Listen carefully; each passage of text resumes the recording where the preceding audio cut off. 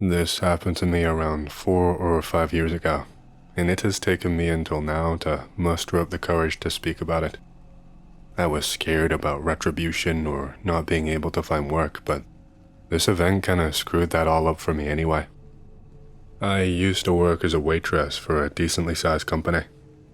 This company, it would provide staff and services for all manner of events. Large-scale conferences where lunches or expensive dinners were required. Wait staff for private parties or private events and performances. You name it, in the company that I worked for, they provided it. I think they provided other staff too, like security guards and the like, but it wasn't something I was ever really involved in, so I wouldn't really know. Because the company that I worked for was a contracting company, it was the perfect fit for a lot of people. There weren't any staff on a permanent payroll on a permanent basis. It was just a one-time contract every time they'd offer, so people could use it as a second job or a second opportunity and work after their regular day job. This also meant that the entire service was discreet and that staff could be filtered and replaced, etc. What this meant, and I know I won't be believed, but that's okay, is that my company ended up providing services for people of a higher class, people who you might refer to as the elites, although that isn't really the word that I would use for them personally. I'm not talking like A-list celebrity types exclusively. I'm more referring to those born into a lot of money. Names and faces you don't really see talked about in media or press. Of course, I have worked events for people that you will know, just very few and far between. This one that I worked, that I want to tell you about, it was the only time something seriously strange happened. I'm not talking about people acting predatory or abusing staff kind of strange. As horrible as it sounds to say, that was pretty much part and parcel. It was just expected. I'm talking about disturbing, messed up, something I don't know how to explain to people without sounding like a crazy person. So, this event was a private party. There were a lot of staff on duty, contracted by my company. I'm talking wait staff, cooks, security staff, etc.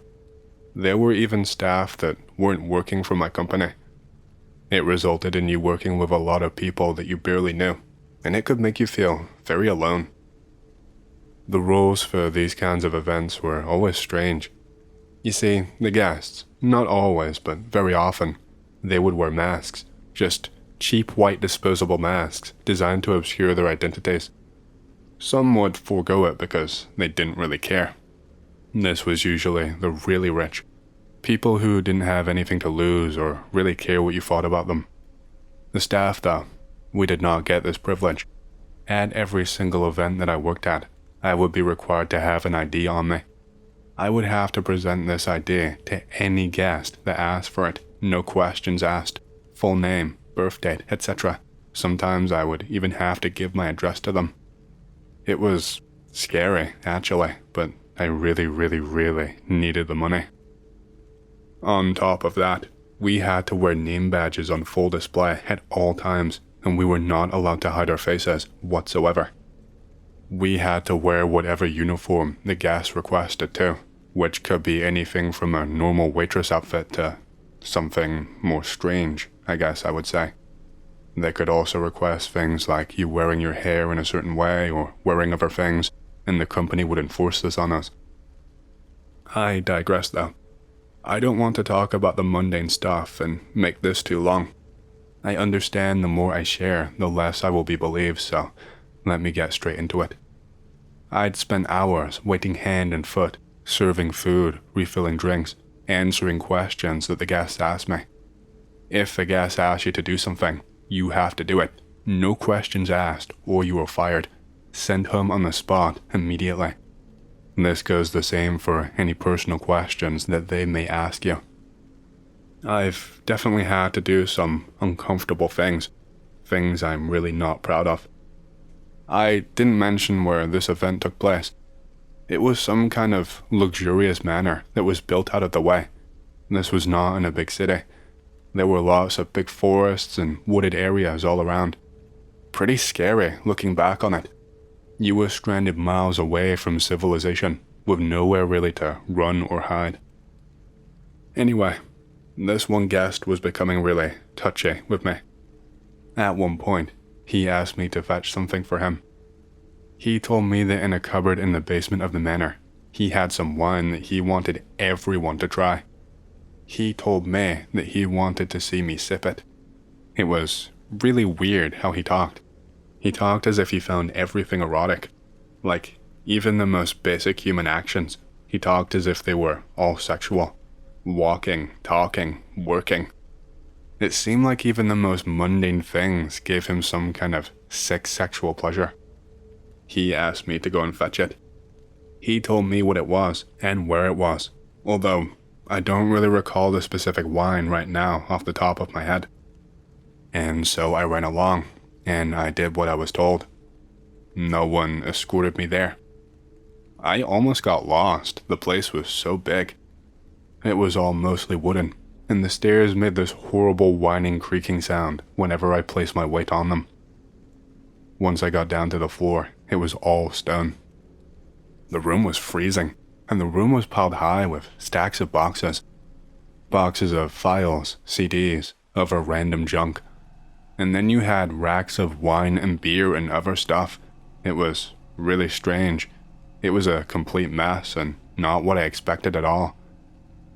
I was told that the wine that I was looking for was not in any of the racks. It was actually in another room on the far end of the room that I was given a key for.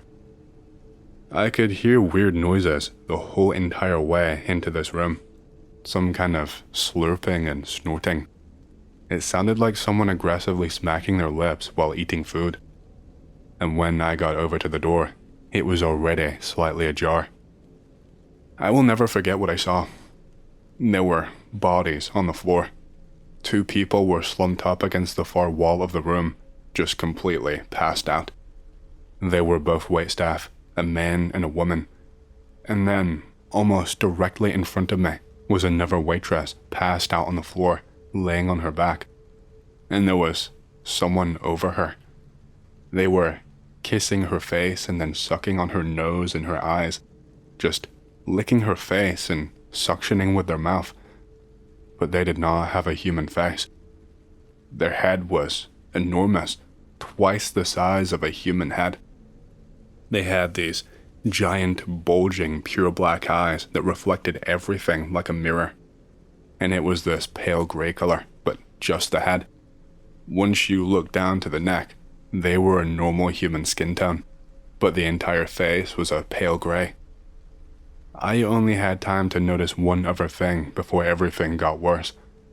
There was a white mask that had been discarded onto the floor.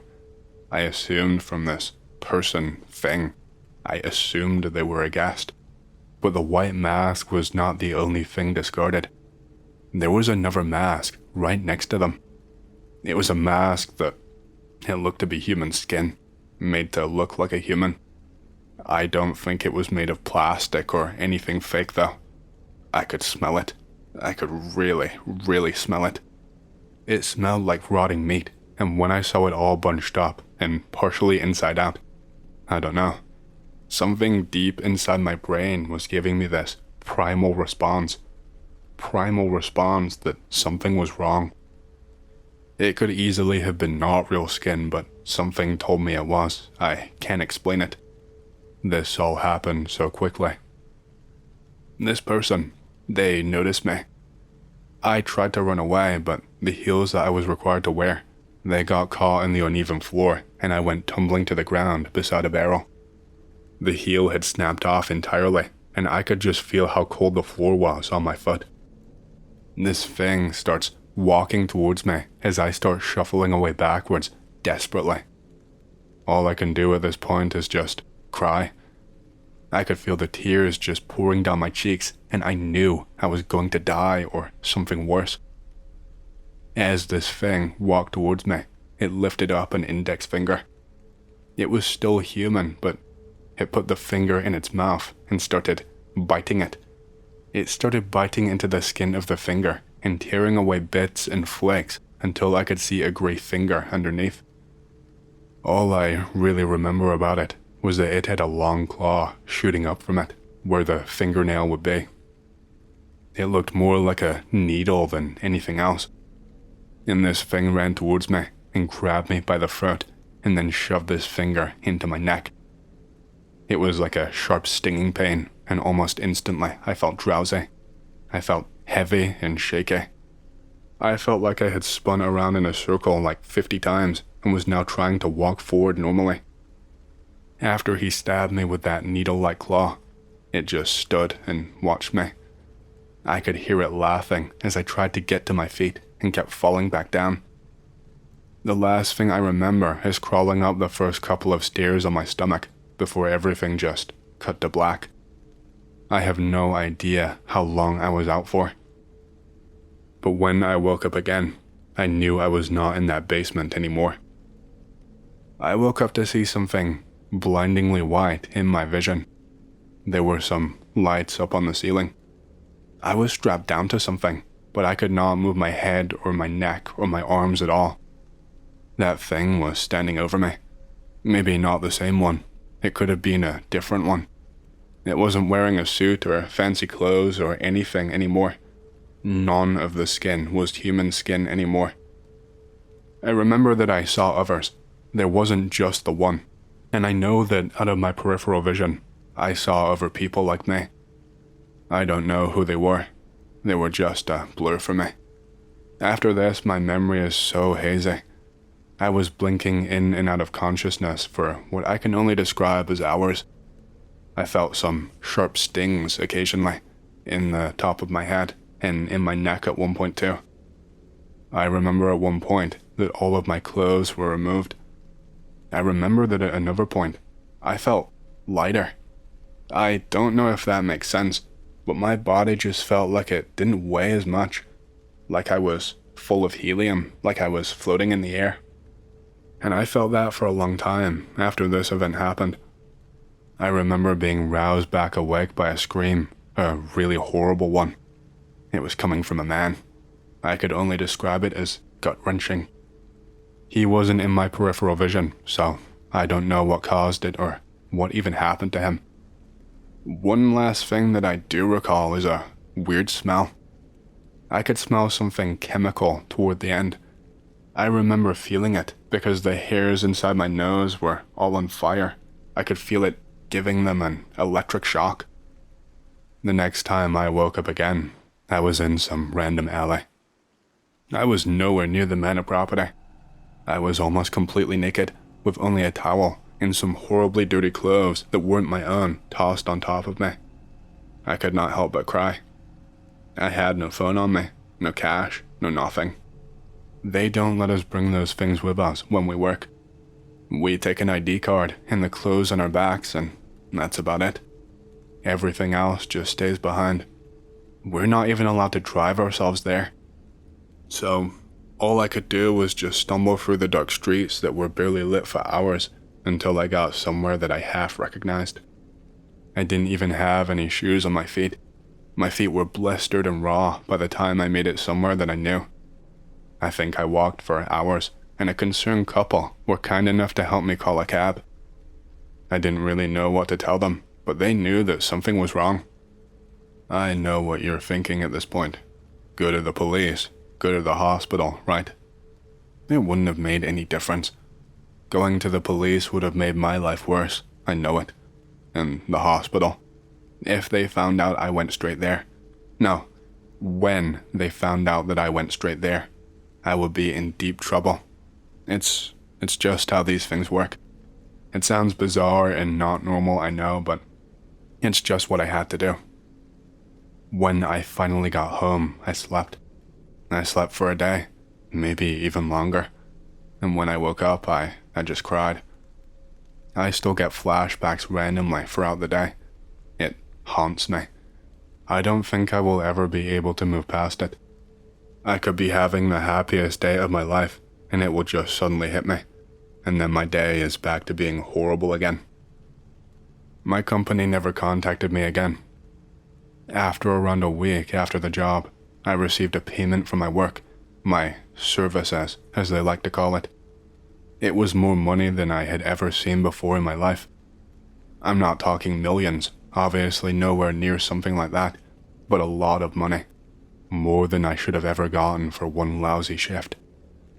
I did not call up or ask or anything. I just used the money. You see, this company, you don't contact them, they contact you.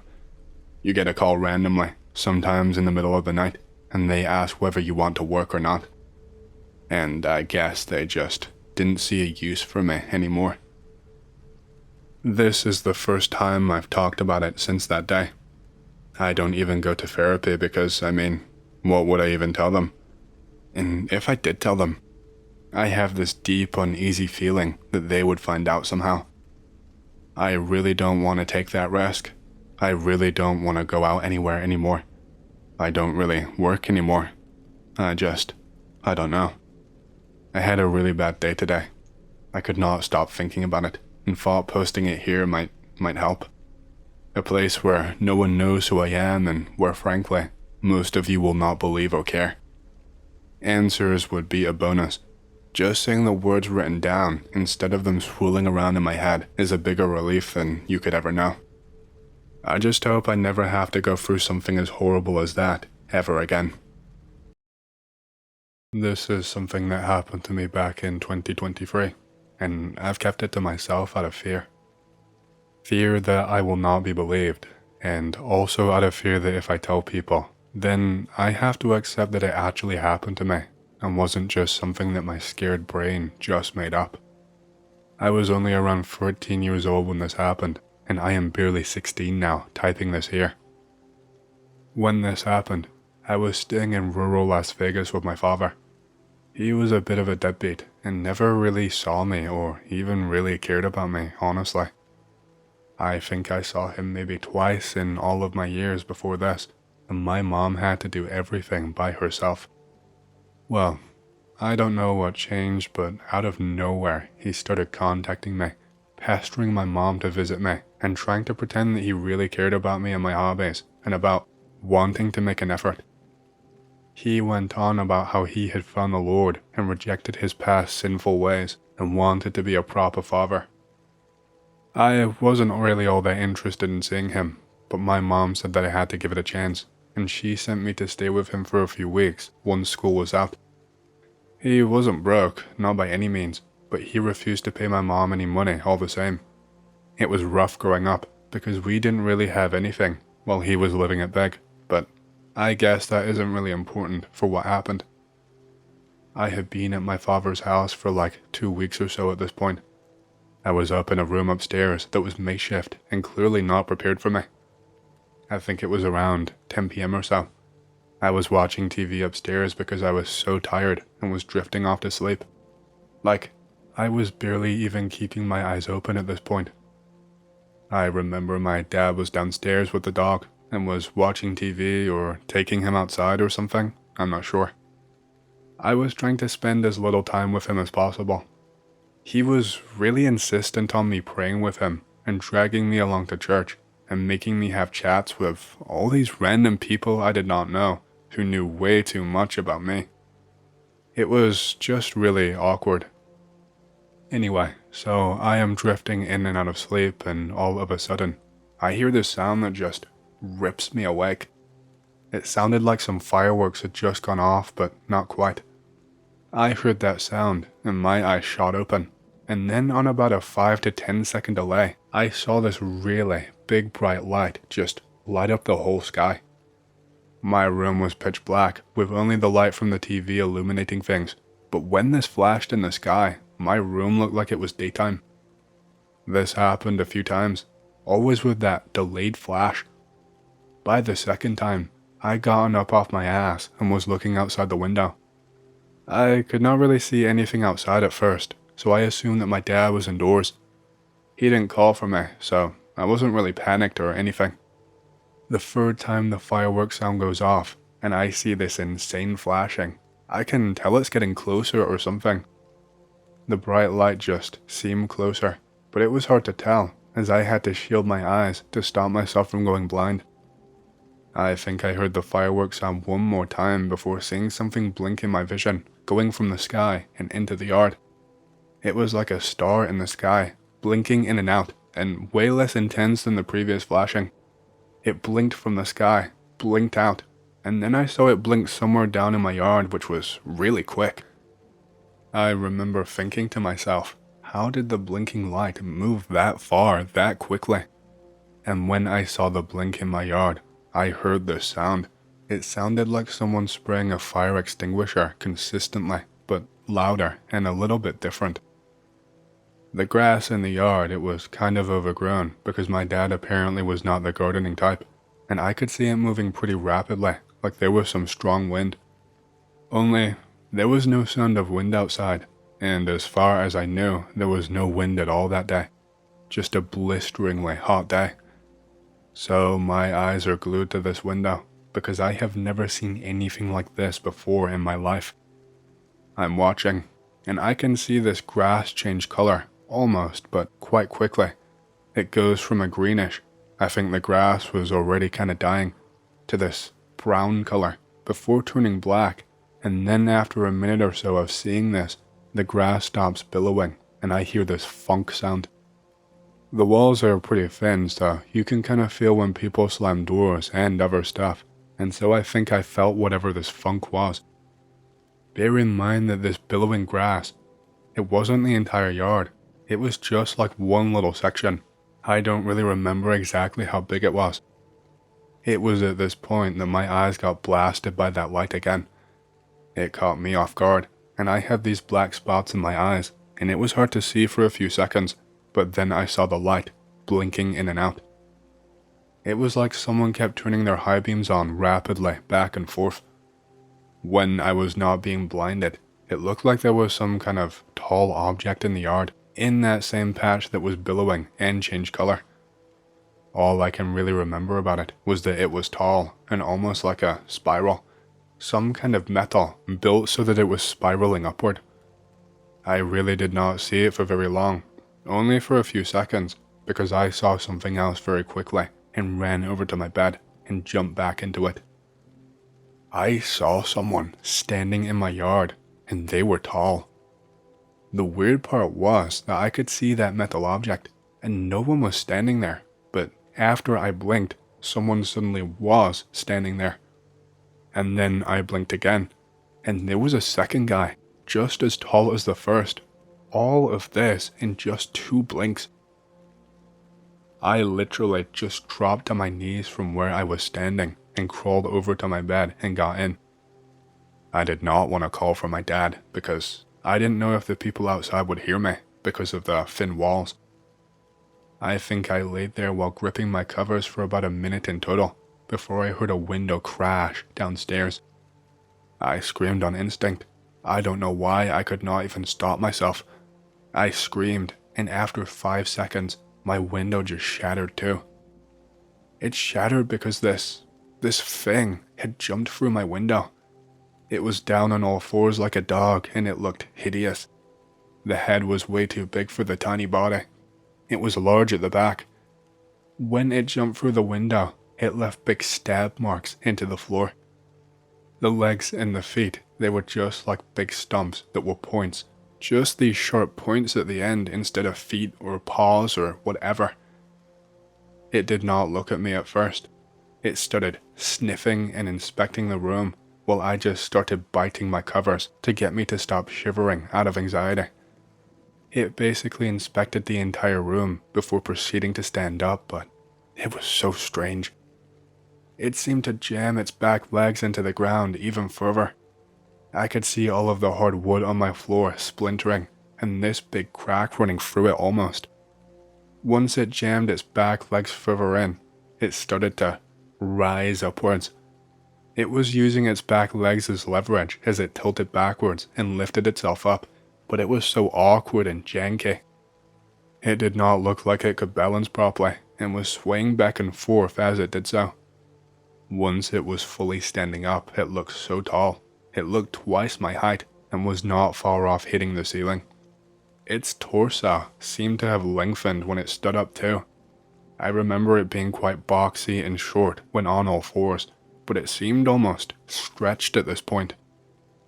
And then I saw it rip its hands apart.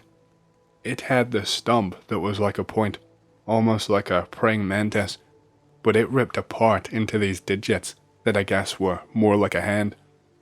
The digits, the fingers, they were all just as long as the one stump, but a lot thinner, and it did this for both arms.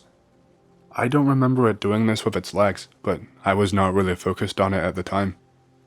It was at this point I was shaking like a leaf. It towered over me and stabbed its way over to me with its feet, just kept putting bigger and bigger holes into the floor as it walked. It bent over slightly and started to sniff me up close like it did the rest of the room. I remember it sniffed me up and down before making this face and hacking something up. I heard the throat sounds, and then it spit something up onto my floor that I didn't see. I started closing my eyes at this point, and I felt this sharp pain, and all of a sudden, I was in the air.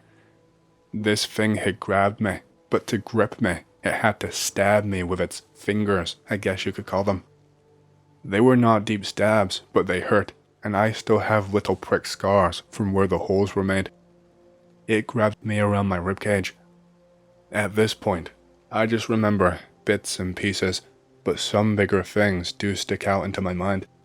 Some things that I kinda wish I didn't remember. This thing took me downstairs.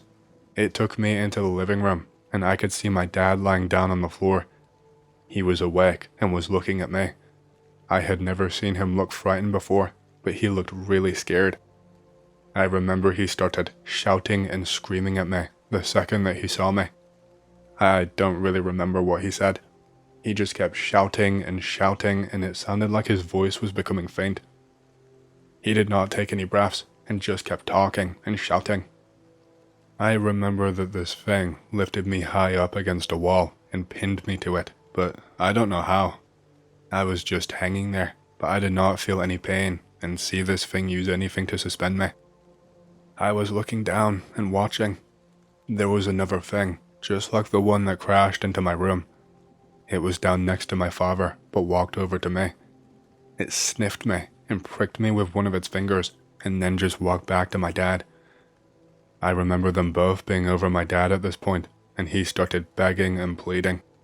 One of them was gripping him by his hair. It had its finger spike things almost interlocked upside down to grab as much of his hair as possible, but my dad was not even trying to wriggle away. I remember, and this is one of the worst parts for me somehow. I remember my dad started to try and bargain with them. He said something about leaving him alone and taking me instead. He said that they could have me and take me if they left him. He started going on and on about how he won't tell anyone and that they can leave and just take me.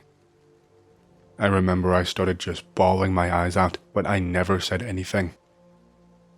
The other thing, the one who was not holding my dad's hair, took one of its fingers and spat something onto it. It was some kind of thick glob that it hacked up and spat onto the finger. Then it stabbed the finger very slowly into my dad's throat, almost like a needle or something. My dad was kicking his legs, but could not move for some reason. He was shouting and pleading, but once it had stabbed its finger all the way through, I could not hear his voice anymore. I kept seeing his mouth move, like he was talking, like he was trying to talk, but I could not hear my dad after that. I'm sorry for how this sounds. I've just gone over and over this again and again in my head. It sounds like I remember a lot, but this is years of thinking and writing and going over the details again and again in my head. I still can't remember more of what they looked like. I probably got half of these details wrong. The first few days after the memory was so crystal clear, but after those few days, it was immediately foggy, and I had to fight myself to remember things. I had to physically strain to figure out details. Some of these details only came back to me after months and even years sometimes. Like, I would try all night to think about what exactly happened to no avail, but then I would wake up and remember a random detail, which could easily mean I made the detail up while sleeping, so I'm sorry if this sounds like bullshit or too detailed. I am just trying my best. I remember one of the things stabbed him again, but slowly again. Near his wrist, I think. I saw some blood come out. I think it either sniffed it or licked it. And then the worst part happened. The one not restraining my dad took all of his needle fingers and just made this claw-like motion with its hand, and then just put it over the top of my dad's head and stabbed down harder than before. My dad's facial expression instantly changed, but I did not hear anything come out of his mouth. And then I saw it moving its hands, like it was turning a doorknob around, just back and forth, before it brought its hand up and hair and skin came with it. At that point, it's hard to remember a lot of visual detail. I think my vision was blinking in and out, I guess from shock, I guess also from the tears in my eyes. When the skin and the hair came away, they both got down and started sniffing, but not the bit that they pulled away. They started sniffing the top of my dad's head. There was a gap now, but I could not see more than that. And then I saw them licking, and then more sniffing. And they communicated with each other, but I don't remember how, or it looked like they did anyway. A motion, or a look, or a sound, or something. I can't fully remember. And then one of them inserted a needle-like finger very slowly into the top of my dad's head. I saw my dad jolt and spasm, and he looked like he was having a seizure. And then they did something to each other again, I assume to communicate. Then they continued with this, with the sniffing and licking and stabbing for I don't know how long. It could have been minutes or hours with how hazy my memory is at this point. At some point, I remember passing out, and when I woke back up again, I was lying on the floor, and those things were gone. There were shards of glass all over the floor where the living room window had been smashed. I could not see any sign of my dog, although there was a puddle of urine in the corner, which I assume was dog pee at the time. I went over to my dad and started shaking him and crying and begging him to wake up. He was so heavy, but I managed to finally roll him over, and I saw the wound on the top of his head. It was less of a wound and more just a big hole, a crater, and it was just black. It was empty and carved out, and it went deep into his head. It was like his head was an empty bowl. I remember I turned and vomited and grabbed the phone out of my dad's pocket and called the police. I didn't even know the time because my eyes were still blurry and had dark splotches. I think if I couldn't dial 911 by voice and had to put in a passcode, I would not have been able to call the cops. Everything about the rest of that night was even blurrier. I remember a lot of cops came in. A lot. Like tons. I've never seen that many cops in one place before. I don't remember what I told them.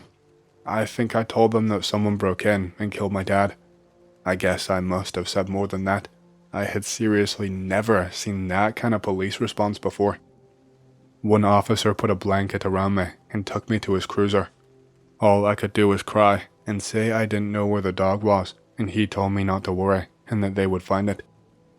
He drove me down to the local station and gave me something warm to drink. The interview was also kinda hazy. He was really nice. He didn't pressure me and reassured me every single step of the way. He wasn't the only one in there. A couple of other people were in the room, but I never asked who they were. They were a bit more pushy, but the cop was so nice. I remember just bursting into tears at one point and telling them that they will never believe me. I think I got it out eventually. I don't remember how much detail that I went into. I think I mentioned enough.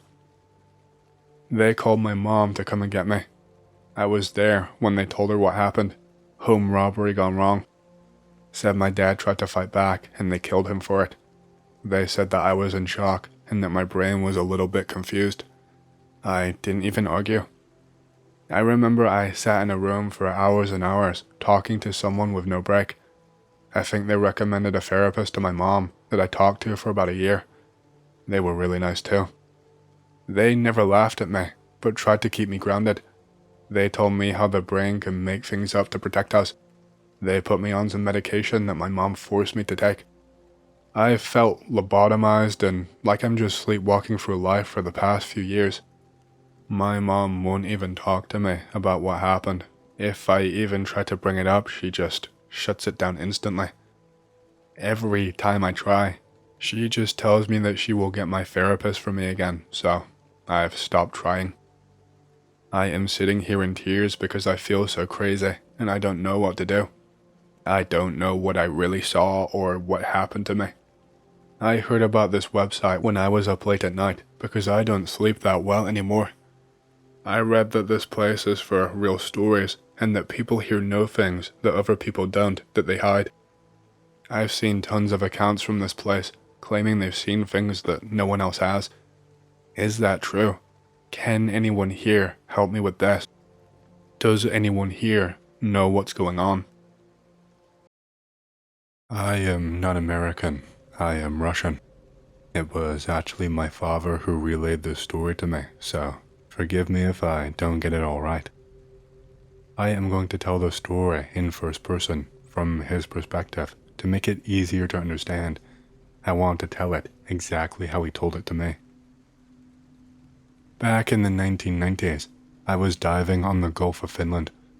I was just preparing all of my gear for the dive and ensuring that everything was in good shape. Diving isn't my job. I work as part of a crew on submarines for the Navy, which means I have specialized training. I was taught how to operate and maintain parts of a submarine and could fix things in a pinch. I like going diving as a hobby because it's a completely different feeling to what you feel when you're in a submarine. You feel more exposed, of course, but you also feel more free to explore. You feel like you have so much freedom to move around, and you can really take in the sights and actually interact with the ocean. I wanted to establish this context to ensure that you know I'm not some idiot who doesn't know what he's doing. The Gulf of Finland, where I was diving, you might not know, but it's very different to other bodies of water. It's very unique because it's quite shallow, with the average depth being only around 38 meters. The water is cold, freezing cold, and it has a low salinity. Because of this combination of factors, it means that the conditions in the water are perfect for preserving things that sink. Anything dropped overboard, valuables, sunken wrecks, it's good for keeping them intact rather than eroding them and destroying them like other oceans do over time. The Gulf, it has lots of things underneath it. Some would call it a graveyard with how many ships have wrecked and met their end on these waters. One friend of mine, he is a sailor, and he told me a story about these waters. He said that one day, he was sailing quite a big ship with some friends. He does it recreationally, but also uses his vehicle for work. He is a fisherman by trade, but also does other jobs on the side. Once they reached the waters of the Gulf, the weather took a sudden turn. Heavy rain started pounding down on the deck. Land was not in sight, and there was not any action they could take other than to brace and weather the storm. He literally could not see anything because of the visibility. He would have been taking a huge risk trying to navigate back to any nearby land and would have gotten killed undoubtedly. My friend, he told me things got really weird the further he sailed on the Gulf. He said that even though the rain was coming down pretty heavily, at one point, all the sound of the rain just stopped. He said it was like someone hit the mute button on the television. He could feel these drops vibrating the deck. He could feel them hitting his skin, but there was no sound at all. He tried to call out to another friend on board, but when he did, no sound came out of his mouth. He started tapping people randomly to get their attention, and they realized it too. People were freaking out, and the situation was not good.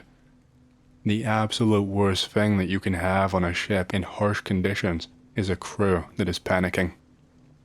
My friend tells me that after a little while of this, the sound just all comes back at once. But he doesn't just hear the rain hitting the deck. He starts hearing these heavy thumping sounds. Thump, thump, thump. One coming from the far end of the ship, one coming from behind him, and then he hears one from right next to him, and he sees that some kind of fish has jumped aboard and flopped onto the deck. Only, when he saw the fish, there was no way it could have been alive. Half of the skin on the fish looked to have been peeled off, along with the rest of it underneath. Half of the fish that was currently flopping back and forth on the deck was a skeleton. He freaked out and threw it back into the water and ran and checked the rest of the ship. Sure enough, the other thumps that he heard were the exact same thing, but different fish, but they all had skin stripped and peeled away, just exposing skeleton. He told me that he threw all of the fish overboard, and when he had thrown the last one, a strike of lightning came out of nowhere. It hit the mast and the wood caught fire. The people aboard were freaking out even more, trying to stop it from spreading and to save themselves. My friend said at this point he felt something really weird, like something in his body was telling him to just ignore the fire and look over the side of the ship. And when he did, he said he saw something big peeking out of the water, bigger than any fish he had ever seen in his entire life. But that part of the fish, like the others that flopped onto the deck, it was just a skeleton. He told me it opened its mouth like it was going to make a sound, but he did not hear anything. He just felt this vibration suddenly in his body, and it hurt him. He fell down to the deck. He could feel the vibration getting faster, and it was causing his heart to beat at the same speed. He could hear others wailing and writhing on the floor. He thought his heart was going to burst out of his chest, and then he just blacked out. He woke up the next day, back at the port he started at, like he never left. There was still visible burn damage to the mast, but somehow it had not spread. He could not explain how he got back or what he saw. That was the last day his friends ever accompanied him. It was also the last day he ever went out without a fully experienced crew. Sorry, I know that was long, but I wanted to give you an idea about the stories and why I was so excited to explore. I made sure I had all of my gear on and waded into the water and began my descent. The deeper that I went, the more the temperature dropped, and rapidly too. The temperature must have dropped to maybe 2 or 3 degrees, which is almost freezing. The visibility was horrible. I could barely see out in front of me, and the underwater flashlight I brought with me, well, it wasn't really helping. All it was doing was helping me spot the blizzard of sediment and debris that was kicked up in front of me. I was just trying to stay as close as I could to the seafloor in order to guide myself. I was using my light to scan it, and at some point, my light passed over something that immediately caught my eye, because the sediment where it passed over, it wasn't smooth anymore. There was something half buried in the silt that was jutting up from the seabed. Something solid and like an oval shape, I think. It was quite big. This oval shape, from what I could make out, it was some kind of a dull gray color. I say oval, but it wasn't exactly an oval. It was more like a cucumber, but much thicker, especially in the middle. It was gray, but it was caked in something. Seaweed and growths and algae stuck to the side of it and growing outwards. It had clearly been down there for a very long time. I swam closer to this object to get a better look. Visibility was still incredibly poor, and I was excited to find out what it was. I wondered if maybe it was some kind of relic lost overboard. Perhaps some kind of family heirloom or something. I was convinced it was made out of a type of metal. I placed my hand on the thing. It was huge. It made my hand look tiny. There was no way I could possibly pick this thing up. Even with the buoyancy of the water aiding me, this thing was much too heavy for me to lift. It was completely solid and wedged into the silt. No amount of pushing or touching would shift it, even an inch. So I had a light bulb moment after deciding that I was taking this thing back with me, no matter what. I was not going to give up. I resurfaced and went back to my truck at the shore. It was going to take some effort since I had to move back and forth, but I told myself it was going to be worth it. I grabbed this long rope from my truck and took it back down with me so that I could attach it to this thing. I made sure to loop it around the midsection and made sure it was fully secure. After that, I returned back to my truck where I had already tied the other end of the rope to the tow hitch. My idea was that I would use the truck to dislodge it so that maybe I would be able to bring it with me. I thought maybe it being stuck was why it felt so heavy. Best case scenario was my truck would help bring it a good way to me to minimize the amount of energy I needed to use. Somehow, it didn't work at all. No matter how hard I pushed the engine of my truck, it stayed firmly lodged there. I was upset. I wanted this thing.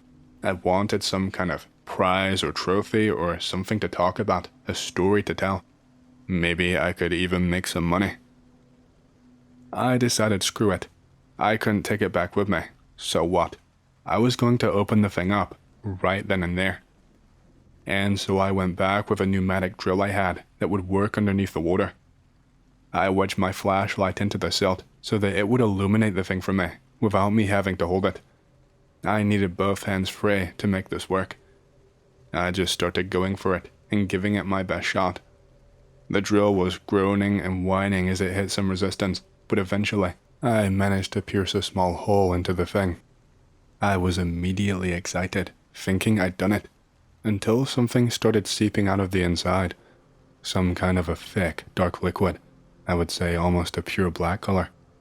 It looked like some kind of thick oil was spilling out of this thing.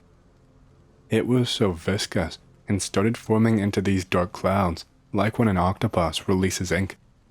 The clouds, they had this strange effect. They seemed to be sucking all of the light away from my flashlight so that I could not see anything. The light almost warped to it, no matter which way it was pointed, and was completely swallowed.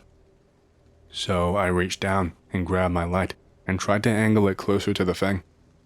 But it wasn't working. Within a minute or two, all the water around me was completely black, and I heard this sound. It was like a cracking sound, like someone cracking an egg, but 100 times louder. The water seemed to amplify it inside my ear, and I could not work out where it was coming from. It seemed no matter what direction I turned, the sound was suddenly coming from behind me. When I could next see in front of me again, I noticed that the hole that I pierced in this thing, it was much larger now, and I could see something just slightly. The entire inside was not visible, but I could see something inside that was translucent and shimmering. It looked like some kind of jelly-like substance, and I could see it wobbling. And there was something inside of it. Something floating inside this jelly-like substance, completely suspended. It was what I can only describe as some type of figure, shaped like a human but clearly not a human. Its head had this kind of egg shape to it, but where a chin would be on a human, it ended in this mass of tentacles, as if someone took the tentacles from a squid and stuck them on a human chin. It had arms and legs, but they were completely different, not like ours at all. I think it didn't have any fingers or digits on the hand, just another mass of tentacles in their place, but different to the ones on the face. The body of the thing, it was like a milky white color. It almost seemed to be glowing in the faint light of my flashlight, almost like the light was going through the skin and then coming back out. It had these big, shiny black eyes, and it never once blinked. I stared for a while. This thing was in an upright position, like it was standing on solid ground, but it was just bobbing back and forth and not moving. And before long, I saw the jelly substance around it started to vibrate even faster, and I could see the thing inside twitching. I tried to start moving, but I did not even have time. This thing, it exited the substance and fully cracked the outer shell of whatever it was inside. It didn't even destroy the substance that it was in. It was like it just passed through it. It didn't phase through it like a ghost, but I'm not sure. It definitely went through it. I could see that black liquid from before. I think it was coming from this thing. I could see it leaking out of its upper arm, and it looked to have some kind of a puncture wound. It was just oozing out. And then out of nowhere, this thing just rushed towards me. It was like it walked through the water, but really quickly. Its legs just moved so rapidly, and faster than I could see, it was suddenly just close to me, face to face with me. I could not breathe. It was using the tentacles that were on its arms to restrict the air flowing to me. I was panicking. I knew I would not last long like this. It was using the tentacles on its face to try and remove my gear. I had to act, otherwise I would be dead, and I just acted automatically, on instinct pretty much. I still had the drill in my hand. I never dropped it. This thing, whatever it was, the length of it, it must have been 7 or 8 feet in length. I am only like 5'7" tall. It was so much larger than me. I just got the pneumatic drill, and I turned it on. I'm not sure how it did not notice me holding the drill, but I just shoved it blindly into this thing. I had my eyes closed because I was so scared, but I felt a connection. I hit this thing in the same arm, but slightly lower down. The tentacles on its face recoiled backwards for a second, and I could feel all of the water around me, physically vibrating. I just kept trying to sink the drill in deeper and deeper, and I suddenly felt 2 sharp pains in my side. I saw the blood floating out of me. The tentacles on its arms, I don't know how, but they were penetrating my dive suit. This thing had just pierced through me with them, and he was sinking them into me. I knew I was going to die right then and there. I had nothing to lose at this point at all. My flashlight was nowhere in sight. I could not see the light coming from it anymore. I had no idea where it ended up. The only thing I could see was this thing right in front of me. I took the drill out of its arm, and I shoved it into its face, right where the tentacles on its face were. I could feel the pain getting sharper and sharper into my sides, and it was not giving up, even though there was that inky black blood oozing from it. And so I pulled it out, and rammed it with as much force as I could manage against the buoyancy of the water. And I must have stuck it deep, because it pulled its tentacles out of me and pulled away from me. When it did, the drill went with it and slipped right out of my hands. I did not stop to see how it reacted or what it did. I just swam as much as I could. I had so much adrenaline surging through my body, I was able to kind of ignore the pain in my side, at least until I got to the surface. I managed to get away. I'm not really sure how. I don't know why the thing did not follow me or anything like that. I wonder if it was too hurt or just decided it wasn't worth it. I managed to get back to the shore. I don't know how, but I got back to my truck. But I only made it as far as the door. I passed out before I could get in and start driving. I felt the pain all come back to me at once, and I felt my body become light, and all of a sudden, I just couldn't see anymore, and I was passed out on the floor. Luckily for me, this is not an unpopular area where I was parked up, so the people nearby, they saw me, thankfully. They came to help and took me to the hospital. I remember fading in and out of consciousness, and they tried to ask me questions, and I don't really remember what I told them. I think I mumbled something about the ocean and something down there, but I don't think I ever said anything coherent to them. Like I said, my vision was so blurry, and I went in and out of consciousness for quite some time. I'm not sure exactly how much time passed. Maybe a day, maybe more. When I was finally fully conscious and came to, the doctors asked me what happened, and all I could do was just lie and say that I couldn't really remember, that I didn't know what happened. I told them I dove down to retrieve something and then felt some pain and surfaced and then passed out. I don't think they believed me at all. I mean, hell, why would they with the wounds that I had on my side? But to be honest, they never would have believed the real story either. I have told this story in my circles. Most people just laugh at me. The friend whose story I told earlier though, he believes me. He believes that the ocean has pure evil that no one is aware of. He is the only one that I can safely share these stories with. So, that was my father's story, which I changed a little bit to add context about him and other things. As a kid, I thought it was awesome. I took it at face value as a child, but as I got older, I started to think that maybe I had been duped. I asked my father about it again when he was older, before he passed away from lung cancer, and he maintained that it was the entire truth, even though I was an adult at that time and not a silly little kid anymore. So, yeah, take this story as you will. My father says it's completely real, but I'm not sure what to think.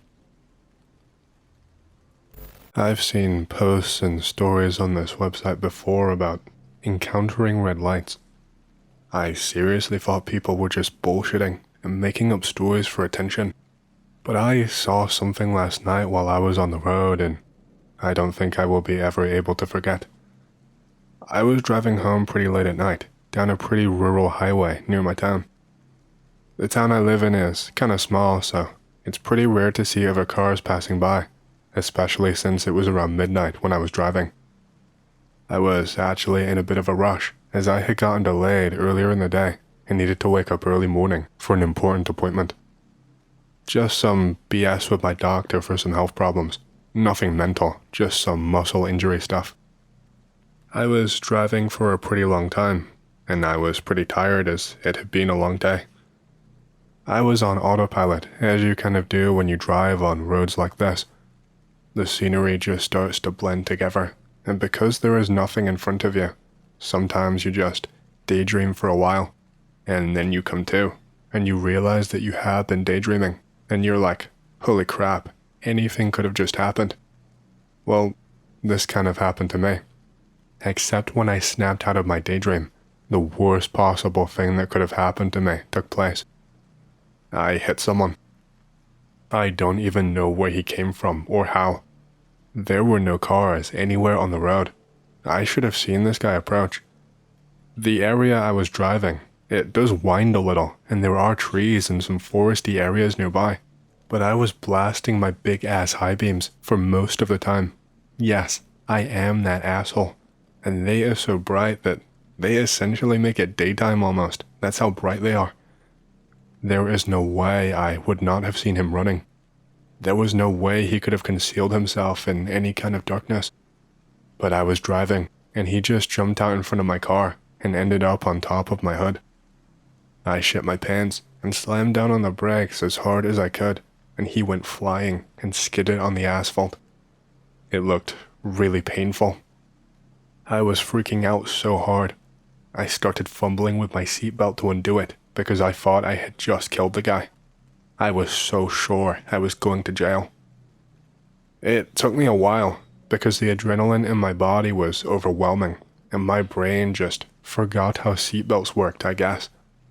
I also had my doors locked, so it was taking time for me to slow down and breathe and just think.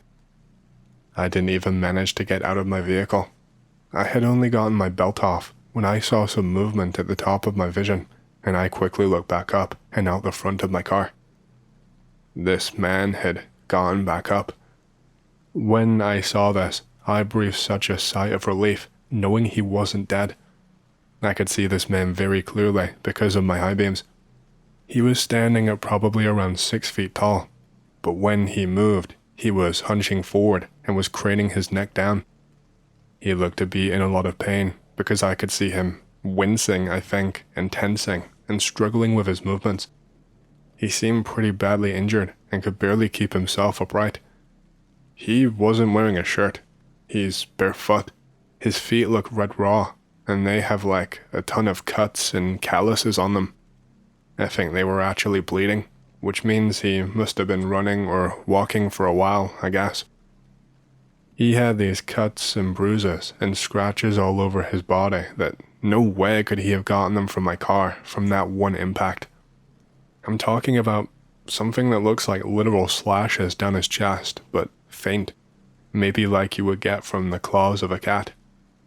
He has pants on, just a pair of regular old jeans. I have no idea what kind.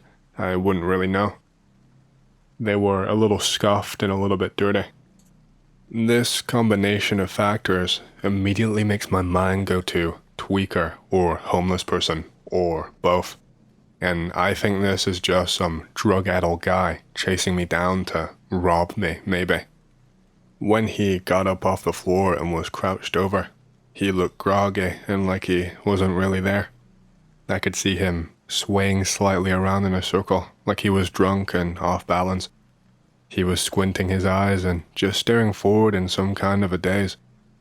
And then all of a sudden, his expression just snaps back to reality, and it's like he has this look of realization, like he has only just now realized where he is and what he was doing.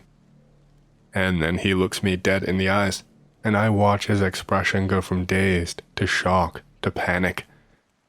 As he has this panic look on his face, he is just staring me down and has started putting his arms right up into the air. He is waving them back and forth like a maniac, but he is not moving forward towards the car.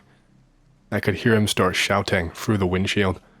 I had my window open a tiny crack just to let some air in, which kinda helped.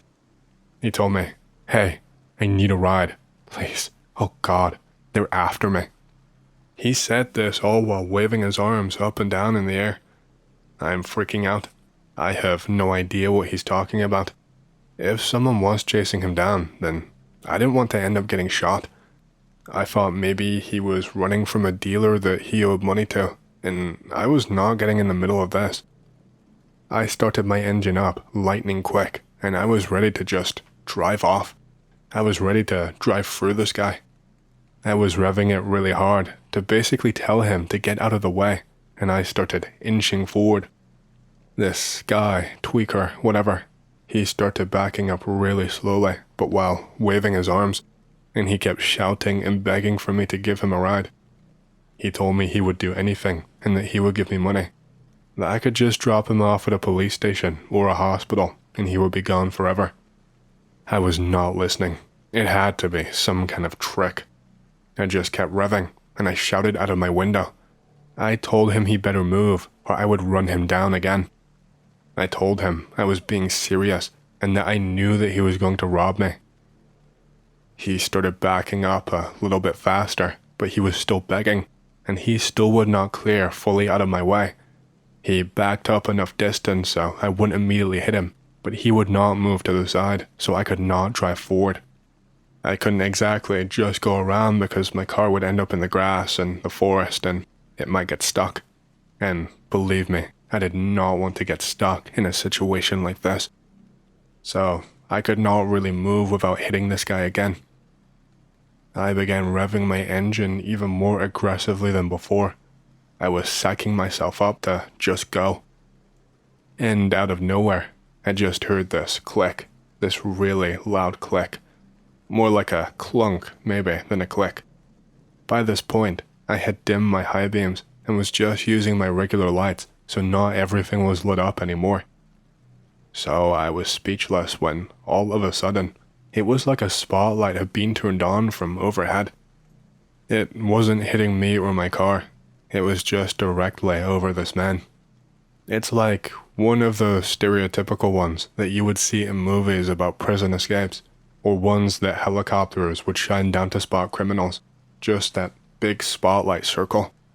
Just one of those big police ones, except the light is red. It's this entirely red spotlight just completely covering this guy. And when this red light hit him, this guy, he just started screaming in agony. Like the most horrifying screams that I didn't think could even come from a person. While he is screaming, it looks like he's trying to cover his eyes with his hands. I can see them shaking a lot, and it looks like he's struggling to keep his hands over his eyes. I can still hear him calling for help, asking me to let him in the car, but I am just glued to the spot. I don't want to hit him. I don't want to drive into this light, so I just sit there like an idiot, watching all of this unfold. I watched as this man went from standing and covering his eyes to eventually falling down to his knees. But the whole way down it looked like a struggle, as if he was fighting against gravity to stay upright. But he was trembling so much, and he was eventually forced down. And by the end of it, he was flat on the floor, still struggling and trying to keep his head raised off of the floor, but he could not hold it for very long. Again, I was much too scared to get out of my car and try anything. Half of me thought this was a crazy tweaker, and half of me felt some deep primal response telling me that something was seriously wrong. After this guy's head had hit the ground, he'd been laying on the asphalt for maybe 10 to 20 seconds max, and I started to see his body move on the ground ever so slightly. He was laying belly down. In his back, it started to raise into the air ever so slightly, like he was picked up and lifted just by that one part of his back. His back is raised into the air at an angle, jutting out. He is curved as his back is lifted into the air, and as it keeps going up, it almost looks as if he's starting to float. I mean, I don't know if he was fully off the ground, but I couldn't really tell. It kind of looked like it. It could have just been a trick of the light, but it looked like none of his body was touching the ground anymore. But he was still in that position, back raised into the air, the rest of his body lower. It was like something with a lot of strength had picked him up by his t-shirt and was dangling him, if that makes sense, even though he wasn't wearing a t-shirt, and that's just the best way I can describe it. The second that I see that he has started to float off of the ground, boom, all of a sudden, it's just like a slingshot. I saw the man's body jerk up into the air at an insane speed, so fast that my eyes could barely comprehend. And I can't see him anymore. He flew out of my vision upward. Once the man left my sight, I heard another click-clunk sound, and the red light had just vanished, like a spotlight had been turned back off. I wasn't even hesitant anymore. I just jumped right out of my car and tried to look upwards. But I could not see anything. I couldn't see a trace of the man or even anywhere that the red light could have possibly come from. I spent a few minutes just sitting in my car and trying to compose myself. After that, I just drove home very slowly. I was scared I was going to hit someone again. I'm here posting on this website because I don't have any other options. I've never seen something like that before. What was that damn red light? What does it mean? Someone on this website has to know. They have to know what it is and what it means. I mean, I've seen people post stories about encountering these red lights before. I mean, some of them just sound like bullshit, but some of them, they sound real. And I need an answer, because I start shivering every single time I think about it. Hey, I'm not really sure how to even go about explaining everything that I saw. I know it will sound like complete BS anyway, so I will just explain as best as I can. I worked for NASA for a long time, close to 11 years in fact.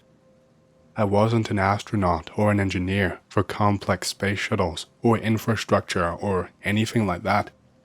I was actually on the science team, and by that, I mean that my job was to make sure the astronauts going into space were in peak physical condition. Missions to the moon or anywhere else really is not as simple as just shooting up one day and heading off. The gravity of the Earth that we are accustomed to, if you just suddenly change, then it is hard for your body to cope with. Astronauts have to go through rigorous training regimes in order to bulk up and make sure that their bodies are strong enough to survive. They need to make sure that they can withstand the effects of weightlessness for prolonged periods, or even weaker or harsher gravity. They need a rigorous training schedule, even for when they are in space, or their muscles will degrade way too rapidly. That is step 1 of my job: nutrition, training, and mental preparation. You see, when your body is exposed to weaker gravity for a long time, it becomes much weaker. You have to push your body much harder to exert the same amount of effort as you would do on Earth, which can very quickly lead to muscle degradation and feeling much weaker once you come back to Earth. As soon as astronauts come back, they have to undergo training, or reconditioning is probably a better word for it. Rehabilitation. This can last for over a month as their body gradually adjusts and gets back its strength.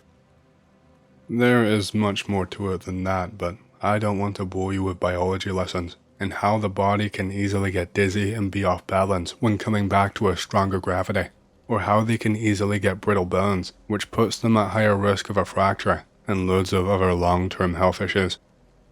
This all started at step 2 of my job, which is the rehab that I mentioned previously. Again, I will try to explain everything as best as I can. This all happened following the return of 3 astronauts from a mission of which I cannot disclose. It was not public and was kept under wraps. How, I do not know. Why, I cannot tell you. There were actually a few complications after they had already left. There were some, let's say, diplomatic issues that led to them being in space for much longer than we would have liked. I'm talking extra weeks, which really adds up and can hit hard. We were more than prepared for the loss of extra bone density and muscles. We were expecting some complications, but nothing close to what we got. The first couple of days were relatively fine, and recovery went well. The astronaut I was mainly focused on, who I will refer to as C, was absolutely exhausted. He could not even stand on his own 2 feet without me or someone else assisting him. He was really pale, and his eyes were sunken in. So were his cheeks too. You could tell he had lost too much weight. We started rehab. We got him eating, but once he started up the diet that we laid out for him was when the problem started. He was complaining a lot about stomach pain and kept having to rush to the toilet. I can't count how many times he vomited or how many times that he told us that he was suffering from diarrhea. His vitals seemed fine and all fell within the ranges that we expected. We did his blood work, and it was a little strange, but nothing completely panic stations alarming. There were the usual elevated markers that we see all the time after radiation exposure and prolonged isolation, but that's about it. One thing that did stick out to me was that his eye looked kind of infected. He woke up one morning, and he just had a lot of discharge in his eye. It was only in his left one, and it was so much that he woke up and physically could not open his eye. We wrote it off as conjunctivitis and made sure to have it cleaned and sterilized with eye drops every day, and we give him antibiotics. At this point, we still had him in the facility on a normal rehab schedule, but after this next event, we had him under 24/7 observation. I remember that we had him on the treadmill, and he was just going at a steady pace. He was struggling, which was to be expected, but at some point, he just started clutching at his face. He was holding his own eye, and then squeezing his mouth, before he started just slapping his own forehead. I asked him what was wrong, if he was okay, and etc. I made sure that the entire team was alerted, but he just ignored me and continued slapping his own head, and then he just turns around to face us and steps off the treadmill. He's just taking these really small, drawn-out steps towards us, slapping his forehead repeatedly, and he is grinding his teeth, it looks like, and I am trying desperately to ask him what is wrong. And before he gets close to us, his legs just give out from underneath him, and he vomits all over the floor. I'm talking a lot of it. I have never seen so much come from one person. But the worst part about it was that there were no bits of food that came up. The vomit was, I don't know how to say this, but it was black in places. There were bits of blood and some black substances that looked really thick. It looked almost jelly-like. After vomiting like this, he just passed out in the puddle, and we had him whisked away to be treated and then observed. We were basically rotating and pulling overnight shifts just to monitor and figure out what was wrong with this guy. We checked his vitals again, put him through every kind of test that we could without putting his body through too much. His heart rate was through the roof. We measured it at around 400 BPM, but it was never consistent and sometimes measured higher. This, of course, was only when it spiked. It was not constantly 400 BPM, otherwise he would be dead. And part of me still thinks that the readings might have just been wrong. His temperature was beyond what you would have if you had the flu. If you put your hands anywhere near him, you could actually feel the heat radiating off of him, but we still could not track down the root cause of the issue. Antibiotics were not working, and we could not detect any known bacteria or virus. The second he went into observation, anyone working with him had to wear the appropriate gear to stop the spread just in case. We wanted to put him through an x-ray, but we were told not to immediately and to just observe for now. This is going to sound horrible, but the smell. My God, he smelled so bad. It was a kind of an earthy smell, but I could also smell vomit and blood at the same time, but it was so overpowering. It's like the smell hit the air and then got amplified by 10. He did not wake up again for 24 hours, by which point his body had degraded and there was serious cause for concern. He should have been getting stronger, but he was not at all. His muscles were continuing to degrade and he could not keep any kind of food down. It was more like he had rabies or something, because the second any food or water was brought near to him, his heart rate would spike, which on its own seemed impossible. His BPM would go from a normal resting BPM back into the really high range, and half the time I questioned whether the monitors were even working properly. And then he would start to struggle and fight, and he had to be restrained and sedated on more than one occasion. He just started to worsen and worsen and was losing muscle mass and bone density at a rate that did not make sense. His face got thinner and more sunken in. His eye, the conjunctivitis never cleared up, it actually got worse. It eventually spread to the other eye, and every day he would basically have both eyes glued shut unless we cleaned them for him. The discharge was weird too. It was more gooey than anything, much thicker than anything that should be produced. He did not have any energy to speak. He would just lay there and would not even follow you with his eyes. If you spoke, he just stared up at the ceiling. The veins in his eyes were becoming much redder and more stressed. They looked like a vessel was going to burst. His veins pretty much all over his body started to gradually become more visible and risen and almost thicker, I guess. Like his veins just seemed enlarged, even though I know that makes no sense. His resting heart rate was actually dropping over the days and would only be high if he was struggling. Neurology tried to run tests, but his reactions were either delayed or non-existent. He would only ever react when bringing in food or water, or if you tried to restrain him or inject him with anything.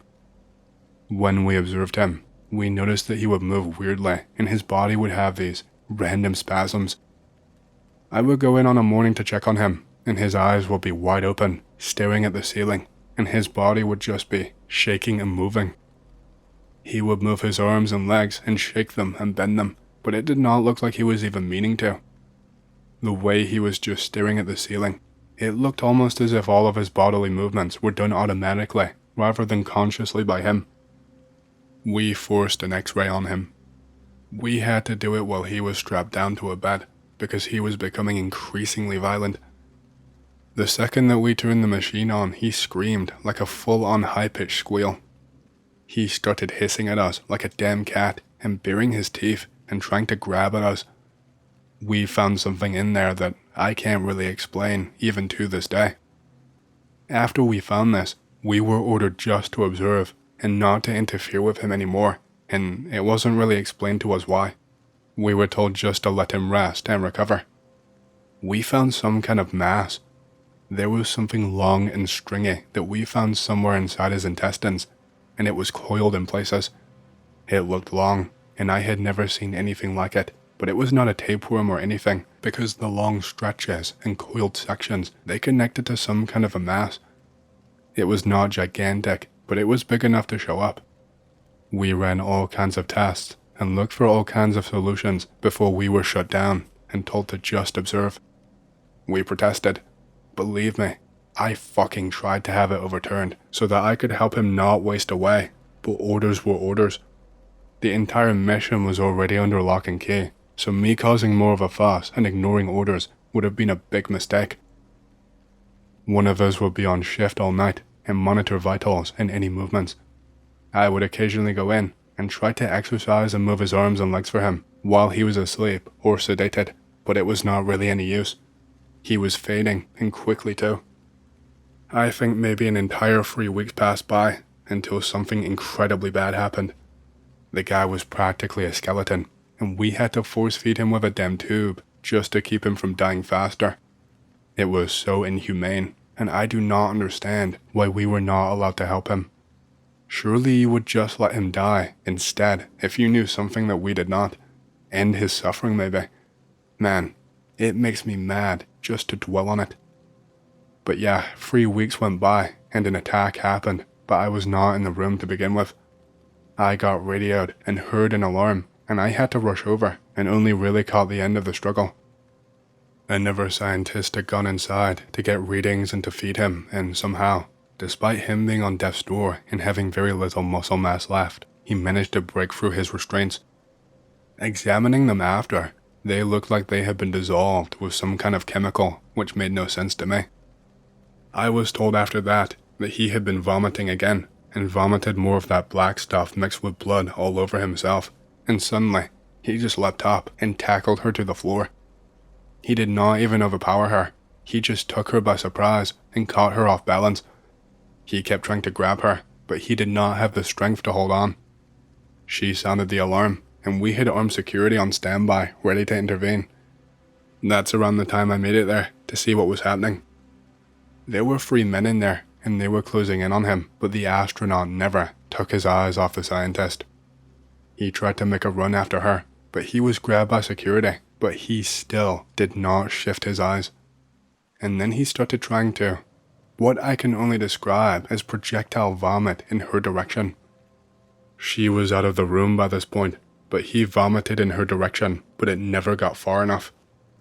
The security were thankfully not dumb enough to forego medical PPE, and so it was not a problem for them.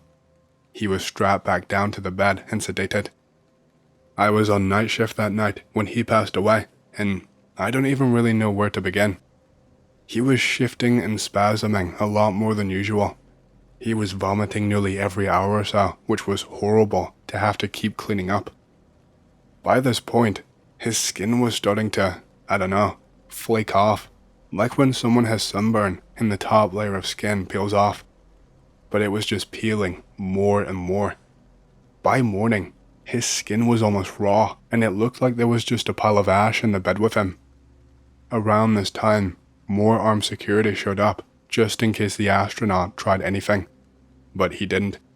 He had passed away at some point during the night, but his body was still wasting away at a heavily increased rate. And that is pretty much the last that I saw of him. He was packed away in a body bag and shipped off who knows where in a run-of-the-mill truck with no markings. We were ordered to officially conclude that his cause of death was due to cardiac arrest, due to complications related to muscle degradation and extended exposure to space and space radiation. At that point, kicking up a fuss was out of the question. I just shut up and wrote up my report and left out everything that I was told. I eventually left after a few more years for completely unrelated reasons that I don't really want to get into right now. I can't imagine how his wife felt, knowing that she does not know the truth and was lied right to her face. It was horrible. I mean, shit. They would not even let her have the body, as far as I know. Who knows what ever happened? I really wish I had an explanation for what happened or what I saw.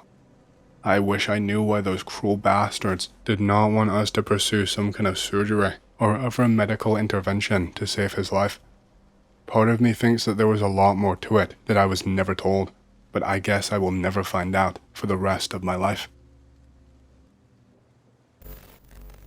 My grandfather lives in the backwoods of Atlantic Canada. He built his own house, acres of untouched land. There are hardly any neighbors for miles, the whole deal. I remember a few occasions when things were a little off from when I stayed with him rather frequently as a young child. My grandfather was a bear of a man, very tall and very secretive of his own life, even from my grandmother, who had separated from him years prior. He lived alone on a dirt street that cut through woods that he owned. His only neighbor, if it's close enough to consider him that, was his nephew, Kenneth. Once, when we were staying at a hunting camp separate from his home, he described to me what he called sounds to look out for. One was the sound that white birch trees make when their limbs rub up against one another, like a screaming sound when there are no such trees in the area. Another was the sound of breaking ice during any time but winter or not near water. He gave me no explanation for these warnings.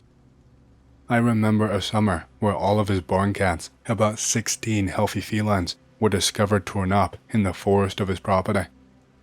That same summer, I walked outside to find what appeared to be several dozen green moth wings scattered below a maple tree in his yard. No bodies, just the wings. Soon after that, he butchered a young pig and put its head in the same tree and left the body somewhere in the forest. I remember it draped across the back of his ATV. He locked me inside the house. Two stranger things occurred to me that make me relate this to skinwalkers. In the first situation, we were taking a walk into the forest and he was teaching me about plants, tea berries, and spruce gum. We came across a wet, almost boggy part of his property, nearing a marsh that I was told to never explore, as he had lost a sister there when he was young. He paused, just stopped walking before looking up and around, as if scanning the tree line. I remember looking down, and at our feet, rather clearly, were several sets of bare human footprints in the freshly disturbed earth. We left soon after that.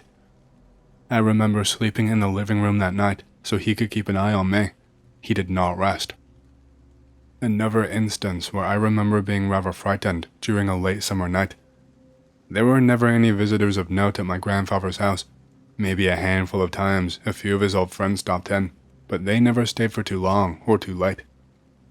On this instance, there was a knock on the door extremely late at night. It woke me up. I remember my grandfather coming into my spare room and closing his hand around my mouth, almost wrapping around me. There was a pause, and then another knock. By the time I was fully awake and frightened, my grandfather kept his attention trained on the two windows in the bedroom, each on the corner of the house. There was a long pause before a voice called out to him, using his first name. It stopped for a moment before repeating, sounding like it moved from the front and opposite side of the one-story house. I remember being confused as I did not recognize the voice. My grandfather and every adult that I had ever heard referred to my grandfather had referred to him as my pet name for him, or Phil. At this time, the voice called out Philip. We stayed, uncomfortably bent over the side of the bed as the voice moved around the house, stopping and calling his name with decreasing urgency each time before stopping at one of the windows of the spare room that I slept in. I remember seeing a shadow slip up against the darkened glass, likely cast by the property light. My grandfather then covered my entire face with his hand. The voice spoke his name again, lowering to a whisper. It stayed there, as if trying to rouse him from sleep, although his room was a window over and he never slept in the spare. It paused, then asked if he was in there, flatly, as if it already well knew that he was awake. It then spoke up. It's Kenneth. It said that it had some trouble with its car, just down the road a bit. It could not get home. It was getting cold. I recall its voice taking on a whining tone before stopping. It said finally that it would come back tomorrow. My grandfather kept me close that night, not sleeping. I left the following day, early in the morning. I barely visited my grandfather after that. Instead, I was pushed off on my grandmother, staying with her in town as there was much more to do. After that, and even now, my grandfather makes a point to visit me when he can, less and less as he grows unable to travel. On the occasions that I do see him, he always returns to his out-of-the-way property before nightfall to look after the land. He always says, in an almost boyish voice, that he'd better get home before it gets too dark. I worry about who will have to look after the land after he goes. I am the only grandchild that he has. I was 19 years old at the time that this happened. I had just recently moved into my own place that backs up to some desert hills in Nevada. Supposedly, there are some nice bike trails back in the desert, so I asked around for some more info about them. My neighbors informed me that it's a nice loop trail, but that I should make sure to stay on the path. Something about a tribe of Native Americans getting pissy about trespassing on their turf. I don't think too much of it, and I set out on the trail the very next day. It's hot and I forgot water, so I am dead tired about halfway around the loop. It's pretty normal, aside from not seeing any wildlife at all, which I was pretty bummed about. The only weird thing was a constant humming noise, like power lines, but it sounded like it was coming from underground. I make it back and decide to go out off the trail tomorrow. I try to make the top of the tallest hill. I wake up and pack properly this time before heading out. I hike about 3 miles out to the base of the hill and start my climb. I make it about halfway up the hill, and I can't shake the feeling of always being watched. It's not an easy climb, and I am exhausted by the time I get to the top. Right in the center of the peak, there is a strange black slab of obsidian, which is strange because it's the only hunk of obsidian I've ever seen out in this desert. I explore the peak a little bit and find a small cave that goes into the backside of the mountain. The entrance is only about a foot wide by 2 feet tall, and there is freezing air coming out of it. It's perfectly symmetrical, sort of like a rectangle with the top slightly smaller than the base. It looks almost cut into the stone by hand. I stick my head and my phone flashlight into the cave. It goes straight down, almost like stairs designed to crawl on. I could probably fit in, but I'm getting all sorts of weird vibes from this hole, so I decide to head back home. I climb back up to the peak to head back down the other side. I am looking at the pretty view of my neighborhood from the top of the hill. I almost don't notice it. On the slab of obsidian, there is what looks like a hiker's totem, a small stack of rocks, but made out of animal bones. Really, it's no more than a pile of bird and snake skulls, but it wasn't there before, and I am officially creeped out. I look around to make sure that I am not being watched, but I don't see anything out of the ordinary besides that. I head home and go to sleep. Funk. The first thing I saw when I woke up was my clock next to my bed. 3:08 a.m. I am groggily trying to orient myself when a second impact rattles my window inches away from my head. It sounds like someone just slammed the palm on my window from outside. I see movement in the corner of my room. I let my eyes adjust, and I realize that it's my cat who is really freaking out at the sounds. I grab my shotgun out of the closet. I load some double-aught buck and prepare myself to defend the Alamo from whoever is attacking. I grab my cat and head to the bathroom, my gun pointed at the door. There is no more noise, and I head outside at about 7 a.m. once the sun is up. I check out my window, and aside from the bushes outside being trampled down, I find nothing interesting. It's happened again 2 or 3 times since then, and I still hike that desert all the time. I have found countless of their little totems on that slab, and one time, even the head of a damn coyote. I have found 2 more caves in different locations, both almost identical to the first. I have never explored any of them. Every time I get close to one, my house gets harassed that night. I always feel like I am being watched now when I am home or out hiking. I only feel alone when I am not there. I am not sure why they have not come and killed me yet. Pick related. It's the entrance to cave number 2. The only people that know or have been told this story by me are family members as far as I know. This happened back in 2005. Me and my family are camping in the Sierra Nevada mountains. We are up there for 4 days and 3 nights. On the second day, me and some cousins take my dad's truck and just drive around. We get kind of lost, but we don't really care, and we come across this trail. We are driving on the trail. The trail seems completely forgotten, as there are bushes on the side of the trail that make it kind of hard to drive without getting scratched. We keep on taking this trail until it abruptly ends, so now we are in the middle of nowhere. We see a creek and we follow it. We decide to relax and have a couple of beers. We decide to follow the creek and see where it leads.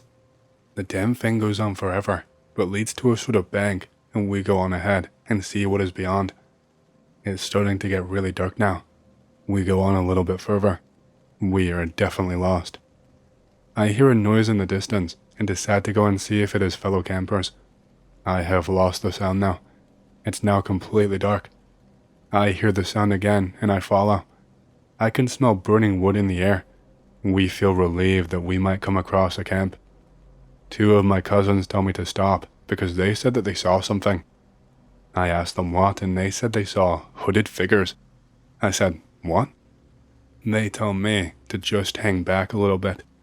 I agree. We noticed that the campsite is a lot more like a very cramped village. Little huts or cabins are throughout the site. I say excuse me to get whoever is in the site's attention. I finally see about 4 hooded figures. One of them says, "Do not come any further." He approaches me. He says that I am a long way from where I belong. I ask for directions back to the creek that we were following. The figure says it cannot help me on that, but can assist in something else. I say that's okay and just want to leave. I got really bad vibes. I can't see my cousins anymore. I ask where they're at. The figure says he saw them run off. I am panicking now. I yell out, "Stay away, dude." The figure says something like, "That is not going to happen." I am quickly looking around the site, and I notice strange things from what I can tell in the limited light. I see a tarp with someone inside of it. Is that person dead? I am seriously freaked the hell out, and I think I'm going to die. I start to cry a bit. I see a bench with a bunch of knives and other stuff. I take off and run for my life. I have no idea where I'm running to, but screw it. I finally hear and follow the creek back to the truck. I see my cousins there and fucking yell at them for leaving me back there. They said that they are sorry and said that they freaked out after they saw something. I asked them what they saw. They said that they noticed a tent not too far out from where they were at and saw what they thought was a body all cut up. I say let's get the hell out of here. We do. We get back to the campsite and the family members that are still up are worried sick about us. I tell them what we saw. They don't believe us. I'm like, what? Why don't you believe us? My aunt says that she saw us at a campsite nearby, and apparently, we said to her that we are just going to be out a little bit longer. I am totally mind-fucked. I'm posting this here because I have no other place to tell the story. No one will ever believe me, and every avenue I had to pursue this and tried to get some kind of action taken or some kind of result has already been exhausted. I keep seeing threads and stories popping up every so often about weird sightings from cavers or about missing people and strange lights in small towns, usually in rural areas. And every time I read them, every single time, I can't help but think about what happened to me, and it makes me feel sick, knowing there isn't really much that I can do. I saw something underground in a cave of some kind. What I saw, I don't really know. There is not a word or name that I can put to it, at least not really. But there is definitely something living underneath us, and it's something that the government does not want you to know. This happened to me probably around 8 years ago or so. At the time, I used to do a lot of contract work for this company that handled geological surveys and the like, infrastructure assessments in rural areas, and land management, and a load of other stuff. It was a lot of hiking and hauling equipment up to remote locations and sleeping in shitty conditions. Lots of sleepless nights and a lot of manual labor. This kind of work brought me up to this small little place that was pretty remote and quite mountainous. It was remote enough that you could drive for quite a while without seeing any other place. I am not going to tell you exactly where it was, as I do not want to give away too much revealing information if possible, even though I know it will be unavoidable later on. I didn't really mind doing this kind of work because I am the busybody kind of sort. I love hiking. I will go caving as long as I have enough of a plan and a route mapped out. I like exploring places and have done some serious urban exploring during my time. Anyway, so once the work was finished, I had some downtime, and I was really good friends with this guy that I worked with. Let's call him F. F was a lot like me, but even more of a thrill seeker somehow, and was always looking for local places to get lost in. Anyway, so one day he comes and tells me about this cave system near a local village. It had apparently been partially mapped out, but that it was much bigger than people expected, so people would turn back before getting lost. There is a part that he left out that I did not find out about until I got out of that village and asked around myself. There were rumors about people going missing over the past year or so. Around this area, people would go out for walks and just never show back up. I think there was a known hunter who would stake out animals and clean them up and then bring them back to sell. Apparently, he went outside one night and just never came back. They never found a trace of his body. They sent out a small search and rescue group as that was all that they could manage, but they did not find him. They found trails that went near the cave, but no evidence that this hunter actually went inside. It would have been silly for him to do that, with the equipment that he was carrying and a lack of proper tools. Plus, he would be way too busy hunting, and it's not like he would gain anything. A lot of people brushed it off as campfire story BS, and that the hunter probably just moved on, started hunting and trading somewhere else. Anyway, so me and F turned up there one early morning, and the passage to get inside was really narrow. I had to really squeeze myself in, and I'm lucky because if I weighed even another couple of pounds, my fat ass was not getting in there. Thankfully, when she squeezed past that initial part, the cave system opened up into these passages that had a little bit more room to breathe. The provisional maps that we had from official data and from asking around did not even tell you half the story. These passages went much deeper than we initially thought that they would. The smell, once we started trudging through that place, let me tell you, it was absolutely vile. There was this gaseous kind of smell, and I can only describe it as rotten eggs, I guess. It was just really overwhelming. It made it really hard to pay attention and listen out for sounds. But once we got deeper in the cave, that rotten egg smell gave way to what I can only describe as some kind of spicy food. It was weird to say the least. The first smell is not uncommon for caving, at least in my experience anyway. The second smell is not something I've ever encountered before this time. The first smell, by the way, didn't just completely disappear. It was still there, lingering in the background.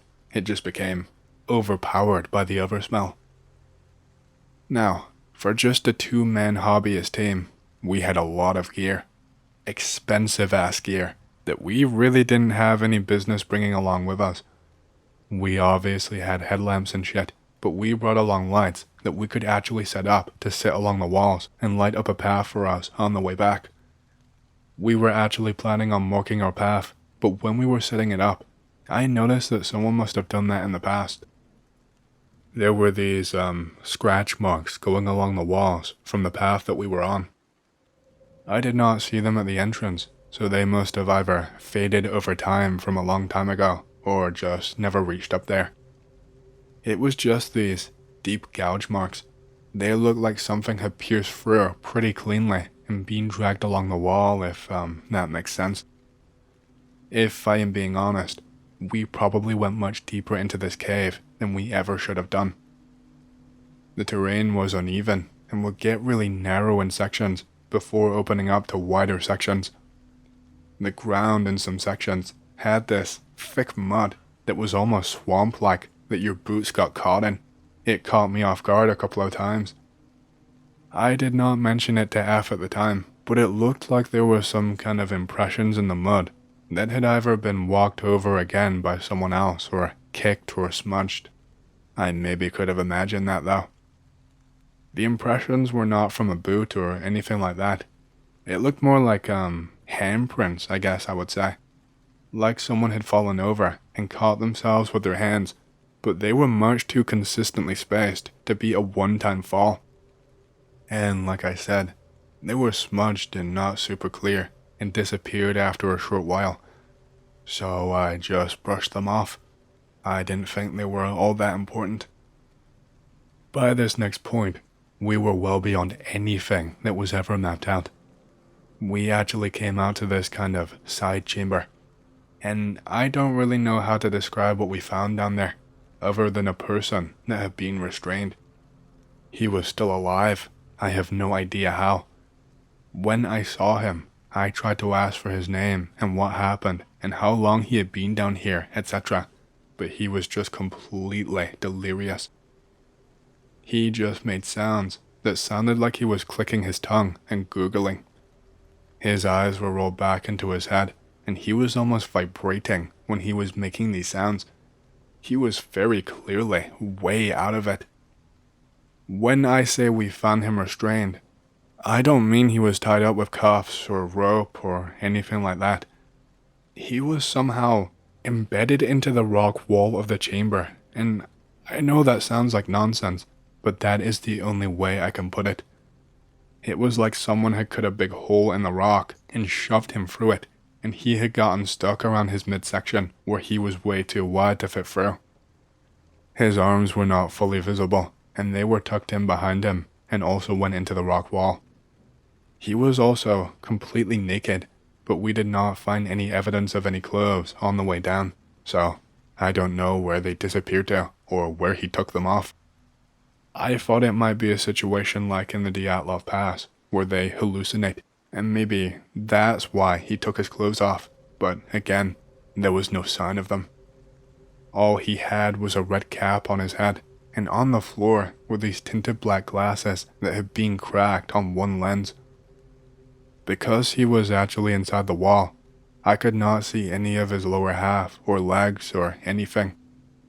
F was just completely freaking out and tried looking for a way to get around the back of him to see if he had any serious wounds or if there was any way to unwedge him, but he could not find a path.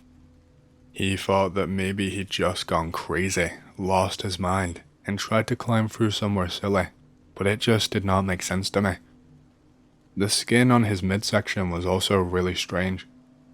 He had some kind of deep scar that was mostly a silver color and was hard to see without the right light, but the skin around that section was also a different hue from the rest of his body. It was turning this almost grayish stone color, but with a hint of something else, a mossy kind of color. We did not have the right tools to break him out, but damn did we try. Could not even make a dent in the surface of the rock with the axe that we had brought to help widen the passages, but even then it was silly. We had no clue about this section, or how stable it was. A wrong strike could have easily brought something down and killed the poor guy.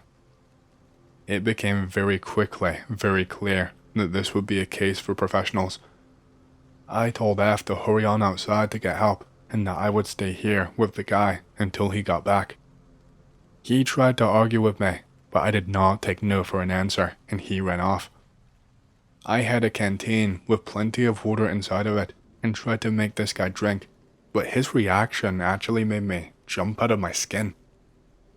The second that I brought it up to his lips, his eyes stopped rolling back and were just staring at me. Seeing this, I stumbled backwards, and he was shooting me a death glare and started making louder noises, louder gurgling. Also this loud hissing sound that was oddly pitched, and it made my ears ring a little bit. It made them hurt, but that could have easily just been my tinnitus that I mistook it for. His eyes were bloodshot, but the veins were tinged this slightly green color, and it was so strange. I approached him again with the canteen and tried to talk him through it and explain who I was and that I was just trying to help him, etc. I thought he might just be really out of it and perceiving me as a threat instinctively. But he just kept thrashing, and when I tried to hold his mouth open, he took a bite out of my finger and left a deep mark. His teeth were sharp because it bled instantly, and he punctured pretty deeply. I just sat on the ground and waited, because that was all I could do. But he started getting louder and louder, and the sounds that he was making were really echoing through the section of the cave. I swore I heard little bits of rock crumbling and other impacts intermittently. This guy was so pale, and around his neck and jaw, they looked so swollen and were almost purple looking. I genuinely could not work out what happened to this guy. One thing I noticed when I tried to give him water is that he was really warm. On fire is how far I would go as to say. Obviously, I can't really give an accurate reading, but it felt hotter than any kind of fever I had ever felt before. His skin felt rough too. It felt like he had some sort of rash or eczema on his face that was making it more coarse. At one point, after being silent for a time, this guy just got really loud. He was almost shouting or screaming. I don't know where it came from. And I heard these impacts and other noises from further down the passage. And I know I should have stayed put, but I just got so freaked out that I started moving. I left a light and a mark so that I would be able to find my way back. F was just taking too long, and I was starting to feel really claustrophobic. At one point, when I was just straight up sprinting, I slipped and fell on my ass, and my hand went into something wet. I heard something make a cracking kind of sound, and I felt this thick, almost gooey substance on my hand, which made me freak out. I tried to wipe it on the rocks and walls, and was not even looking at it, because just the thought and sensation was making me feel sick. I knew that if I looked, I would throw up right then and there. Whatever this was, it smelled like the smell from earlier, but stronger. I must have gotten lost, because I ended up at this chamber that we had not crossed on the way here. Some of the markers that we left had basically just up and vanished, and so I had to wing it. I'm not sure what happened to them. We usually use this reflective tape that we just stick to the wall. It's tough stuff, and even just a hint of light makes it really visible, but I saw none of it on the way. I was thinking that maybe that idiot F ripped it off somehow on the way out, maybe without thinking, just on instinct. It's biodegradable, so you can just leave it and it's fine, but I don't know. Maybe he just forgot. Maybe he was just too panicked to think it through properly. This chamber that I came to, it was tall, taller than any of the others that we had passed by. My light could not even hit the ceiling, that is how tall it was. I could see these faint shapes in the dark, and at first, I figured they were stalagmites, but I quickly realized that they weren't. Because they weren't just up on the ceiling. These shapes were clinging to the walls and lying across the floor, and some of them were clustered together. I shone my light over one, and instinctively I turned it off and got down low and tried to stay quiet. After a minute or two had passed, and I realized I was okay, I turned my flashlight back on, but I dimmed the lumen output as low as it would go, while still letting me see. These shapes that were clinging to the walls, the ground, and the ceiling. They were not human, but they were almost human, but different, if that makes sense. The closest one to me, the one clinging to the wall, it was scaly, I guess is the only way I can properly describe what I saw. The skin was rough, and had those patterns on it, like you would see on a bearded dragon underneath the skin. Not the exact same, but just to give you the gist, those dividing patterns. The heads were about as human as you could get, except with this rough, coarse skin. The color was a mixture of like browns and greens and those sorts of colors, but the head was almost shaped exactly like a human one.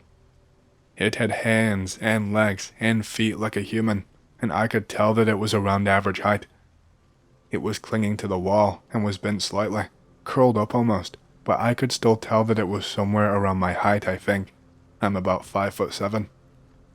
I wanted to run right there and then, but I felt frozen in place. I thought that if I moved too quickly, I might wake it up or something, I'm not sure. I flashed my light over another one. This one was standing upright, but leaning backwards against the wall. It was almost exactly the same as the last one, except for the face. The face did not have the green and brown color, or the weird texture. It had actual human skin, normal human skin, but it didn't fit. I don't know any other way to say it than that. This skin was over its head, but it was loose in certain places. The eyes looked too big for the skin. I don't know why it did not notice me. They both had their eyes open, but did not react to the light. The skin was also not flush with the rest of the body. This human skin, it just kind of stopped below the neck area. It did not taper off, and the color did not fade. It just suddenly was not human skin anymore. I'm sorry, I know this is a terrible explanation. The only other thing that I can remember before I got the hell out of there was that it was wearing a pair of boots. Just these brown hiking boots that looked really muddy and scuffed up. I turned off my flashlight and tried to creep out of there as quietly as I could. It took me a few loops and tries, but I eventually found some of the tape, but by that point, I was not even far away from the exit. When I finally made it outside, I almost crashed into F, who was on his way back. He told me that everyone straight up refused to come and help. He had to contact the local police, who would take a little while to get there, along with the professionals. F wanted to go back in, but I told him no. I didn't tell him why exactly, but I told him that there was something in there. F eventually relented and admitted the truth to me, and I lost my shit. I asked him how he could be so reckless, that we could have easily gotten lost in there, or injured and died, etc., and that if there was a precedent for people going missing near that cave, that it was stupid to take that risk. An officer eventually came and talked to us, practically interrogated us. They told us that they did not find a trace of anyone down there, and that we were lucky we were not being arrested for wasting police time. I told them that I would be happy to go with them as a guide, and that I'm sure that they were mistaken, but he just snapped at me. He told me that they were done, and that the case was closed, that I probably just made up someone down there, or was high on something. He was really forceful in what he was saying, and did not give me an inch to talk back. And with that he left. None of the locals had anything to say to us. They damn near avoided us. They damn near all went back into hiding once we started walking back. You know, it's strange because I never heard any vehicles passing through. We stayed there the whole time, and never got wind of any search and rescue officers or of a police or anything swinging by. Just this one random officer who showed up and disappeared on foot. I did not even see a cruiser or anything nearby. F and I stayed in the area another week or so. Some random people swung by at some point, I can't remember when. They were dressed up like mountaineers and had tons of gear on them. They were asking around. I obviously did not catch everything that they were saying, but they were very interested in local cave systems. Adamant on it, in fact. They weren't just asking generally for things to do or explore in the area. They were fixated on a cave in this specific area. Locals were obviously tight-lipped after our fiasco, and they ended up chatting to us. Something about them just rubbed me the wrong way. They didn't seem much like cavers. They didn't even know the half of it, and man, they were a nosy bunch. They wanted to know every single last detail, and it almost seemed like they were prying for something. I did not fully realize it at the time, of course, and I let slip about the one that we went into. Man, their eyes lit up when we said this. I eventually relented and told them where it was, but just warned them to be careful. I told them that we found someone injured down there, but that the police did not believe me. They damn near sprinted away at that point. They thanked us for our time, real cordial-like. I have never met a hiker or a caver who spoke like them. They seemed almost too, I don't know, eloquent maybe. Either way, that was basically it. We left soon after that. It just completely baffles me. Did I hallucinate something down there? It just seems so odd that the police were so quick to dismiss me, especially when I was so willing to cooperate and even guide a search and rescue team down there. I was more than happy to be in the lead and take that risk just to save that guy. It just never sat right with me, especially since the locals seemed to know more than they were letting on. I want to tell you about what happened to me. On the first day, I was going out with two friends on a camping trip. We were aiming to do a little bit of bow hunting. It's actually illegal in the UK, but whatever. And we also wanted to do a bit of tracking. It was supposed to last for 3 days. The land is a very dense woodland, with lots of groves of yew and beech, and parts of very swampy and water-filled. One of my friends is called Tom. He's only been camping a couple of times like myself. He is not too experienced and wants to learn more. My other friend is called Richard. He is a very experienced hunter who's gone on hunts with tribes in Africa. He is very good in the outdoors. He does not take much with him when he goes camping, and he goes for weeks at a time, all on his own. We were aiming to learn from him. He also took a replica Anglo-Saxon sword with him because he has been in this location before and he met feral dogs. We get a camp set up, tarps. We strung and leave our food out. We all go on a walk. Richard is showing us edible plants and medicinal herbs. We come back to find Tom's shitty hiking bag ripped to pieces and the food scattered everywhere. Richard took a small satchel with him when we went on the walk. He does not take a lot, and my bag was untouched. We assume it's a fox or a feral dog that did it. Tom is annoyed, but we have lots of food, and his tarp and sleeping bag thankfully were not destroyed. We cook some food on our fire and try to get to sleep when we hear a rustling sound around our camp. Richard just orders us to put some more wood on the fire, and we do, and the rustling can be heard all throughout the night. I don't get to sleep that night. Everyone else does though. I finally get a few hours of sleep in the morning, but I am still pretty tired. Richard had been up the earliest, and he is smoking tobacco and looking off into the woods. Tom is still asleep. It's around 10 in the morning at this point, and Richard is talking to me in a low voice. He says, "Listen, I found a dead fox a few feet outside of camp when I woke up. It had been torn to shreds. I don't know what did it, but we will need a lot more wood tonight. Also, don't tell Tom." I agree, and then I wake Tom up, and all three of us go hunting and snaring. Richard has a bow, and Tom has an air rifle. Richard shoots a few rabbits, and Tom gets 2 squirrels, even though he has never been hunting before. We set a few snares up, and we will go back to them at dusk. Squirrels often have fleas on them, so Richard climbs up a tree and hangs it from a branch, around 10 feet off the ground, to make sure all the fleas go away. We will collect that at dusk. We spend the rest of the time gathering wood, smoking, and preparing our rabbits for our meal later. They are hanging above the fire in the smoke to stop the flies from eating them. It's getting dark, and Tom and Richard gather their kills. I stay at camp, and I keep hearing rustling and growling coming from a bush near our camp. I get the fire going and keep my axe close by. They come back, and Tom is obviously shaken up. He says the squirrel that he hung up was completely torn off the trees. Only the legs were left behind. The rabbits that we caught in the snares had not been eaten, but some creature left huge claw marks on the bodies.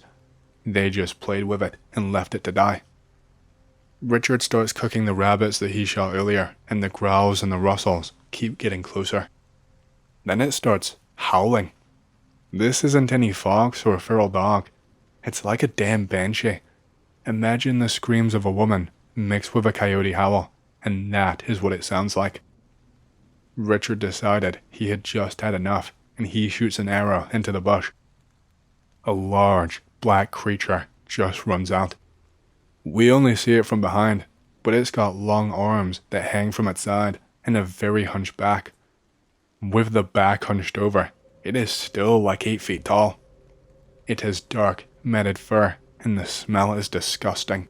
It smells of burning hair and rotting meat. Richard and I start making traps. We make Viet Cong style foot traps all along the camp, and Richard smears mud all over his face and jumps up high in a tree with his bow in hand and sword in his belt. He is a crazy guy. Tom and I stick by the fire and hold our weapons close by. I just have a long sharpened stick and an axe. He has an air rifle and a knife. Our weapons would not do much. Richard's bow is enough to kill a deer or an unarmed person, and so we hope that it could do enough damage just to keep it away. We keep hearing howling in the woods, and the howling gets closer and closer. We finally see it, silhouetted against the ridge, although it's very hard to see. Tom and I put a lot of wood on the fire, and I am just shitting myself at this point. Tom is worse. He is very pale and shivering, even though it's quite a warm night. The creature goes past the bush, that's around 15 feet away from the camp. It goes past the tree that Richard is standing in, and Richard starts shooting at it from the tree. The animal runs forward to get away from the arrows, but it gets closer to the fire. I can see it closer now. It's got a canine-like face, but something about it is strangely human. I throw down my spear and grab a burning stick out of the fire and wave it around. Tom is doing the same thing as me, and Richard is still shooting arrows into its back. There is at least 5 arrows in its back, and it is not even flinching.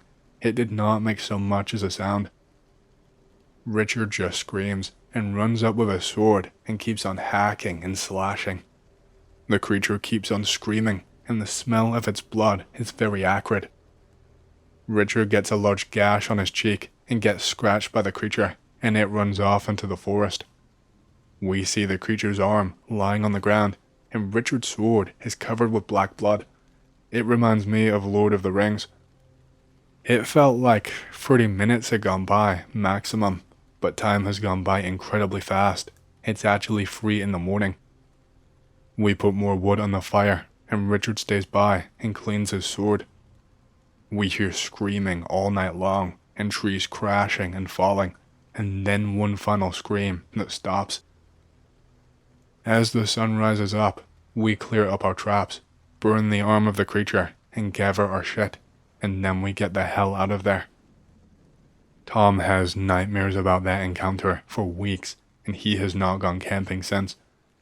I take a machete with me whenever I go on overnighters, and I always have a large, roaring fire to keep things away. Richard kept on hunting and camping, and he started getting interested into skinwalkers and paranormal stuff, and he introduced me to it too. We still go camping sometimes, and he is always very vigilant. Around this time, he also converted to Anglo-Saxon heathenism, which I didn't really understand all that much, but he started going back to that same forest and tried to appease the land whites of the area, is what he told me. He tells me that he clears evil away from the forest, although he doesn't tell me exactly what he does or how he does it. That's my story. It sounds implausible, I know, but it truly happened to me, and I am not going to that place ever again. That scar of Richard's got infected, but eventually healed, if you wanted to know. This happened to me a long time ago. It happened sometime in the 1990s, back when I was still pretty young. I was part of a program that was run by the CIA. Don't misunderstand, I am not and have never been a CIA officer. Back in the 1990s, I was locked up for around 4 years because I got hit on a weed charge. It was not my first offense, and they told me that because of the amount I was carrying, they could hit me with intent to sell. How is anyone stupid enough to get caught twice? The first time was pure dumb luck, but the second time, someone snitched on me, and the cops raided my house. My parents were not in contact with me, so I was used to being on my own. Still though, it was not a good time for me. I was only just an adult, and my life was in ruins just because I wanted to get high. I was desperate to get out of there. I think I served around a year before I got a visit one day. Not me, personally. It was during rec time. This guy came in for a talk about future career opportunities and that kind of stuff. He gave this lecture for the few who chose to sit around. He said that this program was being run for medical trials. I can't remember what he said it was for, but something really innocuous. The idea was that if we signed up, then not only would we get paid, but our sentences would be shortened for good behavior. I didn't think that was legal, and seemed way too good to be true, but I just wanted out. So I signed my name on the dotted line and agreed to it. I was still in handcuffs the entire time, but I was transferred out of the prison temporarily and got taken to somewhere. From what I could work out, because I couldn't see anything in the back of the vehicle that I was taken in, I figured it was somewhere underground, but I could not be fully sure. I was given a room that was just barely better than a cell, but the food was definitely better. I was not the only one who volunteered, but usually I never saw anyone else. We all had separate sessions, is what they called them, but I could sometimes hear them talking late at night. So, the next day, the testing started. I got blood taken, I got my heart rate tracked. They did all kinds of tests that I knew nothing about. Made me run on a treadmill, that kind of stuff. The waiver I signed basically said they could do whatever to me. The second day is when they started to do things that were not tests. On day 2, I was sat on a bed in a room with a large mirror, with just 2 people in coats inside observing me. I was handed a cup of water and some pills and asked to take them. When I asked what they were for, I was told that they would relax me and make me more open. I took them, and once I did, I was strapped down to the bed and injected with something in my arm. I didn't know what it was, and because my head was also strapped down, I could not see what it looked like. I sat staring at the ceiling for around 5 minutes or so. They told me to count backwards from 100, so I thought maybe it might be to put me to sleep or something, since that's what they tell you to do for sedatives before surgery. I think I got to around 89 when my vision just went black, completely black. I could not see anything anymore, but I wasn't asleep, but I could not feel anything either. I heard the door open at the end of the room, and someone wearing heavy boots walk in. I could hear the 2 people in coats talking and reading things out, but I could not feel anything. I could not feel my arms or legs, and any attempts that I made to move them did not work. I couldn't feel any motion or tension or anything in my body. Everything was blank, except I couldn't hear anything. But I was still counting backwards. I physically was not doing anything. I could not feel myself counting or moving my mouth or saying the words. I couldn't feel the vibrations in my throat, but I could hear the numbers being said in my own voice. It was at this point that this feeling of dread hit my stomach really hard. And when I felt this feeling of dread, the people in the coats got really worried and started shouting something about me having a seizure, but I could not feel it whatsoever. I heard the door open and more people rush in. I don't know what they did or what happened to me. I don't know how long my mind stayed like that until my vision came back. When it did come back, I was back in my room. One of the medical staff gave me a small debrief, but didn't tell me all that much. They told me that it was a mild success, but that I would need to stick around for more tests. When I got a little bit worried and said that I did not feel very well and didn't really want to do any more, they immediately switched the topic, started telling me about the money, told me that they were increasing it. For someone as poor as I was, it was an eye-watering amount, but that feeling I had when I was strapped down, it was the worst feeling in the entire world. But I accepted. The next day was much of the same. Water, what I assume were the same pills again, strapped down, and then the injection. This time, they did not tell me to start counting backwards. They actually told me to stay quiet and focus on a certain spot in the room. They had put a little red marker using tape and told me to keep staring at that no matter what. My eyes were starting to get blurry, and they stung a little, but I kept going, until one of the staff told me to blink, and then I did. I thought it strange that my vision did not go black, but assumed it was either not part of the process or that this was something different. I thought that until I went to blink a second time, but I couldn't blink. Just like before when my vision was gone, I physically could not do it. I could not move anything at all once again. I was starting to panic and freak out, and one of the staff came up to me and undid my straps. Then I was told to sit upright. I actually tried to say out loud, "I can't move," but no words came out of my mouth, and instead I just sat up. It's so hard to describe, but this was not a voluntary movement. It just happened, but I could not actually feel anything. I didn't feel any sensation when my hand gripped the bed for support. I did not feel my feet touching the ground. I could not feel the bed below me. That feeling of dread was growing more and more, but it was taking longer than the first time. It was building. Then the staff asked me to stand up, walk across the room, and open up the door. The second those words left his mouth, my body just started going. I actually tried to stop and stand still, but I couldn't. I could see and hear everything, but I could not feel anything, and I could not control anything. I could hear every single step that I was taking, and I could see that my motions were just normal, just how I would normally walk and not robotic at all. But I was panicking so much in my head, and the closer that I got to the door, the more I could feel that dread building. And then I saw myself put my hand on the doorknob and begin to turn it. And then, all of a sudden, I saw myself collapse to the ground. I did not feel the impact, but I saw that multiple people came rushing through the door to check on me. I could see from my vision that I was shaking, because my eyes were shaking, violently shaking. Just, my vision was bobbing up and down, rapidly. I had to watch as people crowded around me. I had to watch as I was injected with something else, I think. I think I saw my blood being taken. I was in that state for probably around 12 hours as I saw all sorts of tests being done on me. When I finally got control back inside of my room, the first thing I did was vomit and just start heavy breathing on the floor. I told the guy straight up that I never ever wanted to do that ever again. I told him I would rather be in prison. But he started going on about the money again.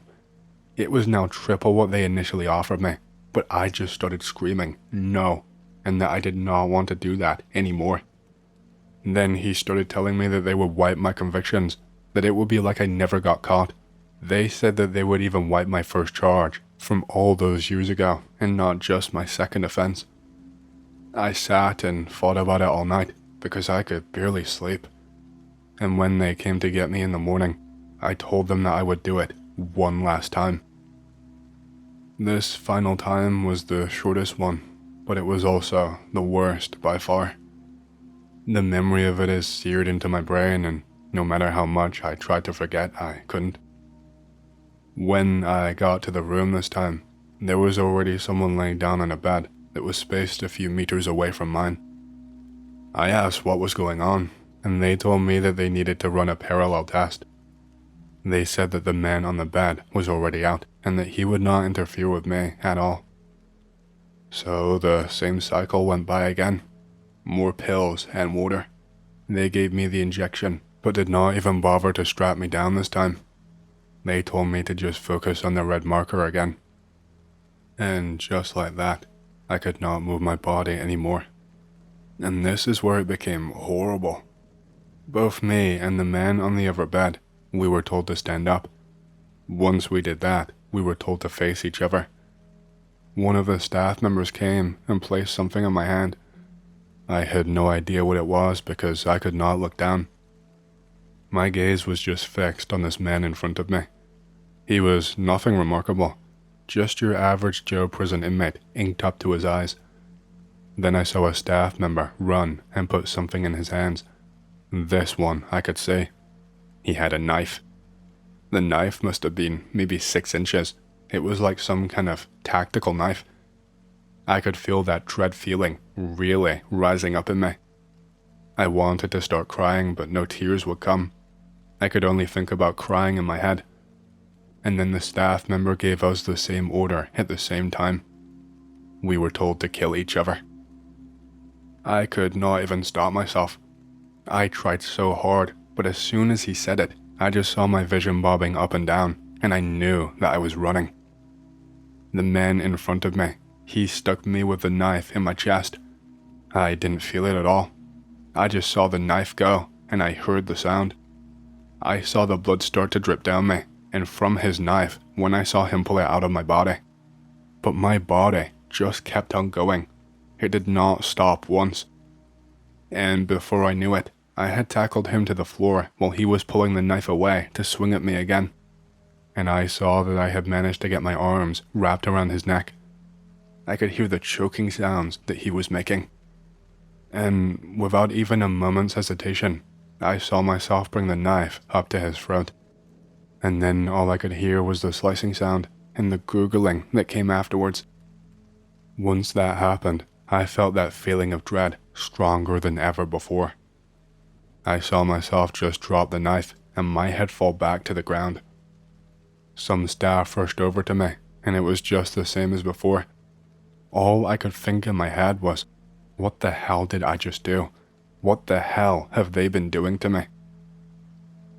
I had no explanation whatsoever. I tried to cry, but I just couldn't. The feeling was longer that time. I don't think I could move again by myself for maybe a full 24 hours this time. The time seemed to pass by ever so slowly.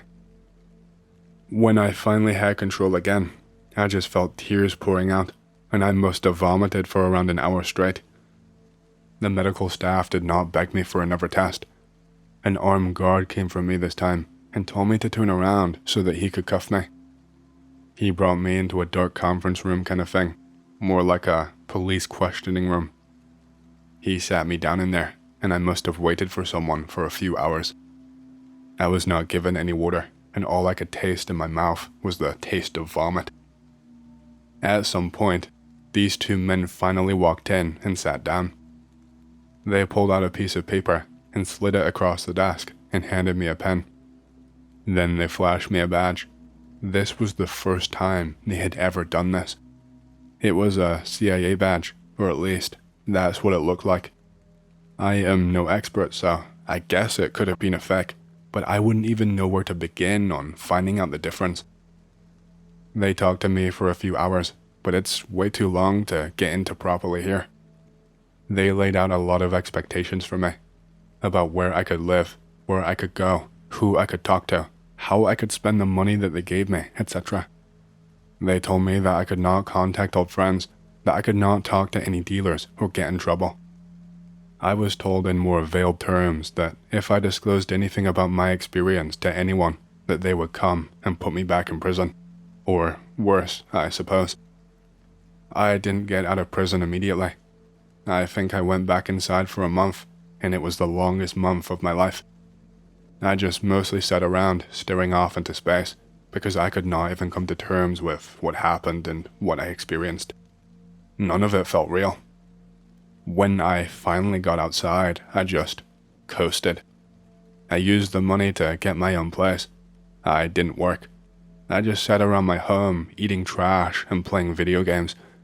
It took me a really long time to adjust and feel real again, to feel like an actual human being.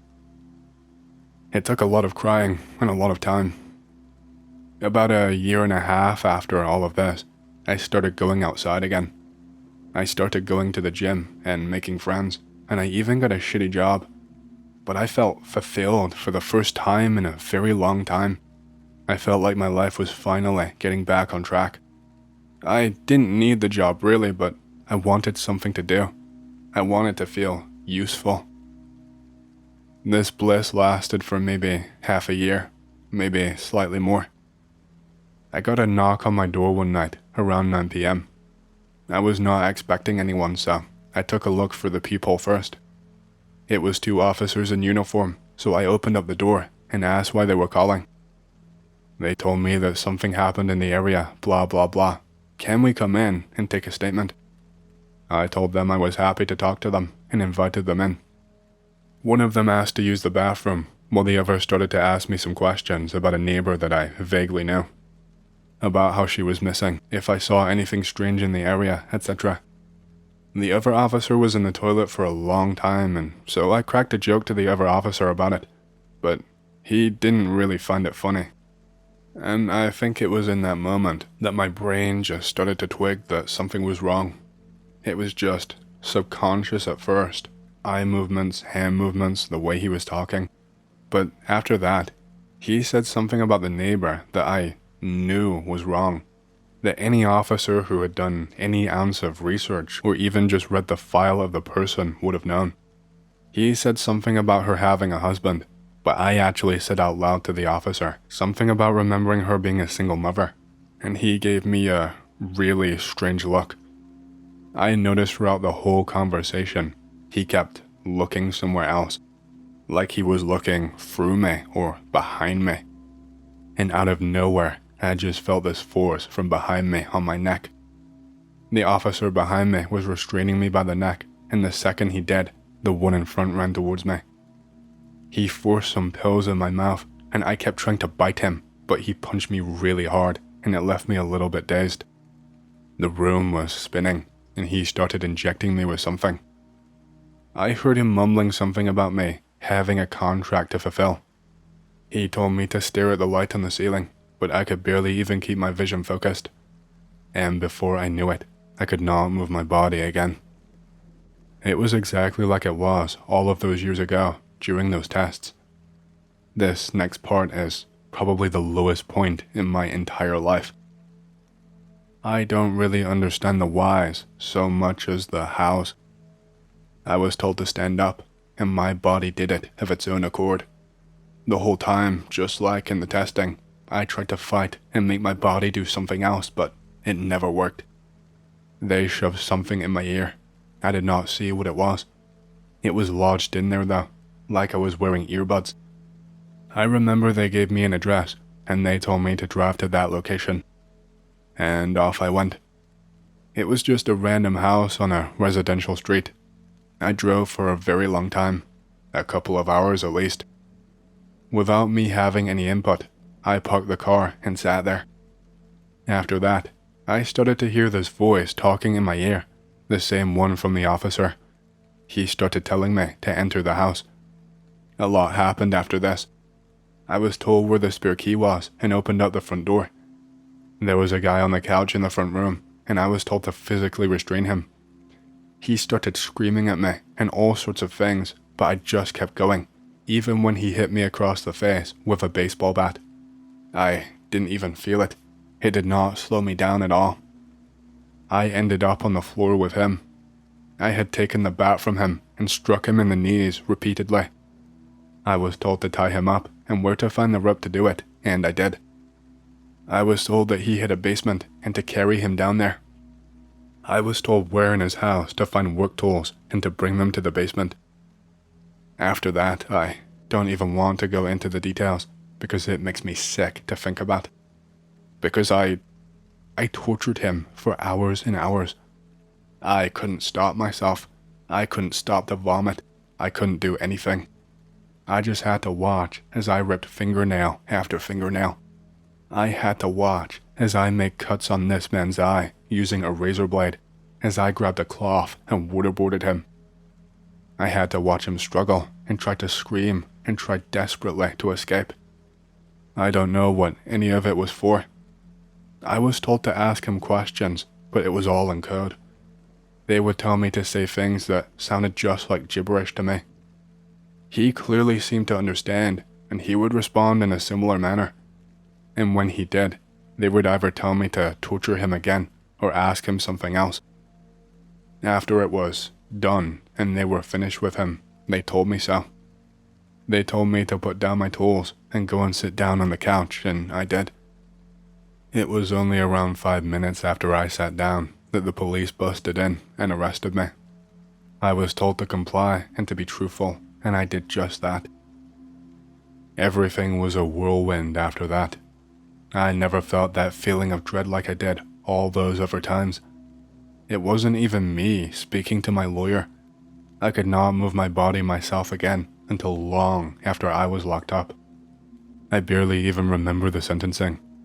It was like I learned to fall asleep while my eyes were still open and my body was still doing things.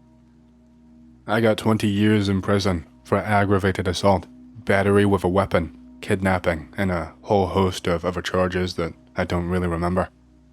I should have gotten life. I don't know why I didn't get life. I can only assume something happened behind the scenes, but what benefit would 20 years be compared to me rotting away for longer? I was let out on parole after around 15 years or so. My life has never been the same since the day I got out. I thankfully still had a lot of the money left, but it's been a struggle. I started talking to my dealers again, but not for weed this time. It's been so many years, and I've never gone another visit. I just don't feel safe anymore. I don't know what they did to me or my body. I barely sleep at night because I am scared that they are gonna come for me again and make me do something else. I've seen a lot of people from Alabama sharing their stories tonight. I am from Blount County myself. I will share a story of my own. I lived in this large apartment neighborhood, I guess you would call it. There is this large area of woods that's directly behind them. I was a youngster back then when this happened, probably around 10 years old. I started to hang out with all the other guys that lived in the apartment. I actually found 2 of my best friends there. Anyway, around 10 of us in total decided to explore the woods one day. These woods are extremely thick, with all sorts of plants, poison ivy, trees, and bushes. We were walking straight back for about an hour. We stumble upon this area that is completely cleared, no vegetation or anything. There is just dirt floor, and what looked like the charred remains of a building or something. We decided to make this spot our new club. All 10 of us decided to take a chair or whatever that we wanted to sit on out there from our respective houses. We decided to clear the area of the burnt debris.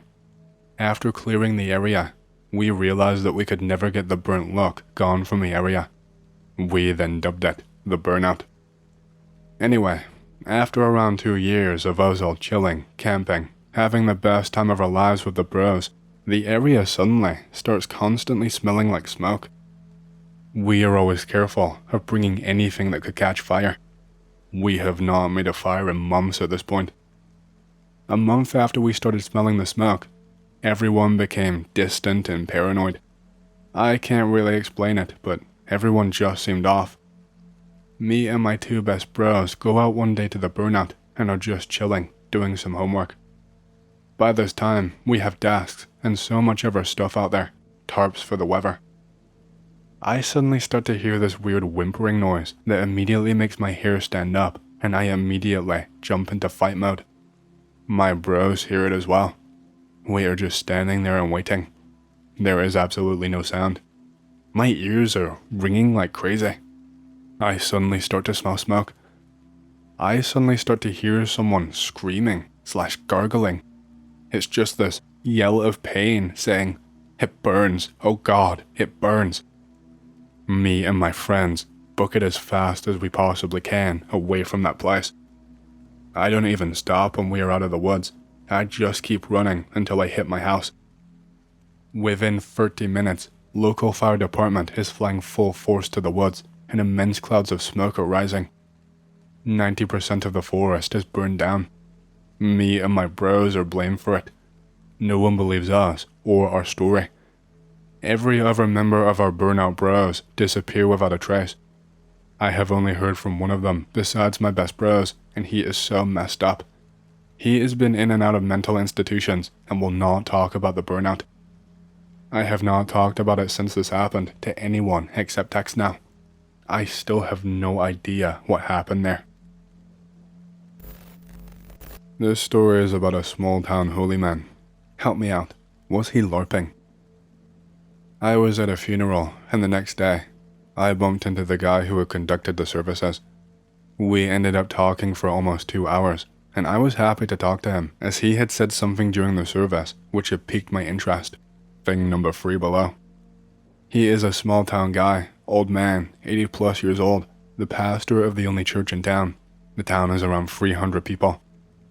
By his estimation, he has put 450 to 500 people in the ground over a 50-year career, and had sat with about 150 to 200 of them as they had passed away.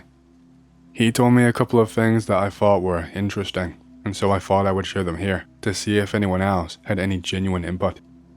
The first thing, he said that when he sat with the people as they died, he could tell the exact moment the spirit left the body, and it did not always correspond to signs of physical death, aka they may have still been breathing or faintly moving and rattling, etc. This makes sense to me. Also, from reading that clairvoyant book on Gutenberg, which talks about the two hidden, non-paranormal senses that humans possess, one which is the ability to sense the presence of others in a space or area without physically seeing or hearing them, including the ability to sense a person who has just left a room, even several minutes later. So, this may explain this part of the tale, and this makes sense medically as well, given that movements in the body continues long after brain death in many cases. Although he did go on to say that he could sometimes see the souls leave the body in a lightness around the eyes and face that dissipated upward. This part, however, I thought may have been an embellishment for the benefit of the local rubes. The second thing. He said that he had two visions of death, at which he was not physically present, but that he saw the moment of death just as it had occurred, and both times was somewhat unusual/traumatic. One was a gentleman who had pulled through an intersection on a motorcycle and had been struck by a van and killed. The preacher said he'd seen a vision of the exact moment the man had flown through the air and been struck in the right shoulder by the panel piece that extends between two windows in a van. This had killed him instantly and broken his neck, and he said he had seen his body flying through the air and his spirit going upward. This was apparently confirmed in the hospital, where it was shown that the man had suffered massive trauma to the right shoulder and broken his neck. The other death the preacher said he had witnessed was that of a gentleman who was a known drunk around town. This man often would stagger home from the town's only bar at 2 to 3 a.m. One night in the dead of the winter, he was found frozen to death in his small shack-like cabin. Winter in the north is harsh, and the preacher said he had a vision of the exact moment in which the guy had stumbled and fallen while trying to put kerosene into the large unit that was sitting a foot or so away from the wall, and had drunkenly lurched and fallen behind it, never lighting the heater, which would have saved him from the freezing. So again, very oddly specific, but apparently the man was found in the exact same position as the preacher had described. So I have yet to verify this, but I would definitely ask another local before I believed him on this one. The third thing, which is what he had said while delivering the service, was that he had a heart attack a year or two before and had been dead for 5 or 7 minutes, but that while he was gone, he experienced a different reality, and that it was as so different from this reality as to be completely indescribable, like nothing about heaven I had ever thought or heard or imagined of. That's an exact quote from my memory, as of a few days ago, from what I can remember. Keep in mind, this is from a small-town preacher man who had been raised in that old-time religion, streets of gold, etc. He even said that there were no streets at all, just a lot of weird lines and shapes that made no sense, but that were beautiful beyond compare, and gave him overwhelming peace. This is what he said at the funeral. I apologize for using all caps, but this is why I thought this was crazy, because this is basically apostasy as far as this guy is concerned, and he is telling it like it is to a bunch of small-town folks. It blew my damn mind, and it sounded exactly like a DMT trip, to be quite honest. So this is the part I thought was least likely to be a LARP out of the whole thing. Now, my thoughts were overall that he was either telling the truth, and the last part really inclined me to think so at least. The first two things might have been ways that he bolstered his own legend around town, or used to increase his own air of mysticism. I do tend to think skeptically in many such cases, as a person's desire to feel special and powerful can take many forms, and the only thing I am surprised at by now is that I ever expect anyone to be any different. But I did not get much of a sense out of him that he was lying, a sense that I have developed to a decent degree. So he is either an accomplished liar, which is easy enough in practice, or was telling the truth, or the truth as he interpreted it. Well, that is about it for my story. Thank you for reading along. Do Anons have anything relatable to contribute, or thoughts of their own? Has anyone else come across one of those weird little small towns off a desolate stretch of highway that just feel really off? I know I've seen a post floating around here somewhere about a Truman Show style town, as the poster put it, and I can't help but feel I stumbled upon the same kind of thing, although not exactly. Basically, I was on a night drive during the summer because I was making the trek to go and visit some friends in upstate NY. Me being from the middle of nowhere in the Midwest, this was quite a drive for me, and so I knew full well I would have to make a pit stop at some point on the journey there. I did not really have a place in mind. I had a decent wad of cash and was just ready to roll the dice and pull over to the nearest place to me when I was tired. I wasn't even really opposed to just sleeping in my car. It was old and shitty, but spacious enough. One of those hatchback type things, so I could just push the seats down and pretend I had a very small bed. Might wake up with a few neck pains, but no big deal really. Anyway, so I was driving down, I think the I-80, but I can't remember how long I had been driving for. I tend to just zone out when I'm driving and go on autopilot, especially once you get to the desolate stretches where you do not see a lot of people. Anyway, the weather was starting to take a turn for the worst, and I could see this big wall of fog starting to roll in. The weather was forecast as being pretty nice and dry for the next few days at least, so I was not expecting something like this to impact my drive. It's weird because once I got to this certain stretch, man, I must have been driving for close to 10 hours with just a few brief stops along the way. But once I got to this stretch, it's like everything just changed. Like, no cars anywhere in sight anymore. This fog started rolling in from nowhere, and the skies were suddenly incredibly cloudy. My headlights were doing nothing at all to give me any kind of visibility, and I was seriously worried that I was going to get myself killed. The smart thing would have probably just been to pull over somewhere safe, but I decided that the next place I could turn into, I would. I did not want to risk waking up to some idiot driver slamming into the back of me and me waking up just to die. I swear, it got to the point where I could only see like a few feet in front of me. The fog was so thick, and I was not going very fast at all, just in case. I started to hear these horrible sounds the more I was driving through the fog too. I started hearing this screeching of metal off in the distance in random bursts. Like a few minutes of silence, and then like a non-stop minute of screeching, and man, it hurt my ears. I knew that there was some kind of turn coming up, because I downloaded a map on my phone, or whatever, so I could see it offline. I think there was a gas station somewhere on the right coming up, so I was getting ready. But I had a really bad scare. I'm not sure what happened, but I swore that somewhere on the edge of the fog, like standing somewhere inside the fog, I could see some kind of black shadow or silhouette. It kept moving with the pace of my vehicle and was like, I don't know, making some kind of motion, jumping on the spot and waving its arms like it was calling for help. And then all of a sudden, it's not a shadow anymore, and it's a person, and I can't stop in time. Time just seemed to really slow down, and boom, I hit someone. Some random man. He looked homeless. I hit him at a serious pace. I saw him fly into the fog and just become a shadow again. I was freaking the hell out, thinking I killed someone and that I was going to jail.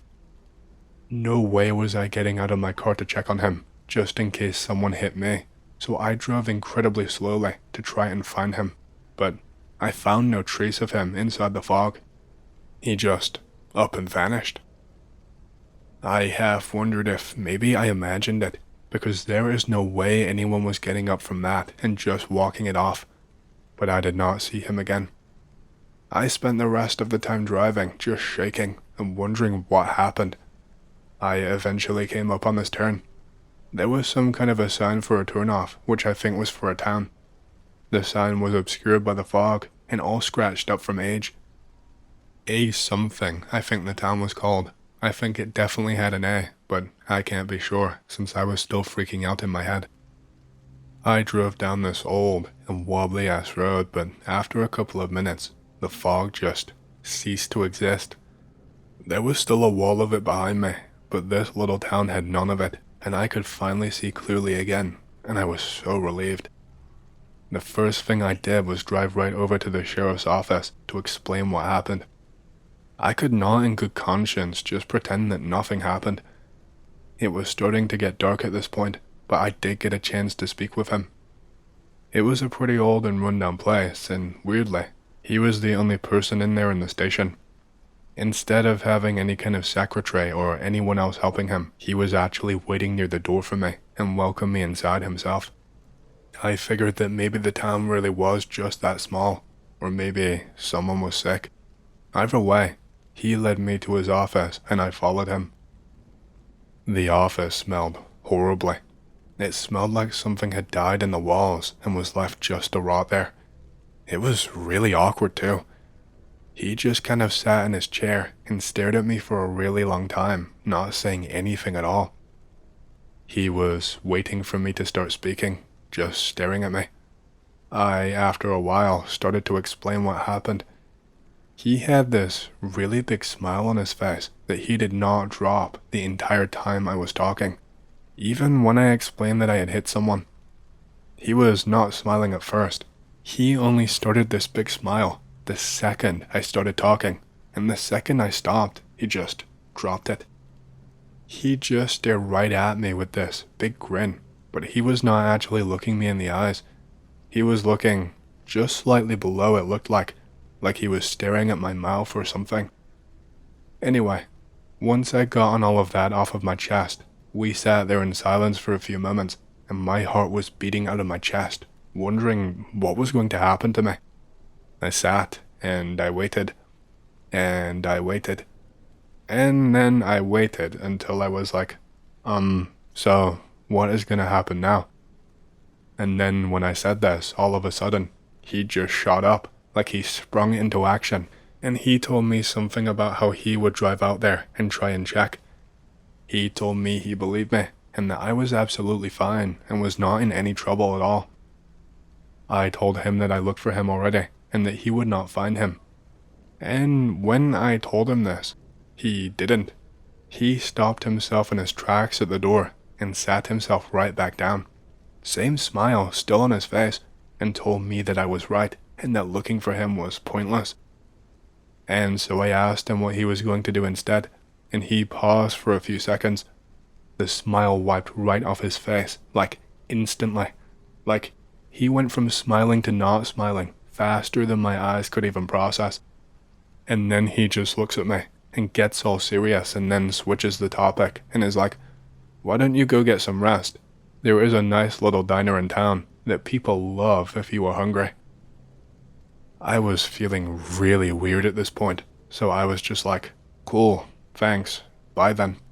So I got up and walked out, and he followed me all of the way to the door.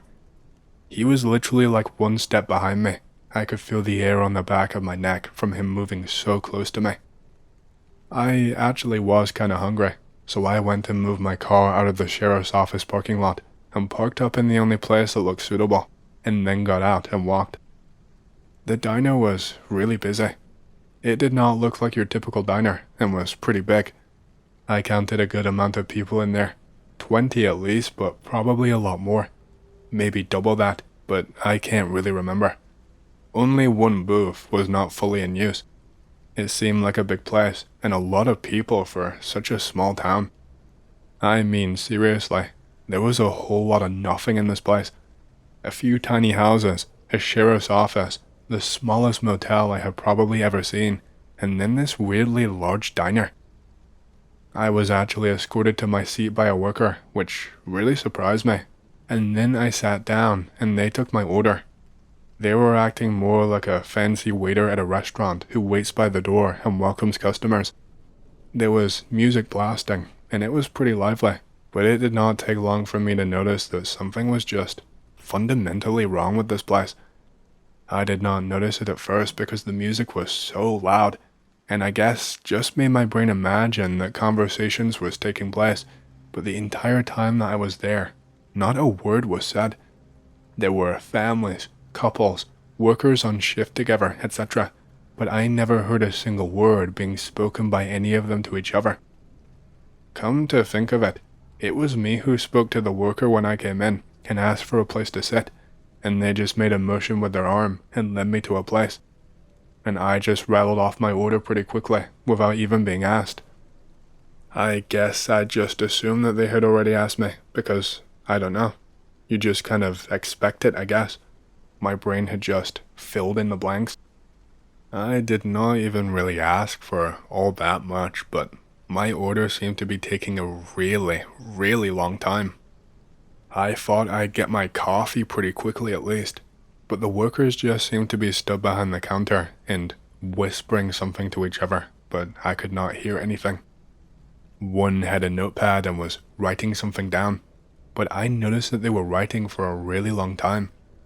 Bear in mind, this was the first time I saw anyone start to talk to each other. I could not hear what they were saying, but the waitress was just scribbling and scribbling and scribbling until suddenly she looked up and made eye contact with me, and then both of them went into the back. I never saw anyone else come in or them taking anyone else's order. Everybody already had full plates. I had nothing to do and felt really out of place, so I guess I just started paying closer attention. There was just some gut feeling in my body telling me that something was wrong and to leave, but I felt really silly for thinking that. I remember I turned behind me to some middle-aged dude sat across from something else, and I asked, "Hey, does service normally take this long?" And I let out a little chuckle. He instantly mirrored this, and the second that I let out a laugh, he did the same kind of short laugh, and he smiled at me, and he kept smiling, and he did not say a word and just looked at me. So I said, "Is the food worth the wait because it looks good?" And I pointed at his plate, and he literally let out the exact same chuckle as before, the same short chuckle I let out, and again, he just smiled at me and did not say a word. I just turned back around because by now, I was shitting my pants. Another 5 minutes went by, and I still did not have my coffee, so I was debating going and asking what was taking so long, but the workers still were not back yet. I noticed something really strange after this. I was starving, and I was watching this guy one booth over from me in front of me, eating these pancake type things that looked so delicious. I was watching him digging in, but really, I was just staring at the food. They looked so, I don't know, shiny, like they were glazed with something, and I really wanted to take a bite. And I watched for a minute or two, just staring at the food and pretending it was me eating it, before I realized that the guy eating them was not actually cutting up anymore. So I think, hey, probably talking to his family, right? I shit you not. I saw this guy raise the fork up to his mouth, put his entire mouth around the food, and then take the fork right back out of his mouth with the food still on the end of it and put it back down on his plate. And then he made himself swallow. And then he pretended to cut off some more food. But then he brought the same bit of food on his fork right back up to his mouth and repeated the exact same thing. I swear I watched him do this 1 or 2 or even 3 times before I turned back to the man I had tried to talk to before, and lo and behold, he had still eaten the exact same amount of his burger as before. I was literally sinking into my seat, and my heart started racing. I had no idea what the hell was going on. I think I waited another few minutes, and some waitress finally brought my food over. It was just a regular-ass cheeseburger. I don't know what it was, but I was nervous to take a bite, and I'm not sure why. I mean, it was just a burger, but I had this itchy feeling gnawing at me. Anyway, I took a bite out of that burger and near spat it back out. The burger tasted like rubber, and it was horrible.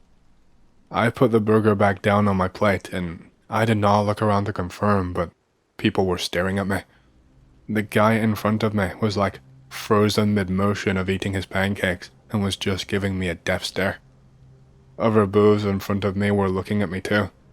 The music had suddenly stopped, but I don't remember being that loud or causing a scene. So I got up and just left the diner, and the entire walk out of there, I noticed that the waitresses were staring at me, and so were the other people in the booths too. It gave me the chills. I just went straight over to the small-ass motel and got a room. The worker there looked surprised to see me. They hesitated a lot when I asked for a room and wanted to go straight to sleep. They excused themselves for a second and called someone up and check something before letting me pay. I have no idea what they said to each other. Once I got the key, I went to my room on the second floor and just crashed. I was so exhausted from all of the stress of the day that I was just immediately knocked out. I have no idea what time it was when I woke up. I woke up to the pitch darkness and a weird sound coming from my door. It sounded like someone was trying the handle. I immediately shit my pants and started scrambling for my Ruger before realizing I left it in my car like a moron. I still had a Derringer stuffed in my jeans though. My dad always swore by it as a backup, and he kinda instilled that in me. I usually tuck it near my ankle and conceal it there, but just had it in my pocket this time. I was thanking my lucky stars I at least had that with me. This rattling of my handle did not stop, and so I positioned myself strategically so that if anyone came inside, I could get the drop on them and shoot them before they had time to react. I'm not sure how long I waited in the darkness. 5, maybe 10 minutes, until the rattling got more aggressive before it eventually stopped. I heard some really faint footsteps that sounded like they were moving away from my door, but I was not going to let my guard down. I waited, and I nearly shit my pants right then and there when I heard some kind of bang on my window coming from behind me. This is going to sound totally unbelievable, and to this day, I can barely believe it myself, but there was someone at my window. This person was on a damn ladder, a big one. I don't think he meant to knock though. I think that was an accident. He was holding some kind of screwdriver or other kind of tool in his hand and was just staring directly at me while working on the window. I don't know if it was the right call, but I took aim with my Derringer and was getting ready to fire. I was debating whether I should wait for him to open it and then fire to confirm that I would hit and not do his dirty work for him by getting rid of the window. But when I heard my doorknob rattling again, even louder this time, I just fired instinctively. I don't know if I made a clean connection or not, but I saw the man lose his balance and the ladder go toppling backwards, and when he did, the rattling stopped. I rushed over to the window to see what happened to the man, but when I looked, the only thing I could see was the ladder lying down on the floor. There was no man in sight, so I guess he must have scrambled off. I saw something liquid on the ground, which I assume was blood at the time, but thinking back on it, it did not look like blood. Maybe it was so dark that I just imagined it, but I don't think it looked red. Maybe a trick of the light. Maybe my eyes had not adjusted to the darkness properly. I stayed up all night, just waiting for someone to bust down the door. I did not get a wink of sleep. The second that the sun came up, I just rushed out of there. I didn't even check out properly. I just left the keys in the room and snuck by when I saw that there was no one at the front desk. I managed to get all of the way to my car, I assumed undetected, but when I sat down and belted up, I heard a knocking on my window. The same sheriff from before. It made me shit my pants.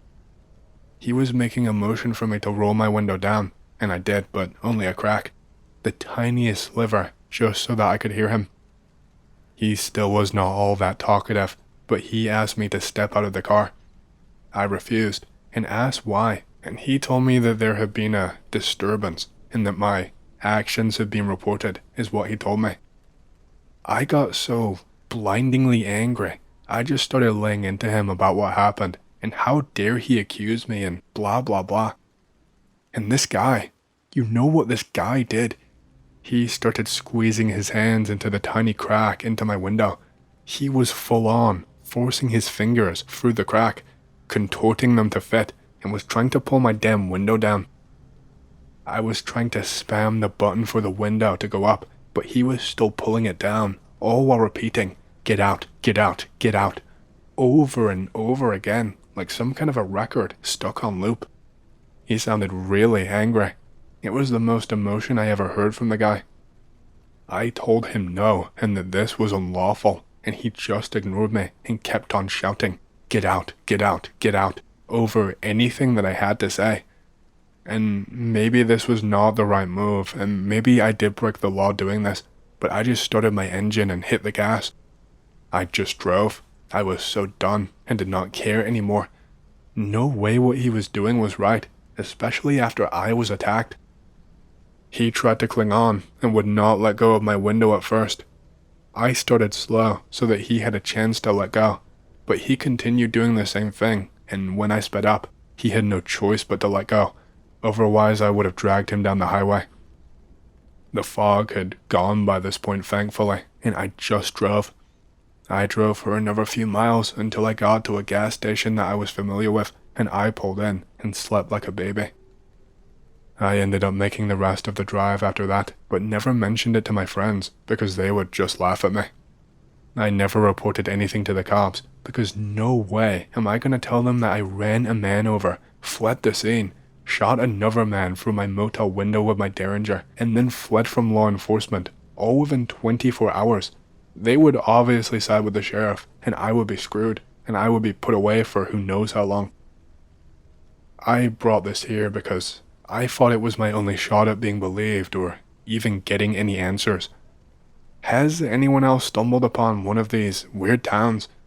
What the hell are they even for and why? And what were they planning to do to me?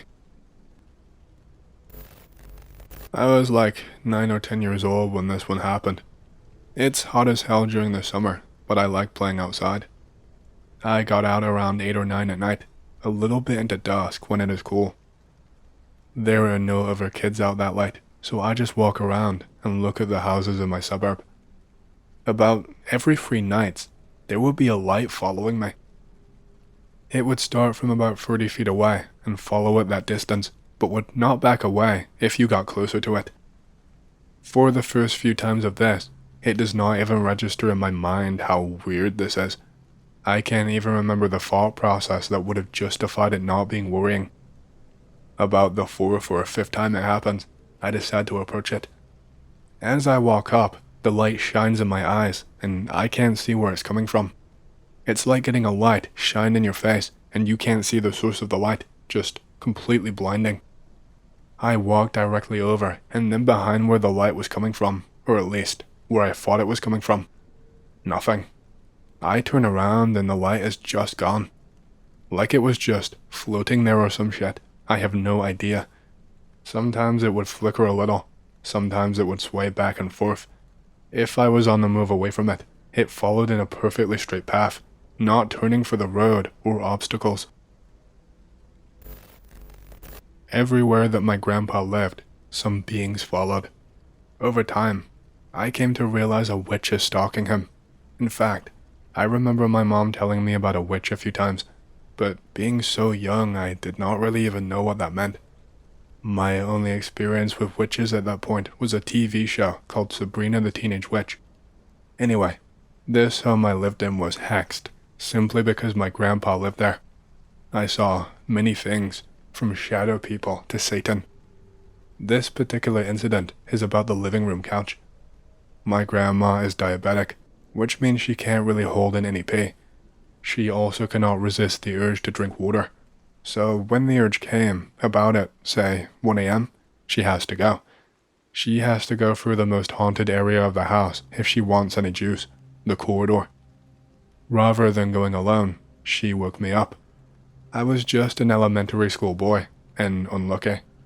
She did not want to wake up Grandpa because he had work at 5 in the morning. She grabbed my hand and off we went. At these times, we made it to the kitchen with no issues. As soon as we arrived, Grandma turned on the lights. She grabbed some orange juice and then went to the bathroom. All of this took like 3 minutes. From the kitchen, you have access to the living room. From the entrance, you can see most of it, if the lights are on. Standing to the left of the fridge, I could see the big couch. Laying on the couch was a black figure. Every time, and I mean every time I noticed it, he would raise his head and glance at me. This happened every single night. The pattern was always the same. He would raise his head and then attempt to sit up. He would fail a few times. He would then finally use his elbows to support his weight. His spine was at a 45-degree angle or so he was not fully sitting. He just wanted to stare back at me, it seems. I call it a he because he did not have long hair. During these stare downs, I always tried to identify him. I thought maybe it was my uncle, who also lived with this. I began to feel bad at first. Grandma turning the kitchen lights on kept waking him up. But then I realized, Uncle had a rectangle head. This figure had an oval-shaped head. Eventually, Grandma noticed, after a few days of this, that I kept contacting this shadow figure. She noticed me always staring at the same direction. She saw the figure with its elbows, keeping it up. She gasped and exclaimed that I should never ever look at these creatures. She then said that we urgently need to go back to our rooms. As soon as she grabbed me to push me towards the corridor, that figure jerked its body. It was now sitting on the couch rather than laying, feet and legs off the couch and on the carpet, his body facing the TV, except his back was hunched. His body language seemed defeated or depressed. We left in such a hurry that Grandma did not even turn off the light on departure like she usually did. Ever since then, that figure began a new pattern. After sitting up with its elbows, he would eventually turn his body to just sit properly, but in a slumped position, feet planted on the floor. That thing was like a cue, a timer. When he sat upright, it was time for Grandma to finish and leave. This lasted for a few days. On the final day, he stood up, body straight, like a soldier. I say final day, because that was the last time I saw anything in the living room. Grandma's diabetes did not cure overnight, however. She still needed to go and grab a sip of Kool-Aid. We took the same route, the only route. Through the corridor we went. That night was different. There was some light in the corridor, leaking from the small opening under the bathroom door. Someone was showering at this hour. I was relieved because it made me feel less lonely. To the left of the bathroom is the kitchen containing our larger fridge. Grandma offered me a glass of water that night. I remember that night so well. No shadow man in sight. As we return, I am feeling more confident. We enter the corridor one step. I stop and ask Grandma, "Who is in the bathroom?" She did not even get to fully finish her sentence. "I don't know." We hear a squeak. The shower knob turned, turning off the water. Then a swift brush of the shower curtain. Then we hear wet footsteps running towards the door.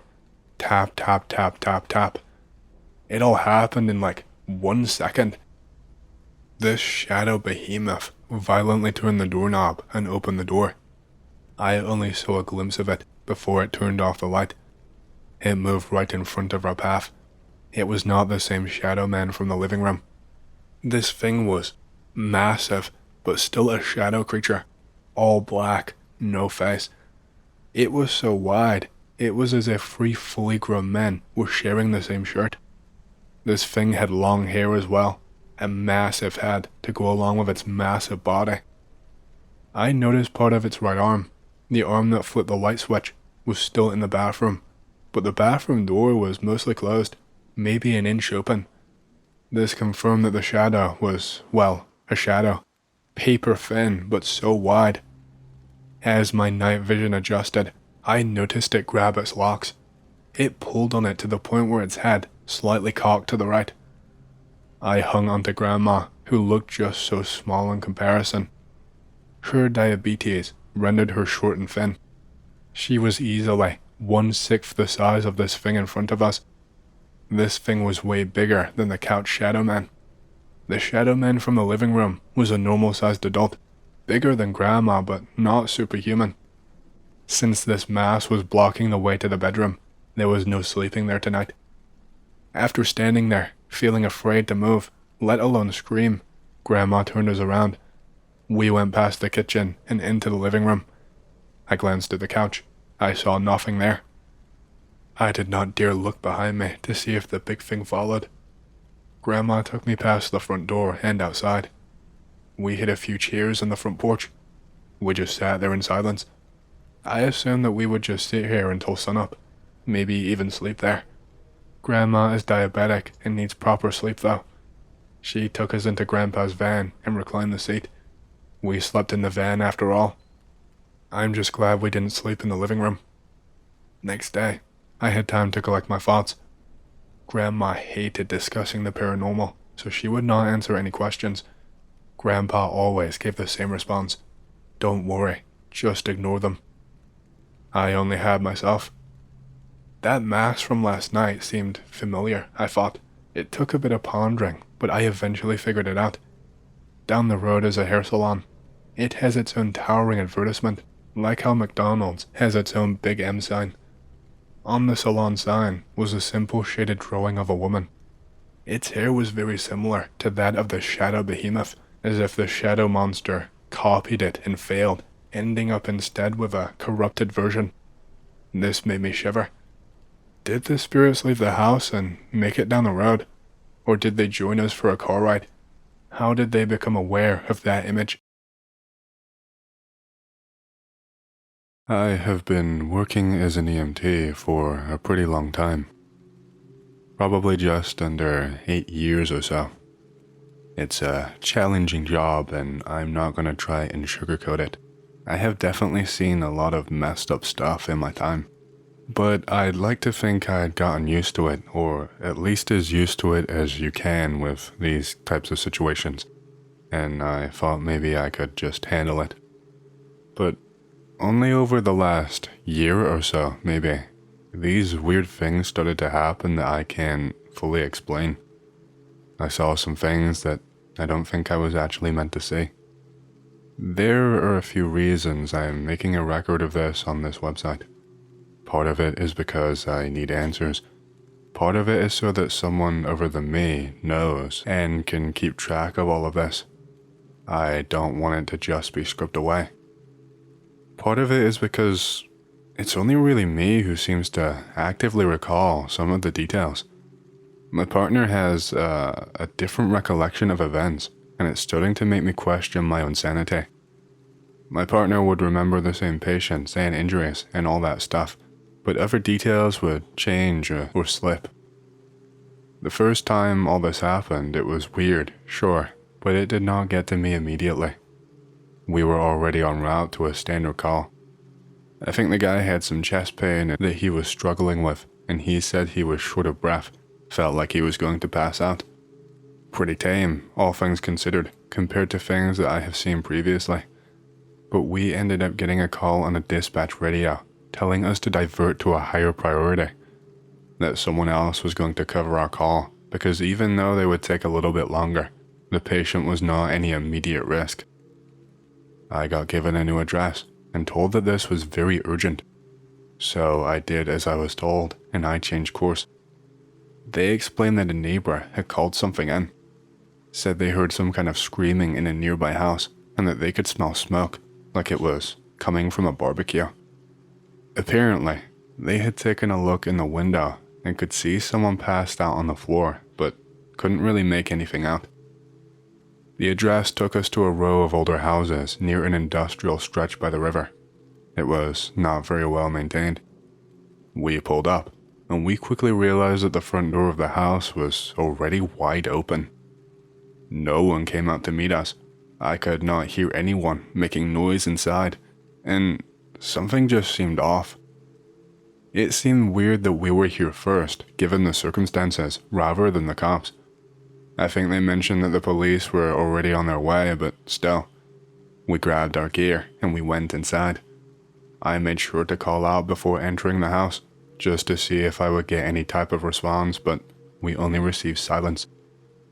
As I stepped in the doorway though, I could hear this kind of humming sound. It sounded muted, like it was muffled by something. I figured it might be in the basement or something like that, obscured by the concrete maybe. Sure enough, we searched the entire house, top to bottom, calling out all the while, but did not find a trace of a single person. The only place we had left to search was the basement. So we made our way down a narrow set of stairs into the basement. It looked like it had been converted into some kind of a workshop. Tools hanging on the walls everywhere, half-made wooden furniture and other things like that. Bits of scrap metal scattered around, and these machines that I did not know what they did just everywhere. And that's when we finally found the body. We rushed over to him immediately, but we knew that he was as good as gone. My partner had to ascend the stairs again just to be able to radio dispatch and update the situation and make sure that the police got here immediately. The guy was a middle-aged man, and he was lying on his back on the concrete floor. His shirt was half burned away, and what was remaining of it was actually fused to his skin. The burns were incredibly severe. They were on his chest and both arms too. The skin on his arms were blistered and peeling. It's the type of thing that you would only see with direct heat exposure. I checked his body for any other signs of trauma, and he did appear to have a nasty head wound. He seemed to have a little bit of blood clumped with bits of hair that were knotted. The only problem with this was that there was no fire or any evidence of a fire. There was the smell of burning in the air, the smell of burnt flesh and smoke to be exact, but nothing around the basement had evidence of fire damage, and none of the tools down here could have sparked a localized fire that would neutralize right after burning this man, especially not in some specific spots. Like, there was no way a fire could start near his chest and spread only to his arms and just stop immediately. That's not really how it works. I think the hum that we heard when we came in the house was the part that got me. It just struck me as weird, because it continued the entire time we searched the house pretty much until we got down to that basement, and then it was gone. Also, I forgot to mention, and it's silly because this is probably important. When I touched the man to examine the body, it was fine. I touched his neck to check his pulse, I touched his arms, his skin. All fine until I touched where these burns were. When I touched them, I got zapped, some kind of static shock, and it happened every single time I touched the burns without fail. I called my partner down and told him to touch them, and when he did, he jumped and called me an asshole. But it didn't make sense, and he could not explain it either. It was just another strange call to add to the pile. The police arrived at the scene and took over. They very quickly ushered us away and wanted absolute privacy while investigating the scene, and so we left.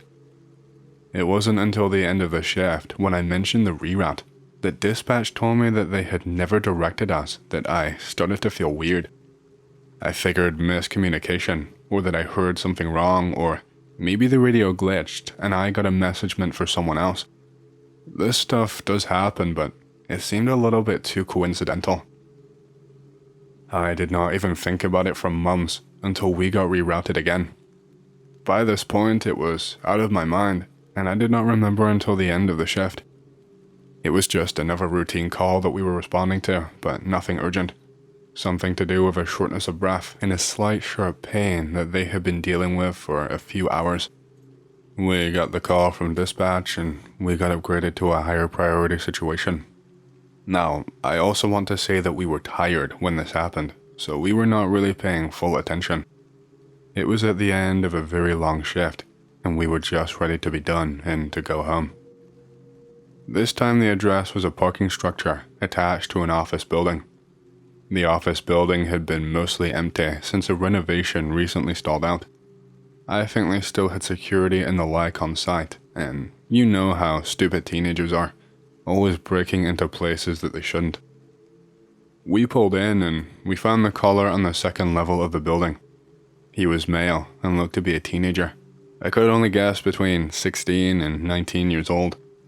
He was unconscious and unresponsive when we found him, and his injuries were immediately obvious. One side of his body looked to be crushed inward slightly, but it didn't really match any type of damage from a fall or an impact from anything nearby. Certainly could not have been a car. His ribs were collapsed inward, and he looked to be barely breathing. His leg was twisted at an angle that looked horrible, almost at a right angle. But there was nothing nearby to cause this.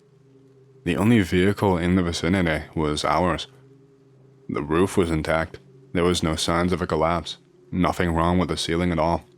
There weren't even any impact marks on the ground. On the pillar behind him though, there were these weird scorch marks almost. Just bits of black ash and stuff, but obviously had nothing to do with these injuries. These injuries would only make sense if a heavy weight had crushed him.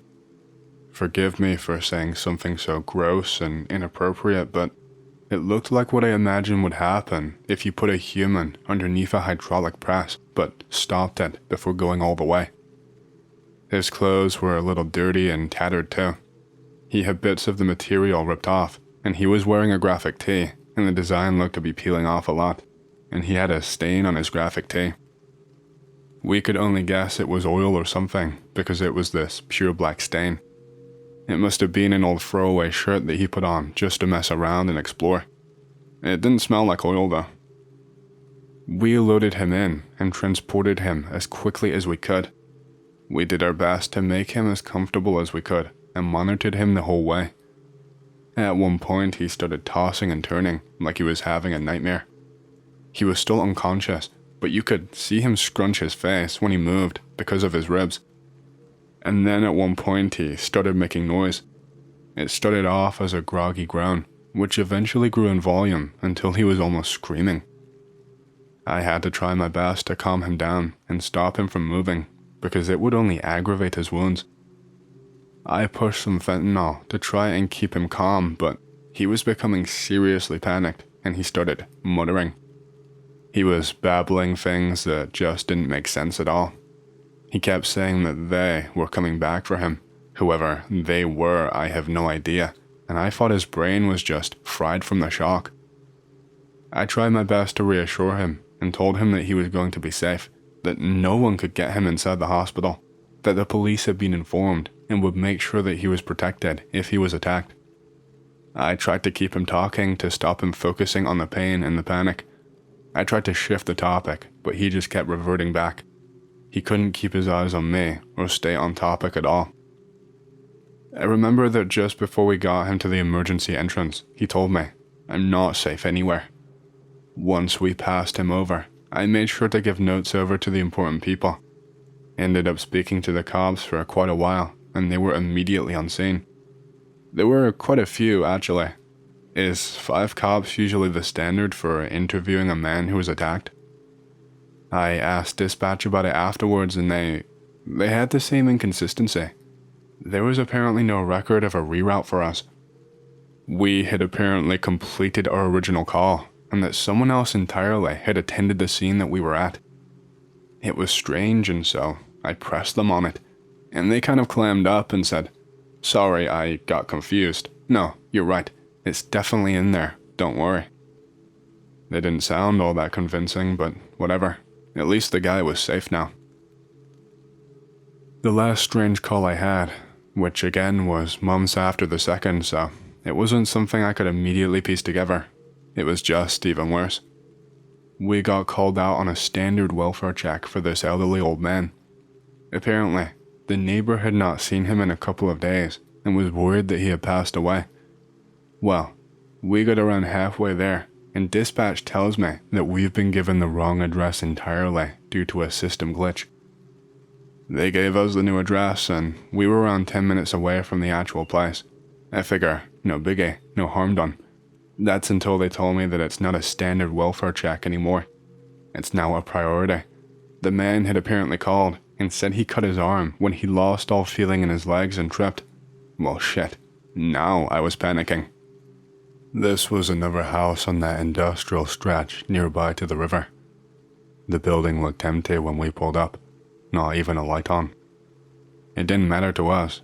We had to make a move, and quickly. The door was unlocked as we tried it, and we made sure to announce our entry again. The second I stepped inside, I could hear that something electrical was turned on. Maybe a generator by the sound of it.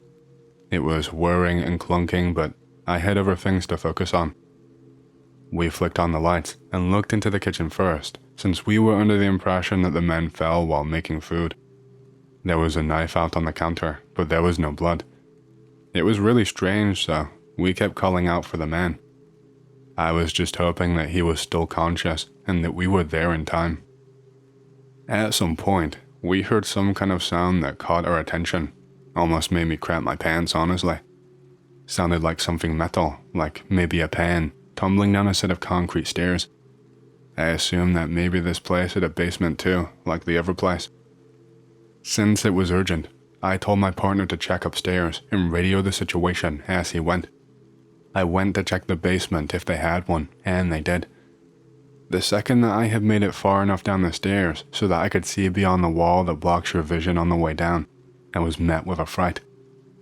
I only caught a couple of seconds of glimpses and images before I panicked and started running.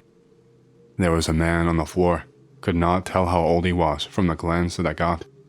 His shirt was pulled up over his head, and I could see cuts or blood on his stomach. You could not miss them, even if you tried. I saw some kind of rope near or around him, and I saw a man standing there who, once I got down the stairs, began to try and attack me. I saw him lunge at me, and I turned and tried to flee up the stairs, but I put my foot wrong and had to use my hands to brace against the concrete stairs. When he ran over to me, I heard a metallic sound, a clunk, clunk, clunk. The man grabbed me with his hand, and it was cold at first, ice cold, but then it burned. I still have the mark on my wrist from where the flesh was seared. It hurt so badly. I remember kicking my right leg backwards without even looking because I was so scared, and I hit something rock solid and it hurt my foot. I thought I must have kicked the wall by accident. I wasn't even thinking. I needed him off of me, and I needed to escape desperately. I turned around and caught one split-second glimpse of him.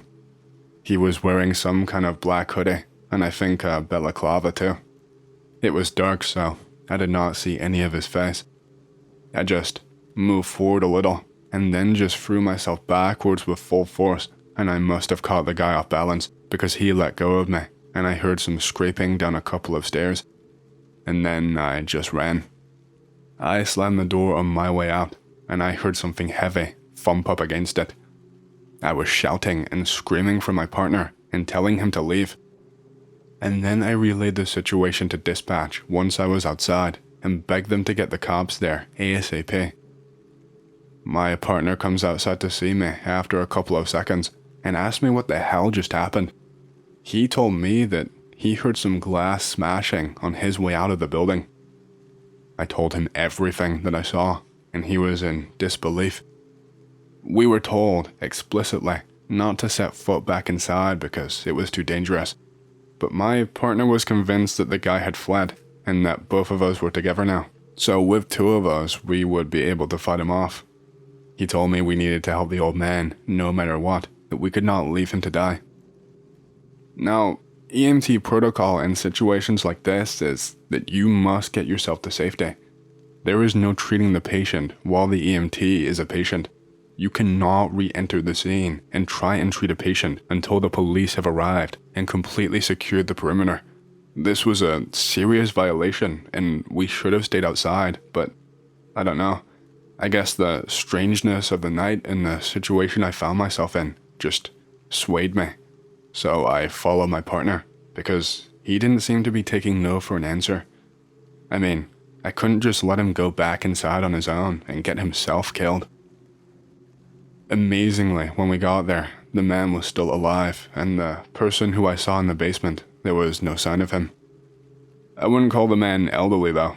He must have been between 40 and 50, maybe 60 at a push. He didn't have any cuts along his arms, but he did have other wounds. We barely got a chance to examine or talk to the guy before we heard the front door fly open. Then we heard the shouts of police, and we called out that we were in the basement. I tried to give the cops the rundown, but around 7 or 8 of them were swarming inside, and they were telling me to get out, to leave out the front door.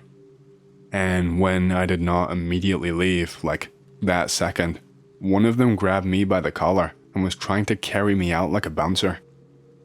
I asked what the deal was and tried to explain that I had information, but I was told to shut up and that this was an active crime scene. I was told that it was not safe whatsoever, and no matter what, we could not be there anymore. What an asshole. More units arrived before we even managed to leave. One was an unmarked car, along with another couple of cruisers. More cops than I had ever seen for something like this. I got no follow-up on that case whatsoever, no matter how hard I tried. I was denied at every single point.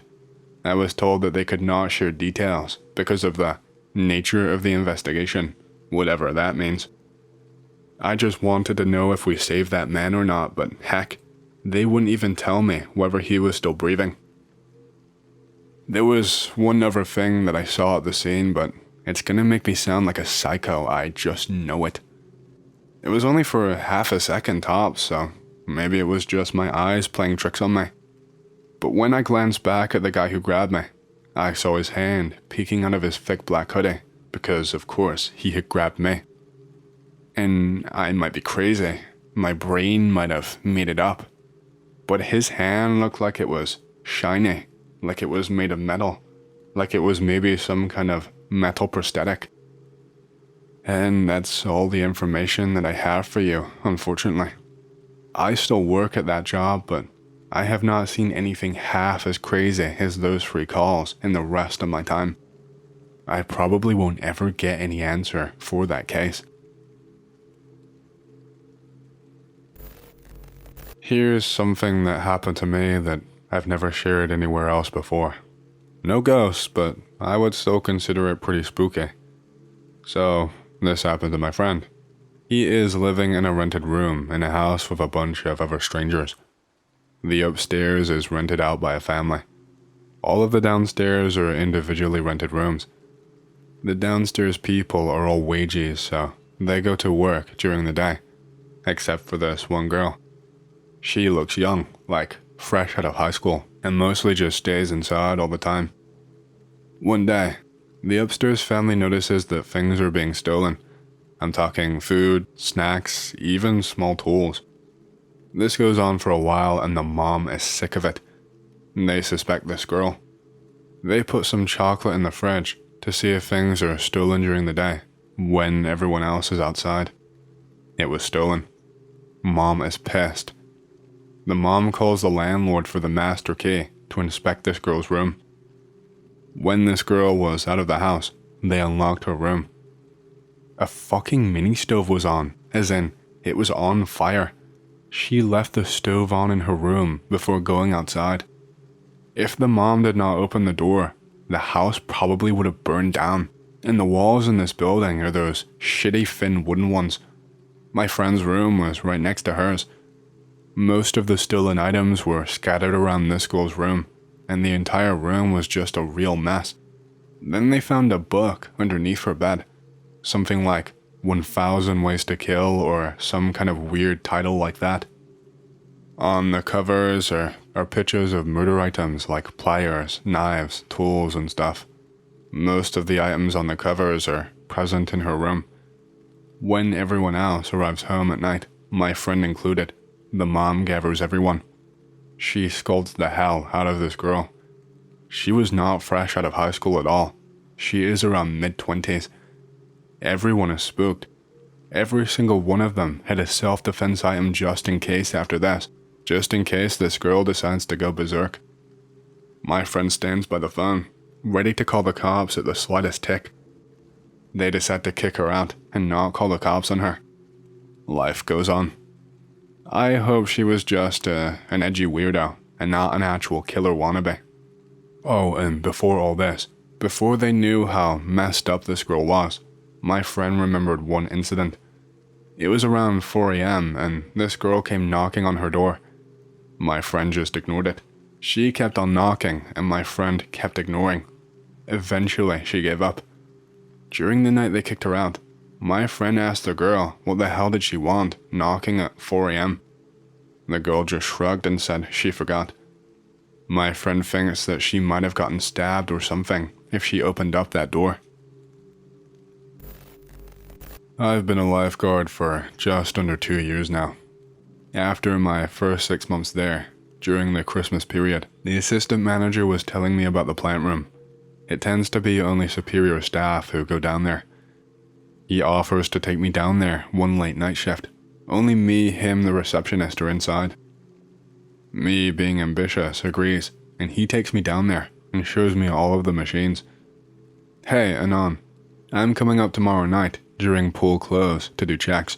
Come up and I'll show you how it's all done. I agree.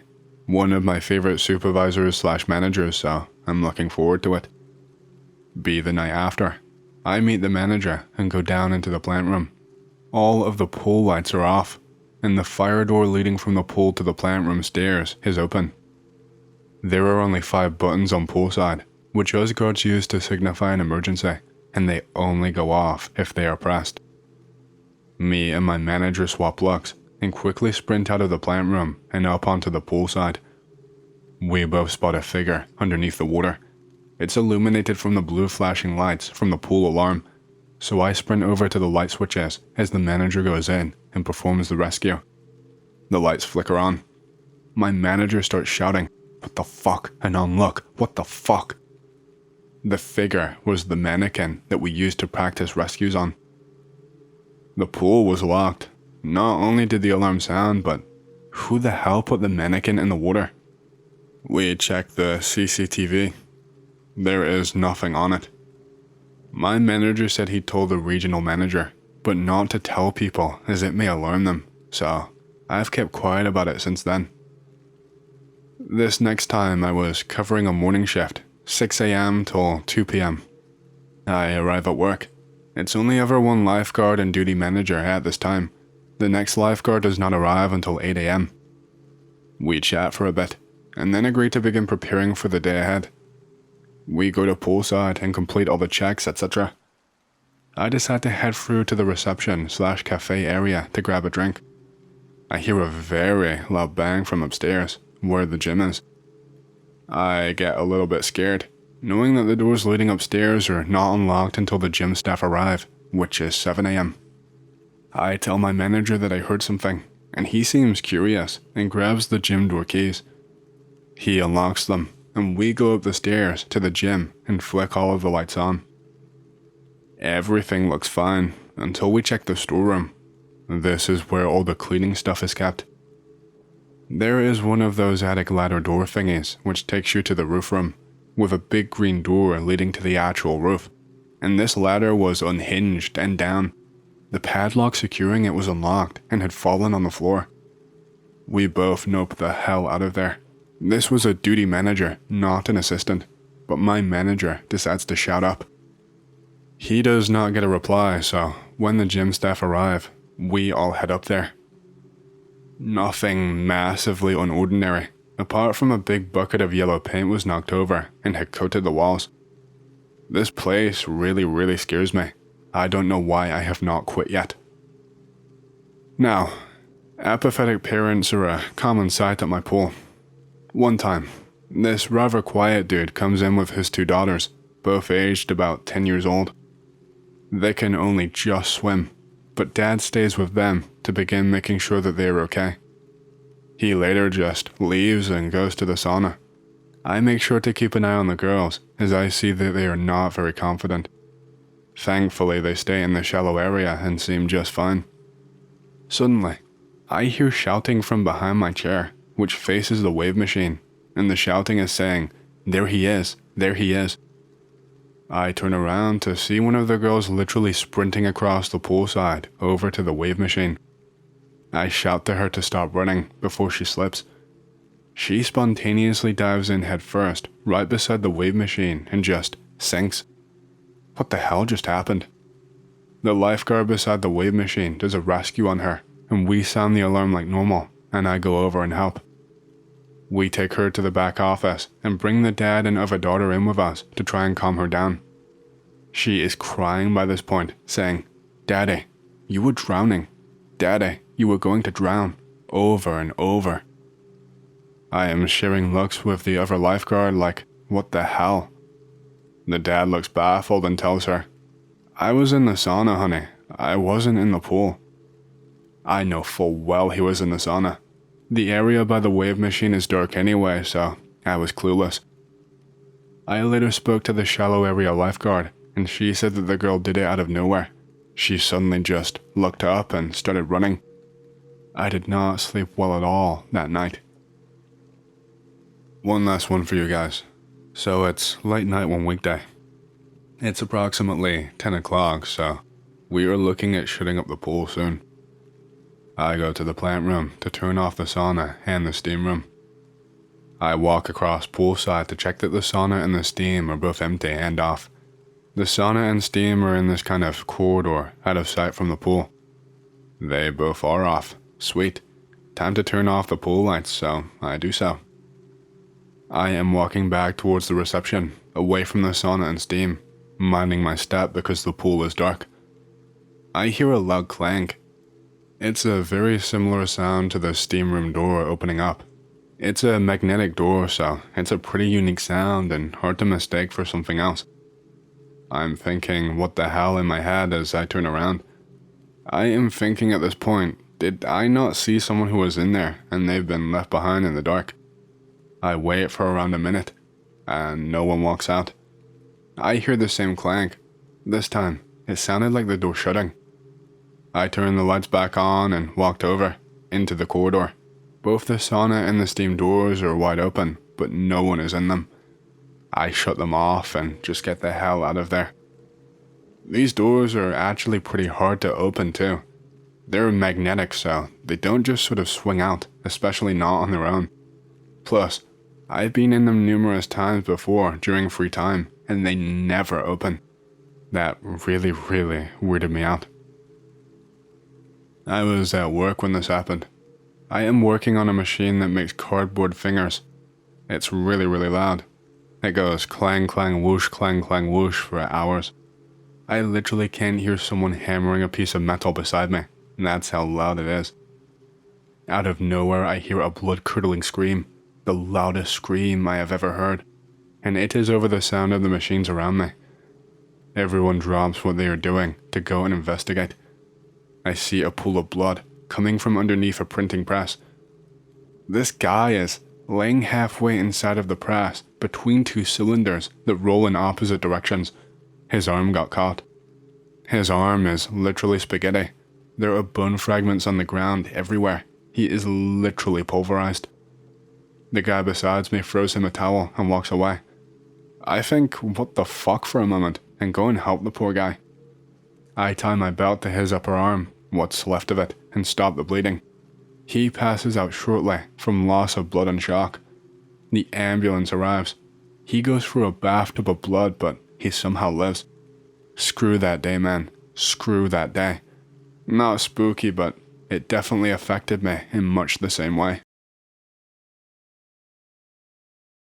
I used to work at Disney World for actually quite a few years, until I ended up getting fired, which actually kinda directly ties into what I want to tell you about here. I don't expect to be believed, but at least let me tell the entire story before you shit up the thread and call me an idiot. So I worked as a mechanic for Disney, and ended up fixing up all manner of rides. Usually, these would be quick fixes here and there, like resetting sensors, or sorting out a stuck lap bar and the like. Typically, we do not work on any rides during the day, because Disney puts great importance on keeping the magic alive, and so anything that would take more than a few minutes, and more than just one person, is reserved for after hours when every single guest has left.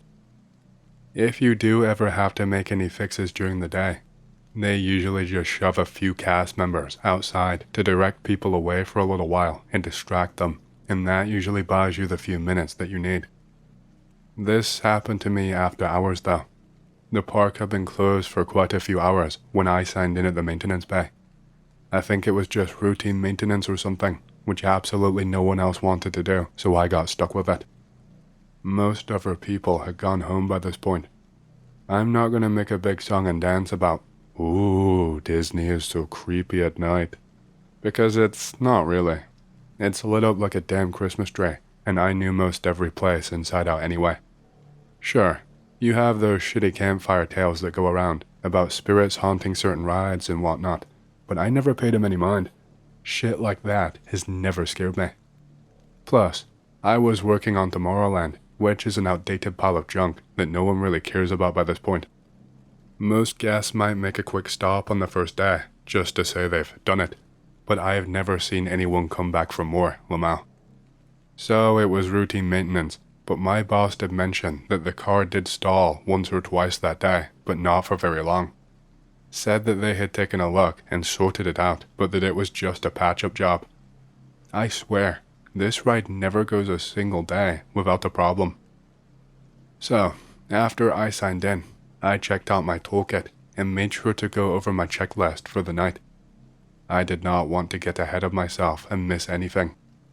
Disney is super strict about cleaning policies and how you operate. I am not even exaggerating. They make you use products from a pre-approved list, and you have to follow guidelines to the letter.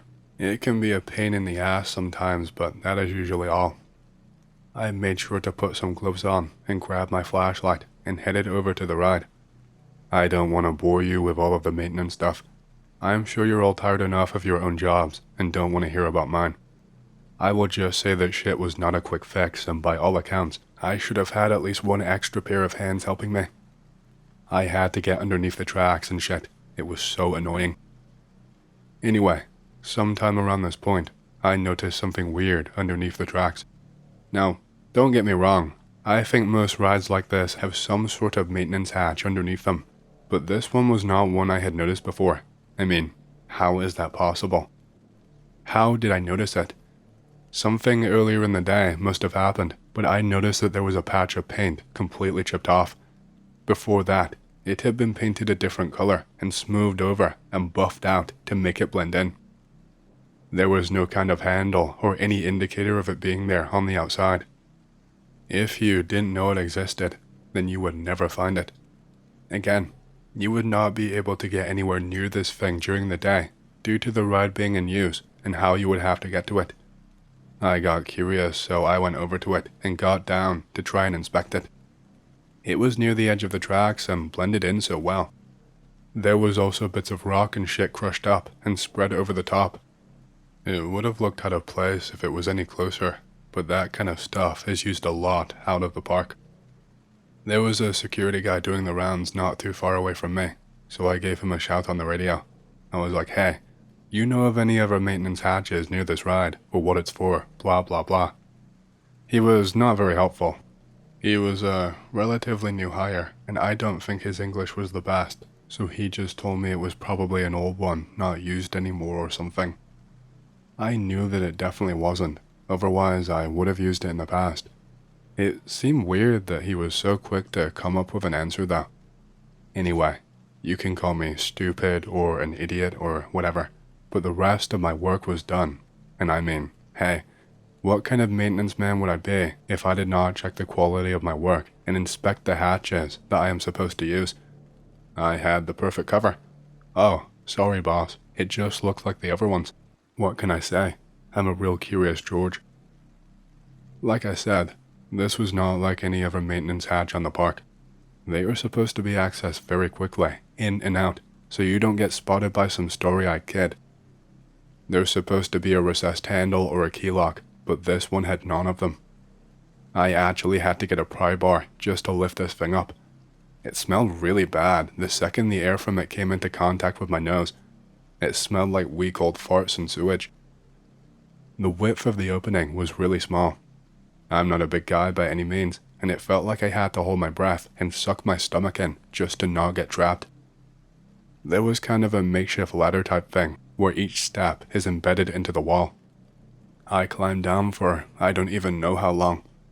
I made sure to put the cover back over as I did, just in case some idiot fell into it, or someone noticed and I got into trouble. Probably a big mistake.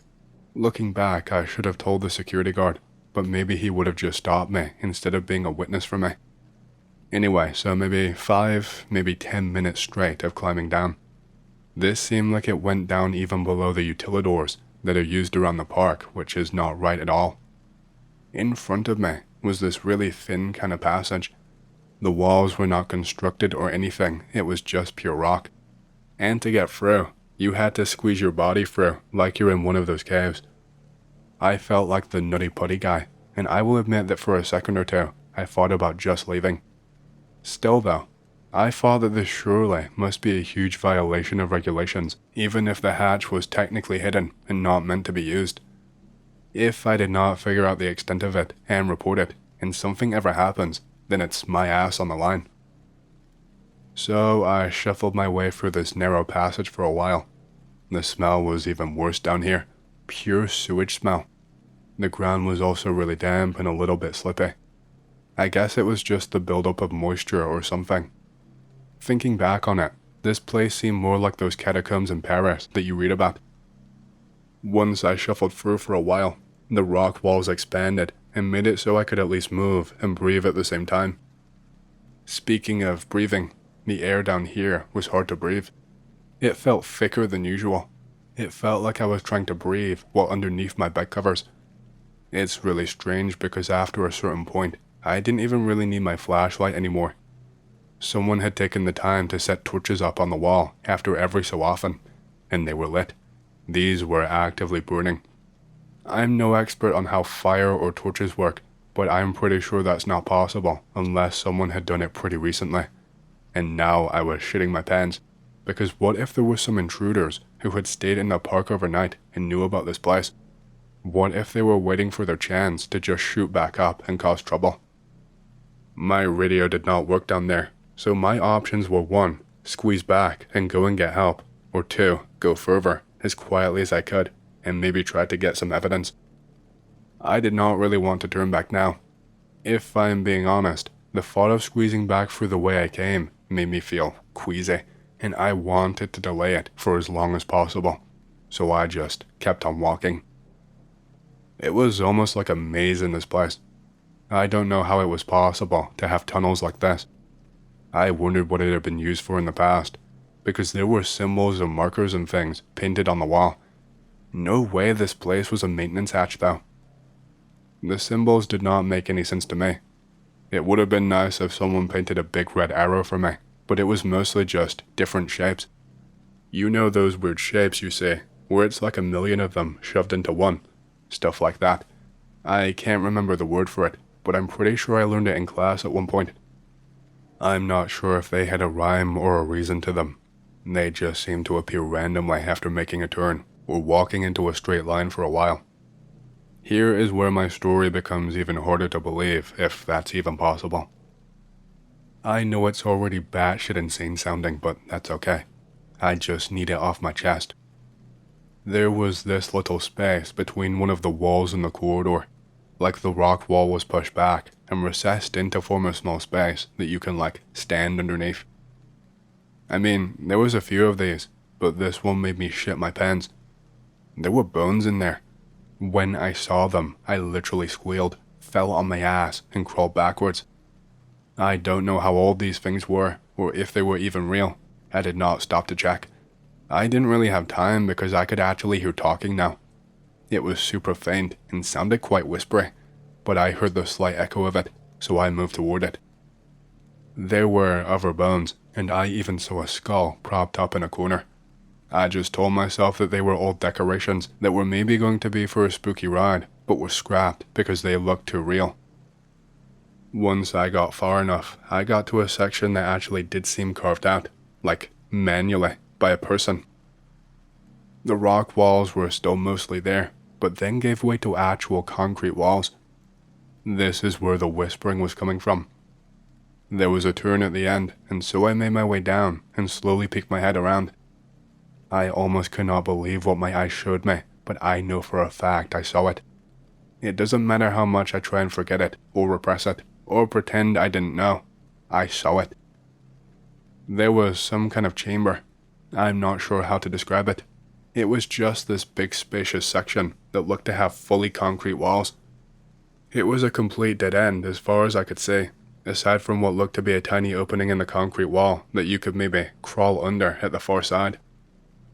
In the middle of this chamber or whatever, there was something in the middle. It looked like a bed but made out of stone. It wasn't massive or anything, but there was something on top of it, and there were people standing around it.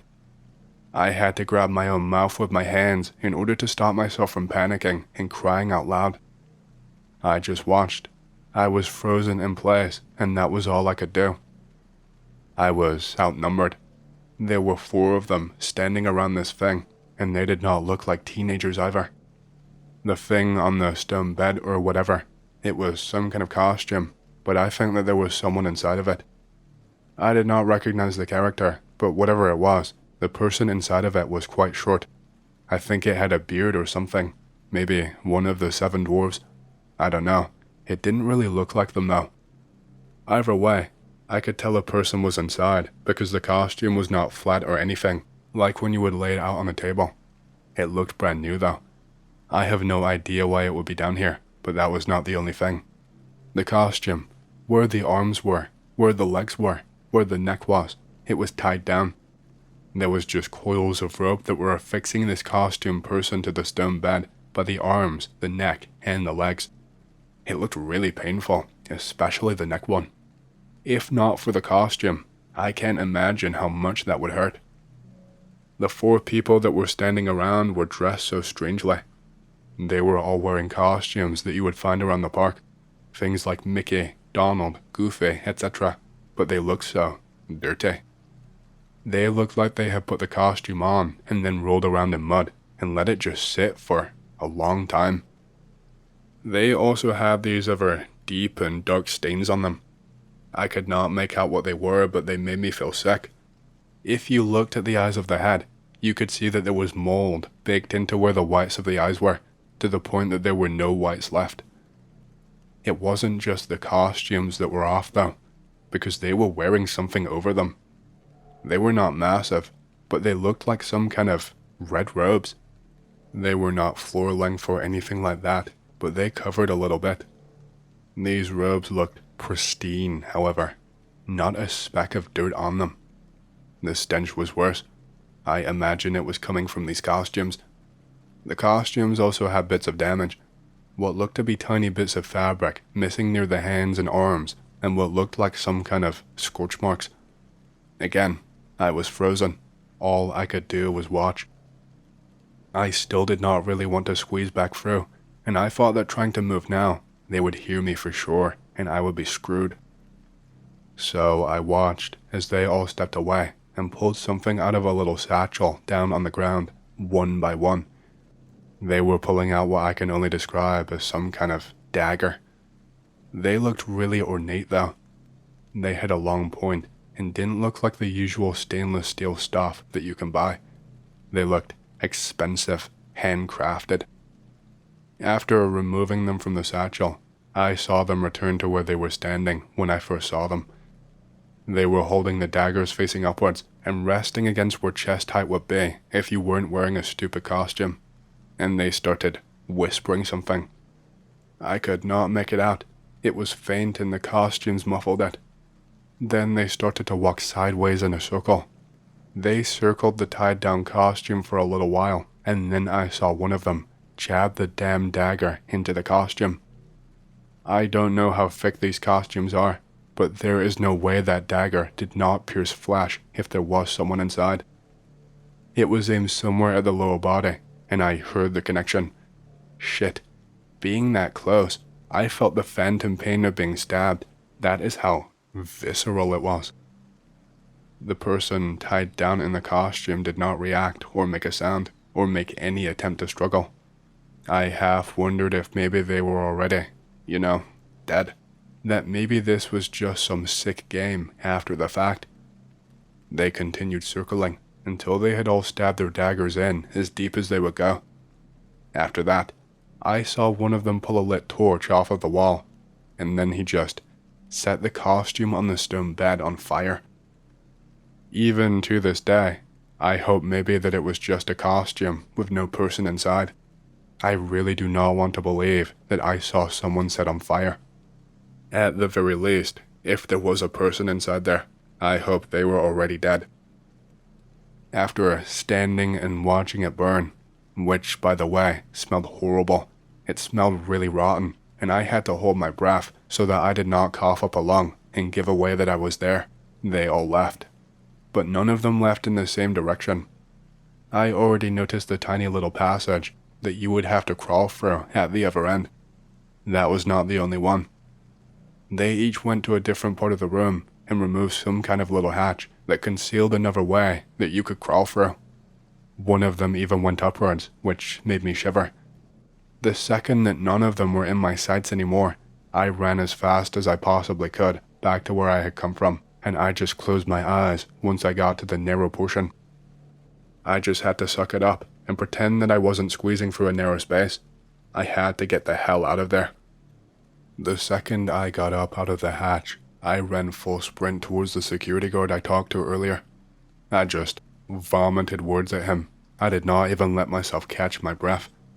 He had to keep telling me to slow down, and once I did finally get out what I wanted to tell him, he waved me away.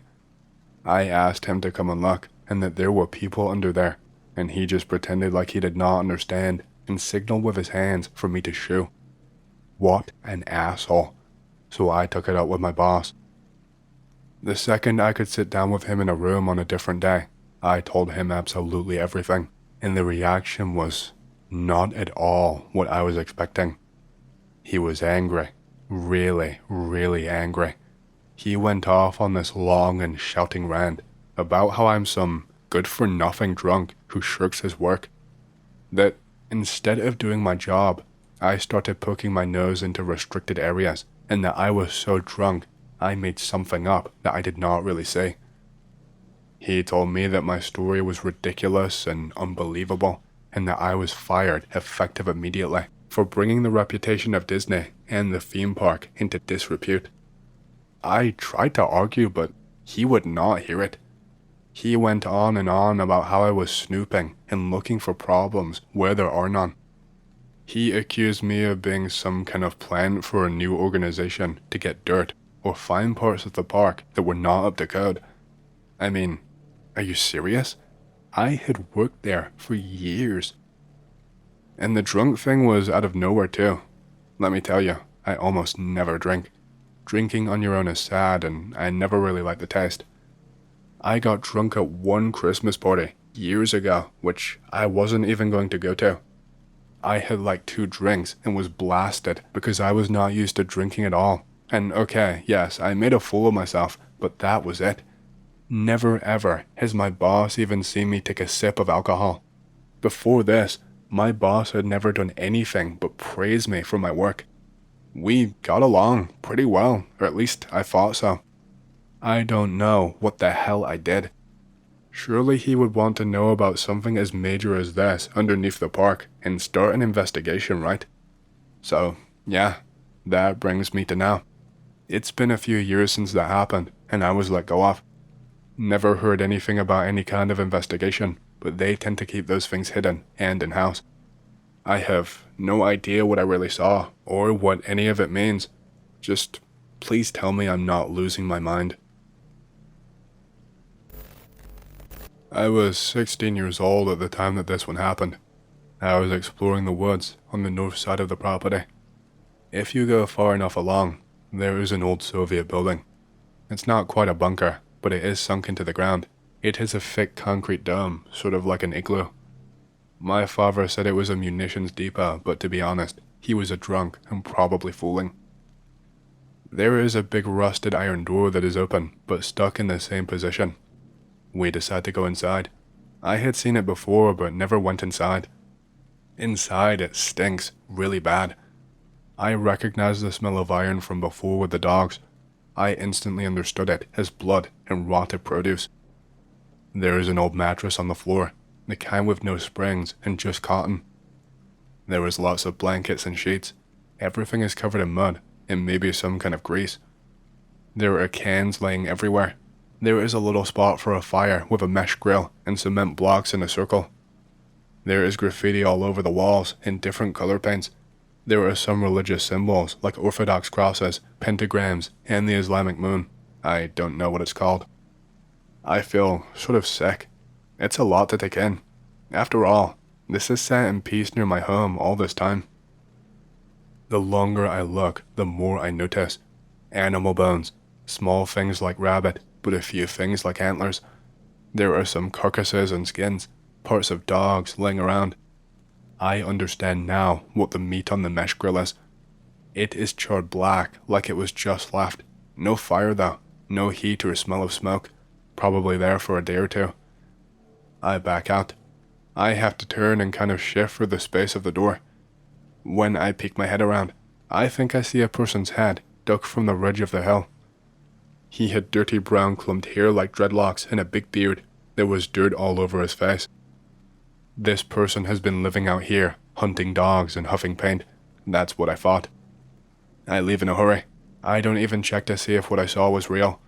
I tell my family. My father calls the police. They ask if it is on our property. He tells them no. They basically say if he is not trespassing or bothering anyone, they will not consider it priority at this time. We just have to sort of accept that there is a crazed vagrant in the woods, probably a 30-minute walk away. Life goes on normally for a few days. I am outside feeding our pigs and getting their shelter ready for winter. I look past our fence to the tree line and spot him. It looks to be the same person. He is wearing what looks like a tarp or maybe a trash bag, with holes cut out for his arms and legs. He is far away, but I'm pretty sure he was wearing several pairs of pants. It looked really puffed out and baggy. The outer ones were ripped, and I could see different cloth. He's just kind of standing there. I don't really know what to do, and we look at each other for a minute. He goes back into the trees. My heart is pounding. I go back inside and get my father's rifle. I am home alone today, so I sit by the windows and listen to the radio. The rest of my family got home later. I am helping move all the groceries from our truck into the house. Who is that over there? My mother says. I have not said anything about him yet, because it's all just really weird. Instantly, I am nervous. I look where she is pointing, and there he is. My father waves and yells a greeting. The man in the woods does nothing, starts walking along the tree line. I tell them I saw him earlier. Tell them he is the man I saw from the building. We all go inside. We don't bother calling the police because he was technically not on our property. We have a few dogs of our own. I did not want them to get hurt by him, so I kept them inside that night. I get woken up very early that morning, before dawn. My father is pissed. He went out early because all of the dogs were restless. He regularly wakes up at around 4 a.m., so this was not strange. He tells me that 2 of our pigs are missing and that our barbed wire has been cut. We both know who the culprit is. He has gone too far. We get the dogs, get the rifles. Father calls his brother, so he drives over. We head into the woods as the sun is still rising. We make the hike to the building. It is fall. It is that dead silence again. The area is thick with trees and it's a cloudy day. It's still really dark outside. We reach the building. We can smell that stink of shit and blood again. We quietly approach. The dogs are okay, but they are really nervous. They smelled it before we did, of course. My uncle and I stand on either side of the steps to the big door. My father is in front in the middle. He shouts to ask if anybody is there, but of course, we get no answer. We go inside. It's the same as before mostly, only this time, we see one of our pigs. He is on the floor on his side, with a trash bag over his face. He is not stuck or cut. He was simply smothered by the bag. The pig had shit all over the floor when it died. It seemed that no effort was made to clean it thus far. We leave the building. All 3 of us circle around. We are looking down the hill towards the trees, trying to spot him. My uncle shouts. He sees someone in the trees. We go to where he is standing. I see something, flesh-colored, standing about with arms and legs stretched out. It looks off, but I cannot place it. We go downhill. It is our sow. She is strung up by her legs. They are pulled out, between 2 trees, like she is going to be gutted. She has a crown of brambles on her head. There are swastikas, pentagrams, curse words, cut into her skin all over. The skin from her face has been peeled off. There is spray paint all over where its face once was. There are 2 Orthodox crosses carved into the 2 trees. We are all very freaked out by this chaos. My uncle says he is going to puke. We book it back up the hill, keeping an eye out. We are not so rough and ready anymore. If we had tails, they would have been between our legs all the way home. After that, everything is quiet again. We fixed our fence, and I kept a strong lookout for a few weeks. We did not see him anymore. Still, we were all really freaked out that this guy was out there and that he knew where we live. We made rules that brother could not be outside alone. Me and father usually took a rifle and leaned it on something near where we were working on from then on. We made a show for the first few days of going outside and shooting. We wanted to let him know that if he was around, that we were armed and could defend ourselves if we needed to. Like I said, we never saw him again. For years though, things would go missing from our shed, and our neighbors talked about things going missing as well. Things like spray paint, gardening tools. We hid a big deep freezer in our shed that we kept game that we had hunted inside of it. One time, we discovered a large chunk of gnawed upon deer on the ground. Whoever did it had to have been chewing on it while it was frozen.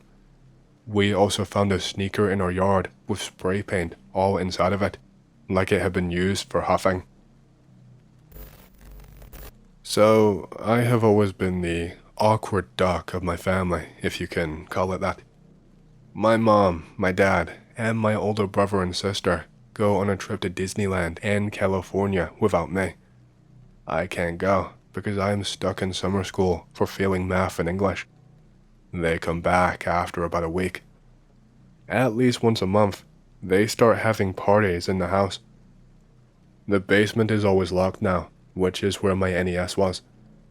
They put it in my room, which was amazing for an 11-year-old, or however old I was at the time, so I did not mind too much. This goes on for about a year. I'm just used to it now. I am just hanging out upstairs, playing Castlevania or Mario. They say they are sending me to a sleepover camp as recompense for the missed trip last year, since my grades are good now. It's not the same as Disney, but it's got canoeing, camping, archery, clay pigeon shooting, etc. I go and have a great time. My uncle meets me instead when I get back home. My entire house except my room is just empty. They left a note telling me that I should go and live with my uncle next door since they could not be there anymore. My uncle just never talks about it. The police can't turn up shit, or likely, they never even bother trying to find them. I cannot ever track them down. Still to this day, I don't know where my parents went. TLDR, I think my parents joined a cult, abandoned me, and then skipped town. Here is a fun one that's a bit more paranormal. I was about 3 to 6 years old. My grandfather died the day that I was supposed to be born. According to my mom, I would constantly tell her stories that I would start with, "When I was your dad," and then apparently, I would rattle off facts that I had no way of knowing. Names of her childhood dogs, stories from when he was in court facing perjury charges, etc. Then, when I was around 6 years old, my family was going through a rough patch financially. I am just a normal, hyperactive child. Suddenly, I stop what I am doing, and my eyes roll back in my head. I start repeating numbers. Everyone freaked out. Later, Grandma has a dream.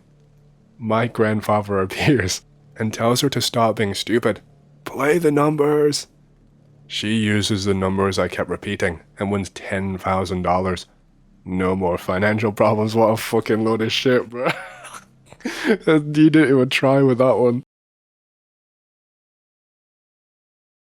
I had an experience involving the deep web or the dark web or whatever you want to call it. I am not the most tech-savvy person in the world, so I don't really understand the difference. I probably won't be believed, and that is fine, but it's something that scarred me, and I'm still afraid to this day that someone is going to find out where I am. Let me start by saying that I got into using the deep web and Tor browser and stuff like that from a friend. I'm ashamed to admit it, but at that time, I was a heroin addict and a pretty heavy user. My friend was from that type of crowd. Thankfully, I'm a couple of years sober and have managed to somewhat get my life together, but I was really messed up for a long time.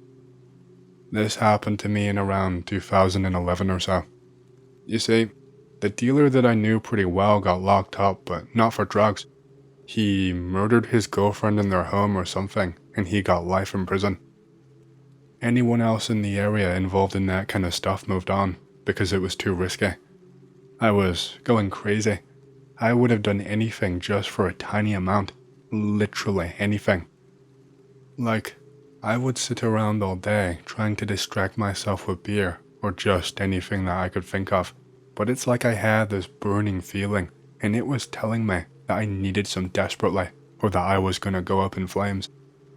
I was on edge, really on edge. I was getting angry with random people. I was getting into stupid fights in the street. It sounds weird, but trying to fight people, and getting my ass beat because I'm terrible at fighting, was like one way to distract myself, but it did not last for long. I remember getting my nose broken, and it's the only thing that took my mind off of the craving for any length of time, but even that did not help that much. Obviously, going cold turkey so quickly was messing with my health too, and man, I was just at the lowest I have ever been. So, anyway, my friend tells me about this new deal that he's been getting.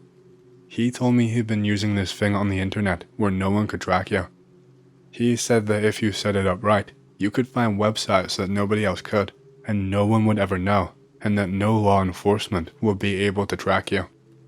He said he found out from another person, who I did not know, and that you could buy anything that you want there. He told me that some of the people that we ran with had managed to get some drugs from this place. Me being in the state that I was, I just jumped at the chance. I was ready to get down on my hands and knees and beg. And so, anyway, my friend came to my house and installed some shit on my computer. I barely even really paid attention because I didn't really know what it all did. It was a terrible computer. Most of the parts were just things that people on Craigslist were begging people to take off of their hands, or things I just found tossed out on the street. I was pretty broke and from a really shitty neighborhood, if you could not tell. The only thing I bought with actual money was a new graphics card that I hoarded enough money to buy because I wanted to play Battlefield 3 on my PC so bad. That thing was slow as shit, and I think I got like 15 FPS on that game, but anyway, that's not the point. I did not really understand a whole lot. He gave me a rundown of what I should use and what I need to activate to be safe, and then showed me how to get to the website. Most of it went out of the window, but I knew just enough, just about anyway. And so I ordered some. Now, I'm not an idiot. I knew sending it to my own address would open me up to a world of trouble. Lucky for me that a block or two away from me, there is this building or whatever that had been abandoned for close to a year at this point, just old and messed up. Squatters there every now and again, but usually not for long. From the front, it did not look too bad, and I was banking on the mail guy being too tired to give a shit, hoping he would just toss it in the yard or put it on the porch and leave. It was a success. The first time, at least. I got there and the package was there. I put a fake name on it, and it had just been left around the back. My friend and other people had used this place before, so I guess that's why he suggested it to me. We always have people in our group scouting around the area and hanging around so that we do not get screwed over. It cost me an arm and a leg, but I just felt relief. It was packed really fancy. Looked like some fancy perfume or something. It had been packed nice and tight, but my shit was in there. I don't want to go on and on about using and sound like I'm a lying loser. I'm glad that time in my life is over. I will say though, that the high felt different than usual. I'm not sure how to describe it really. I guess I just felt more relaxed than usual, maybe more tired, but I think that's probably down to the fact that I was barely sleeping. I went through it in no time at all, and before long, I was putting in more orders. It was stupid. It was bound to blow up in my face, and I have no idea how the mailing system or law enforcement did not find it the first time. But I continued on, because I was desperate and scrounging up every single little penny that I could. It was a pain to order too, because the money had to be on my card so that I could do this convoluted thing and change my money into Bitcoin or whatever. And man, I had to get my friend to help me nearly every single time because I just kept forgetting. So, I got another 2 or 3 orders like this the same way. Then I remember waking up one day in a panic because I had an order for earlier in the day and it was like pitch black. I was freaking out, thinking someone was gonna steal my shit, so I hauled my ass over there. It was not outside. I was half panicking, thinking that maybe the police knew and were gonna bust me, and then half furious, thinking that someone that I knew had screwed me over big time. I was gonna rush straight over to my friend's house to ask him who the rat was, but I went inside the abandoned building first. I thought maybe that someone had dragged it inside for safekeeping, or maybe a squatter took it inside. I was ready to beat someone's ass, even though that had never gone well for me before. My package was inside, and I had never felt so relieved when I saw it sitting there. It wasn't the only package sitting there though. My shit was all there, not touched at all. I opened up the other package because I was curious, and it had my name on it too. Inside the box was another box, and a letter. I opened up the letter, and I skimmed through it. Blah blah blah, dear loyal customer, blah blah blah. If you wish to continue, blah blah blah. Deliver this to blah blah blah. And then I skimmed down to the bottom, and there was a picture attached. Multiple pictures attached. There was a photo of me collecting my order a couple of weeks ago. There was a photo of my house with my full name and other personal details written on the back of the photo. There was a photo of me with my friend who recommended ordering online, and a photo of me with other people who were known users and affiliated with my old dealer. And there was a photo of my dealer, my old dealer, standing over a body. He had taken the photo himself, but he angled it to get himself in the frame so that you could see his face, and he just had a stone cold expression. I shouldn't, but I took the letter and the photos and the packages and ran all the way back to my house and locked every single door and window. I read the letter again, but I read it closer this time, without skimming. It was what I can only describe now in retrospect as some kind of a ransom note, basically thanking me for sampling their products and being a loyal customer, but then telling me that if I did not want to be cut off, or worse, that I would need to play ball. The letter told me they wanted me to deliver the package to a certain destination. I think it was another house, without looking inside. It told me the pictures were insurance and that there was already enough evidence of my connections, whatever that means. I'm not sure what they were implying, but the photo of my old dealer over a body, my heart dropped when I saw that. Was this where he was getting his shit from in the first place? And I mean, why the hell would he agree to this kind of stuff in the first place? The letter did not even have a direct threat. Shit man, it made me wanted to move it tonight. When I shook the box, it sounded like there were a ton of screws rattling around in there, and I wanted to open it up so badly, but I stopped myself, because that would be stupid, even for me.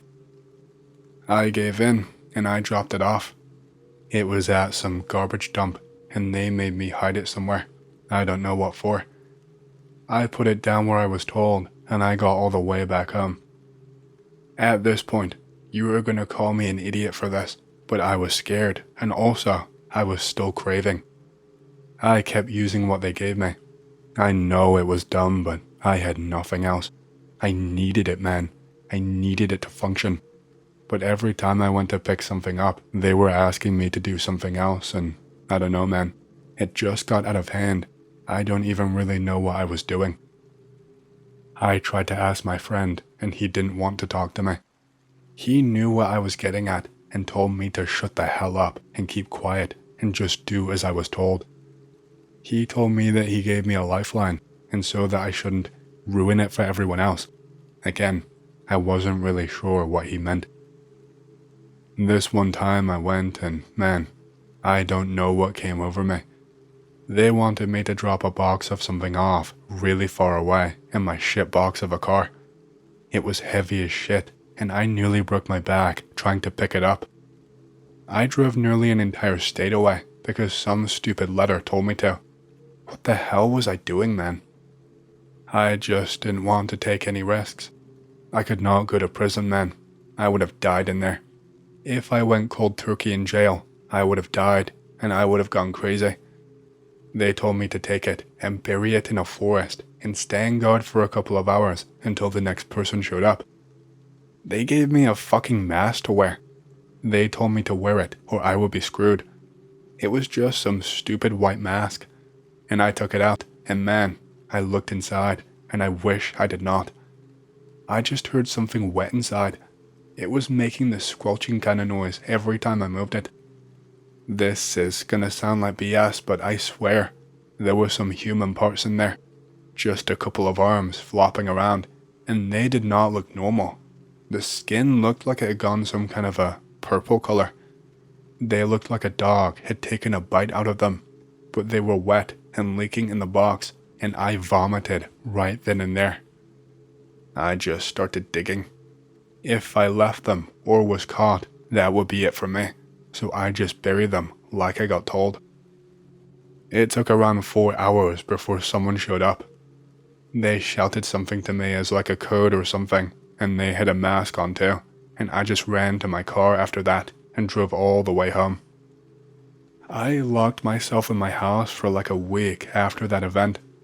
I told myself that I was done and that I was going cold turkey. I think I might have made it. I was pushing through each day, but I got a knock on my door one night. My friend told me that I had a package and that I'd better go and get it. I told him I did not order anything, but he got mad at me and told me to go and get it before something happened. I had trashed my computer by this point. I smashed it because I did not want any trace that I had been ordering stuff. I smashed it until it was only little pieces left over. I went. I'm not sure why I went. I think I was just scared again. But it was just one package this time. It was just my usual order with no note. There was no other box and no orders. I asked my friend about it, and he just told me it was a reward. I thought about throwing it away. I really did. I really wanted to stay clean now, but I took it anyway. It got late at night, and I was just up and thinking, and I don't know, I just took it. I thought that if I just took a little bit and weaned myself off, it would be easier than going cold turkey. That's what I convinced myself at like 3 in the morning. I convinced myself that just a tiny little bit would be okay. I told myself that I would definitely succeed if I did just a little tiny dose and then made it less over time. I told myself I could make this be my last one and use it to get myself free. That obviously did not work. I think I used more that week than I ever had before. It was different though. I should have been more suspicious at the time, but again, I was desperate. It was different in the way that it was like, I just felt more relaxed. I felt calmer when I took it, way calmer and more relaxed than usual. I felt sleepy, but again, I was stressed and not sleeping all that much, and at the time it just felt normal.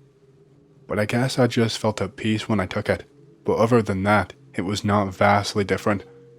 But I caught myself a couple of times.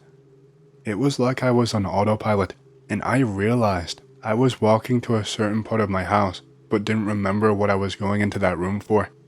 Nothing to freak out about. I've done that tons of times in my life, but I had one time that was just a little bit different. It sounds weird and stupid, but let me explain.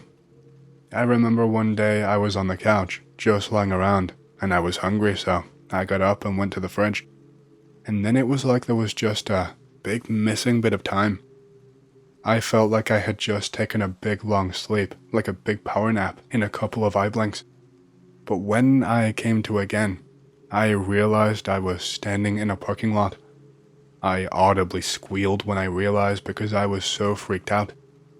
I did not have my phone on me. I did not have my wallet with me. I didn't know what time it was or where the hell I was. I was just in some random parking lot that was barely lit up. I had dirt underneath my fingernails and some grime on my shoes. Nothing was open, and so I just had to guess where I was and started walking. I was freezing and was only wearing a light jacket. I had no recollection of going out to that place or what I was doing there or why. It took me what I can only guess was about 5 hours total to get home by walking. It was 6 a.m. when I got home, and the sun was coming up. I don't know if that's exactly how long it took me, since I wasn't aware of the time when I started walking, but that's what I estimated. I locked myself in my room for like a week after that. I was scared I was gonna do it again. I kept using more and more to try and calm my nerves and to just make myself feel better, but I only felt worse and worse. I was barely even getting any buzz anymore, even with large parts. I half thought it might be defective or not what they said at the time, but I kept taking it, and it was not long before it happened again. When I came to this time, I was at the abandoned place where we were all getting stuff delivered to. I had a really sour taste in my mouth, and that's all I remember before I ran home. I trashed everything I had. I threw the package that they had given me away. I was going cold turkey again. At the time, I was panicking, thinking that I didn't even know that heroin could make that happen. In retrospect, I don't think that is what I was taking, but I will never know for sure. But yeah, I threw away the batch, but I did not even do it in a smart way. Like the idiot, useless waste of space user that I was, I just threw it in my own trash can outside. How I survived as long as I did, I had no idea. I was never careful in anything I ever did, and it would have been so easy for someone to catch me or take advantage. I sometimes wonder if my friend maybe set me up and knew that all of this would happen.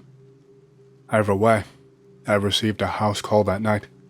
I was too scared to answer the door, and these two assholes threw a rock through my window and dragged me kicking and screaming all the way to the abandoned building. It was just two guys in these stupid ass masks that they made me wear, and my friend was there too. I was still out of it really for most of that time. The come down was hurting my head, and going cold turkey again in such a short space of time was hitting me really hard. They threatened me. They told me that if I did not keep playing ball, they would expose me. I don't know what they meant by that. They told me I needed to keep on their good side, or else I would be cut off, and then they told me to fuck off and run home. And so I did. I did not even pack a bag. I took the smallest amount of my things that I could fit in a shitty carry-all and took what little cash I had, and I went to a motel and holed up there. I was begging my mom over the phone for one more chance. I made her all sorts of promises and told her I was getting clean and cutting off everyone I knew. It wasn't the first time I had made these promises to her and then gone back on them, so I thought it was maybe a long shot. She only told me that she would think about it and then hang up, and thankfully, she relented eventually. My mom lived in a different state, so I was praying for a miracle. Police ended up contacting me a couple of days after I moved into the motel. Someone had broken into my house. My neighbors had reported it to the police. They said that they never saw who it was, but that it looked to be more than one person. The entire place got cleaned out, and apparently they left some kind of note. I don't remember what the note said. And that's basically where my story ends, so I'm sorry for the anticlimax. I traveled across states to my mom's place, and she had to fork up the cash to get me there. I did not even have enough money for one more day at a motel. I, thankfully, ended up getting clean eventually, although I definitely had a few stumbles. I think being away from my friends, if you can call them that, is what helped me the most. My mom passed away a few years ago, which broke my heart, but I've been clean a little before she passed away. I just hope I never find myself back in that life again. I think it would kill me. Again, I don't really know the extent of what was going on or what I found myself in, so I'm sorry for the lack of answers. I'm not going to sit here and lie because, and I know this sounds stupid, but I am deathly scared that I am going to get a knock on my door one day, or that one of those assholes knows where I am and comes to deal with me. I don't know. It's just something that I think about sometimes.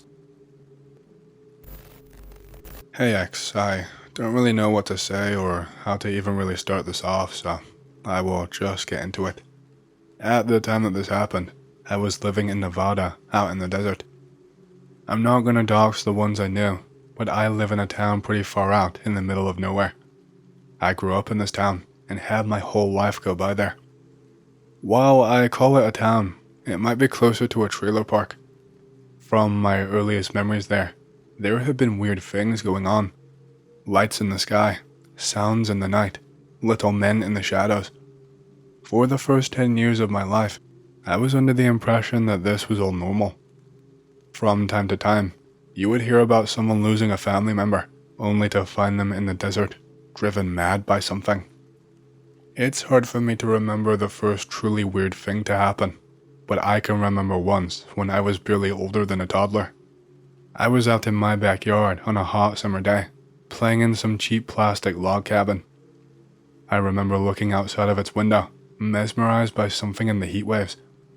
It was a couple of slender figures, slowing down and slowly making their way towards me.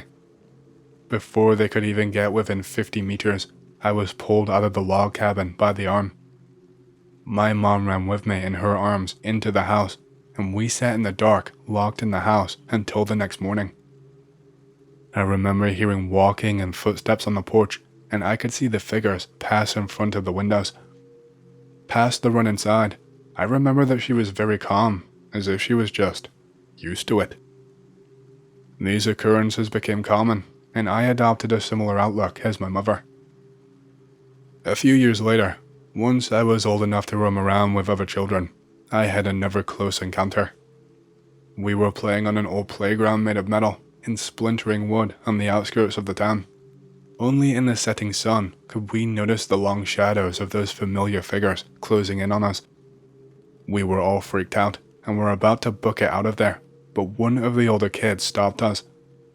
In between smoking a cigarette, I remember him telling us not to worry about it and to keep playing.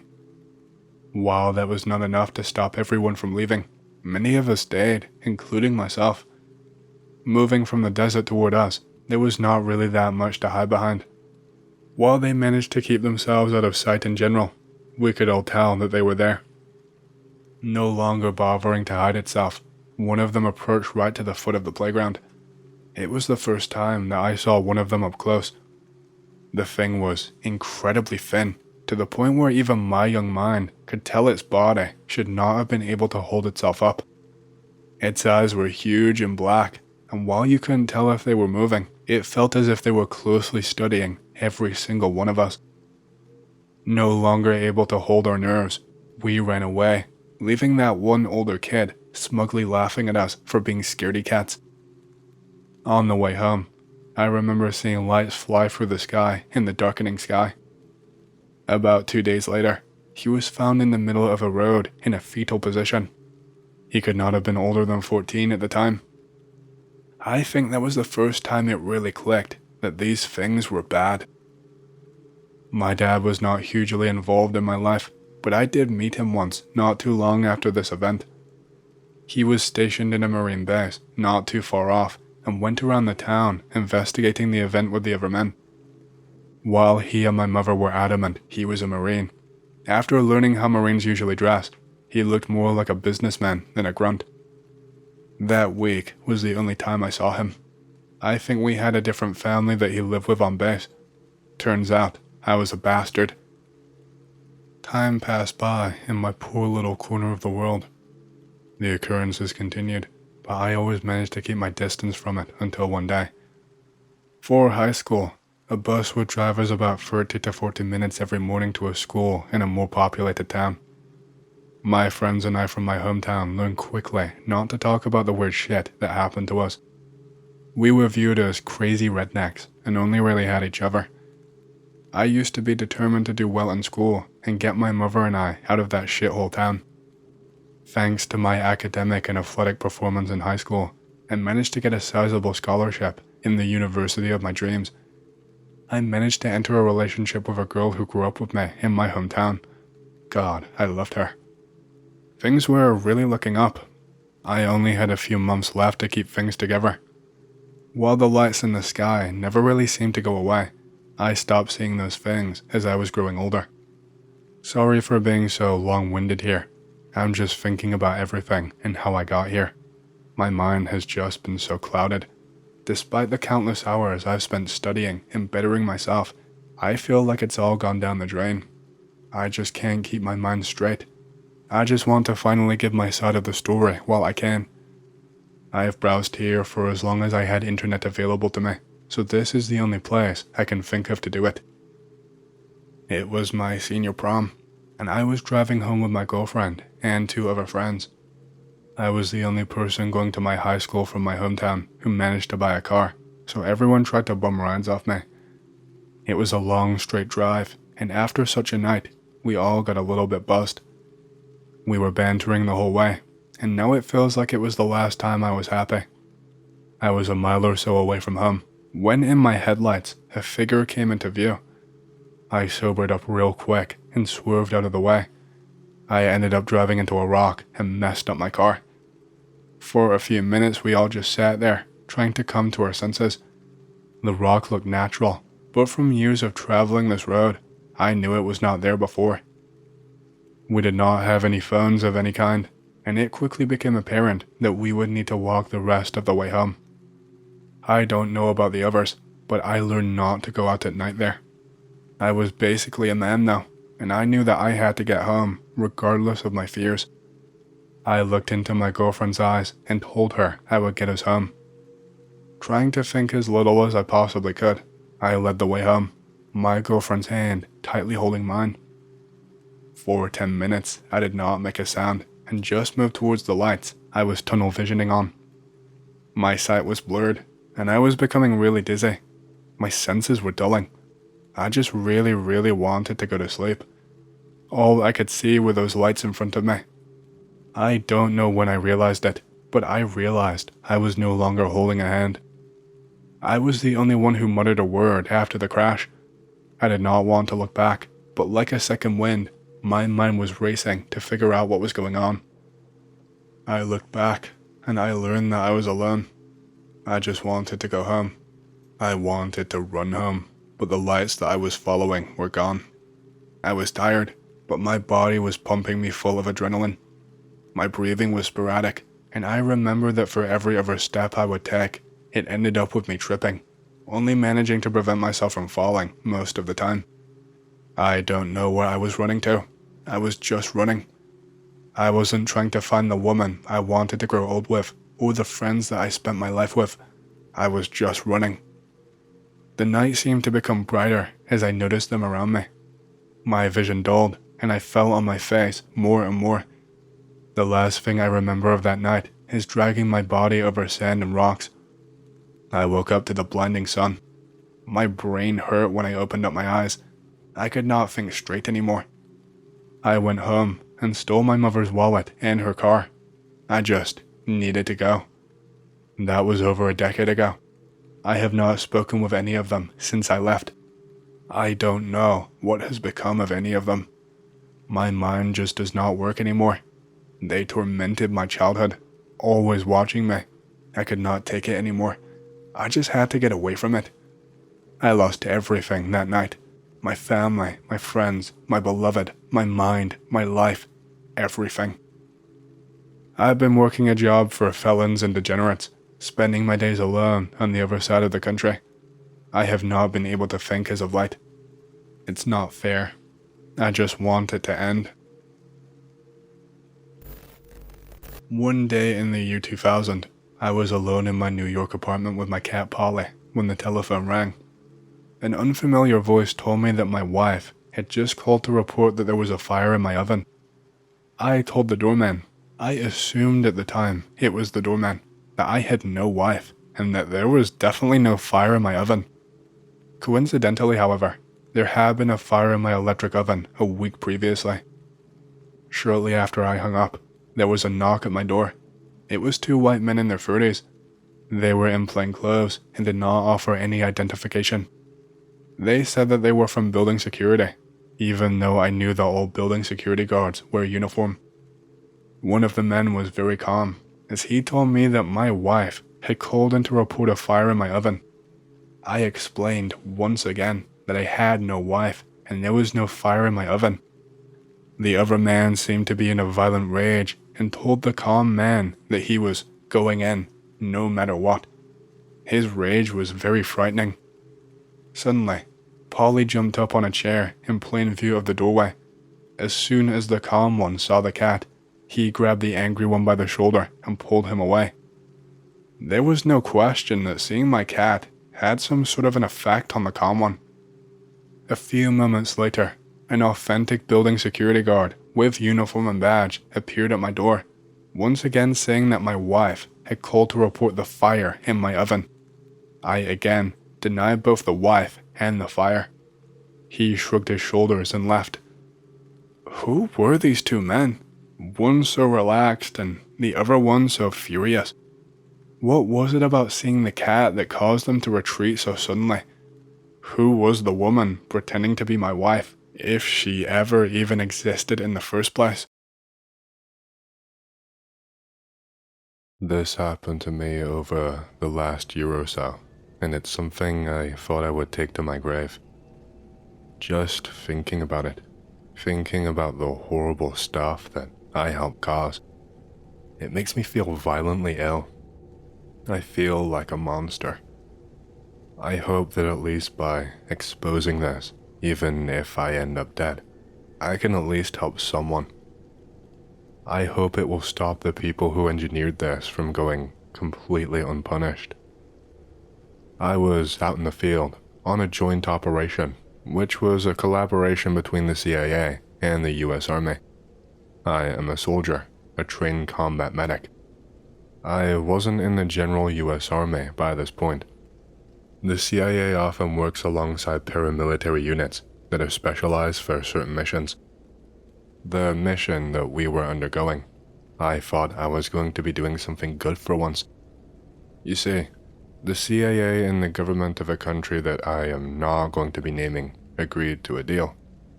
The CIA wanted to test some new experimental medications and vaccines before moving on to human trials in the USA. The idea was that people in rural areas of the country who would not otherwise have access would receive free medication and medical treatments.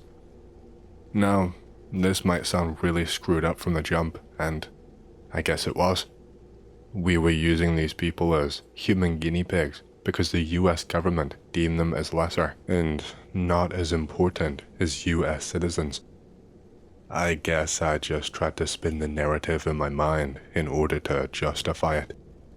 I guess I just tried telling myself that we were saving these people from diseases that would kill children, that would kill them otherwise, that they would have no way to protect themselves from and fight off.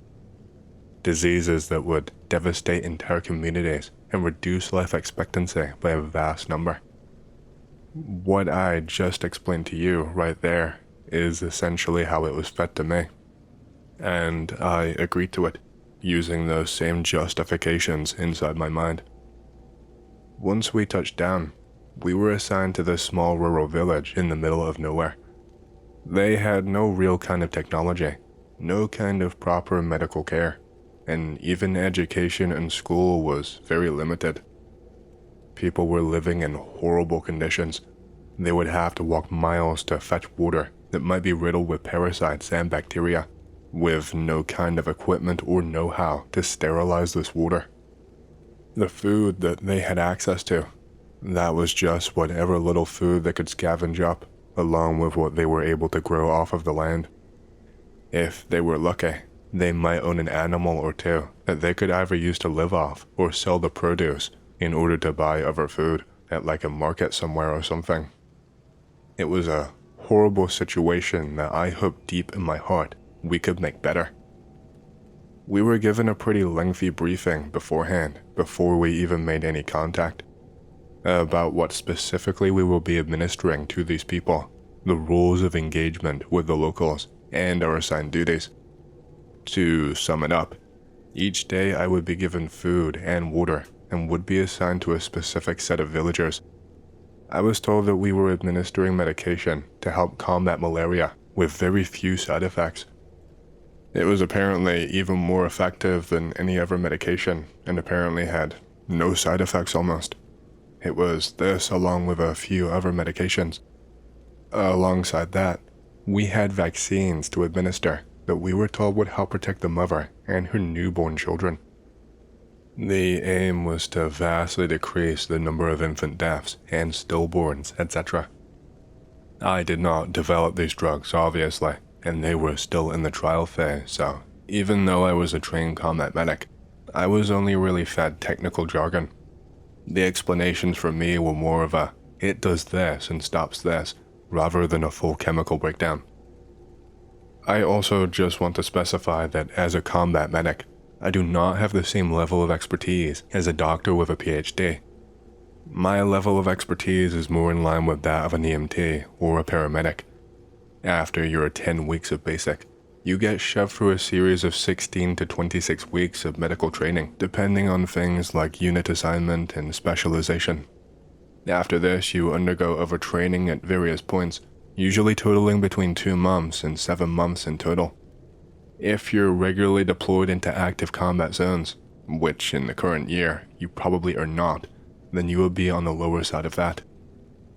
My job was basically to just check in on these same villagers every single day, have conversations with them, build up a rapport and a sense of trust, check for any side effects, monitor vitals and take blood, etc. The more they trusted us, the easier it would be to find out symptoms and other things and test how effective the medication and vaccines are becoming.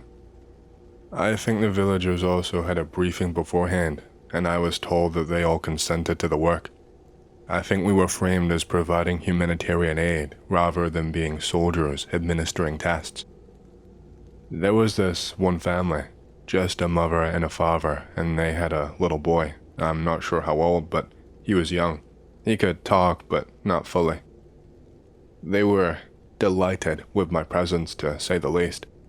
I sat for hours listening to her stories, talking to me about how many babies she had lost, about how my presence was a blessing from the Lord, that I was sent personally by Him to help keep her babies alive and safe. If I wasn't on duty and did not need to show a brave face, I would have bawled my eyes out. At times, I felt the taste of guilt that I had to push deep down and hide away.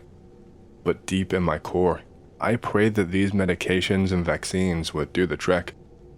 I would sit and entertain their son while giving him the injection. The face he made when he saw me just carrying regular old bread, you would have thought it was Christmas. His face lit up. He ran laps around the room. Everyone I met was so welcoming and grateful. These people welcomed me into their homes and treated me like a good friend. They shared their personal stories with me and trusted me with them. And I sat and I listened, and I'd like to think I gave them the respect and the reverence that they deserved. I continued on the same exact routine for a couple of days, maybe even about a week before any side effects of the medications started to show. One day I went in, and the son I mentioned, he looked seriously under the weather, and his parents looked quite frightened. He'd developed these big lumps all over his body. They were spaced out along his arms, and he had others on his back. They were large and red, and they looked seriously sore. One on his back looked to be infected and was leaking this pus. I laid their son down and treated him as best as I could. Just for reference, I was not really allowed to take any serious action before reporting back. I was supposed to take notes, radio in, and then wait for a response, which I did this time. I was told to give him something else, which they told me was for the side effects that they provided me with at the first briefing. I recommended he stay in bed and drink plenty of water, of which I provided. I tried to comfort the boy, told him he needed to eat the food I gave so that his body was strong enough to fight it off. I explained to the parents how this happens sometimes with vaccines, about how your body fights a weak version so it's strong enough to fight the real thing. I explained it in a way that made sure that the young boy could understand too, so he was less afraid. They seemed really reassured at my explanation. It seemed to really resonate with them.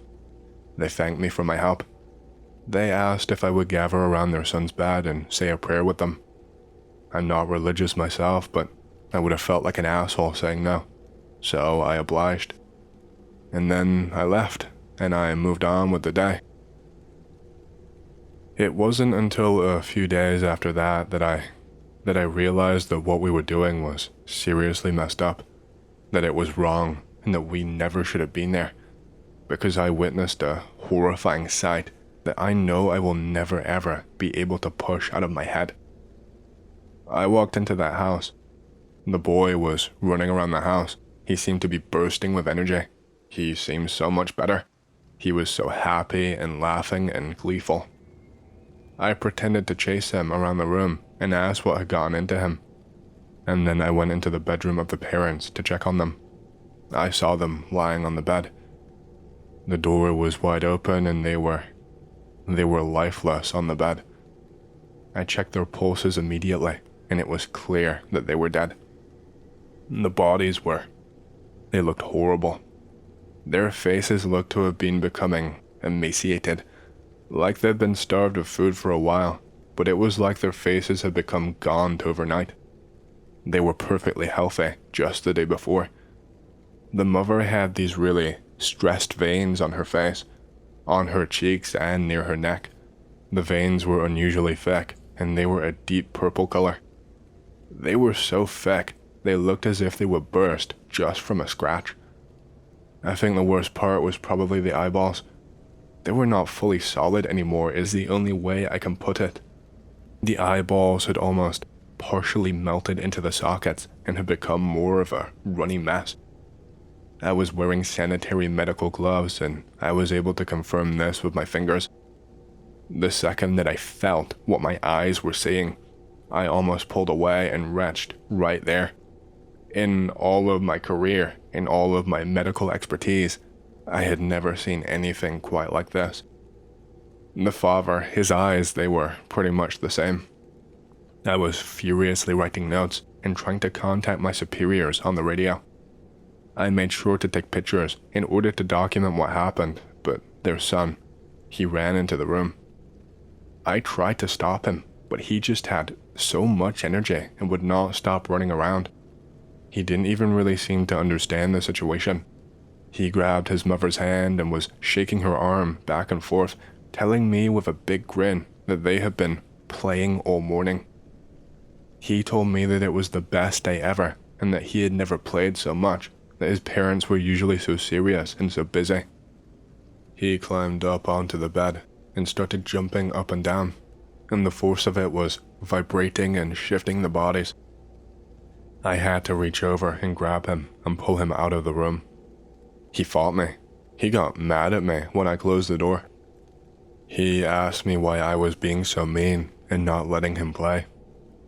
I told him in a kid-friendly way that his parents were sick and they needed peace and quiet in order to get better. I told him it was just like him. They just needed a little bit of time and a little bit of rest. I mean, I couldn't exactly tell him the truth. I took him by the hand and walked into my superiors. They had not answered me on the radio. I put the kid into another room while we spoke so that he did not hear. I told them everything from top to bottom, and my jaw dropped when they told me to just take him back to his house and leave him there. They told me that they would collect the body shortly, but that the kid had to remain there. I was furious, but I didn't even get a chance to fight it. I think they just saw it in my eyes, because before I could even start arguing my case, they told me that it was an order and that it was final. So I did what I was told. I led the kid back to his house. He was really quiet on the walk back. He seemed to have lost the energy that he had just moments prior. When I got him through the door of the house, he just sat on the floor and told me that he didn't feel so good. I sat down with him. The kid was very clearly coming down with some kind of a fever. I took his temperature and it was sky high. I used my light to check his eyes. His eyes were completely bloodshot. In the bottom of his eyes, there was something in them. There was this kind of runny mucus-like substance that was slightly gelatinous that was pooling in the bottom of his eyes. It was just building up and was starting to ooze out. He couldn't stop rubbing and itching them and was complaining that it was hard to see and that the light hurt his eyes. I kept checking on him, trying to figure out what the hell was going on, trying to figure out what might be the cause of this, radioing back in for guidance, but I never received anything back from my superiors.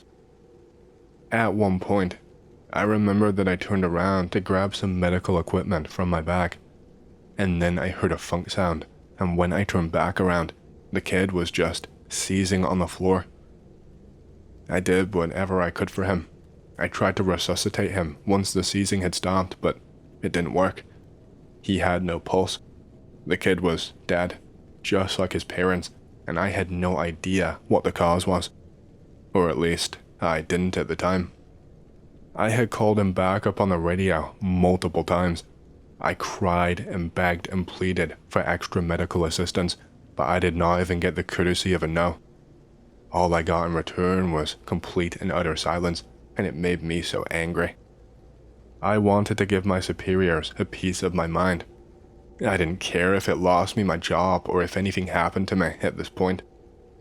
But I only got as far as turning the doorknob when I heard some thumping and then some shuffling, along with some kind of wheezing. The kid, I thought he was dead, but he had gotten up back onto his feet. He was rocking back and forth and looked like he could barely stand, let alone keep his balance. I started kneeling down, asking if he was okay, and he started running at me. I reached out to grab him and embrace him to try and comfort him, but he started trying to hurt me. He was flailing and kicking and punching, and he would not respond to anything that I said to him. All I could hear was him wheezing pretty heavily. He was using his fingers to try and claw at me and scratch me, but I managed to keep him at arm's length. At one point, he just started biting down on my arm. But my clothes, they were much too thick, and his teeth were not fully developed yet. So I didn't feel anything. He couldn't even pierce my jacket. I was begging him to stop, asking him what's wrong, but he just would not respond to me. At one point, I just pushed him away. It was only so he would get off of me and stop trying to attack me, but I think I pushed him a little bit too hard. He went into the wall with a lot more pace than I thought that I put into the push. He raised his arms at the last second to brace, but I heard a cracking sound. And when he got back up to his feet, I noticed that one of his fingers had snapped. It was completely crooked and looked so painful, but not once did he cry out or scream. He didn't even look at his finger, or really even notice it, if I'm honest. He just kind of shuffled off over to his parents' room at this point. I watched him jump on the bed. I watched him start biting at his mother's hands and scratching her instead. I honestly thought I'd lost my mind at this point, that nothing was real, that I was dreaming. Because I mean, how the hell could what I saw be real? At this point, there was a lot of chatter on the radio. A lot of other people reporting deaths and injuries and worsening symptoms. I couldn't even get through to anyone. I reported back to my superiors in person, and what they ordered me to do, it still haunts me to this day. They told me that I had to erase the child. They told me that the entire village was to be erased. They told me that I had to go back and kill that child because he was suffering and because he was a risk of infection if I just left him. They ordered me to put him out of his misery. I was like, what? No, I am not doing that. And they told me in veiled terms that if I didn't do it, then I would be erased too. I didn't really get a lot of explanation for what was happening in the village or what was happening to these people. It was obvious I was lied to about the medication and the vaccines, but I still didn't really understand. It was the worst moment of my life. I had to walk through the door and look that child in the eyes. I had to look into the eyes of a child that I swore to protect, that I thought I was there to treat. I had to look at him as he crouched in front of his two dead parents who told me that I was a blessing from the Lord himself, and I had to put a bullet in his head. I just stood there, crying while holding the gun, with my hand just shaking violently. It took me a while, but I did it. I got it done. I didn't have to clean up the bodies. That was probably the only positive in that whole messed up situation. I didn't do any cleanup at all. I am 99% sure that every single person stationed in that place on duty was shipped back the same day. I went through a quarantine, I had medical tests ran on me, and then I went for a very lengthy debriefing. I still did not find anything out.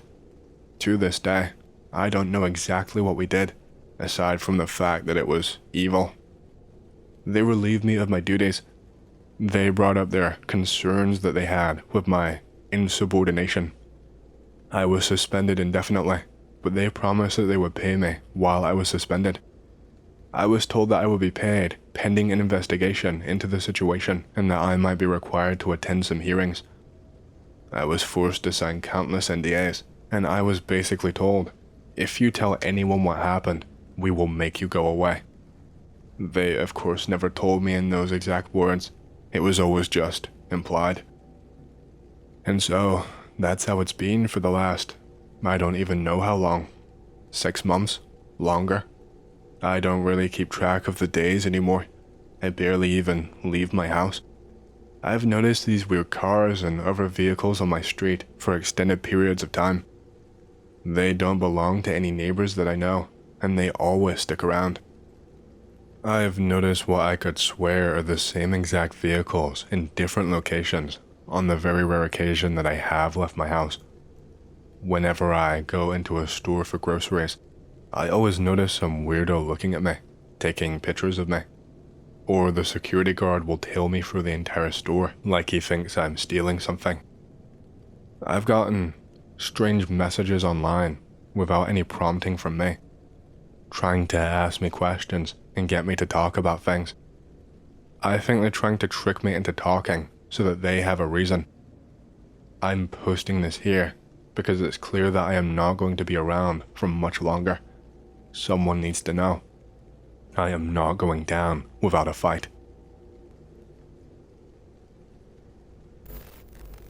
My uncle used to backpack alone for weeks in the Sierra Nevada mountains in California during the 1980s and the 1990s. For years, he never really thought much of the Bigfoot stories, as he had zero encounters despite hundreds of nights spent alone in fairly remote wilderness. This was until one night he said his campsite was attacked by what he described as what could have only been Bigfoot. Stones were thrown in the vicinity of his fire and sleeping bag. He had no tent. He said that he looked up, and at the edge of the light of his fire, which was about 30 feet, he saw a bipedal creature standing at about 7 feet tall with incredibly broad shoulders. He told me that he went to grab his ice axe, which was his only means of self-defense at the time, and as he stood up, he was so overcome with fear from this creature that his legs buckled underneath him, and he just collapsed to the ground. Now, my uncle is a fairly big dude. He is 6'4", 250 pounds, and had spent many nights alone in the wilderness. So, he's encountered everything the California wilderness has to offer. I'm talking bears, mountain lions, coyotes, etc. And for him to react like this, it has to mean something. This encounter still shakes him to this day, as he does not like to talk about it very much. However, shortly after the event, he was inspired to learn more about this creature and spent years searching. Funny thing is that my uncle was the person that introduced the shell that is Matt Moneymaker to the world of Bigfoot. Another interesting story about my uncle is that on one of his trips that he spent searching for Bigfoot, he stumbled upon large scat that he could not identify. He took a sample of said scat back with him and had it analyzed at UCLA. The scat was determined to be from a creature that could not be recognized. The people at the lab even accused my uncle of taking the shit. Funny enough, the scat sample mysteriously disappeared when he returned to the lab a few months later. My dad and my other uncle also had what they described as an unexplained experience involving what they now think was also Bigfoot. Being my dad and his brother, they were backpacking for the Sierra Nevada mountains at this time. It was late summer, and it's probably about 8 p.m. The sun is just about to set. Their trail comes along a large meadow. This meadow is filled with dozens of cattle. While they continue walking on while staring at this cattle, they hear this extremely loud whistle/howling sound. This cattle, at the sound of this, quickly rush into a defensive circle, with the young cows in the middle. At the time, they thought the noise was a cowboy call, as there was a ranch just a few miles down the trail. The cows continued staying in the formation as long as my dad and uncle are in view. My dad and uncle make camp about a mile further on. Fast forward to next morning. They continue hiking. They come across a ranch that they thought was open. The ranch is boarded up and closed for the season. Bigfoot could likely prey upon the younger cattle. Hearing that call and seeing my dad and my uncle, who are already 6'4", plus their large packs, in a low light situation, clearly startled the cows. Years later, my dad and I were watching some Bigfoot show on Discovery.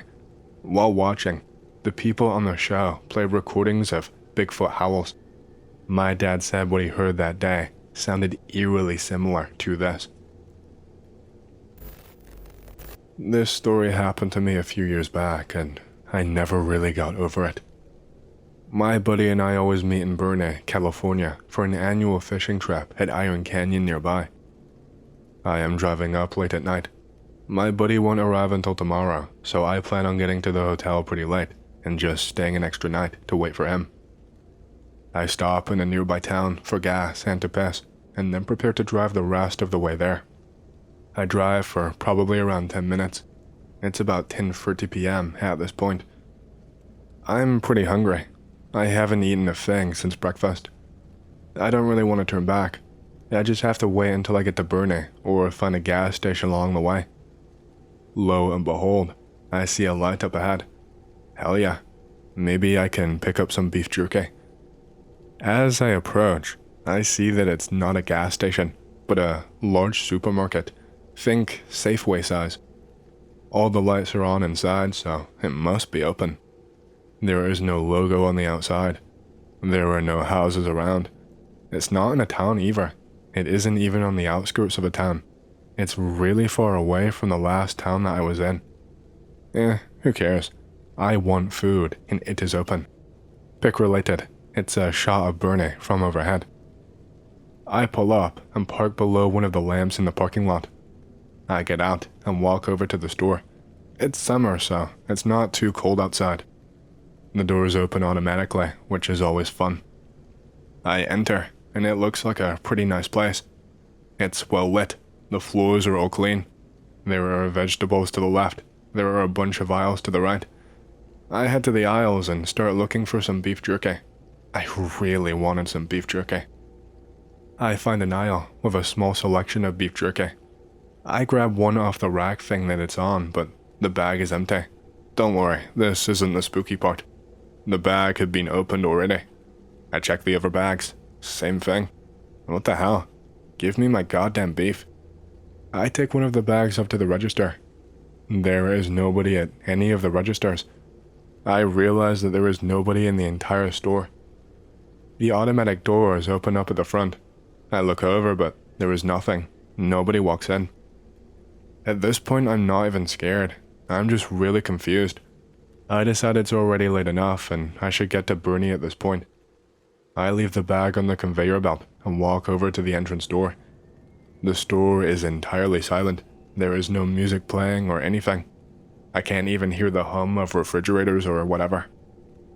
I sort of feel a bit spooked, but I have a pretty large knife in my pocket, so that makes me feel a little bit better. There is no danger present either way. But the fact that nobody is here is scarier to me than actually facing someone dangerous. I push it to the back of my mind and walk out the door. I walk outside around the corner. The parking lot was sort of on the side of the store. It's super dark outside now. It's a warm summer night. I can hear some crickets. It's very calming, but I'm angry because no beef. My car is the only one in the parking lot.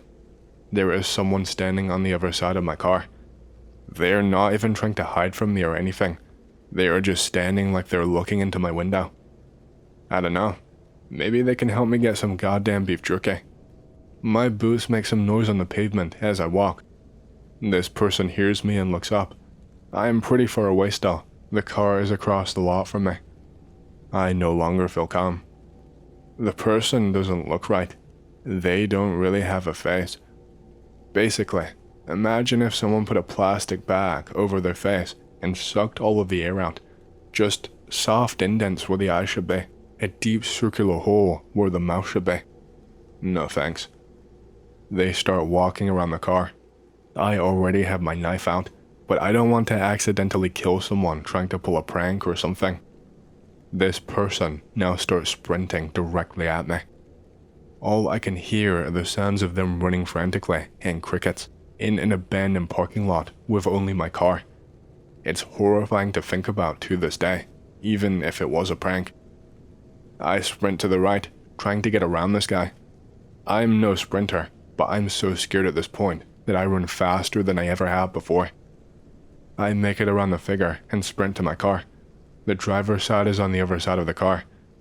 I get in. I do not care about the seatbelt. I had left one of my windows open a crack while driving earlier, so I can hear that this guy is incredibly close outside as I start the car. I'm not sure when exactly this happened, but I remember looking up at the store as I peeled the hell out of the lot and the lights were all off. My heart is in my throat at this point. I'm looking in my rearview mirror. I can see that this thing is still sprinting after my car. After it leaves the light of the parking lot, it's too dark to tell anymore, so I just have to hope that he stopped at some point. I drive way above the speed limit to Bernie. After about 20 more minutes, I finally see another car pass. I get to Bernie. Everything is normal. I get my hotel room, and then I lock the door. I push a chair up against the door, but I hardly sleep. The rest of the trip is normal. I don't mention it to my buddy. I leave extra early on the ride home to ensure that the entire drive is during the day. I go across the same road as the drive up. I never come across the store. I looked for it the whole time. What the hell, I guess. No idea what happened. I wasn't tired, I wasn't on drugs, nothing like that. I was fully awake. I have been paranoid ever since then. Any ideas what this was? Pick related. It's the area where I'm pretty sure the store was. Red is the route that I took. Blue is the area where the store should be. I can find nothing on Google Maps. I know that no one will believe me, but I used to work as an engineer for NASA. I used to work on joint operations with NASA and the NOAA on various deep-sea missions. It may come as a shock to a lot of you, but NASA is not just committed to exploring the depths of space. Since 1978, NASA has been running deep-sea missions in order to learn more about the Earth. Underwater depth training can also be invaluable for astronauts heading out on missions. It's a good way to train your body for unnatural climates and non-Earth-like atmospheres. I have been working as an engineer on any kind of projects that have been thrown my way. For the past several years, I have been attached to a joint deep ocean isolation program that operates under NASA funding. The idea of it is pretty simple. Just like I mentioned earlier, its official purpose is as analog testing for long-duration space missions. It's great for simulating those kinds of weird conditions. The unnatural pressure, high-intensity situations where if your equipment fails, then you can quickly die if you cannot react. Anyway, so a lot of things happened that would take too long to mention and that I probably should not mention. The important detail is that a privately funded submersible lost contact during descent. I was assigned to a recovery dive in a deep-sea submersible, along with an entire crew. I wasn't there to pilot the vehicle or anything. I was there for observation and equipment checks and the like. It was a pretty tight-kept secret, and those who did know were told that it was a catastrophic structural failure. For us, it was a classified recovery. We were to observe and try to find the cause of the event, anything to explain why we had lost contact. They didn't officially know there was a structural failure. That's just the word that they fed to everyone else. And then after that, We were to retrieve whatever we could from the wreckage, because they assumed that the vessel would be in pieces. Any expensive materials that we could possibly scavenge, we were to bring back to the surface. There were only 3 people aboard the missing vehicle, as far as I knew anyway. We launched just a little bit before dawn. Our sub was rated for far deeper than the one that we were sent to retrieve. I personally carried out double and triple checks on the sub, as well as equipment. And that was after other people had already carried out their own checks too. The descent took hours. It's hard to describe the feeling that you get when you pass 1,000 meters deep or even more. For me, I've always felt a kind of weight and pressure inside my stomach, sometimes in my head too. Not from the pressure, because the deep sea submersible is obviously pressurized internally. It's more of a psychological thing. It's like your body can just sense where you are, like it can just detect that it was never supposed to be under this depth. It just throws your entire equilibrium off balance. We ended up around 5,000 meters deep underneath the ocean. The light disappeared long before then, and you end up flying blind. The submersible floodlights can only cut through so much, depending on where you deploy, how much silt is kicked up, etc. Sometimes you can, if you're very lucky, see 100 meters in front of you, but oftentimes it is much, much less than that. The cameras help, but not always. I was shocked the second that we got close enough for the wreck to be in view. It was completely intact. It was sitting upright. It was just resting on the seabed, as if it had just crested down gently, as if someone had picked it up and just set it down. There was no sign of any kind of debris. The hull did not look to have any kind of visible breach. I could not see anything floating around. There was some scratching on the side of the vessel. It had obviously suffered some kind of damage, but nothing catastrophic. I felt uneasy just looking at it. The floodlights of this vessel were dead. It was just sitting in blackness. We circled around the hull in order to get a better look.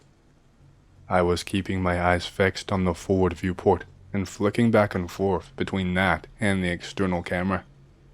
I was watching out for a sign of anything. Any kind of explanation that would make this make sense. The glass of the front porthole was opaque with something smeared across the inside. I couldn't really tell what it was. The pilot angled the lights to give us a better view. I could see streaks of something thick running down the front. It looked really viscous and black, almost like tar.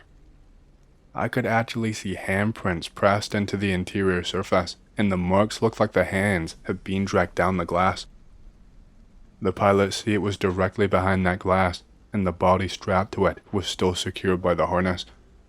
His suit helmet had ruptured from something, but I'm not sure what. The visor was spiderwebbed, and there was dark matter coating the inside of the glass where his head had been. I'm not going to pretend that I have the right medical terminology to describe what I was seeing or how it even happened.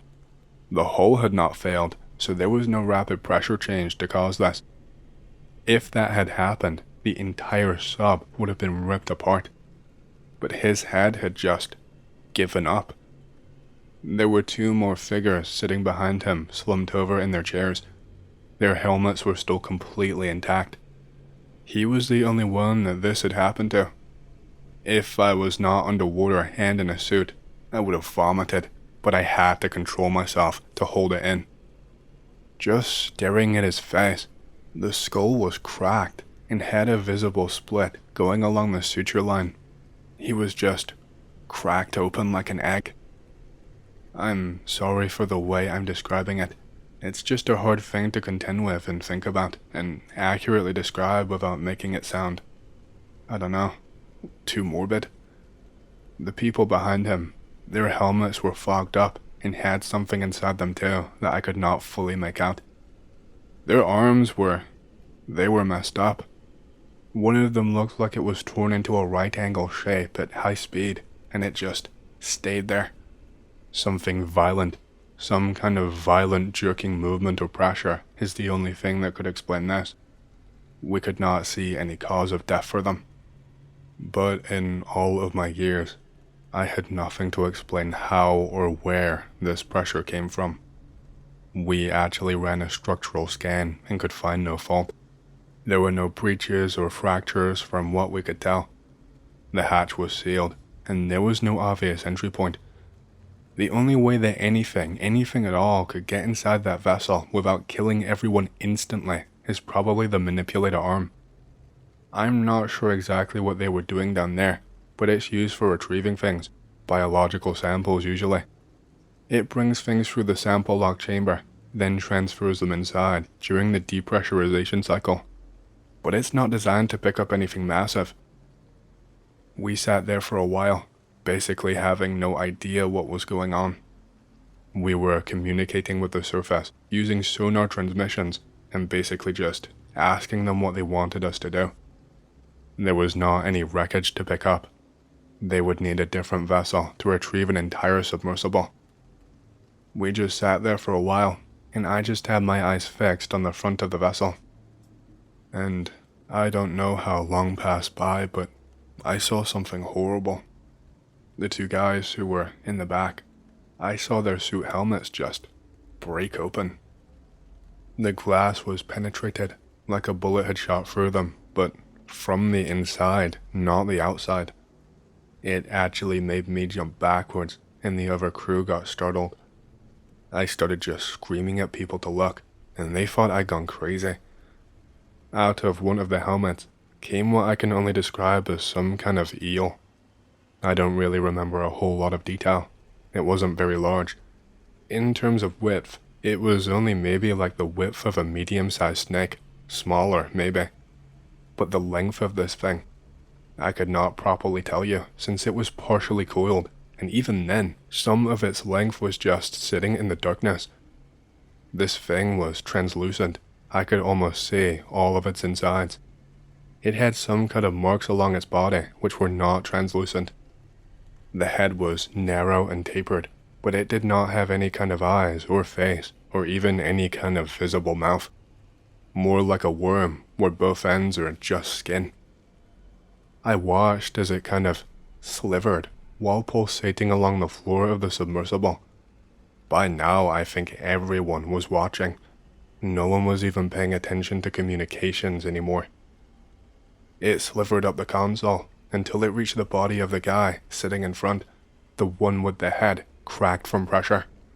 It made this kind of leap motion across from the console to the chair and onto the body. I don't know how it physically propelled itself like that. It slivered up the body before reaching the lower jaw. Because of whatever internal pressure messed this guy up, the jaw and the face and the eyes and things like that were completely misshapen and distorted. But this thing, it started to enter his mouth. Like I said, this thing was long, and one half of it just entered through the jaw that was hanging open and went, I don't know how far down. But the other half of it was now curved in a kind of a U-shape because the other end of this thing had entered through what was left of the nasal cavity. It was like both ends controlled themselves, like it was two separate heads moving on their own. The eyeballs on the man, they were not present anymore is all I will say. I don't know how. I won't pretend to know how everything works down here. I know a lot. I know how systems work. I know how to engineer them. But this kind of physics, the kind of physics that would be required to cause something like this, it was beyond anything I'd ever studied. I'd also never seen any kind of creature like this. As this thing entered the nose, I swear, I could see one end of it ever so slightly peeking out of the empty eye sockets. It was inside both of these and was coiled around them. And then I saw its body start to pulse more. Maybe not pulse. Maybe pulse is not the right word. But it looked almost like something was pumping around its body with what I could see, from one end all the way to the other. And I don't know how, but it made this clearly dead man stand up. It sounds like bullshit, I know. I would have the exact same reaction if I did not see it with my own 2 eyes. It wasn't fluid movement, like when someone gets up normally. It was very mechanical. It was jolting movements. It was all done in parts. The body of this eel would pump and pulse, and then in one sudden movement, an arm on the dead man would shoot up. And then it would pump and pulse again, and all of a sudden, a leg is lifted, etc. This took an incredibly long time. I must have been sat there frozen, with my mouth hanging wide open, with drool pouring out. I think someone was back on the comms, trying to explain that we had found something. I think he was requesting permission to ascend. So, after I don't know how many minutes of watching this, the body of this dead man was standing completely upright. His dead face was facing us, but he had this eel thing coiled inside and around both eye sockets. Still though, it gave me the creeps. It really did feel like a dead man looking directly at me. And after standing upright, the eel proceeded to make him pound on the glass. That glass, it's impossible to break, at least by human hands, so no one was worried. But for a minute or so, it made him stand there, pounding on the glass with both arms, like he was pleading for help. After this, I watched the thing very slowly uncoil and retreat from inside this man, and once it exited the nose, he just collapsed to the ground in a bundle, and the thing slivered off. After that, we had permission to ascend, and believe me, we wasted no time. Most of us were completely speechless. We did not even know what to say. After hours of ascending and waiting at ascension stops, and we could finally exit the vehicle, I felt so relieved. My head was pounding, and I still had a spike of adrenaline rushing through my body. What we saw, I think it was partially mentioned over comms, but we were asked to sit down individually to explain and give proper testimony. I think they were considering locking us up into a psych ward, were it not for every single one of us describing the exact same scene, independent of each other. Still though, they did not believe us exactly. They believed that we saw bodies and the intact vessel. They believed that we did see some kind of weird, never-before-seen eel, but they were convinced that all of the other details in between were something just made up by our brains, something to distract from the horrible sight in front of us. I was given a couple of weeks to rest. They desperately wanted that sub back, and they scheduled another mission in order to retrieve it/salvage it. This would involve another DSV and ROVs, and would be significantly more costly and time-consuming. Thankfully, it was never something that I was a part of, so I don't know what happened, but I never heard anything strange. I continued to work for NASA for another few years on various projects, but that is the only time I ever saw something as horrible as that. I just wish that I could get an explanation for what I saw. This all happened to me a few years ago. Every year for the last 3 years, some friends and I would go fishing at the sea. We would go in the end of the year, right when everyone had time off for the holidays. One of our father's friends had a fishing boat. He had worked on an oil prospector company and got that boat as part of a settlement. He had an accident that ended up taking one of his legs and wrecking his back. Every year, he would go with us. We would stay around 5 days, fishing for mostly tunas and sometimes groupers. Groupers were very hard to catch, but the big prize was catching a marlin. In 3 years of fishing, I had only ever seen a blue marlin once, and it was a mid-size one. Fishing for squids was also a thing, but we would only do it when we were near the coast. Occasionally, we would get some dolphin fishes. Every time around 5 people would go. Raymond, who was the owner of the boat, and John's father. John, who would work at the Coast Guard, and 2 other friends called Jake and Ben. The 5 of us would go, and following Raymond's leadership and John's navigation skills. So, we would go back, filled to the brim with fish. As John was acquainted with most of the Coast Guard, they would let us bring a grouper or two, which would be illegal otherwise. This particular year, however, Raymond was sick. His back was hurting a lot, and he wisely decided not to risk going on a trip like that. So the trip was practically cancelled that year. I was surprised when John called me, saying his dad allowed us to get the boat and go only the 4 of us. John kind of knew the good fishing spots, so we were safe on that part. The 4 of us organized the trip, buying the supplies and the materials for a 3-day trip.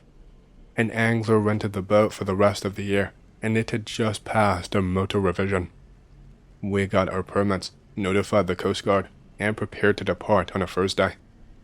The climate was good, with no storms in the area for weeks. Ben was also responsible for bringing a gun. Guns were just a precaution. It is safer on the parts we were going, but I guess you never know. Ben was in the military, so he had a good amount of guns. When we met at the harbor, he showed us what he had. He brought us 2 Boito A681s, 2 massive guns. After loading up all of the supplies and confirming the route, we departed.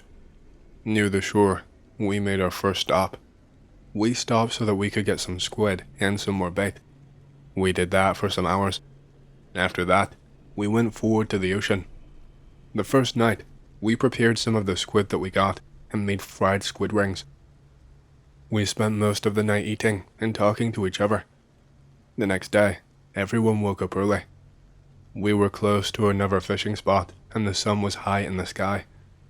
We prepared the strap chairs for the hardcore fishing. As we were preparing, Jake called us over to have a look at the side of the boat. We all looked. At the side of it, a horrendous fish was swimming sideways near the surface of the water. It looked as stiff as a rock, as if it was just floating.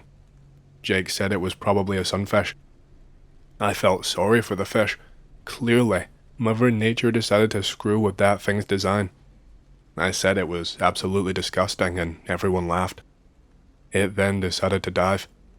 Jake then told us how that fish is the biggest bonefish that there is and how it is a rare sight. Jake was a biologist, so he knows a lot of that kind of stuff. We continued our trip, making sure the chairs were okay. After lunch, we decided to start fishing. The fishing was amazing. We got some tuna, and I actually got a dolphin fish. Later near dusk, John called all of us. He said that he found out where the blue marlins stay by looking in his dad's old stuff. That he knew the coordinates there, but it was a bit off path. We would go off path for a while. We ended up agreeing that we would take the risk. John then set the boat's course to the location. That night, I made fried tuna for everybody, and once again, we sat outside on the deck. We turned the lights on while in the deck. After having dinner, we all went back inside. I woke up in the middle of the night. I got some water and went outside on the deck to breathe in some fresh air. The deck lights were still on, and the water around the boat was illuminated. I stood on the edge of the deck, looking at the sky for a bit. There was a full moon that night, and the sea was amazing. I looked down for a bit, to the water. There was something weird in the water. At first, it seemed like a black dot, but very big. It was a bit bigger than a watermelon. Around it, there was this white area, almost like a glow. I kept looking until I realized what it was. It was an eye, almost to the size of a person. I was startled at first, but quickly recovered, falling back at the deck. My heart was beating fast.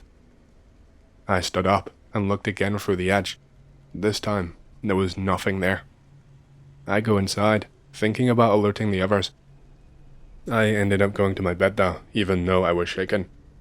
I did not see myself convincing everyone in the middle of the night that I saw a giant eye in the sea. There was also the fact that I had a drink or 2 hours earlier. I did not manage to get an hour of sleep though. Very early in the morning, we woke up. We discussed about the fishing that day. We were trying to catch a marlin. Then, I told them about what I had seen last night. They laughed. We all ended up concluding that it was due to the booze I had. I calmed down for a bit. We went outside to check on the equipment. Suddenly, Ben calls us to the side of the boat again. When we looked over the deck, we saw something terrifying. Floating in the water, there was a dead sunfish. Not only dead, it was all wrecked, like it was chewed up by something giant and then spit off. It passed by us, and we went back to checking the equipment. Now, there was an eerie feeling in the air. We began the fishing right before lunch. The fishing was good. We got some tunas and some more dolphin fish. In the afternoon, the fish just stopped coming. As we were fishing, we started hearing a weird noise. We all stopped and turned off all the sound to see if we could identify where it came from. It came from underneath the boat, as if something was scraping the hull of the boat. Oh crap. Suddenly, the noise stops. Now we were scared. Ben asked John about going back to the main route.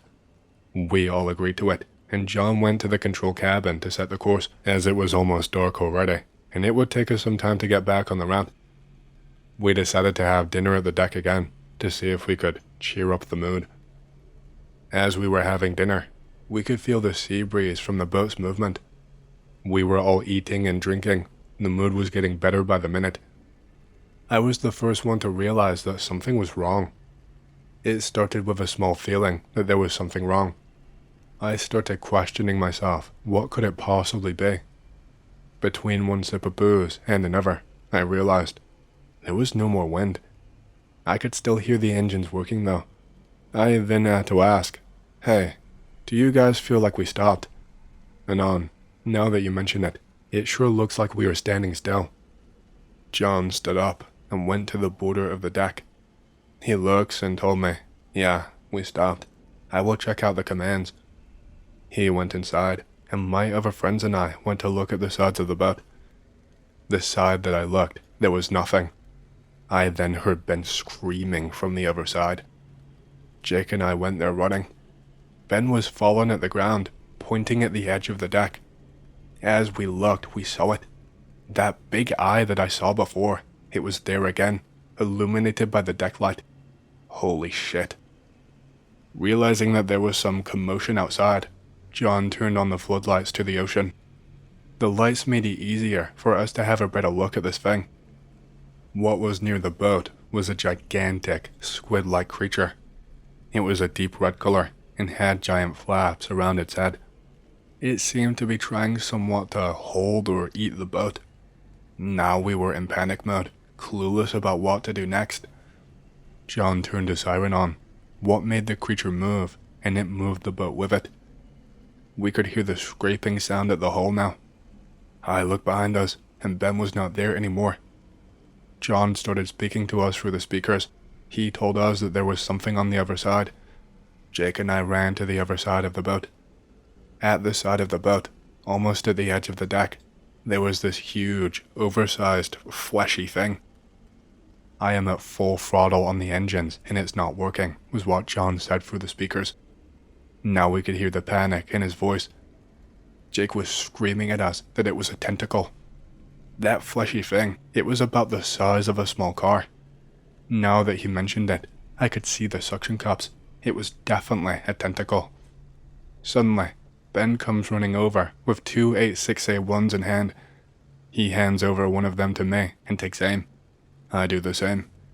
We both shot at the red tentacles at the same time. He hands me over some more bullets, and we reload and shoot again. The tentacle then releases and goes back to the ocean. The boat shakes, and we start feeling the wind again. John runs out from inside the boat. He told us that we are moving. We looked on the other side of the boat, and the squid was gone. The trip was ruined. All we wanted to do was just go home. John set the course to the shore. We did not sleep that night, nor the other night that we had to stay in the sea. As we were tired, we made shifts for watching out the sea, always with lights on and holding the guns. We arrived on shore, unpacked all of the stuff, and then just went back home. Later on, John had to do a hull inspection to see if it was damaged. He called us to tell the results. Before the trip, only the motor was inspected, not the hull. The hole was full of barnacles before the trip, as it was not cleaned for a while.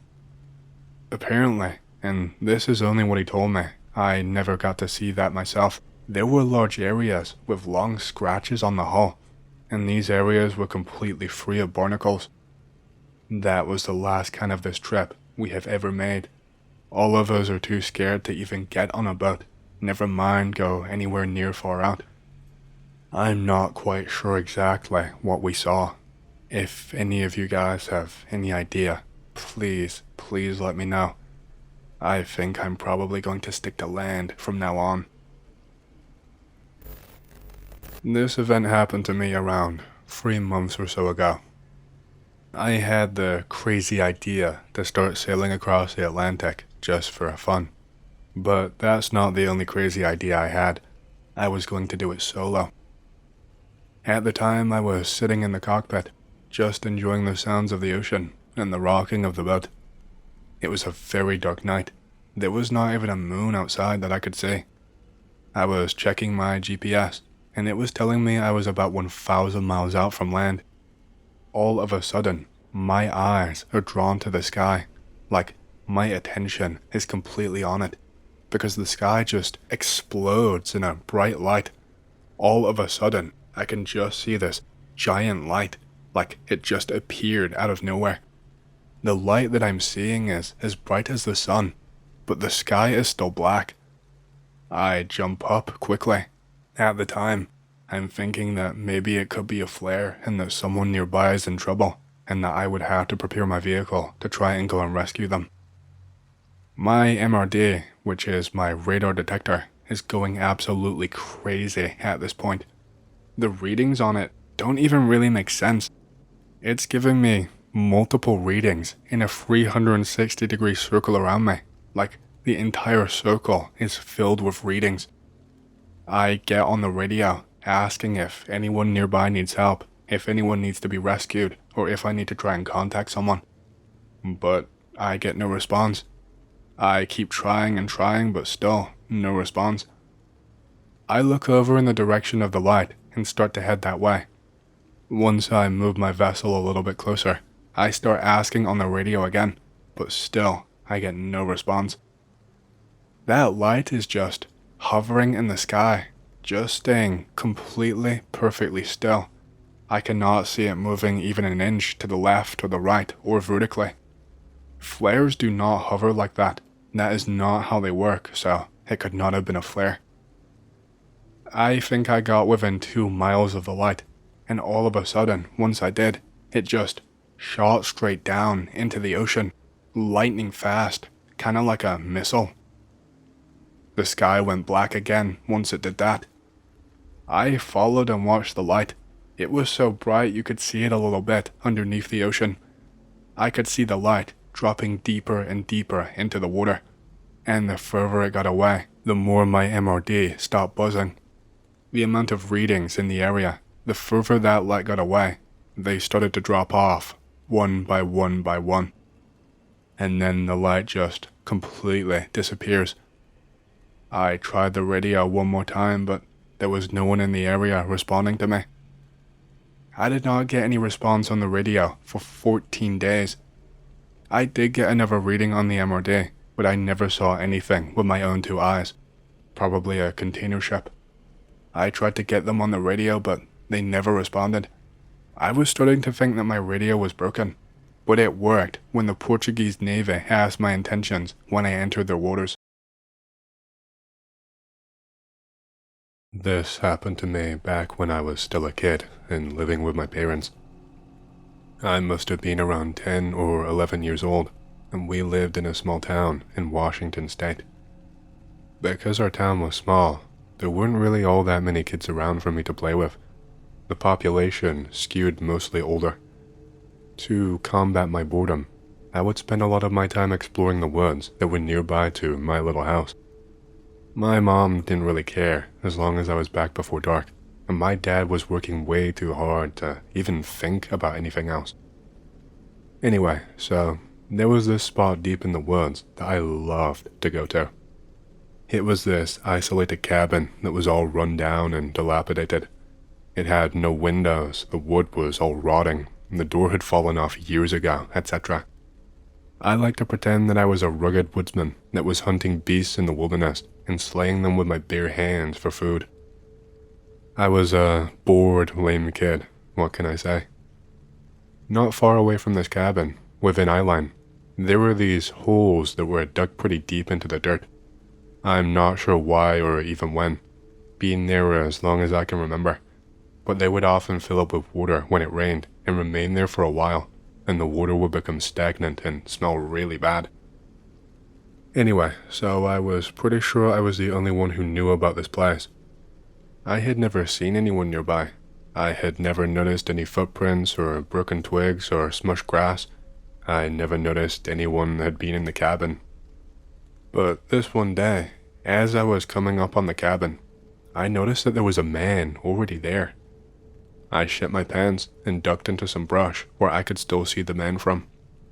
Luckily for me, he was facing away from me, so I don't think he spotted me. And the first thing that I noticed was that he was completely naked. He was just standing there and staring off into the distance. He looked really, really pale.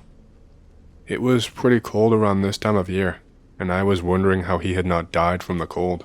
No way he could have been naked for that long. He had these marks all down his back, just patches of red that stood out against the pale skin with these thick, raised lines going across his skin. And in some places, they were scabbed over, and one of them looked like it was recently an open wound. The more I watched, the more I noticed that he was swaying back and forth ever so slightly, like he could not keep his balance and stand completely still. Then out of nowhere he starts humming really loudly and chanting some weird shit. It caught me off guard, and I fell backwards into the brush, and I'm not sure how he did not hear me. I could not make out what he was chanting, but it kept going on and on. Then he started to do this weird dance in a circle. I'm not sure how to describe it.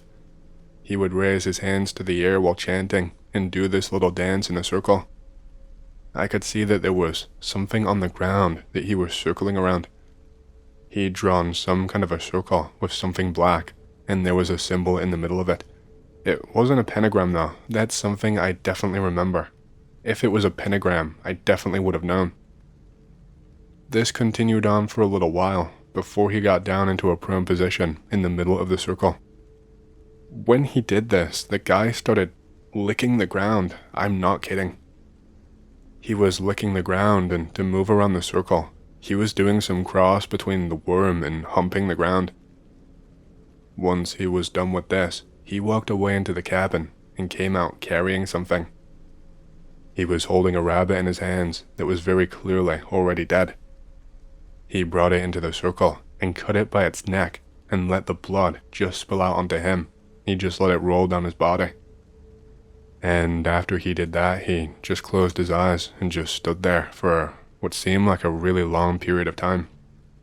Then, out of nowhere, he opened up his eyes and got really, really angry, and he started screaming and started punching the ground. He was shouting, "You asshole, you asshole, I need this, you promised."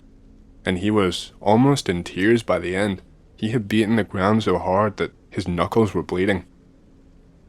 Once he was done sobbing, I saw him spit this big glob of spit onto the ground, into the circle that he had drawn. I'm not sure what happened here, but quicker than my eyes could comprehend, this guy was on fire all of a sudden. Literally on fire. I saw the flame spark up near his shoulders, and it only took a few seconds before he was almost completely engulfed. He was screaming in pain and tried to pull off his shirt, but it was so hot it took him a few attempts. But it did not help, because it wasn't his shirt that was ablaze. It was his entire body underneath the shirt. At this point, the man is screaming and shouting, "Please, please, you promised," in a way I had never heard before. I had never heard such pure agony. And at this point, being a little kid, I am just frozen to the spot. I guess I didn't move because I didn't want him to know that I was there and for him to hurt me or run towards me while he was on fire. And I guess also I didn't really want to get in trouble for being there. I don't know, it doesn't really make sense, but as a kid it did. So, once he pulled off his shirt and realized that wasn't going to work, he just starts running for that stagnant water that I mentioned earlier. It isn't too far away, so he could definitely make it in time. But on the way there, the most bizarre series of events happened. Someone, I'm presuming him because it was never there any other time that I'd been into the forest, he had tied one of those snare traps in a nearby tree. You know those ones that wraps around the rabbit or whatever's leg and pulls them into the air. I guess he forgot it was there in his panic because he tripped it and it lifted his leg into the air slightly and threw him off balance. I watched him go crashing to the ground as the snare snapped from his weight. Then he just starts rolling on the ground back and forth manically. He wasn't even trying to get up to go for the water anymore. He was just rolling and begging for I don't know who to help him. And at the same time, he's using his hands to smack his body to try and put out the flames, but you can tell that it is hurting so badly. I had never seen such a pained facial expression before in my life. And this went on until he just stopped rolling. And then he stopped doing much of anything, really.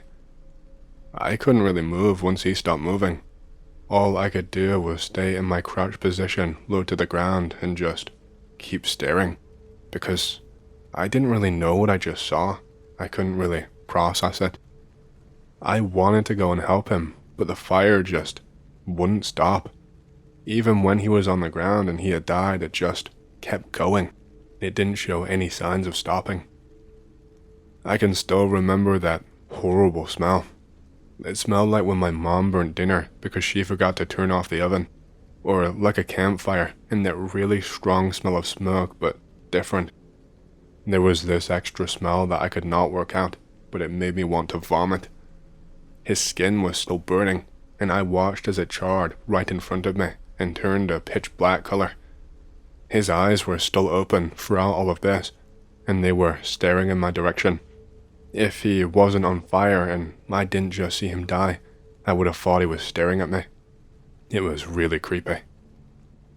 Eventually, I got up and ran home and went straight to my room. I should have told someone, but I felt guilty. I was convinced that I would go to jail because I watched someone die and did not do anything. So I waited, and I did not go back to those woods for a few weeks at least. My mom got really worried about me, which was not like her at all. She asked if I was feeling sick or if something bad happened, but I told her no. I eventually went back into those woods. Looking back now, it was stupid of me not to tell someone. Those woods could have easily burned down, and the fire could have easily spread. I'm not really sure how it didn't in the end. I could still smell that smell once I got deep enough into the woods, even after a few weeks had passed. When I got there, the cabin and everything else was still there. The water in the hole in the ground had completely dried up and was just an empty pit. That symbol was not even visible on the ground anymore, and the entire ground was just a burnt black. The fire had not spread, not even to the cabin that was not far away. It didn't even spread to the trees or anything. The body of the man, it was not there anymore. The body of the guy that I saw burning, all that was left on the ground was a burnt patch of earth. And on this patch of earth, there was some kind of ashy substance. The ash, I shit you not, it wasn't just clumped up into a pile. It was spread into the outline of a person in the outline of this man. You know, like how police use tape to make the outline of a body after a crime. This ash was scattered like that in a vaguely human shape. It made my skin crawl. I did not find anything new or changed in the cabin when I looked. He had not left anything behind. There was nothing left in the empty pit of water either. I stopped playing in those woods after that day. I took to exploring different areas that were well away from there. Still, to this day, I cannot even really explain what happened. Back in the early 2010s, my friend and I had this small paranormal research group. It was nothing professional. Just a few kids from a tiny Appalachian town obsessed with local folklore, cryptids, ghost stories, and the unknown. We would spend weekends camping in the mountains, investigating old houses, abandoned mines, and just anything else creepy that we could find. Most of our outings were uneventful, but there was one place that really shook us to the core. There was this abandoned homestead deep in the Appalachian wilderness that we came across. It was this local place near a river valley in Tennessee where I lived. It was just a few miles away from the NC border. It used to be a thriving farm in the late 1800s, but there were weird folk stories about the place. Stories about the youngest boy of the family dying inexplicably. The exact story changes depending on who tells it. Anything from drowning in the river to being gored by a deer. The story usually ends off with a rumor about a spirit still roaming the hollow and making laughing sounds that carry on the wind. A load of old bullshit, really. We were reckless people, thrill seekers if you will, so of course, we wanted to check the place out for ourselves and get our scare on. It was mid-July, late afternoon, when we piled into my old pickup truck, buzzing with excitement. We were convinced that this would be our most epic investigation yet. The drive was long and winding down narrow mountain roads surrounded by dense forests. By the time we parked at the trailhead, sweat was dripping down our heads in buckets. It was so humid, you could feel the thickness of the air just from breathing in. From there, the hike began. The path was barely a path. It was just twisted dirt trails, overgrown with briars and wildflowers. There were thick trees pressing in on all sides. Our flashlights barely did anything once the darkness crept in. It got dark way quicker than we expected. The deeper that we went, the heavier the air felt. Our flashlights helped a little, but the beams were not that thick, so even with them, the woods felt unnervingly dark, thicker than the night should be. When we finally broke through the last stand of trees, we entered a clearing where the house once stood. The place was in ruin. The stone foundation was completely cracked and looked to be crumbling in places. There were rusted farming tools scattered everywhere. Trees had taken root through the floorboards and vines wrapped around the broken chimney. The first thing we noticed was how dark it was inside the hollow. The canopy above was so dense it blocked out stars and moonlight, swallowing every glimmer of natural light. Our flashlights barely did anything. Then came the temperature drop. It was nearly 90 degrees outside the hollow, humid and really thick, but as soon as we stepped into the clearing, the air plummeted to near 60. I still remember the chill hitting my skin. And I know that by this point it's a long and tired cliche, but this was when I really got that deep feeling of wrongness, like the place was alive and hostile. I could just sense that something was wrong and that we shouldn't be here. We set up our equipment, cameras, an EVP recorder, a couple of thermometers. We split up slightly into two groups of two. Me and one friend went near the foundation. Two others went wandering toward the old well and what was left of the barn. Walking felt harder than it should have been. The forest was thick with branches and thorny vines, but even when we pushed those aside, I felt like I could feel something tugging at my clothes, and it wasn't the vines. It felt like someone was grabbing my t-shirt for just a second and pulling me back slightly. My heart was pounding the whole way. I told myself it was just nerves. That's when I noticed this moss on the low-hanging tree branch near the well. It was shaped almost like a twisted hanged man, but when I zoomed in on my camera screen, I swear I thought I could make out fingers curled around the branch. Before I could even point out what I was seeing, we all heard this sudden rustling. It was like something moving at lightning speed through the underbrush. Then we saw the thing making the noise very quickly. I saw this black shifting shadow darting between the trees. It didn't move like a person at all. It didn't even look like it was lifting its feet up and down to move.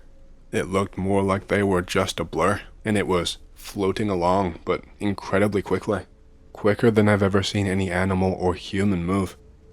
I could make out its eyes even far away. It had these two glowing red dots that you could not miss. It looked like a red light on something recording, but much brighter. We just started running. I could feel the adrenaline getting stronger, and I felt like I could puke. At one point, my friend who was with me tripped, and he bit the dirt, and he told me it felt like something grabbed his leg. After a little while, we finally made it to the trail. We didn't even stop to catch our breath, but we kept going to the cars, gasping all the way. We had even more bad luck. The batteries on the truck, they were completely dead. That truck was only a few months old. They should not have died already. We tried to call in a tow service, but they refused, and said that they would not be able to call out until sunup. So all we could do was just sit in the truck and wait. I got no sleep that night. After we left, we took a look at those recordings. The photos were filled with these orb-like things, just these glowing spheres that were darting around and flickering.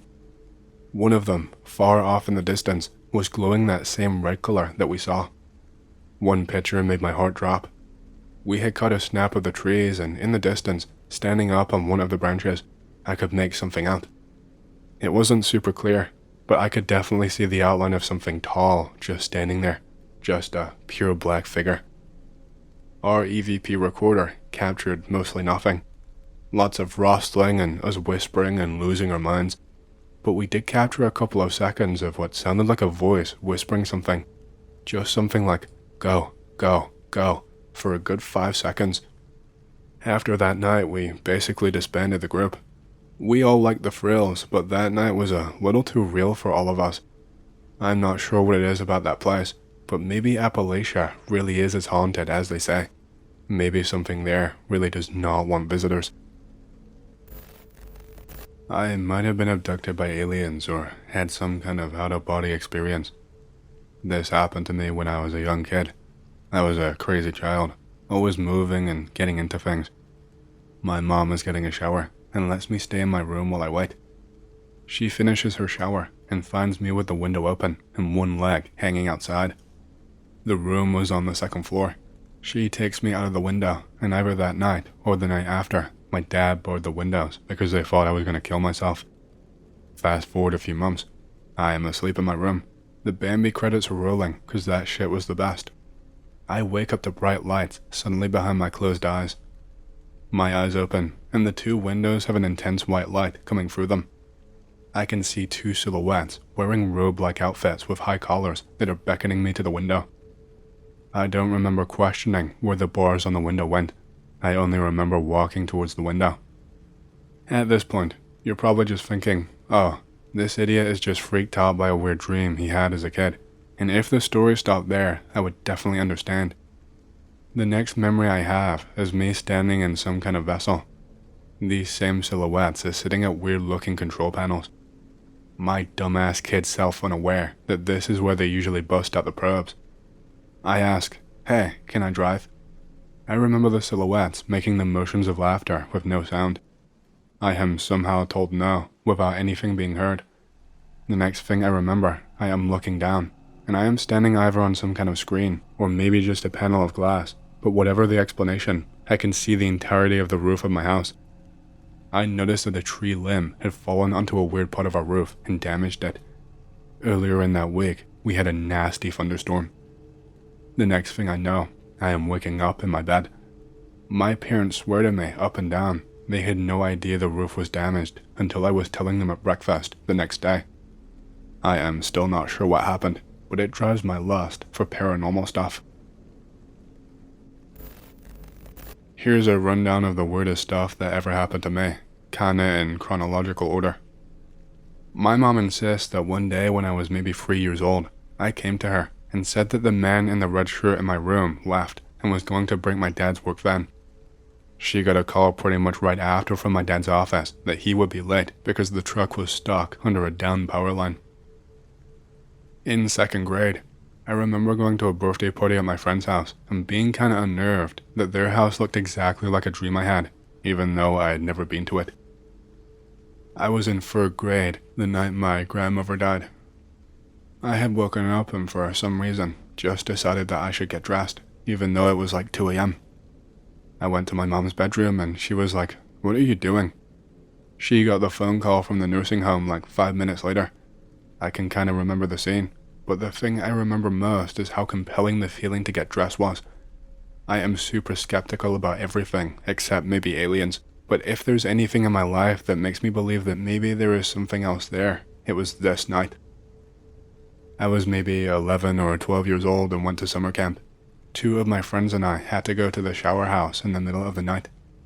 The camp was basically just one giant road with a bunch of sites for each troop that branches off, but the sites were only ever like 100 feet off the road. Anyway, you could only go 2 directions. One way ended at the offices, parking lot, and bathhouses. The other at the swimming lake, which was well lit. I looked at Google Maps a lot, and this trail is maybe only a mile end to end. I swear, we turned the wrong way and walked for a solid hour towards the lake and never reached it. In fact, I remember the night being pitch black and the trail almost glowing red, which was an observation we all made during the time and recalling after. When we finally decided that maybe we took a weird path and maybe we should turn around, we walked for less than 5 minutes in the other direction and we were at the bathhouses. It was just a straight road that we walked on, no curves or anything. We should have had to walk back the hour we walked, plus the 10 minutes it would have taken to the bathhouses if we walked the correct way. And usually, you could see all the campfires from the trail as you walked, but after the first few, we stopped seeing them, even though no matter what direction you went, they basically lined the whole trail. When we got back, our scoutmasters were freaking the hell out because they thought that we were lost, and they were kinda young, and I'm pretty sure these scouts used to hook up with our moms, so they were really concerned they shit the bed. Speaking of shitting the bed, at the same scout camp, a bear shat right next to our tent. Had to have been a huge one. Not really paranormal, but it's interesting to think we slept through a bear like a foot away from our cots. I went camping with one of those friends on the Appalachian Trail since being an adult, and we could see a fire that was a decent way off in the distance, but not like miles away. You could clearly tell it was a fire, but as you looked at it, it looked like it got closer or farther away. Which we were like, that's weird, and didn't think anything of it. Could not find any traces of a pit, or that anyone else was even camping near us the next morning, and we were up with the dawn. One time, at his stepdad's cabin, we turned the lights out entirely to try and look at the stars, and a bar flew directly into my forehead, and it hurt like shit. That's all I can think of right now. This happened to me in Bali. I was visiting some old-ass temple on tour with my family when I was like 12 years old or something. There were lots of statues, ruins, random structures, the works. Garudas and snakes are a common motif, so are lioness creatures. Temple used to be, and probably still is, a place of worship. It was afternoon, around 1 p.m. It was really hot at this time, 90% humidity. We do the touristy thing and take family photos. We are going around and find a spot. My dad moves into position to take a photo, eyes peering through his camera viewer. Awkward family photo. My dad pauses for a bit. Hey, guys, move away from that ugly statue. Huh? There's nothing around us. Move away from that ugly statue, guys. It's blocking the view. We just kinda stare blankly for a few seconds. Finally, he looks away from his camera to talk to us and to tell us to move away. He pauses. Once he takes another look, he looks obviously uncomfortable, and he says, "Where is the statue?" So apparently, through the whole thing, he kept seeing some sort of statue of a deity which blocked us from the camera view. He mentioned something about a lion statue, grinning, with big-ass canines. Pic related, probably. Once he looked up and realized it was not there, he tried to peer through the camera again, but he claims it does not show. I tried to look through his camera, nothing either. He could have been dicking around, but that was not like him at all. He could also pinpoint exactly where the statue was positioned. Not too spooky, but weird, I guess. I've been looking for somewhere to post my story for a while. I don't really look here mostly, but I need some answers. I was going hiking with my dad and soon-to-be brother-in-law. We are in a pretty remote area near a mountain pass. We start hiking. Our car is the only one parked out there. The route is pretty hard. It's steep and full of rocky areas. It smells like metal from time to time, not sure if related. The same smell as when you smell house keys. We stop to have a snack. The route is around 6 hours long and we're pretty much halfway done. We start walking again once our break is over. This thick fog starts coming down the mountains and descending towards us. We decide to call it quits because we don't want to be one of those stupid hikers that need rescue. We start to hear screams. Not actual screams. It sounds like a mix between a man screaming and a truck horn. I wouldn't really know how to describe it better. We stop and look at each other. My brother-in-law, who is a bit ahead, is looking towards a rock formation about 50 meters behind me. There is a tall man standing there on a rock. He looks like he's all dressed in a brilliant black coat. He is standing like when a goat stands on an almost vertical rock, but it makes no sense in this case. He kinda looks like he doesn't have a neck. He opens his mouth, I think, and I hear that same scream/horn again. We are shocked. We don't know what to make out from this. He screams again and slowly starts raising his arm, pointing at something on a rock next to him. We get the hell out of there and start coming back. We heard the same noise a few times, sometimes from behind, sometimes from coming right next to us, sometimes in front of us.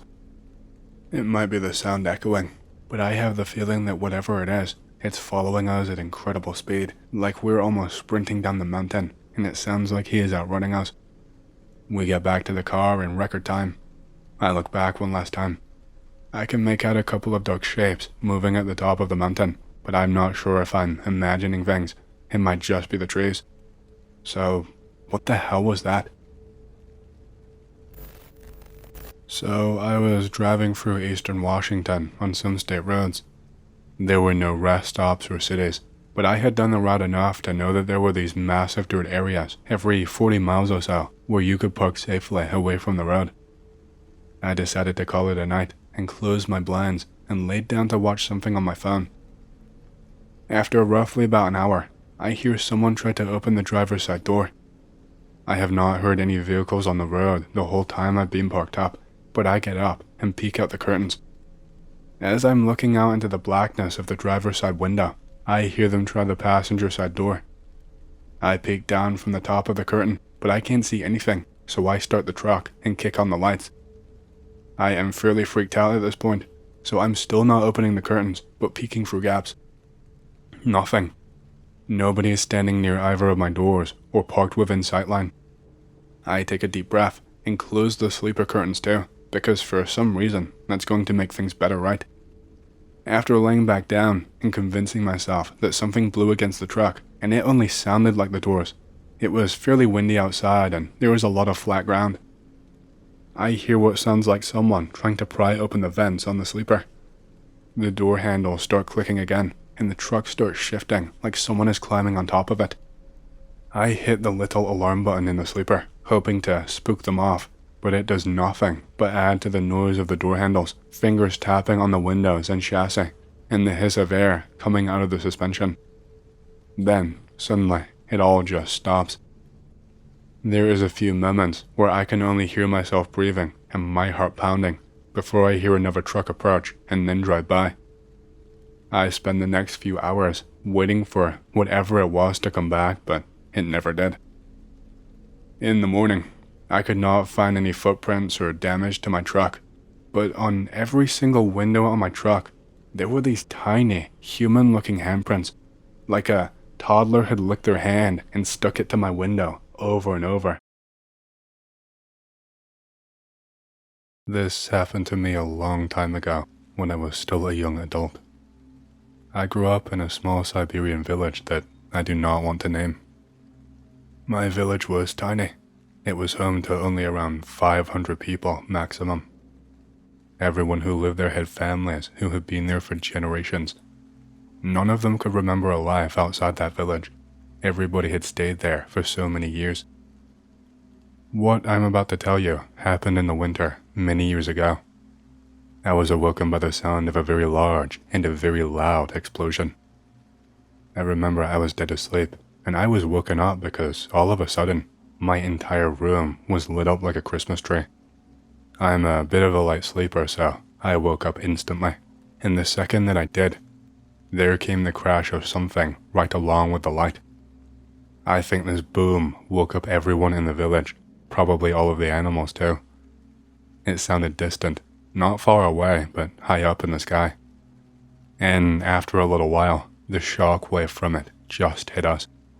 Everything was rattling and shaking in my room, and a vase fell and smashed. You could hear the sounds of people around nearby crying and shouting and just being confused. Nobody had any idea what was going on. I tried to ask my dad what was going on, but he said he had no idea. He did not even bother putting on his coat or his boots, and he just ran outside to see what happened. I followed along with him. There was a crowd of people outside, and everyone was looking up at the sky. When I looked up, all I could see was this huge fireball taking up my entire vision.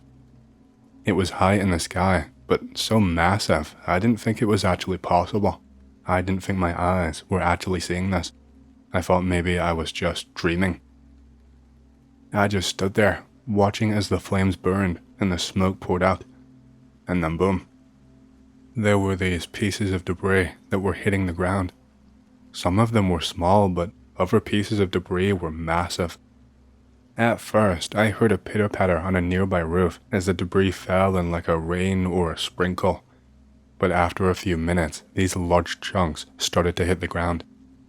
One hit a house nearby and destroyed the entire roof. It completely caved it in.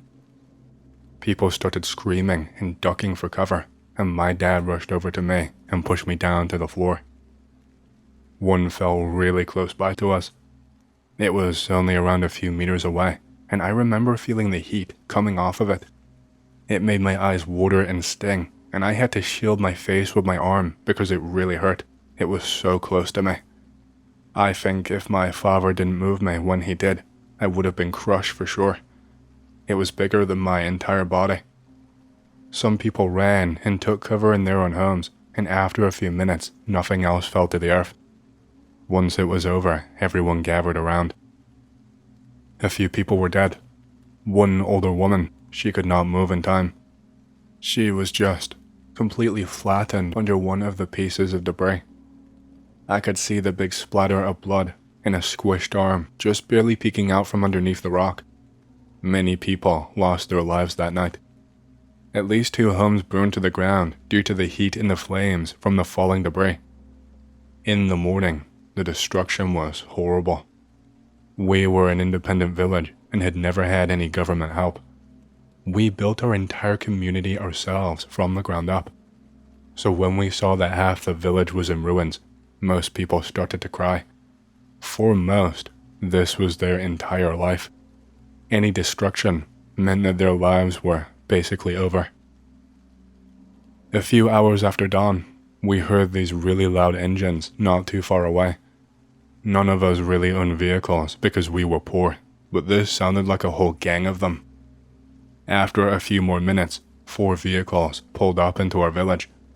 They were those 4x4 gas tigers that the military use.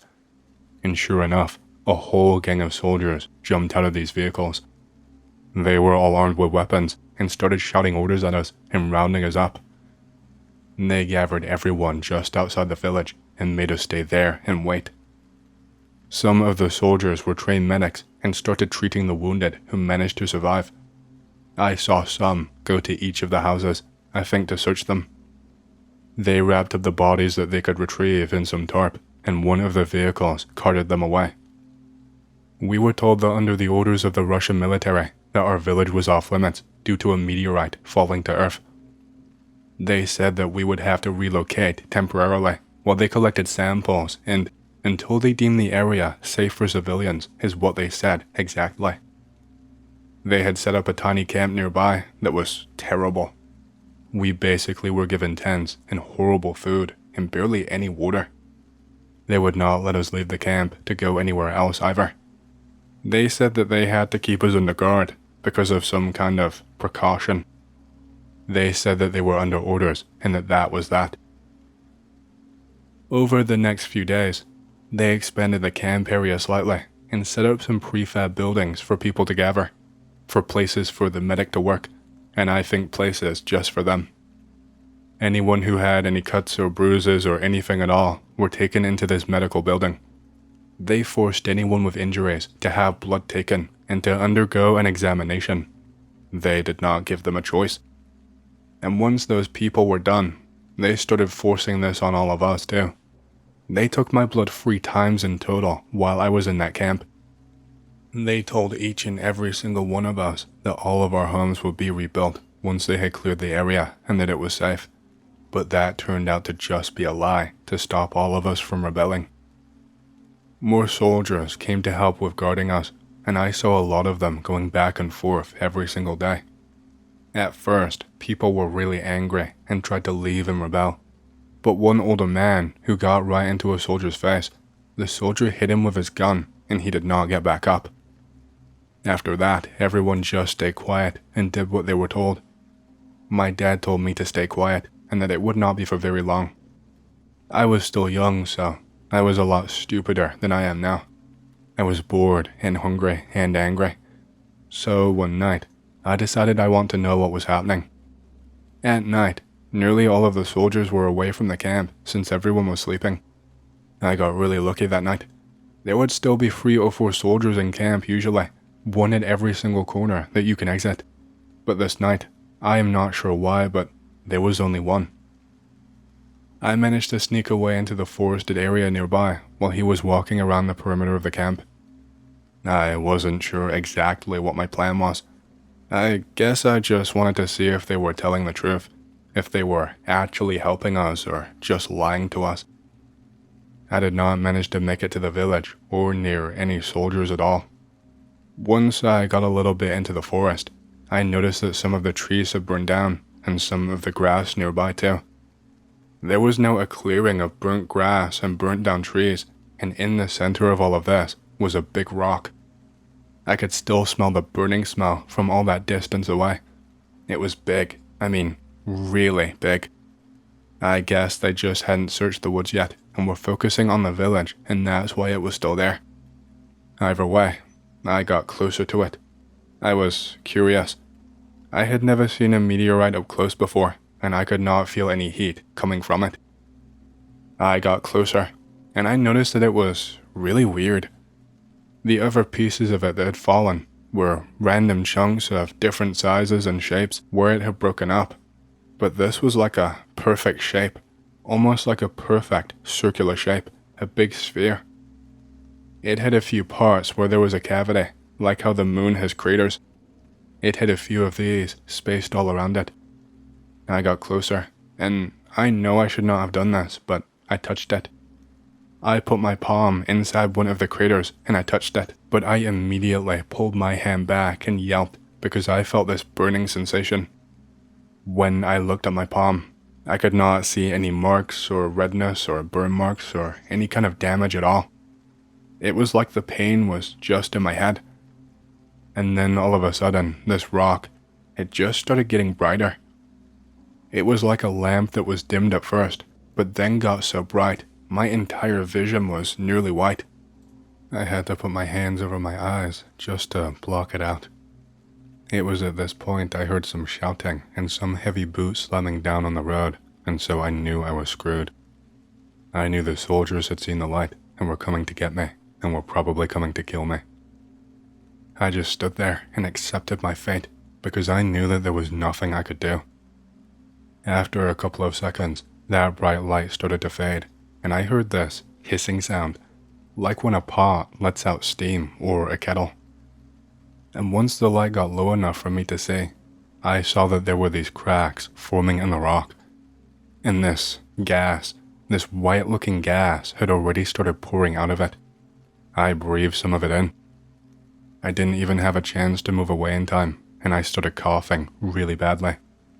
In just a few seconds, my lungs felt like they were clogged up, and my throat felt like it was getting narrower. I fell backwards onto the floor and was just clutching at my throat, trying to take as many breaths as I possibly could. But they were all shallow, and I could feel myself getting weaker. I managed to get a look at my hands, and they were swollen. They had really quickly become twice the size. It looked like I had become obese in just 30 seconds. My arms were the same. They got thicker and wider, and I had red marks all over and a rash. It looked like the skin was all cracked and peeling. At this point, a few soldiers got to me. They were all wearing suits and gas masks, and a medic got down and started examining me. I tried to talk and tell him, but he told me to shut up and be quiet. Another soldier brought something to carry me on, and they started dragging me away while the other soldiers gathered around the rock. I passed out sometime after then. When I woke back up, I was in the medical prefab building. I was still swollen and I could barely breathe, but they told me that I would live.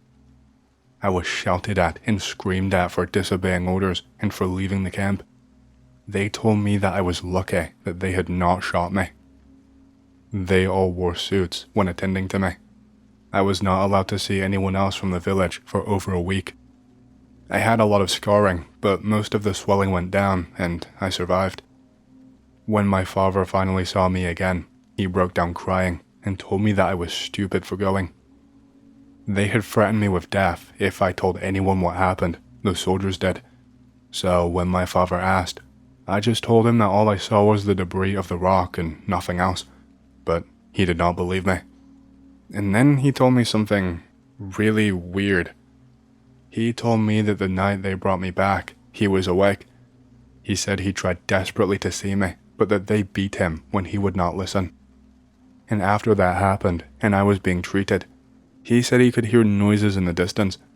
He said that for a few hours that night, he heard gunfire intermittently. Not constantly, but every few minutes or so. He said it was coming from the direction I was brought from, and that he heard soldiers shouting all of the time. He told me that at one point, the soldiers who were treating me sprinted out of the medical building. They apparently picked up their weapons and ran to the forest. He said he heard one more thing other than gunfire.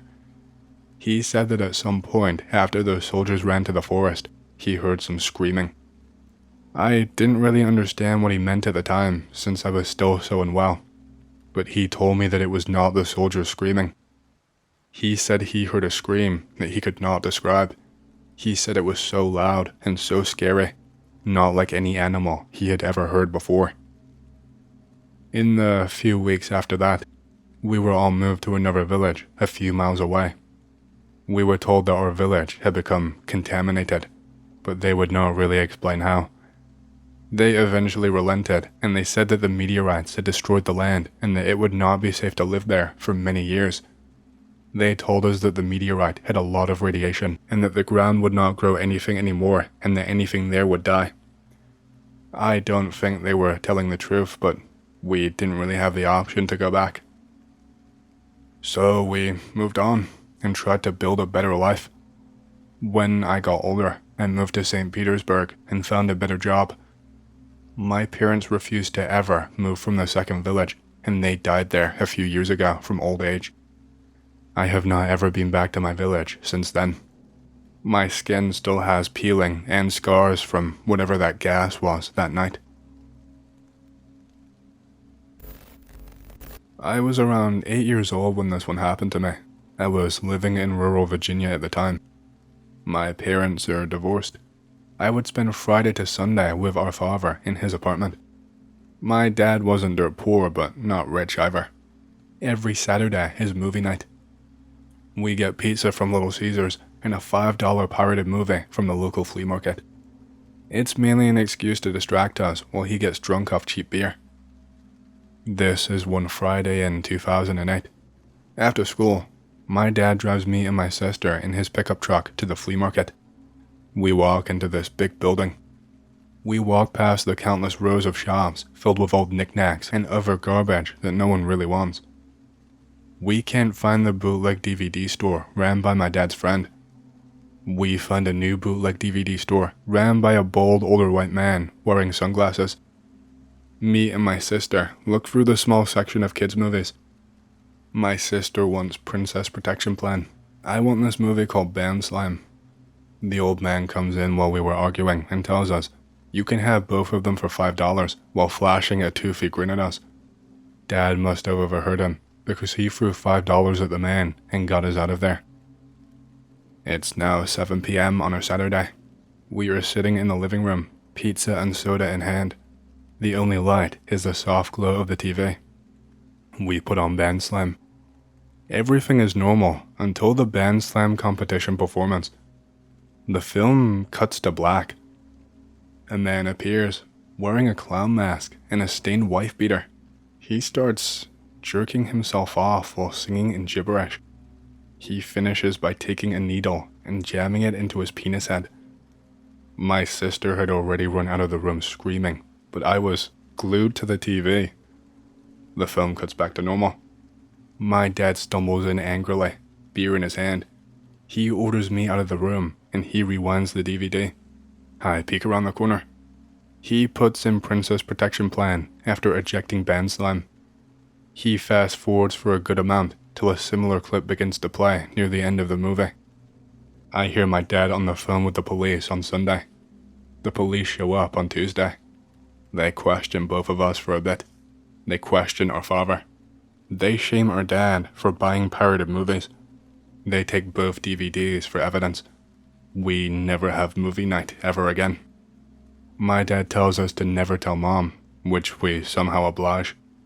I never saw the old man again, but the fact that he most likely knowingly gave us DVDs with that inside makes me really uncomfortable to think about. For backstory, I was admitted to a psychiatric hospital due to a psychotic break that I had. I was under a lot of stress back then. I had an anxiety attack. I then got that weird derealization feeling. Then I went nuts. I was in the place for about a month. It's not really what people make it out to be. It's actually quite nice. You can bring your own things, with exceptions to things such as rope and show strings.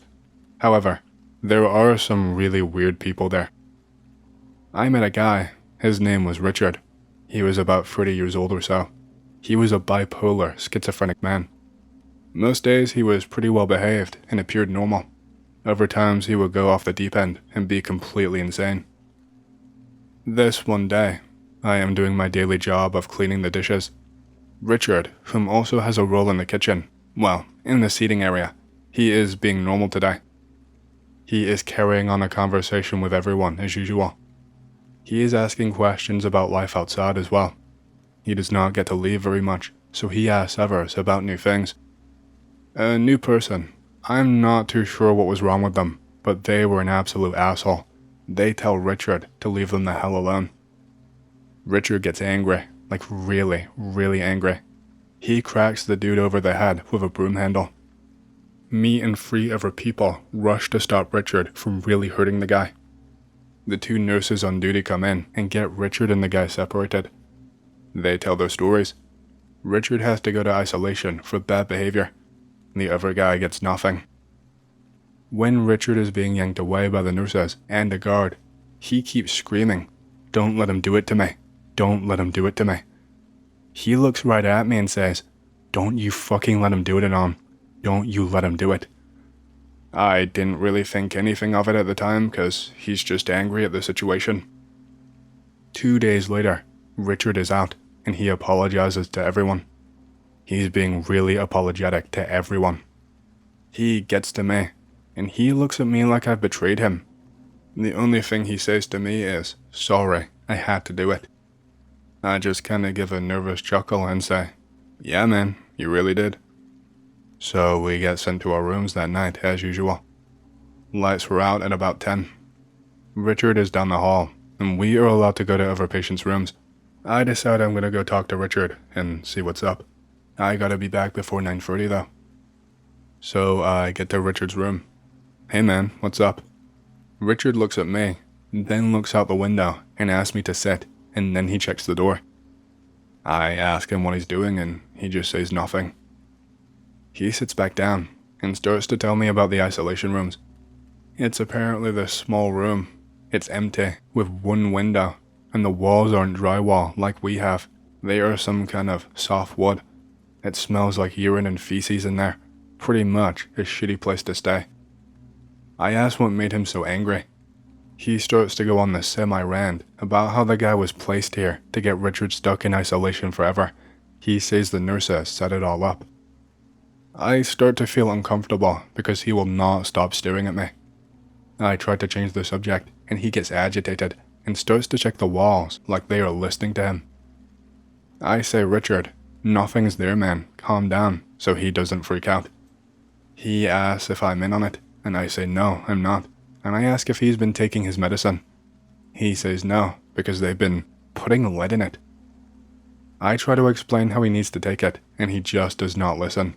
He just keeps getting really angry. It's the 9:30 announcement for bedtime, so I have to go. Richard asked me to stay a little bit longer. You know I can't, Richard. He stands in front of the doorway and makes me promise that I am not working with the nurses. I promise, and he finally lets me leave. I head on down the hall to my room. I turn to go in the door and notice something at the end of the hall. I turn to look, and guess who? Richard is peeking out from his room at me. I go inside and lock the door. We were allowed to lock and unlock them if we wanted. It wasn't like a prison.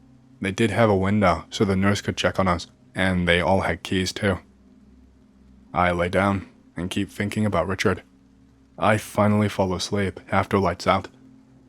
In the middle of the night, I wake up, just because I do that sometimes, and I'm just staring at the ceiling. I suddenly hear a tapping on my door. I think it's a nurse, and I look up. It's Richard. Hey man, it's important. Let me in. I tell him I can't let him in, and that he should go back to his room before he gets caught. This same exact routine for about a week. One night, I get woken up to the doorknob jiggling. This time I don't see anybody outside. I open the door and nobody is there, but a door slams down the hall, so you know how. I go back to sleep after calling the nurse. She dismisses it. I get woken up again, this time to let me the fuck in, you deceitful piece of shit. I go to talk, and this asshole kicks open the door and he hits me right in the face. This dude is on top of me, choking the life out of me. I can't even breathe. He starts screaming about how I'm in on the plan to get him locked away for good, and how he's gonna make me regret this. I start to fade away. I can feel myself starting to pass out. The nurse and 2 guards rush in, grab Richard, and give him a sedative. I eventually get transferred. Be me. I was married for 5 years. I had 2 kids, 1 boy and 1 girl. I ended up getting a divorce. I found out that she was cheating while I was working, and I got custody of both kids. She gets the house, so I end up buying a place about 10 miles outside the city. It sits on about a dozen acres of land, mostly brush and pine thickets. It needs some TLC. Fast forward about a year. The place is all fixed and cleaned up. The little ones have settled in. Things are great. I eventually start working night shifts, better money and better benefits, so I get my younger sister to come over the nights I'm out to watch the place. Things are going great for a while. When I come home one morning, and my sister says that the 2 kids, they share a room for the moment, have been talking to their window around 1 something that morning. They are still fairly young, so I figure they might have been talking to an imaginary friend. I asked them about it later. They say they were talking to Mr. Longarms. I tell them that's a funny name to come up with for a friend. They tell me he's the one who told them it. I figure, whatever. Little kids have weird imaginations. A few weeks go by. My sister reports the same thing every now and then. I decide to put a trail camera up facing the kid's window for shits and giggles, and as a just in case. I never catch anything on it when I get the long arm reports, as my sister and I call them. My son gets sick one day. Sick enough he has to be admitted to the hospital for a while. Scarlet fever. I did not want to take a chance. The nights I'm with him, my sister is watching my daughter. About 3 days later, I am at the hospital when I get a call from my sister. Someone tried to break into the house using the kid's room as an entry point. I tell her to call the cops. She already had. Then I tell my son what's wrong. He stares right at me. Looks like Mr. Longarms tried to get inside. He is always wanting to come inside. What? I ask him what he means. He always wants to come in so he can take us somewhere magical, where there are as many toys to play with as we want. I tell him to rest up, then I head out to the house. I get there. About 3 sheriff cars are parked in the front. One is a K9 unit. The dog unit and a pair of officers are following us in, They picked up under the window. Another pair are inside the house with my sister and my daughter. One of them starts asking me questions about if I've seen anything weird. I say no, but I tell him about the trail camera. We walk out to take a look at it. Guess what? It's busted all to hell. We go inside and talk for a little while longer. The K9 unit and company roll back up, looking really confused. They'd followed the scent until they hit a clearing in the thickets, and then it just vanished. There is some more talking and some more conjecture. Then they pack up and leave. I go and talk to my daughter to ask what happened. Oh, Mr. Longarm saw that brother was still gone, and he decided to come in and keep me company. Okay, this thing has gone on long enough. I asked my sister if she can take my daughter with her for the evening. She says yes. After they leave, I go and set up a few more trail cameras higher up, then go back in, grab a shotgun and some shells, then post up in the kids' room. Night rolls around, almost no moon, so I turn the backlights on so I can see if anything walks up. Nothing happens, so I end up drifting off. I jolt awake at some time in the night. I look at my watch. It says it's 3 in the morning. I wonder what the hell made me wake up when I hear something like metal on wood. I realize it's coming from the window. I slowly stand up with my gun in hand. Then as quietly as I can, I walk to the window. This scraping noise intensifies, and the top of a head pokes over the windowsill. It's pale white. There are wisps of hair sticking up everywhere. It just says, "Hello, little children," in like a sing-songy voice. Its head pops all the way up. It looks like someone who was starved half to death. I yell something and cock the shotgun. It sees me. It makes a weird-ass shriek noise and reaches inside. Holy shit, the kids were not playing when they named him Longarms. He reaches a good 8 feet inside and takes a swipe at me. I awkwardly drop to dodge, and like an idiot, I pull the trigger. Sadly, it misses the thing, but blows one of my daughter's stuffed rabbits apart. The shot seemed to catch the thing off guard, and it recoils its arm back out the window. I get up as fast as I can, pump another shell into the chamber, and slowly walk towards the window. I hear a scuttling noise down on the ground, and see the thing scrabbling back away from the house. Its 2 long arms pulling it across the yard. I take a pot shot at it, miss. The thing shrieks/hisses and runs off into the woods. I decide that maybe living in the city is not such a bad idea. I clean up the dead rabbit with the gun within reach, then call my sister and tell her what happened. Long story short, my son got released a few days later. He and my daughter stayed with my sister while I put the house up for sale and got things packed. I did not see the thing for the week or so that I was there getting the place ready. I have a story that happened to me. It's not really paranormal in any way, but it still really had me scratching my head, and I'm hoping I can get some kind of answers. So, at the time, I was driving from Dallas to Houston. It was around 2 a.m. This was so I could avoid other cars and traffic, and also avoid any kind of cops. And also, I really just like the quiet. I eventually find an older Tacoma driving on the road to use as a sponge. Just for the record, a sponge car is a car that you drive behind and stick with on a long road. They are pretty much human shields for deers crossing the road, cops pulling over speeders, etc.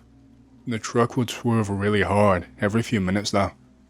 I just think he's drunk, so I shrug it off.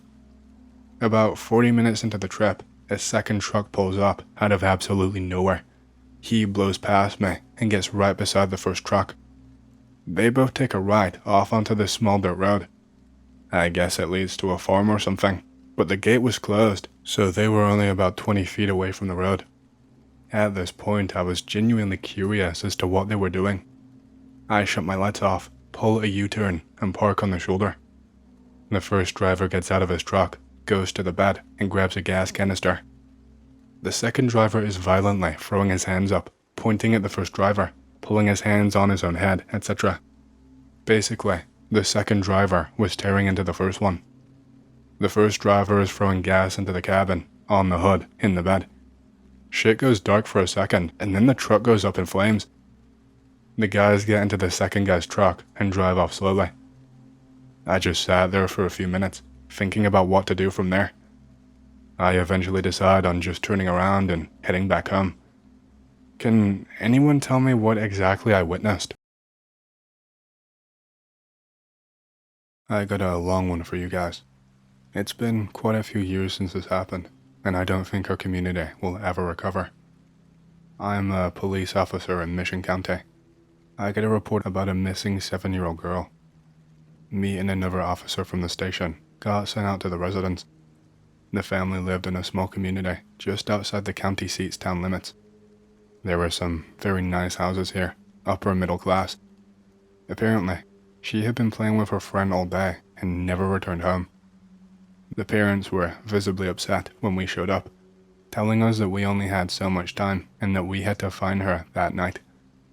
The girl's father, whose name is Travis, seemed very unsatisfied with us, but we had a protocol to follow. We get all of the descriptions of the daughter and her friend she was with on the day that she went missing. Her name is Katie, 7 years old, dark brown hair, was wearing a yellow Hello Kitty shirt with blue jeans. She had a Pokemon backpack and she was with her friend named Jade. Knowing how hard this situation must be for them, I reassure them that we will do our best and she will most likely turn up. It was still early in the day, so we continued our investigation and stopped by the friend's house. The parents were unaware of their daughter's friend going missing. I asked if we could talk to their daughter. They seemed hesitant at first, but politely agreed. The daughter does not recall anything at first, but soon exclaimed that a man in a truck pulled up to talk with them. I asked who this man was and what the conversation was about. She says that the man had long black greasy hair and asked if the girls liked video games. Said that they both responded with yes and that the man smiled and drove off. Was that all he did? He didn't just get out of the truck? No sir, he just left. I asked about the truck. She described it more as a Ford Bronco than a pickup truck. The dad chimed in almost immediately after hearing this. I think I know that vehicle. Always parked out in front of an Arby's in town. I asked him if he knows the owner. No, I've just seen it around before. It might not even be it, but I thought I would tell you in case it helped. I tell him that it does help. After a quick chit-chat about how horrible it must be for her parents to get through that, we continue back to the station to go over the notes that we had. I am preparing for more investigation the next day. The next day I get some information from the other officer working the case. Got some information on the Bronco the kids saw the other day. Shows me the registration for a 1988 brown Ford Bronco. You sure this is it, bud? Oh yeah. Got reports about this creep driving around, harassing people. The registration is to a Thomas McKinley. We decide that we should go pay him a visit today. After doing some paperwork and having a lunch, we went out to the address registered to the vehicle. It's this run-down mobile home with junk piled up in front of it. It had a porch built off the front with even more junk. These people are obviously hoarders. Lo and behold, there is the brown Bronco. Alright, let's go knock on this door. We make our way through the maze of garbage to the door. We give the usual, very loud and obnoxious police knock. A woman answers the door. Can I help you, officers? Yes, we're looking for the owner of that SUV out there, a Mr. Thomas McKinley. She says it's her husband and that he is in the living room. She invites us in. The house is filled with junk. We get to the living room, and there is an old man sitting in a lazy boy. Tom, these police officers want to talk with you. Visibly, this guy was not how the girl described the driver. Are you the owner of the Ford Bronco parked outside? Yes, it's mine, but I never drive it anymore since disability got the best of me. I tell him that we've gotten reports that somebody has been driving around in that truck harassing people. He looks at the floor and sighs. That's probably Caleb. He calls for him to come out of his room. He is a tall young man with long greasy black hair and very pale skin. I immediately give my partner a look like, that is him. I ask him if he's been harassing people in his father's truck. He breaks down and starts crying. I have no friends. I just want friends. People think I'm stupid. He starts wailing and freaking out. His mother calms him down. Caleb is autistic and doesn't really fully comprehend what he is doing. I immediately think that this guy might not have the mentality to pull off a kidnapping. I ask him about the 2 little girls he stopped to talk to the other day. He tells us he stopped because the one girl had a Pokemon backpack and his favorite Pokemon is Fennekin. Alright, this guy clearly could not have kidnapped the girl. I tell him that we're going to have to interview him a little bit more, but since he is clearly unstable and overwhelmed, we will come back tomorrow. We did not have anything on the kid, and we were lucky enough to even be invited into the house. We decide to wrap it out, collect our notes, and head back. We get a call later that night from the mother that somebody is outside threatening to kill her son. I get my partner, and we head out to the property. We show up, and to my surprise, it's Katie's dad Travis, outside, screaming at the family in the house. I know that stupid motherfucker did something to her. Tell me where she is. He was in a serious rage. He would not even stop after he saw us pull up. Hey, what's going on, bud? Talk to me. What are you doing here? He is visibly pissed off and starts directing his anger towards me. You stupid cocksuckers are doing the worst job ever. I tell him that we are doing our best to find her and that she will most likely turn up soon. Yeah, in a damn body bag. That's what you want, isn't it? I'm not going to lie. He was getting to me. I continue trying to calm him down until he eventually does. He starts talking more rationally about how this is the hardest thing he's ever gone through. I tell him I could not even imagine what it is like, but that he should not have come here. I tell him I'm going to let him off with a warning, but if he comes back again, I will get him for trespassing and threatening assault. He still seems angry about the whole thing, but he reluctantly agrees, gets in his truck, and drives off. I go and tell the family that the guy has left. The old man opens the door and is clearly pissed off at what happened. What the hell was that about? My son never did anything. Can't you see how terrified he is? The young man was clearly shaken up and was clinging to his mother in fear. I felt bad for the guy, knowing he's not all there. I tell him it won't happen again, and if it does, he will be escorted to the police station. The man seems somewhat more calm. I tell them all to have a good night and to call if anything happens again. I am finally off work after that. I have another night of no sleep. I get up the next day, same routine. No leads, no tips, nothing. Just patrol the streets and hope that something comes up. A few days go by. Nothing from Katie's parents and nothing from the McKinleys. I think maybe that the family is starting to come to terms with it. A few more days pass by before I get a call from the McKinleys. Please, you have to help. Caleb has disappeared. My first thought was that Katie's dad had done something. Oh God, I hope he didn't do what I think he did. I tell them that I will be right there. I hang up the phone. This is stressing me out so much. I make it out to the house, and Caleb's mother tells me that he has been gone for days. The Bronco is still there, his phone is still there, so he must not be that far, I thought. I tell her I'll go look for him. He must have walked the old county road into town. I drive down the old highway for a couple of miles before reaching a small pull-off that used to be a logging road. There is a pickup truck a little down the overgrown road.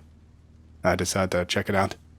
I park the cruiser at the beginning of the road and start walking towards the truck. Hey, I know this truck. It's Travis. I peer into the truck windows and see a wallet on the dash, sunglasses, and a sweatshirt. I look out into the woods and shout for Travis. Hello? Travis? You out there, bud? Nothing. I knew I should have looked into it more, but my shift was almost over. When I eventually returned to the area, the truck was still there. Nothing had changed. I checked out the woods and found a set of car keys hanging from a tree branch. Still no sign of Travis or Caleb. Fuck. I hope he didn't kill the kid and then kill himself. I heard nothing from either family for weeks. Nothing happened at all. Until, by pure luck or pure chance, I had no idea how we could get so lucky. We got a call about a domestic dispute. It was one of the neighbors in the little community outside town. The woman was frantic and was exclaiming that she had killed her. I show up, and a woman had beat her husband to near death with a baseball bat. He was definitely knocked out and bleeding badly, but he was not dead. I never saw something so gruesome in my life. But what we found inside the house was absolute horror. The man who owned the house was a small business owner. I had known him as the kind old man that ran an electric shop in the downtown area. When we calmed the woman down, she started shouting in a hysterical fashion. I had no idea. Please believe me. I initially was confused until I heard my partner call out to me. "Holy shit, Danny, get your ass in here. You are not going to believe this." I rushed over to where my partner was, standing just in front of an open door that led down into a basement. He shone his flashlight, illuminating the darkness, and there she was, Katie, curled up in a little ball in the corner with two of her kids, another girl and another boy. Feel absolutely horrified by the discovery. We got them out of there as quickly as we could. They all looked malnourished and had visible welts and marks on their bodies. Jesus Christ, Scotty, this is horrible. After interviewing his wife, we discovered that he had just recently gotten married, and that she had no idea what he was doing since they also just recently moved in together. He had hoped that she would be his partner in crime, but soon became mistaken after he showed her his torture chamber. That's when she panicked and attacked him, fearing that he would hurt her. When I asked what he had the children for, she responded, "I have no idea." We never got an answer from Mr. Hennerly either, since he died on arrival at the hospital. We told Katie's mom we found her after getting her out of the house. She was there in less than 5 minutes, completely awestruck that her daughter, who had been missing for over a month, was finally found. I had never seen someone cry tears of joy so hard. She had lost her daughter, then lost her husband. I could only imagine the relief she felt, having her daughter in her arms again. She asked me about Travis and if we knew anything about him. I just shook my head. I could not even tell her that what we assumed he had done and what happened. I was disgusted with the entire situation, but relieved that it was finally over. I see Katie and her mom from time to time, mostly at the park while I am patrolling. She eventually remarried and seems very happy with her life, but I know none of us will ever recover from what happened. I have not thought about that in years. It still makes me feel uneasy knowing that you never really truly know somebody. Travis and Caleb never turned up, and I think that's for the best. I was 14 years old when this happened and living in Australia. My friends and I have this camping spot on the outskirts of town, through a chain link fence that we made a hole in, and through wild long grass. I head out to meet some friends at the one friend's house. My friend's mom said that they just left. No worries, I will head over to the camp. I crawl through the fence. I'm walking through the tall grass. I hear my friends yell in the distance, coming from the opposite direction of the camp. I start walking through the grass where we had not made a path for months of use. I got this uneasy feeling, as if I made a mistake. I can't quite explain the feeling, just dread. I say, nah, screw this. I turn around and start walking back to the camp. This sense of dread feeling just grows inside of me.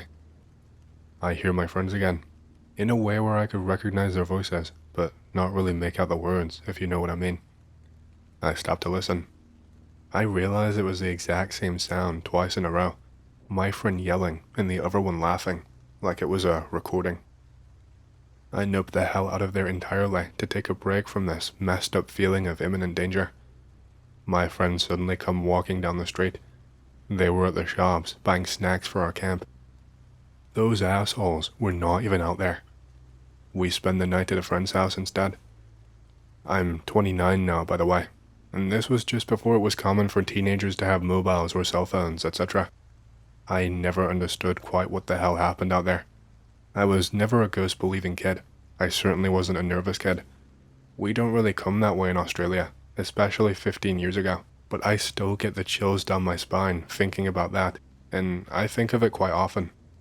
I can never shake the feeling I was somehow being lured somewhere. I could not even imagine by what, and I've never had a similar incident since. Upon reflection, I should mention just how isolated this area was. It was about a 6-minute walk away from the road, straight out through the long grass, into the woods outside of town to get to the spot that I was in, and about 2 to 3 minutes from the end of the tall grass to get to the camp spot itself. It was on a nice cliff face, overlooking a place called Wallachia Valley. Great spot. The direction of our shops and where the boys had come from was the exact opposite direction, and the voices came from a westerly direction where the camp was east. I thought about how they could have possibly pranked me, but we didn't do pranks anyway, and no one ever copped to having somehow done it. The town I am from could be freaky sometimes, being new land and isolated, etc., but that incident was just in a league of its own. I was 22 years old when this one happened to me. I am convinced that there is no God, no afterlife, nothing beyond the realm that we perceive. I meet this girl. She is actually really cool, a really down-to-earth human. I start spending time at her apartment. I start sleeping at said apartment. We sleep together. I wake up one night, feeling powerless to move. I have this immediate and primal terrified feeling. I realize I'm not dreaming. I am 100% in her room. I look up. There is this entity floating up above me. It's this black, formless creature with red eyes. It has this long tongue and sharp teeth. It's jittering like a hologram. It looks like it's laughing at me. I let out this internal scream because I can't actually move anything or make any noise. I see substance floating from my chest to its mouth. The laughing from this thing continues. Oh shit. I wake up. I know that what I've experienced is real. I do research. I find sleep paralysis. First image is exactly what I saw. Oh crap. I am now more spiritual. Fast forward about 3 years. I have been with the same girl. We move into this new apartment together. This apartment was built in 1875. It was built with wood supplied by an extreme Christian sect who abhors sex. It has a history of housing characters. These characters, they were alive in the 1980s. One of them beat his wife. One of them accidentally killed someone in a DUI. The person who did that died alone, filled with regret, and is apparently said to haunt the premise. So it's 2016 now. I'm just laying in bed. I think, oh shit, I think I just heard the door closed, but my GF says you're just paranoid. I drop a voice recorder in the kitchen the next night. I set it to record all night. I'm thinking it will be fun because ghosts. I'm hoping to catch something spooky. I wake up the next day. I analyze the recording. Oh crap, there is literally hours of fast footsteps and doors shaking and closing. I am spooked beyond belief. I decide that this isn't really fun anymore. I'm done with this. Fast forward around 2 months later. I have this insane dream about the same creature that I saw years ago. It's in our new bedroom, hovering over my girlfriend. I can't move, but I'm trying to desperately. Her psychic entity fights it off. I realize this thing is a huge pussy. I wake up the next morning. My GF asked me, "Did you move my necklace in the middle of the night?" I'm like, "No, why?" She says that she could not find it. Around 10 minutes later, my girlfriend comes in crying. Her necklace was in the washing machine.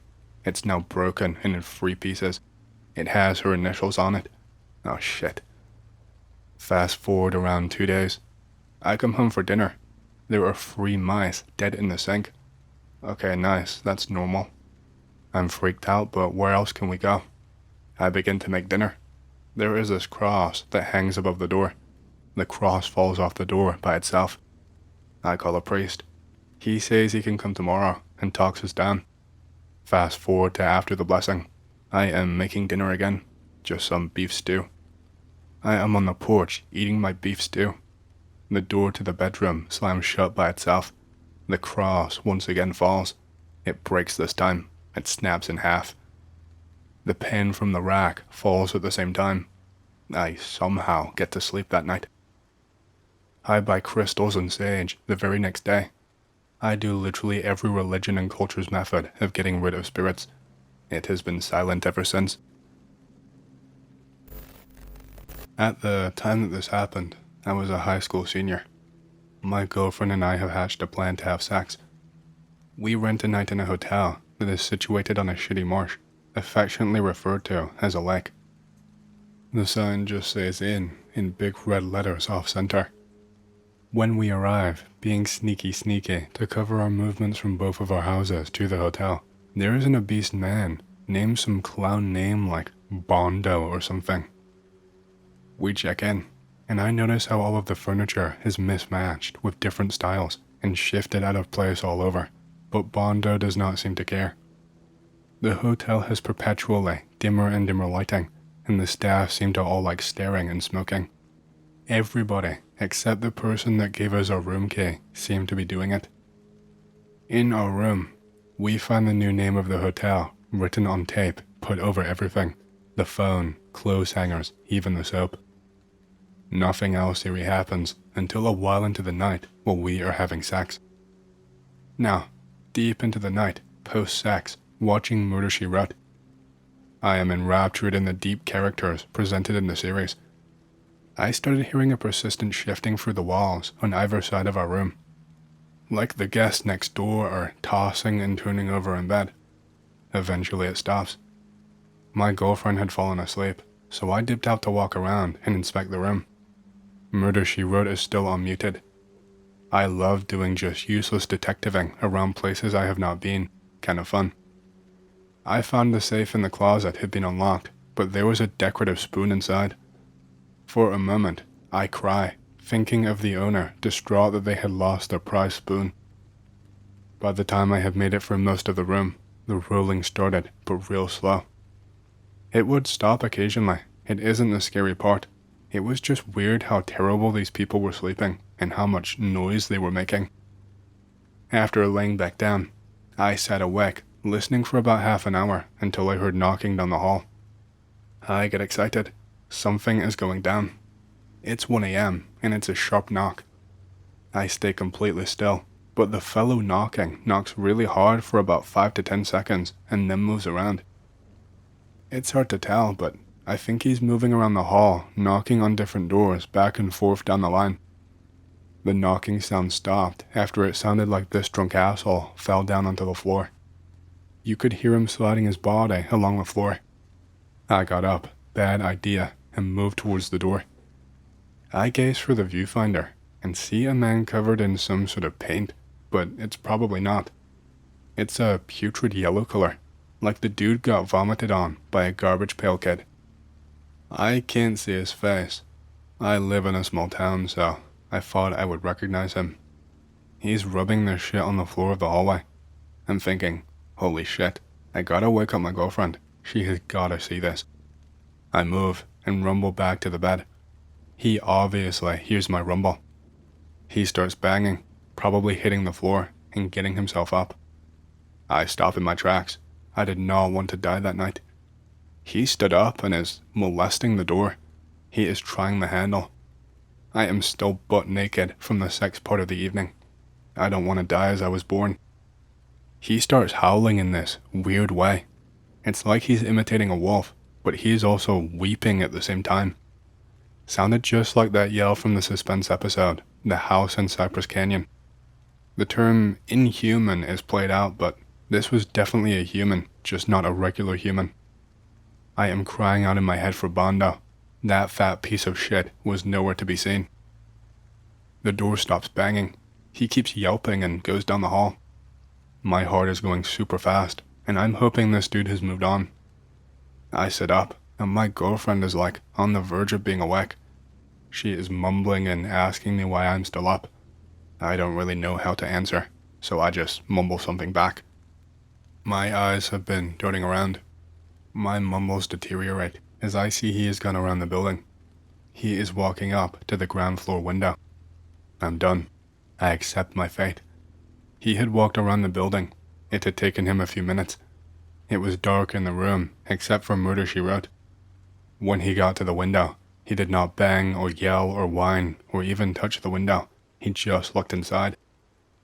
He had his hands behind his back and was patiently looking around the room. The guy locked eyes with me for only a second, and I did not seem to faze him. It didn't seem like the same guy. I laid there silently for so long looking at him until I guess I couldn't any longer. I had fallen asleep looking at him.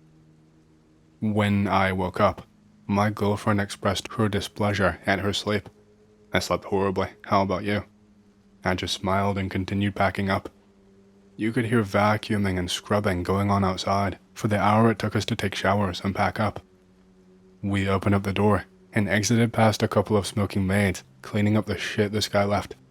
I hoped I'd dreamed it. I didn't ask Bondo what it was because I'm too awkward. I never speak of it ever again. I never got any context on what happened. Hands down the weirdest thing that's ever happened to me. I've got a story that an acquaintance told me involving a research trip in Brazil. I didn't know the guy very well at the time, so I can't vouch for his trustworthiness, but he definitely seemed shaken up by what he told me. I will tell it from his point of view. At the time, I was a 23-year-old ecology student. I get the opportunity to study abroad, field work in Brazil. We would be camping in the Amazon for 2 nights, staying in every night with a small tribe that the university occasionally worked with, then camping 1 more night on the way out. It took a day to get out there by ferry. When we finished, we returned to the university and finished up our research there for a total of 2 weeks worth of work. The boat trip into the Amazon was fun. Drinking and dancing. Almost got my dick wet from a Brazilian student, but decided against it. I have Colombian heritage, so I speak Spanish. I overhear the crew talking at one point. They are wondering nervously if they should turn around, but when they see me, they look all the way and stop talking. Next morning, we reach the place that we will be disembarking from. The first day of hiking was difficult but incredible. So much plant and animal life. It was a budding ecologist's wet dream. As the sun began to set, I remember hearing what sounded like an elephant trumpeting from very far away. Suddenly, there are guns in the crew's hands, but no one will tell us what's going on. We hike until it's dark and then make camp. Most people sleep in E&Os provided by the university. The rest of the crew sleeps on pads on the ground with guns. I hear the same trumpeting sound as before in the middle of the night, only this time it's much closer, maybe only a mile away. From inside the E&O, I hear the crew outside talking. It's Portuguese, so I can hardly understand a word. They say the word Mapanguari more than once. Eventually, I fall asleep. I wake up and some of the crew is gone. Turns out that they went on ahead because a tree had fallen somewhere up the trail and had to be cut up to clear the way for gear porters. We eventually reached the village, which is abuzz with activity. These men, some in shorts, others in native clothes, have spears and bows and they are walking around. It turns out there was an animal attack the night before, and a little girl was killed by what was likely a jaguar. That's a damn shame. There is a small funeral for the girl, in both Christian and native style. I hear more Mapanguari. I ask the head professor what that means. Apparently, it's some forest spirit or animal that is usually docile, but very dangerous if it perceives a threat, kind of like a rhino. Some natives and guides think it was responsible for the girl's death. Yeah, right, superstitious heathens. I hear this odd sound all throughout the first day at different distances and positions. The natives are really wigged out. All of them head inside before dark instead of partying as planned. I, however, go for a walk around the village. I notice that along one side of it, they have a small crop of corn and other things set up, kind of like an offering, I guess. The whole entire scene is just like something out of a storybook. There is a beautiful night sky, quaint jungle village, nice little farm. Huge hairy thing eating the corn. Wait, what? There is a quadruped standing on its hind legs. It is using its claws to cut off the ears of corn and is just eating them whole. It has a head like a cross between a bear and a horse or something like that. I try to back away quietly while this thing is distracted by eating, but I trip and fall on a rock while moving.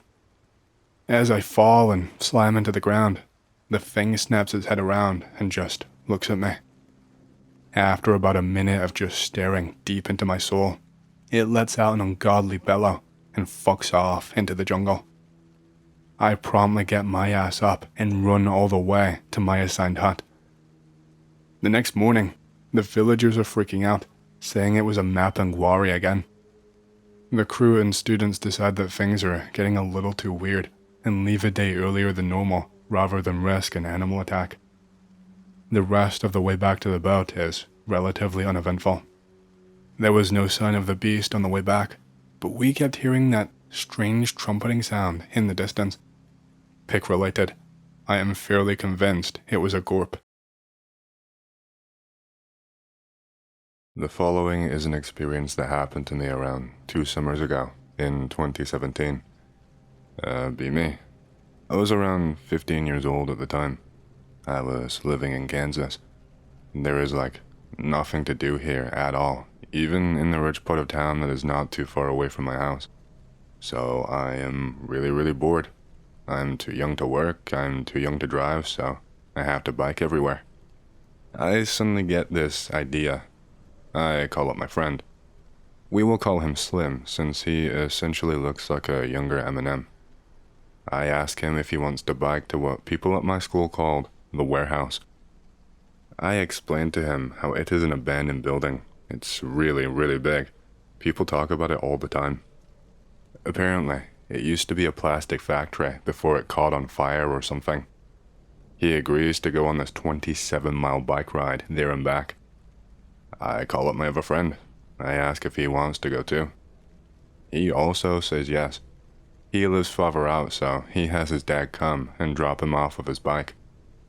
Guy is an amazing competitive swimmer, so we will call him Swim Bro. They both show up at my house, and we begin our 12-mile bike ride to the spot. The bike ride is pretty difficult. The wind is blowing at us the whole time. There are way too many hills here for Kansas. My friends are ready to kill me because this is taking way too long.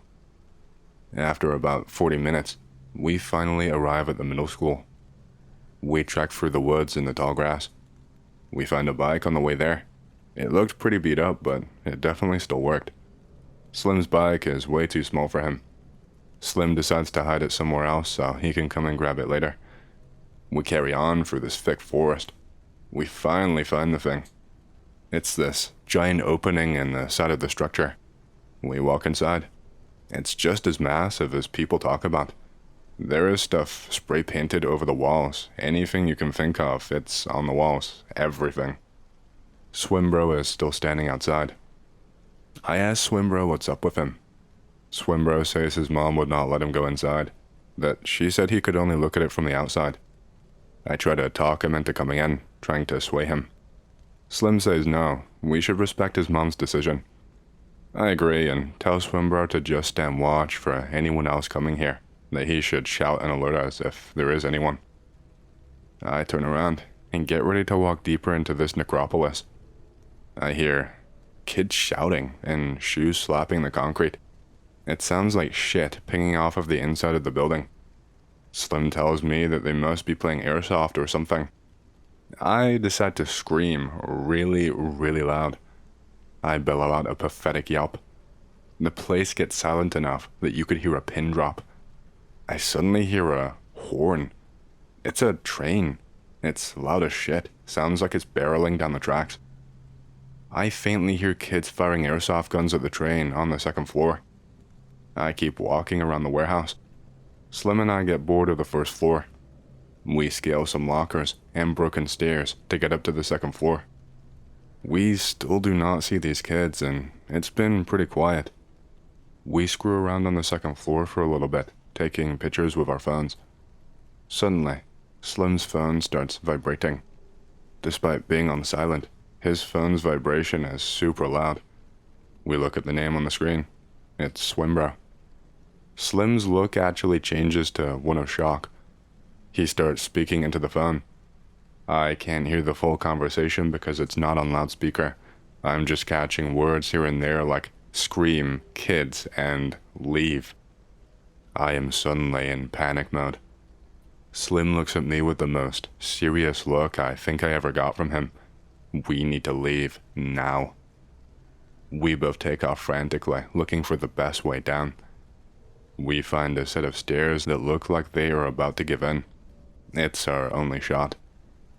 I go down the stairs as quick as my pathetic, out-of-shape 15-year-old body can carry me. I can feel the damn steps moving underneath my feet. Slim and I scramble to the exit where we left Swimbro, at the place that we came in. We are looking in desperation for him. I turn around. The airsoft kids are there. The kids are in hysterics. Some are crying and screaming, but all of them are running. They are scared. No, not scared. They are terrified.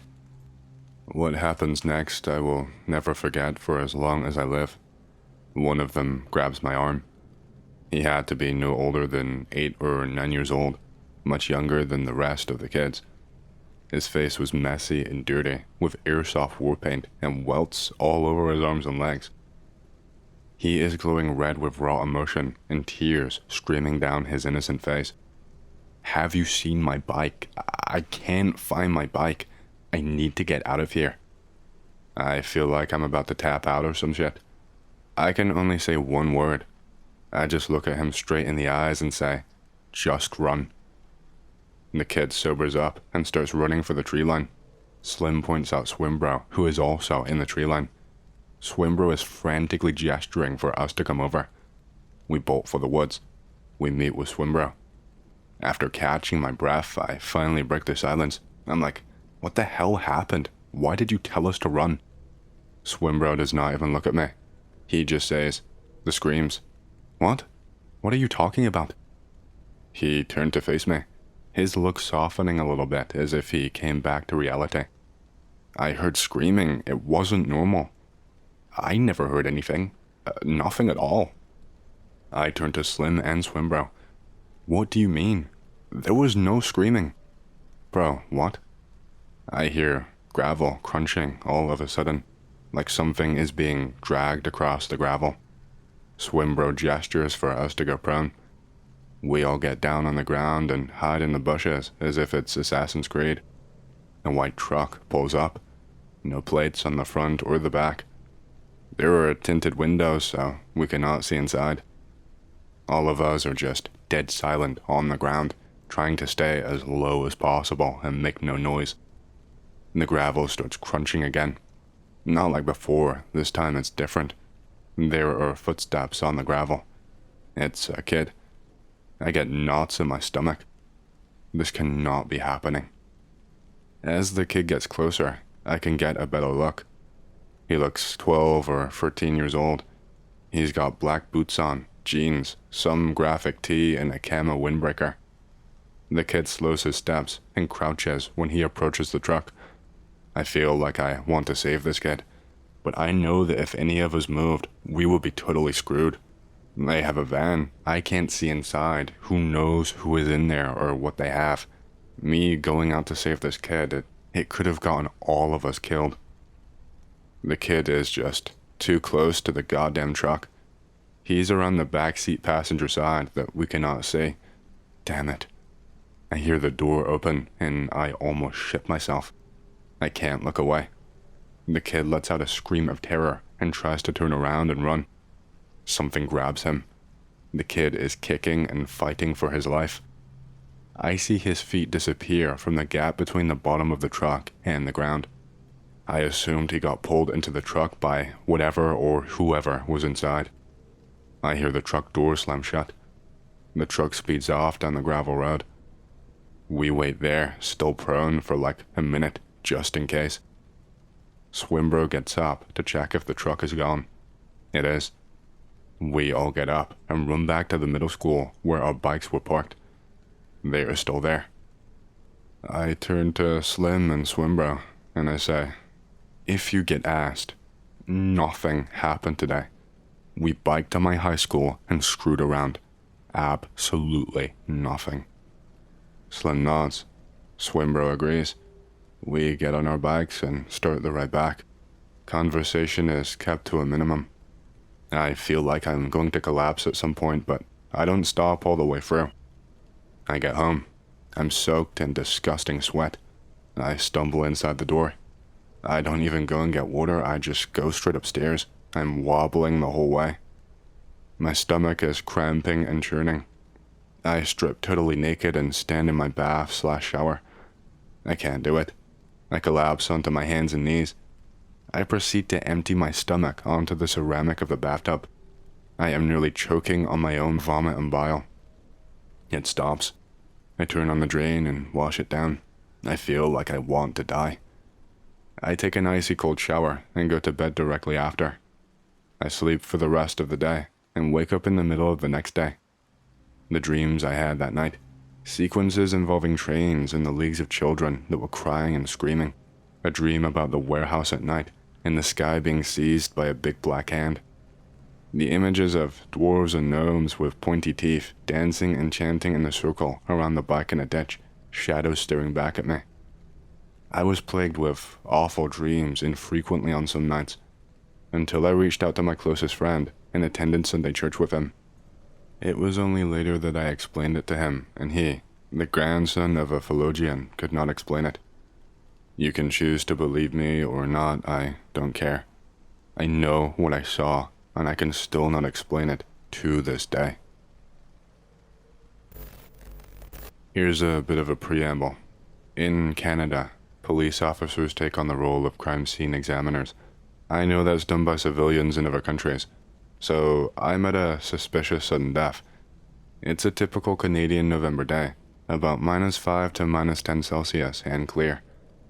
I get a call that there is a dude dead in his living room, and it looks sketchy. I attend and speak to the patrol officer who found the guy. He tells me a neighbor called in a well-being check on the old dude, so he shows up and tried knocking and ringing the doorbell. The door was locked and nobody came to answer, so he checked the perimeter. And when he got back to the patio door, he could see the old guy collapsed in the living room. He and a backup unit breached the front door, and sure enough, there is a dead guy laying in the middle of the living room, surrounded by blood. He has obvious trauma to his head. It's consistent with some sort of firearm wound. Then, the patrol officer shows me around to the side of the house. There is a rifle there, leaning against the side of the house, along with blood spatter. It appears consistent with someone having been shot at that location. Suddenly, alarm bells start ringing in my head. Things are not adding up. I meticulously check the ground surrounding the house, and I find no blood trail at all. If someone had killed the old man outside, there should have been some blood trail leading from the shooting site into the house when they moved the body, and there is none. There is none in the house either, just a pool by his head. There is absolutely no spatter stain in the residence, so he very clearly was shot outside. This was starting to look like murder, not suicide. No normal person could sustain a head wound like that, drag themselves into the house without bleeding, and then die inside. But a murderer sure could drag a body inside without leaving a trace if they were very careful. So then, I start getting super anal about things. I am checking grass to see if it's been flattened, checking shrubs by the side of the house to see if there are any recent breaks to the branches that would indicate a person brushed up against them. I am looking for footprints on concrete tiles, fingerprinting doorknobs, windows, everything. But nothing unusual shows up at all. I call for a consult. 2 very senior NCOs, one a bloodstain analyst, come to look at things, and they are just as baffled as me. They start talking about things quietly, and I am just standing there, waiting for some advice. While I'm waiting, I realize I have not done one of the standard tests that we technically are supposed to do, even at obvious sudden deaths with bloodstains: indirect hemostax testing. A hemostax is a presumptive test for blood. When you put blood on the yellow test strip, a chemical reaction changes it to a dark green color. So I grab a swab and strip from my kit and take a sample of the blood pulled around his head to test, just so that I can check the box that I tested it and it came back positive as possible blood. But it didn't. The hemostax did not react. For the second time that day, I experienced a what the hell moment. It was clearly blood. It was pooled around his head. Or was it? I took another swab, this time directly next to the wound cavity, and tested it. It came back negative. What the actual hell was happening? Okay, I thought. The strips must be expired. No biggie. I have a new container in the van. I will go and grab them. I grabbed a brand new bottle and confirmed the expiry date. I pulled out a strip and did the test again. It was negative again. Now, I interrupted the two NCOs and pulled them over and demonstrated the test again. They both had stunned looks on their faces. There was no way the blood should not be causing a reaction. I made a phone call to the lab. They were stumped. I called our headquarters in Ottawa and spoke to one of our research scientists, and after getting some advice from them, determined what the hell was happening. See, I said before that no normal person could sustain that kind of wound and drag themselves inside afterwards. Turns out, old man was not a normal person.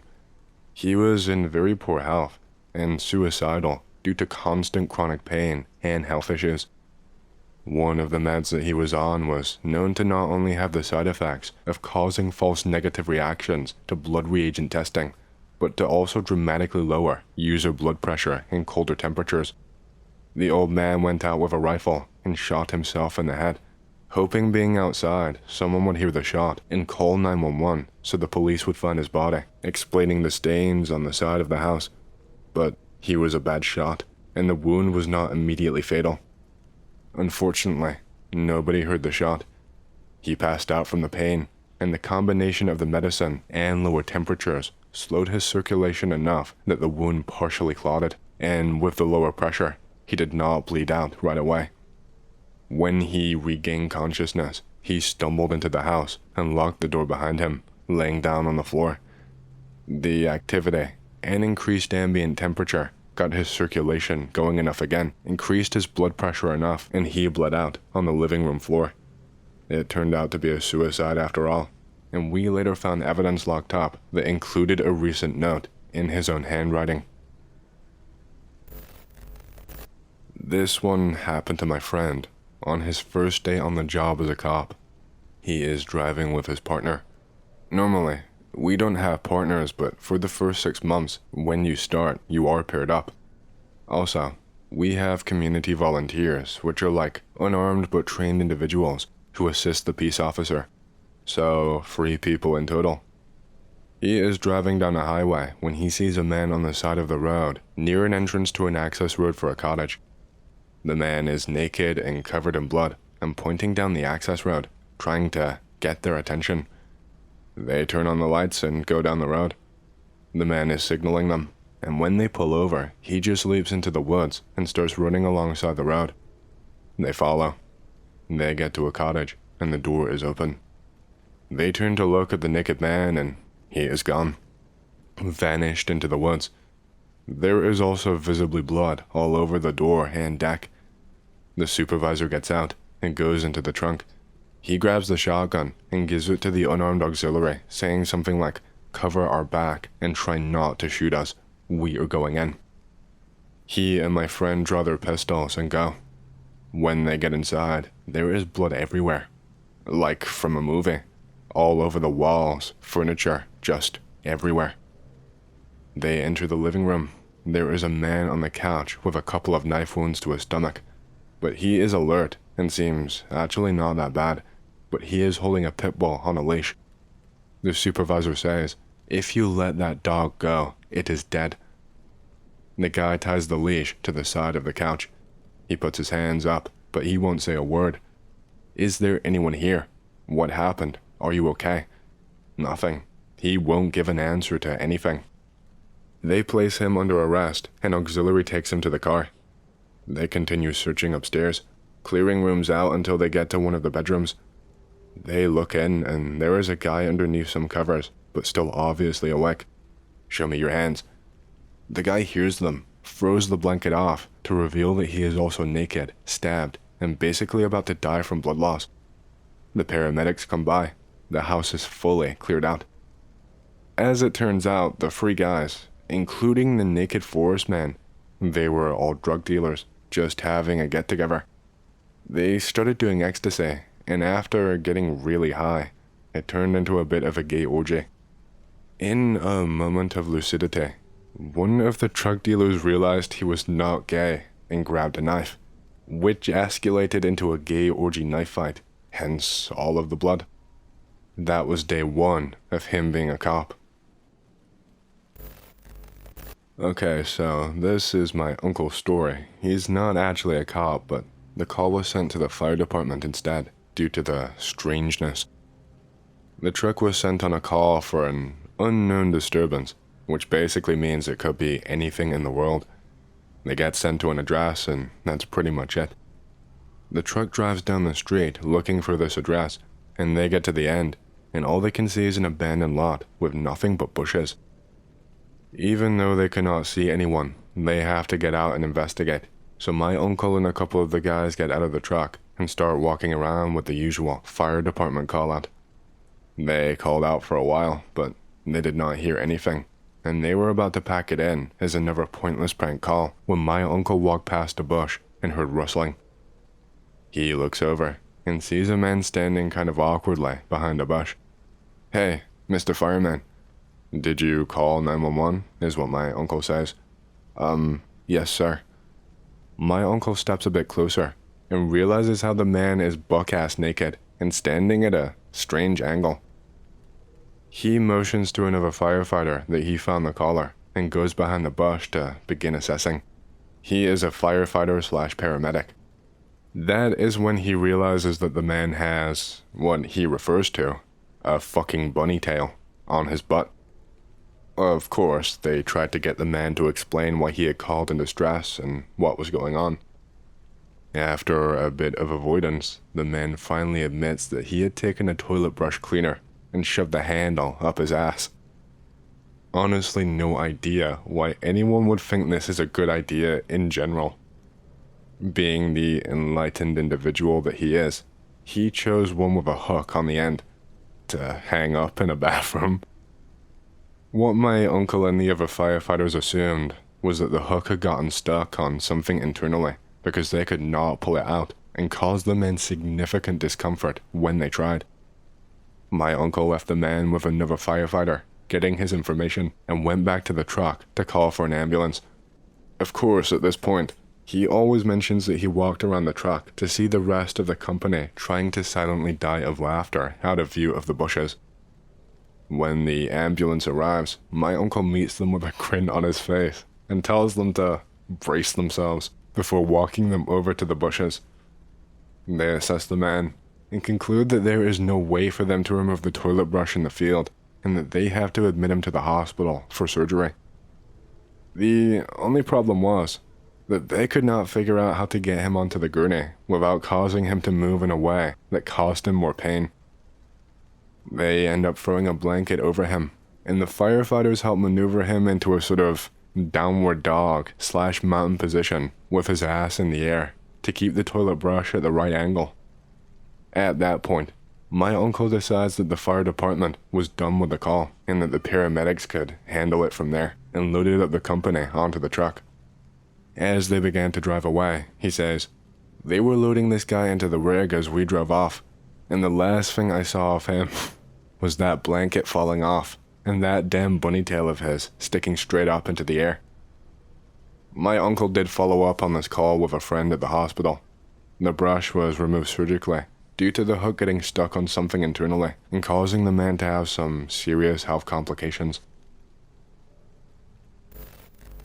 DAing on here with my first story. I have several stories. I must admit that they are not the most supernatural, except for the one that I still cannot easily explain. In general, I want to be capable of explaining all these things. I love the supernatural, just not if it's close to me.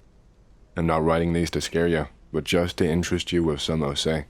Sorry if my English is broken. This happened back when I was a teenager. My family has a vacation house close to a beach. A guy died before he could pay it off. The bank auctioned it, and my dad bought it. It was an absolute mess. I won't go into it too much, but the power had been cut, so all of the meat in the freezer was rotten. The living room was full of trash and DVDs, and one of the upstairs bedrooms was filled with cat litter. I took some of the DVDs, mainly the horror ones, but that's about the only thing that was worth salvaging. We spent a few summers renovating the place. We were living in a camping van and enjoying the beach while my parents did all the hard work. Pretty chill for a teenager.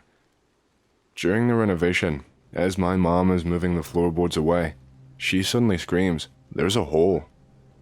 My dad did not believe it at first. He goes to look for himself. Beneath the floor is darkness, complete darkness. There is no dirt, no sand, no nothing. My siblings and I are not allowed to look. My parents seem pretty shaken up. They keep us in the camping van for a few days, while strangers come and go. I find out that there was a basement underneath the house. It was not on any of the building plans. At this point in my life, I am easily scared, but also extremely curious, especially since I love horror movies. So I make my siblings promise not to tell anything to my parents as I sneak out of the van. I go clockwise around the house so that my parents would not see me, and then enter through one of the holes in the walls. At this point, the floor and ceiling were mostly gone, and there was a big hole leading into the basement. There was a ladder there, going into the hole. My heartbeat was racing fast, and I felt like I could faint. But I want to go down the hole. I need to. Screw it. I'm already down there. It's dark and the walls are barely lit by the hole from which I came. It's completely empty down there, save for the odd wire sticking out from the ceiling. And no joke, chains sticking out from the wall. At this point, I have completely snapped out of my need to be there. I start climbing up the ladder as I get a flight feeling, like when you leave a dark room and suddenly get the urge to sprint. Except I freeze. A single chain was moving. I could hear that it came from my right. Screw this. I bolt it out of there, jump into the van, and hide underneath a blanket. A few days later, my parents filled it up with cement. My siblings still bully me for hiding underneath a blanket. I can't really blame them. If I ask my parents about the basement, they just joke about it, saying it was nothing. But that doesn't really explain why the people were coming and going. I didn't see everyone, but I don't know. It just seems a little weird if there was nothing down there. And why did they look so shocked? To be honest, if that was the only story from that house, I would probably have believed them. Pick related. It's from the same area as the house. I will see if I have some more photos from when we renovated. I will have to ask my parents. I got 2 more stories from the beach house. I need to write them and then I'll post. In the meantime, here's a short one.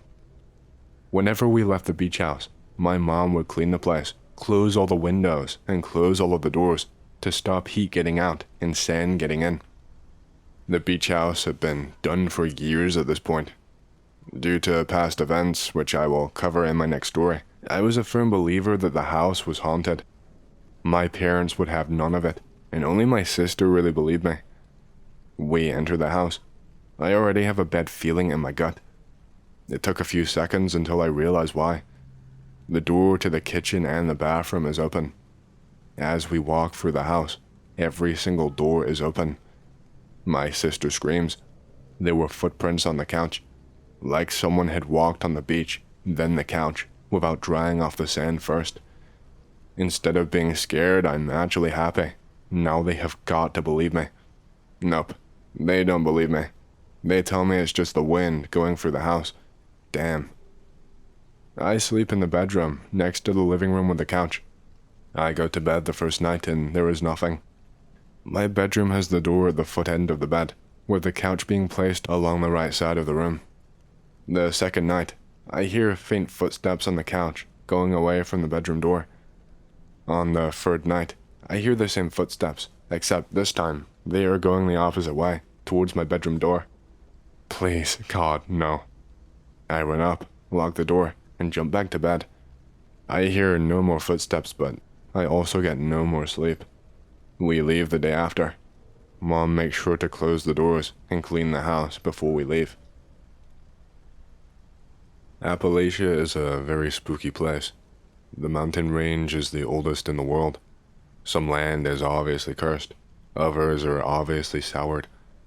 I live in a part of it where all the coal country is, and there are underground mines completely surrounding my land. About a mile to the east, there is an old mine entry from the late 1800s. A mile to the west, there is one from the 1960s. I have the newest coal seam mine map produced by MSHA every single year, and my little plot of land of about 4 acres is the only land in my whole valley the coal companies have not strip mined or deep mined, like they avoided it for some reason, which is odd, because the coal seam is thickest, it appears right underneath my property.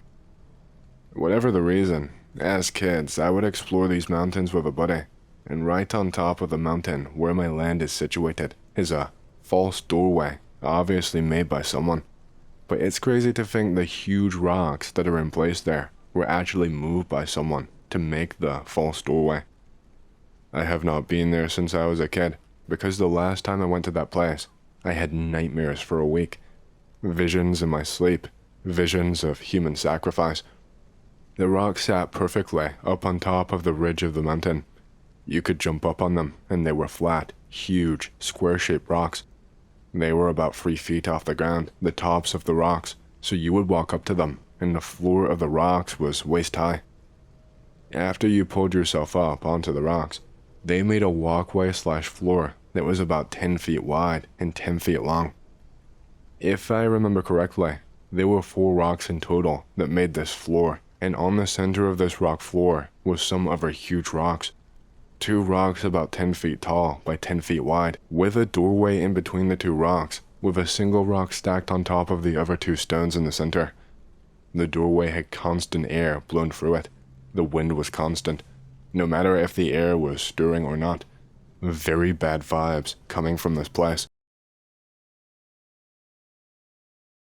A little background.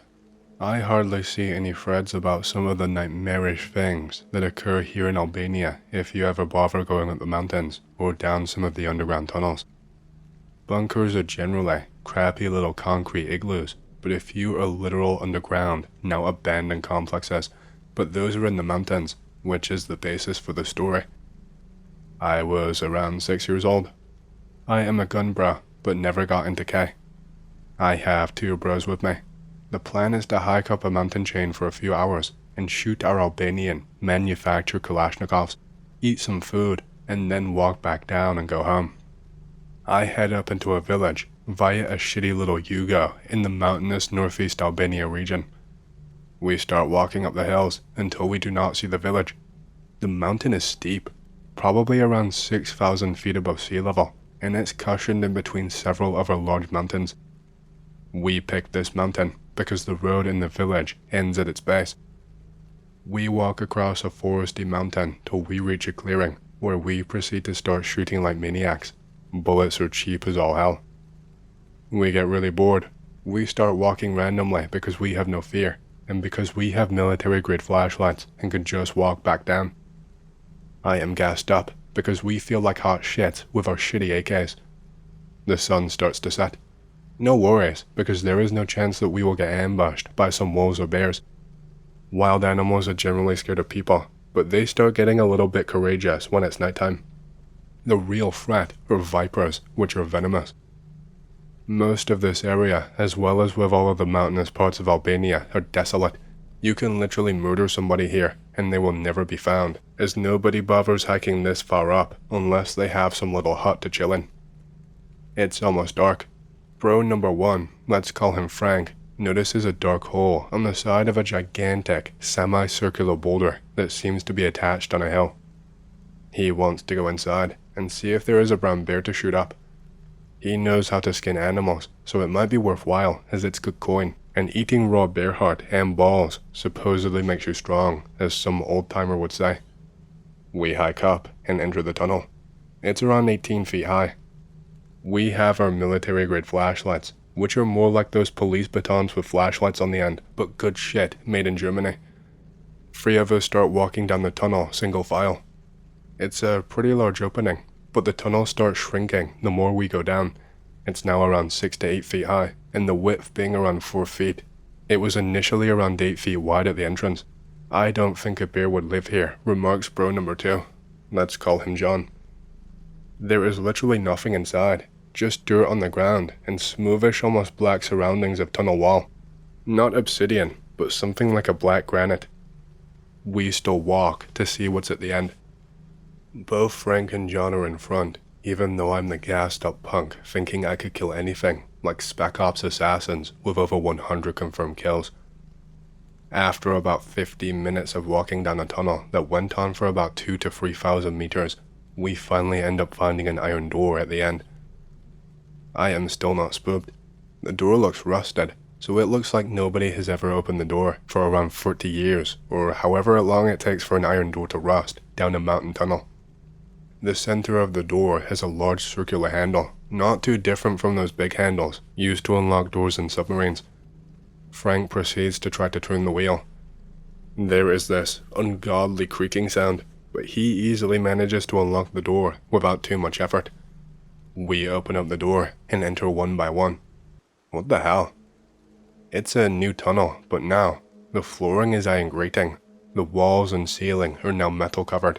The tunnel is now squarish. The width is probably about 10 feet, height around 20 feet.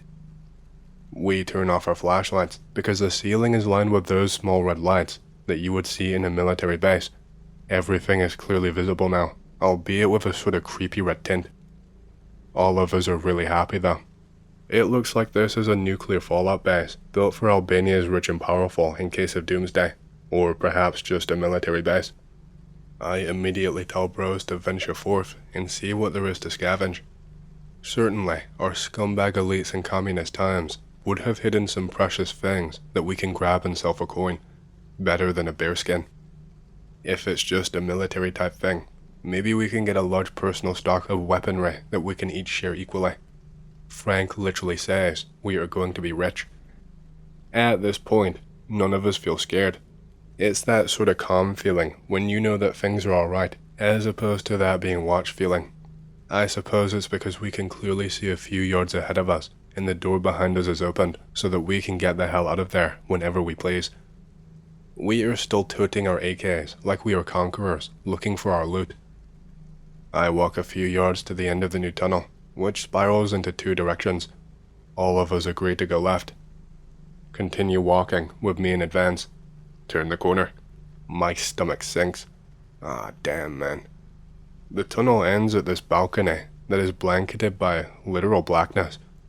I mean, you can hardly see shit except the iron railing of the balcony. The air feels the same, albeit a little warm now, so we are still in the underground base, but now we can hardly see anything. I touch the railing. I look up. Literally blackness for what looks like a few hundred feet. I look down. Literally blackness for what looks like 1,000 feet. To the right of the balcony, there are barely visible stars.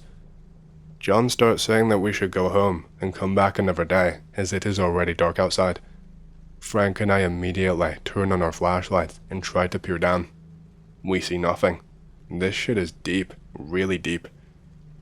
We point our lights to the stair railing, and it looks like it's going down into the blackness. Our lights seem to trail down to 100 feet of the railed stairs, and it seems as if it's endless. Screw this shit. Let's just go down and see how far we can make it before we get chicken shit and go back. At this point, we all collectively get the spooky feeling, but again, there is no feeling of being watched, no goosebumps, just dry warm air and blackness. As we slowly walk down the stairs, with me once again in advance, we start to hold our AKs tight, no finger on the trigger. Ever had that feeling of getting out of the bathroom at nighttime? After you immediately turn off the lights, you can hardly see shit and accidentally bump into things. That's the feeling I got, because I had to watch my step, pointing and looking at the steps. In retrospect, it would have been smart if I was holding onto the rail while pointing the flashlight on the steps as I walked down. I instead looked down, flashlight in left hand, AK in right. Frank right behind me, also holding no rail. If he tripped up even a little, I would be absolutely screwed. So I was literally on point, extremely focusing on not fucking up my steps. 10 minutes pass by, and it looks like we've only gone down maybe 50 feet. John starts being a bitch and wants to leave immediately. We take a break and eat some leftover jerky that we pack for the trip. I point my flashlight down to trail the railing again, and this time the stairs come to a dead end. It looks like it's cut off 100 feet below us. Our jaws dropped when seeing that the stairs just end and that there is still blackness below. If we just looked on instead of taking a break, I could have fallen into darkness. The whole walking down the stairs feels like something out of Dark Souls and Berserk at the same time. Just as we collectively agree to go back to the top, a burst of hot stench from below starts assaulting our nostrils. It smells like hot copper or rusty iron, with a hint of literal rotten eggs. As this happens, we start hearing creaks from what is coming from the top of the stairs/balcony. Oh shit. Start running up the stairs like crazy. We get to the top. There is nothing. The sound immediately stops as we reach the top. The stench is still there though. What the hell, Anon, says John. Frank now wants to get the hell out with a very worrying face. Now I start feeling nervous and humbled. The same noise that we heard is now coming from the bottom. What the hell is going on, Anon, says Frank. Let's get the hell out of here, I muttered. As soon as I said this, I began getting the feeling of being watched. Even with the first wave of stench and the noise from the balcony, I still felt relatively safe. But that feeling is now all over me. I get goosebumps. I don't know why, but the feeling of dread and despair and the blackness just staring at us starts messing with our minds, and we rush the hell out to the red-lighted tunnels. We run all the way to the iron doors. We don't bother closing, we're just running. No physical thing was chasing us, but it felt like something was watching us even though there was nothing behind us as we were running through the redly lit tunnels. I dropped my flashlight in the black granite tunnels. Still, all of us are running. We make it outside the tunnels. Suddenly it's dawn. What the hell? We were here all night, bros, I said. We start running like madmen down the damn mountains. Still, the feeling of being watched, especially as we hit through the forest, we could still feel it that whole time. We are running like crazy. Still have the feeling of being chased. We are tired, hungry, and thirsty. We finally make it to the valley where we were shooting the shit.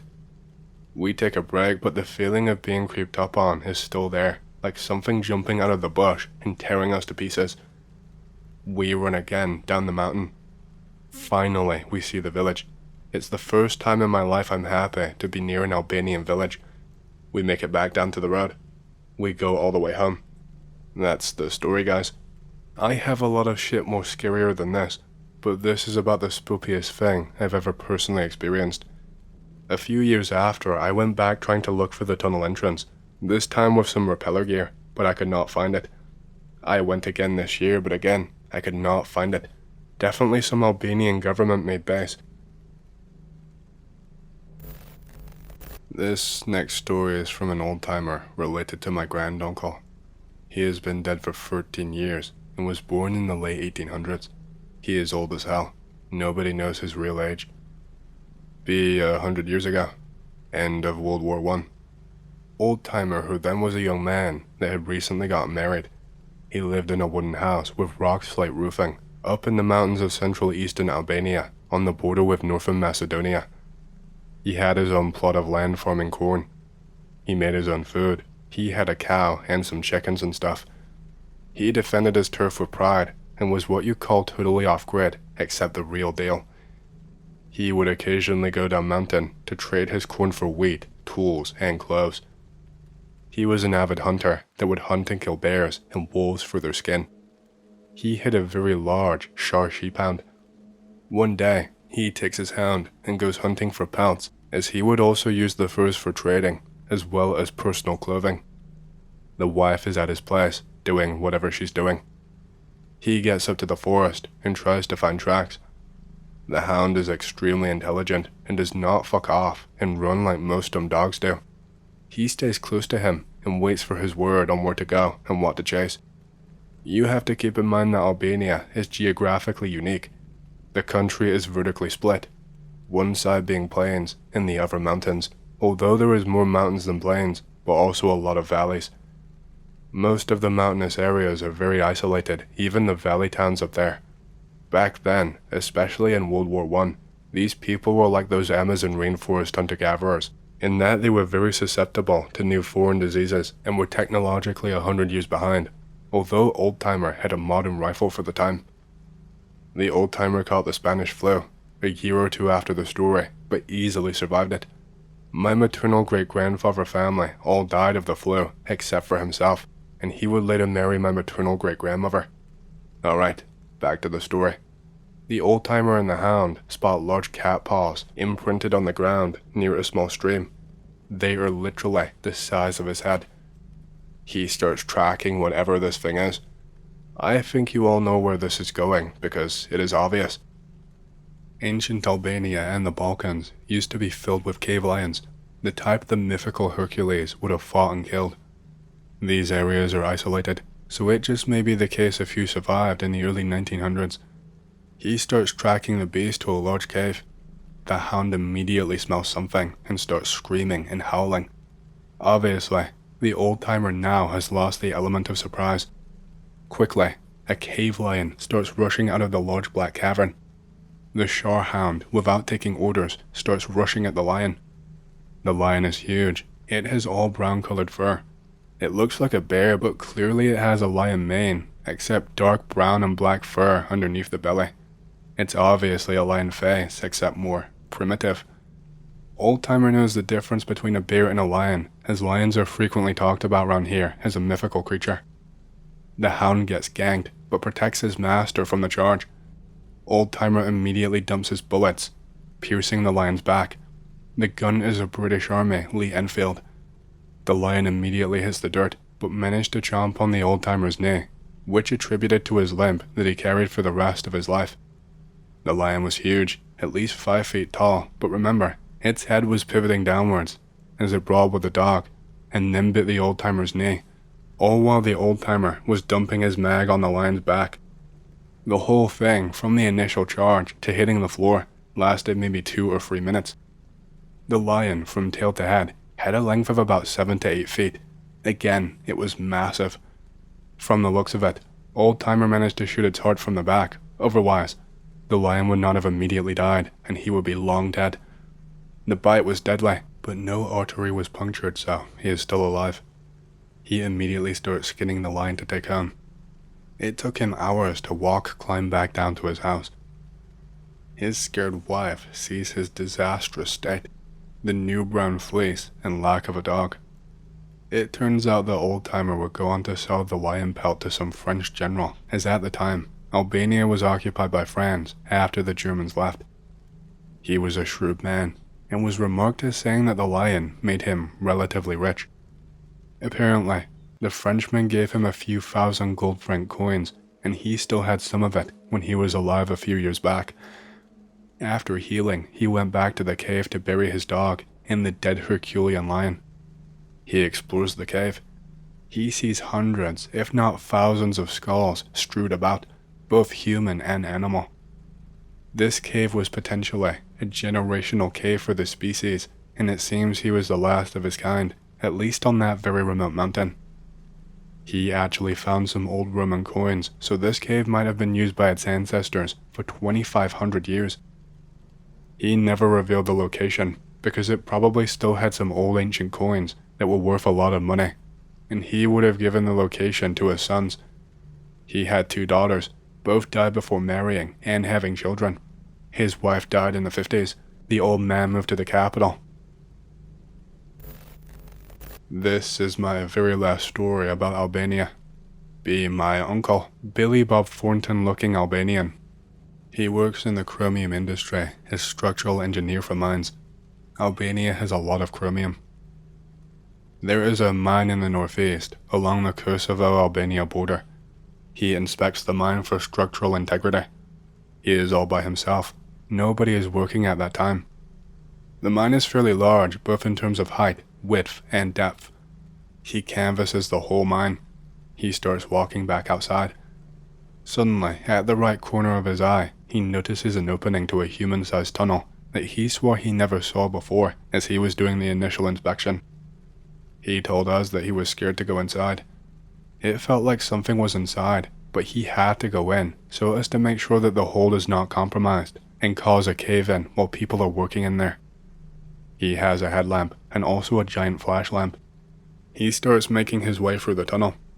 It curves almost endlessly, and it is very long, but it's wide enough for 2 people, but just barely tall enough for him. A basketball player would have to crouch, for instance. It wasn't that large. He suddenly ends up in an opening. It's very large, dark, and smells like shit. He hears this childish giggling behind him. What the hell? He turns around and points the light to see what is there. His heart is pounding like all hell. He suddenly starts hearing male whimpers behind him. He turns around and follows the sound. It's a man. He's naked. He's in a fetal position, spouting gibberish. It looks like a wild man with long dark brown hair with a big wild beard. He says some Albanian words like, "Don't touch me please, God save me, don't touch me please, God save me, ad infinitum." He is spooked the hell out. He checks the surrounding again, feeling a bit calm now that there is someone, albeit a crazy naked man with him. He makes sure the whole opening is structurally sound. He grabs the naked man and put him on his back, carrying him. He smells like shit, but not the same shit stink he smelled initially. That man was a worker that went missing 3 months ago. It was assumed that he just left to rich Europe for more money. The guy was completely shriveled up and pale. He looked horrible. His skin was bleach white, even though he was quite a tanned man with bronze-like skin. Nobody knows how the hell he ended up in there. A month later, he would do another inspection. No tunnel. Completely gone, as if a portal initially opened up and now is closed. The crazy man went to a hospital for the insane, got out, and cannot recall anything. His whole experience was memory hold. I was around 7 or 8 years old when this happened. I was in the Cub Scouts. I go out camping with the Cub Scouts, my little brother, and my father. It's nighttime. Everyone is over at the campfire. I have ADHD, which tends to make me want to explore. We go near a hiking trail that we took during the day. We live in Florida, so gators. I find gator tail come out of the bushes. I am a dumb as hell little kid, so I throw a rock at it to get it to move. Remember the reports of a 12-foot long alligator in Florida around 10 years ago? I do. The gator tail disappears and a giant snout comes out of the bush. I get freaked out and start running. As I am running, I look back and see the entire head and the eyes. It is burned into my memory. I run back to camp, crying and scared. One other kid says he saw it later on that night. I never wander out into the woods alone again. I remember. He was the biggest damn thing I've ever seen. His eyes were dark green and beautiful. However, I had the shit scared out of me. Might be my memory screwing with me, but another kid said he saw it running off from the direction I saw it later on that night. I have a few more if you want to hear them.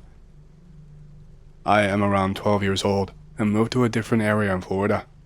I have a big-ass dog. It's a Great Dane Greyhound mix. I have to take her for daily walks. I decide to walk her into the forest that my friends and I play in because I was still a dumbass little kid. I decide to go deep into the woods and keep walking in one direction. I can still hear my friends in the background, but I cannot see them. They must be loud as hell for me to still hear them. I find a clearing and decide to stop. I am scratched up from vines and shit. I hear whispering, and I have no idea from where. I can't tell what it's saying until I hear my name. I freak out and turn around. There is a really old man just standing there. He seems transparent almost, very dusty though, with a white overlay almost. He has a tomahawk in hand. Everything goes silent until I look over at my dog, barking up a storm. When I look at my dog and see him barking, sound suddenly returns to me. I drop the leash and run the hell out of there. My dog is really smart and follows me. My parents never let me out in the woods again. A year later, we move back to the beach, and I learn why they never let me back in the forest. It will be a nope story from their perspective. I am 13 years old at the time. I move away from Shitview back to where I was born, right on the beach and shit. Hurricanes be moving through. Apparently, the town shuts down power for precaution. I can look out the window and see violent winds and shit miles out off the beach. My parents decide to go and do a campfire. They are roasting marshmallows over a light bulb and telling scary stories. My parents mention a true story. Before they got married, they actually traveled to the US in an old Jeep. For the story, I will put myself in my father's position. Be driving in the middle of nowhere with my soon-to-be wife. I'm on a dirt road, driving through a forest near a hill. The town has ghost stories about the hill. Man died during territory war between cowboys and Native Americans. His ghost still wanders the forest. Don't believe it. I am driving when this dude walks out of the forest. I have no time to turn. I hit him and he goes over the Jeep. I stop immediately to see if he is alright. He is wearing an old duster. He has long white hair. It's almost glowing. He begins to get up, so I ask if he is okay. He holds up a tomahawk as if he is about to throw it. I get the hell back in the Jeep, ready to drive. I hear a thump at the back of the Jeep as we drive off. I look back and he is standing there watching us. I end up stopping in town with a tomahawk entry mark on the back of the Jeep, but there is no tomahawk. He follows us, so we try to move every year or so. That is the story that he told me. He looked at me as if to see my reaction. He shrugged it off as just a story, to not scare my little bro, I guess. But the look on my mom's face told me otherwise. On top of that, they got in a fight that night over the story. I have never seen that man again. I am thankful for it. Pick related. Kinda looks like the tomahawk. Thank Google for the picture. About 2 years ago at Christmas time, my family and I went to Jokava, a town in Estonia, to celebrate it with the whole family. My mother's family consists of about 20 people, so it was a big party. My cousins were there. One of them, who is about to turn 19 in August, called Rico, and one who is 16, called Seem. Seem's brother Christopher, who is 10, was also there. Well, it was about 2 a.m. and the party was fading, and got boring for Seem, Christopher and me, so we decided to go outside. It was beautiful outside. The town itself is not that pretty, but at night and in winter it was amazing. So we walked around the small city. We lived on the edge of the city. The 3 of us wandered off to an old kindergarten. It wasn't in use anymore, but there was still stuff in there, like books, chairs, posters, lamps, etc. In the yard were little playsets, like small wooden trains, so kids could pretend to be conductors and stuff.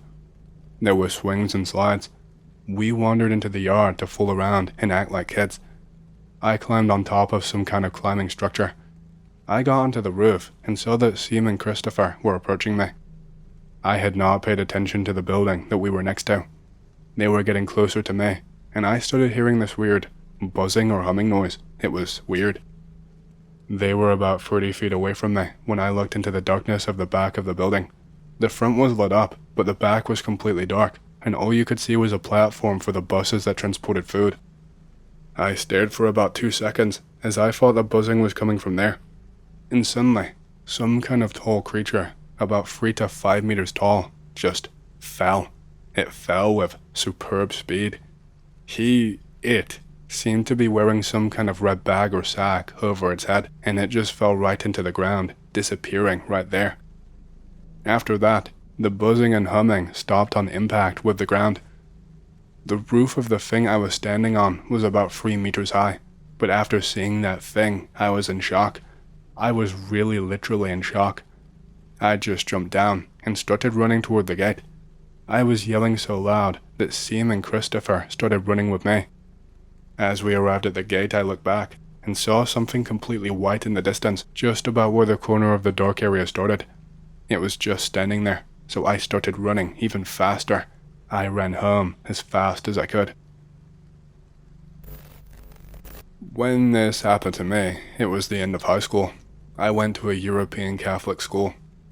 As a tradition, before final exams, students go on a one-day trip/pilgrimage to a sanctuary to thank for the education and ask for blessings, to ask for good final exam grades, and to pray that you get to the university that you want, etc. You get to write what you wish for on a piece of paper. Then you put this anonymous letter in a box, and later, it is read by monks who pray for you and your wishes. The sanctuary is crowded with pilgrims, all sorts of pilgrims, lots of different ages and nationalities. I got my piece of paper. I am looking for a pen. All of a sudden, a small pale girl with a bald head hands me over a pen, smiling. I thank her. People move between us. A second later, she is nowhere to be seen. I write my letter and put it in the box. I go to the mass. I mind my own business. Fast forward 2 months, my final exam results come. I get excellent grades, good enough to be accepted to the best medical school in the country. I am going to study to become a doctor, just as I wished. Fast forward 6 months, first exam session. I learn that my mother has breast cancer 3 days before my first exam. Things get nasty. She requires heavy treatment. I just try to focus on med school with all of this stuff happening, and almost completely left alone by my friends. My mom nearly dies twice. Things involving her treatment start getting awkward, parallel with my university curriculum. For example, my mom undergoes breast surgery on the same day I have a practical exam in chest anatomy. University personnel will not even let me get out earlier to call the hospital. I have classes and lectures with doctors who already treat or who are going to treat my mother. In the end, she recovers, beating the cancer. Who was that girl? I don't know. Was it a sign of some sort? Her bald head and how she looked. She also looked like she was a patient during cancer treatment. Because of various duties, distractions, and the whole situation, I nearly lost all interest in medicine. I'm tired. I have my MD title, but I don't think I will ever work as a doctor. This happened when I was 7 years old.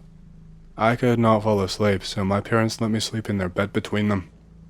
I woke up an hour later with the room pitch black, but it must have been early morning since there was a sliver of light coming from beneath the bedroom door. I look around the room. In the corner of the room, my parents' fake fur implant starts morphing into shadowy faces. I hear frantic whispering from within it saying, "He is coming, you should hide." I try to get up or scream, but I feel like I am glued to the bed and my lips are sealed shut. From the other corner of the room, an immensely tall, 8 feet or so, old man in a top hat and a cane appears. He looks really demonic, and while he is walking towards me, he starts to sway from side to side and jiggle his legs. It almost looks like he is dancing. He is so slow that it takes him a minute to reach me. Once he reaches the bed, he leans over my mother and begins to touch me and grope me. He puts one hand over my chest and then the other over my pants. The fern in the corner of the room morphs into Oscar from Sesame Street, and he starts growling that I shouldn't tell my parents. They both suddenly disappear, and I wake up drenched in sweat, screaming my lungs out. That was my first experience with sleep paralysis. It occurred a week after my school did a PSA on child abuse and not talking to strangers. It was legitimately frightening what my young mind could conjure up. As a kid, I had a pretty unique set of imaginary friends. They resurfaced in my teens, and that's when I realized how messed up they were. They still sometimes talk to me, but mostly stay at a distance nowadays. I have lots of stories about them. I can go into detail if people want. Well, I guess it all started when I was 8 years old. There was a huge-ass forest behind our house, and after school, I would just run around, doing whatever little kids did, exploring and whatnot. There was a playground pretty deep into the forest, which few people knew about. I would go there and swing a lot.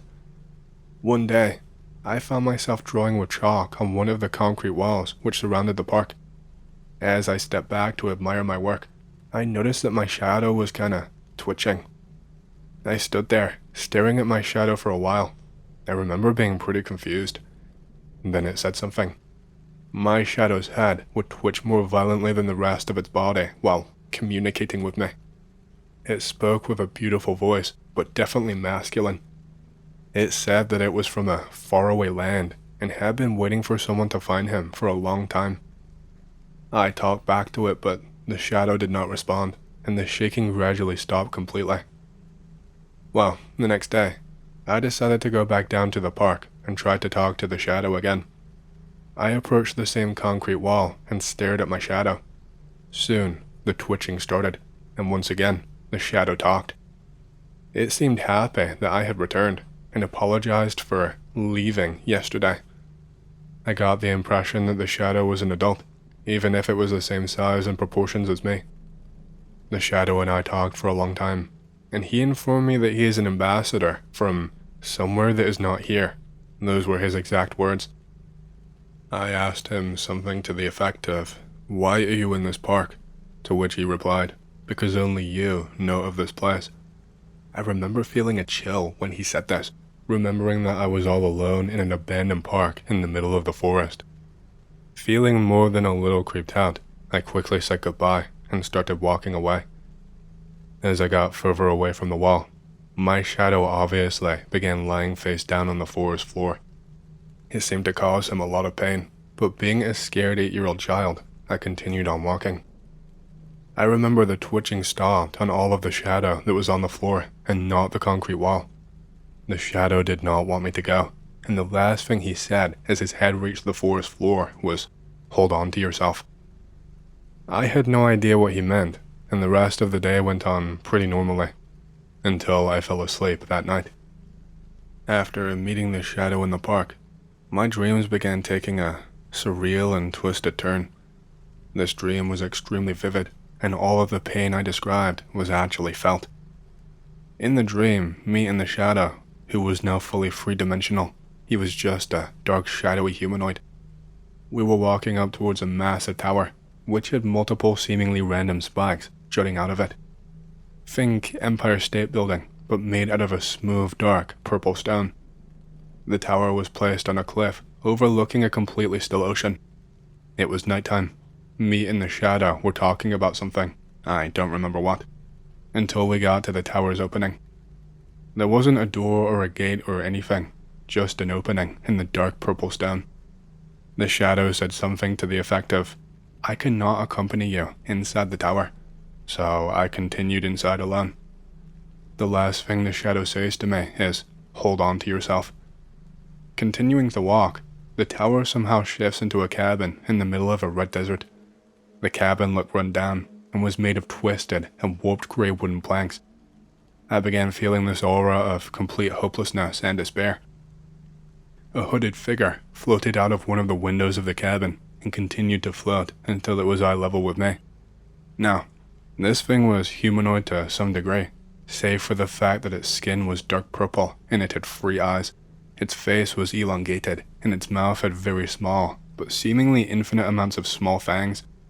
I have drawn this figure multiple times if you would like to see a better description. Even as an 8-year-old child, I knew this was bad news, so I ran into the cabin and jumped into a rusty metal bed, pulling some covers over me as I did. The covers were thin, and I could see through them. The bed was placed next to a window, and I watched as the figure slowly floated up to the window and snatched the covers off of me. It began smiling, a very wide, toothy grin. The thing began to rip and tear into my stomach and chest area, consuming anything that it ripped out. It then threw its face into the wound and began chewing. I cannot even begin to describe the amount of pain I felt in that moment. More than my body felt that pain, my soul felt like it was burning. I woke up right after that, still in pain. I could feel the pain from the dream. And that was the first nightmare, and my first encounter with what I will refer to as the Soul Eater. The pain lingered for the rest of the day, and I decided that I should talk to the shadow since he was in the dream. So I made my way into the forest and into the park and approached the concrete wall. Once again, my shadow began twitching and shaking. The shadow began to make a sort of crying noise, and I asked him what was wrong. The shadow said that he failed to protect me, and as a result, part of me was stolen. This is what the shadow claimed, at least. I asked him what that thing was, and he replied simply, evil. Now, naturally, as a rather adventurous little kid, I asked the shadow if there was any way to stop this thing. The shadow stopped twitching for a second, but quickly started again. The shadow scoffed at my question and replied, "It has tasted you. You will never be safe." The shadow stopped twitching. I felt the aura of hopelessness again. I actually began to break out into a cold sweat. I was 10 minutes away from home, deep in the forest with a setting sun. I looked around the trees and spotted something. A man was walking towards the park.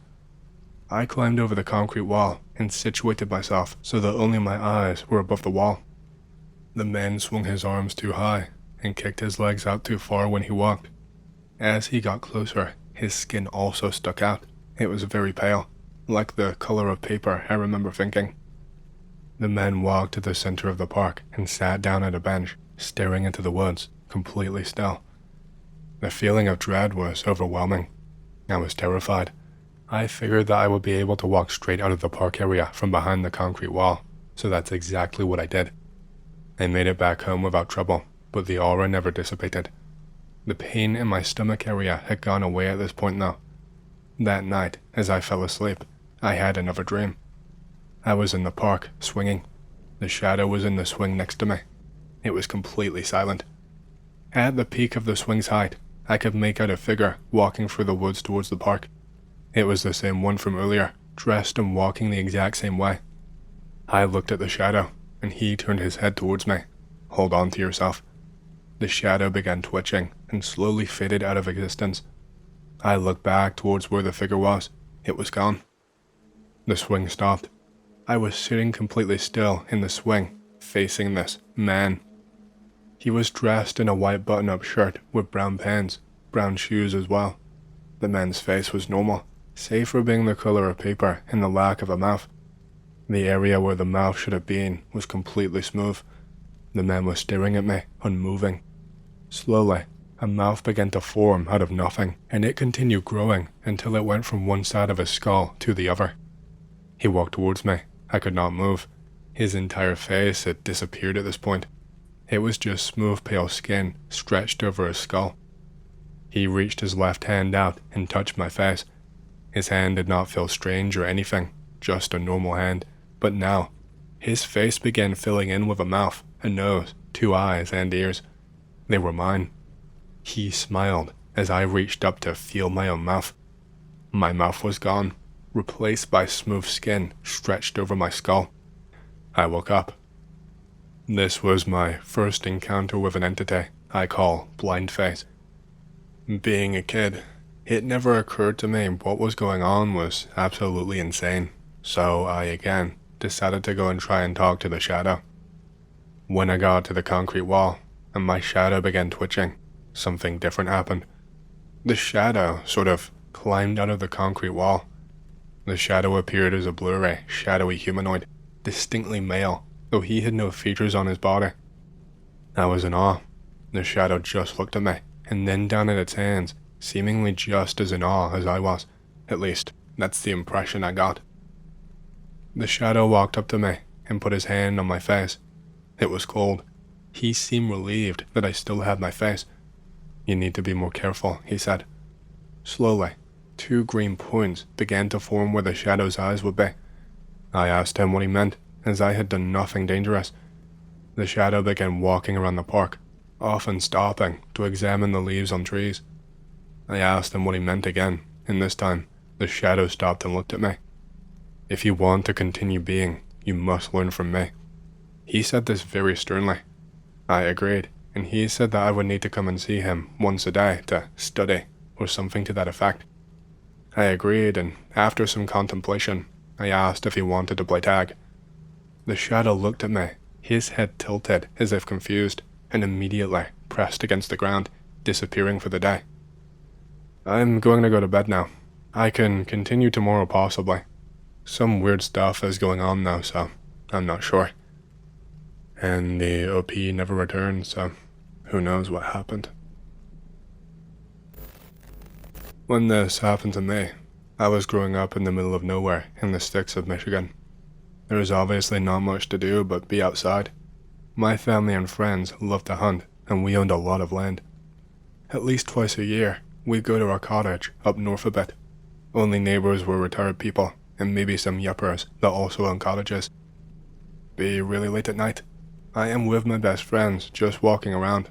We got done playing at the little park they had. We decided to take the long way back and go past this fence that we had. I see an old building and so many old cars and such. I decide, lol, okay, let's go explore. We don't have flashlights. There is no cell phones or anything but our CD players. We get inside. I can't really see anything, but we spot a fridge, open it up, and there is jarred fruits and stuff. We grab them and start throwing them at cars. That was a bad idea because it smelled so bad and it was all over our hands. We decide to go inside more and see if we can get to the highest level. After some crashing around, we finally get to the top. I start hearing some really weird sounds and stuff moving around us. We're a little bit scared, considering we have nothing with us and we're kind of blind in the darkness. Suddenly, a bear starts making its way towards the broken glasses and the fruit that we threw earlier, which also happened to be by the entrance. Eventually it leaves. We figure we better head back. We get lost, trying to navigate through the house and stuff. Ended up in maybe a really big room or something. No freaking idea, because inside it's pitch black. You know when it's really dark and you lose your sense of sight, but your hearing ability increases. Anyway, we were using our hands to guide ourselves against the walls when my buddy kinda shudders. I ask him what's up. He's like, bro, feel this. I make my way closer to him, stumbling about, and trip over a bucket filled with something god-awful. I get up, he grabs my hand, and puts it on what he wants me to feel. It literally felt like flesh or something. I freak out and a million things run through my head. I am mostly wondering why the hell he made me touch it. I am also wishing we never came here. We keep moving. Then we start hearing something creeping around, so we stop. I sort of see an entrance or something of the sort because light is shining through it. We stop hearing noises, so we carefully walk over to the light. Both of us stop dead in our tracks after the sound we hear. It was a bobcat making that awful call it does that sends goosebumps and cold sweats through your whole body. Of course we cannot see this thing, but it has to be close. It must be what we heard walking around maybe, who knows. After maybe 20 minutes, we start walking out and try our best to get back around to the path back to the cottage. We look around and try to remember where this place was so we can check it out in daylight and bring flashlights. As we look around, we see a shape in the dark moving by the cars, insta-scary mode. We both look at each other and book it back down the path. I don't know how long exactly it took, but we finally got back to the cottage just when my parents were pulling in. They asked why we were out so late, that it was very dangerous to go out during the night because of bears. We're like, yeah, sorry, but we don't tell them anything else. We stay up pretty late talking about it, but we know that we definitely want to go back. Eventually, daylight comes. Tell parents yada yada, we're going to the park, see ya. We are armed with flashlights and knives, and we try our best to get back to that place. Eventually, after maybe 45 minutes, we find it. We look for tracks to see the bear tracks, and then where the path was, there was the bobcat tracks.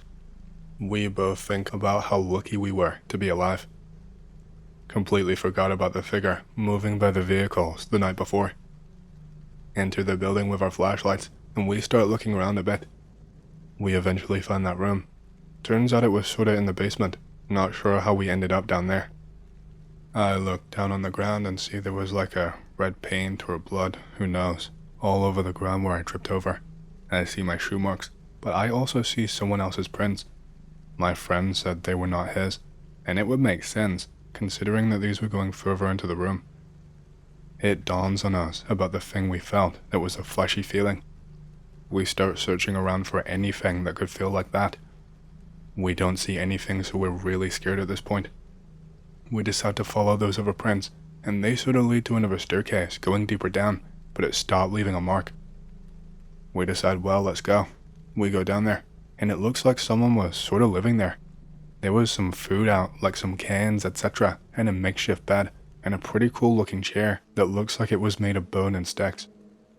We decide that maybe we should go, but as we are leaving, we hear some crackling outside. We get really big-eyed and stare at each other, then book it upstairs to the roof again. Once up there, my friend grabs me and throws me down. I knew exactly why, but he covered my mouth anyway. We hear footsteps footing down the steps into the basement below. Instead of going back down, we figure it's better to jump off. It wasn't too high, so did that parkour looking shit, Legend of Zelda style. Once we land, we hightail it to the park. We start playing around on the swing set, thinking about how scary that was and wondering what kind of person would want to live there exposed. Then we start wondering about what we felt that was fleshy that night. We still have no idea. This one happened when me and my friend were around 15 years old. We found this abandoned house on the outskirts of town. We think, why not go check it out? Small town, big trouble. We have never ever seen someone at this place for as long as I can remember, but the house looks quite modern. Everything is locked, but the windows had these weird locks that you could basically have one person lifting the window and someone else pounding the top part to disengage the lock to open it. I crawl in and fall straight to the ground. I go and unlock the door for the friend. Then we lock the place back up. Quite a few items were still in the house, like all the furniture, lights, and other stuff like light bulbs, cleaning stuff, etc. Walking around, nothing too interesting or spooky. We get to the second floor. That is where stuff got creepy.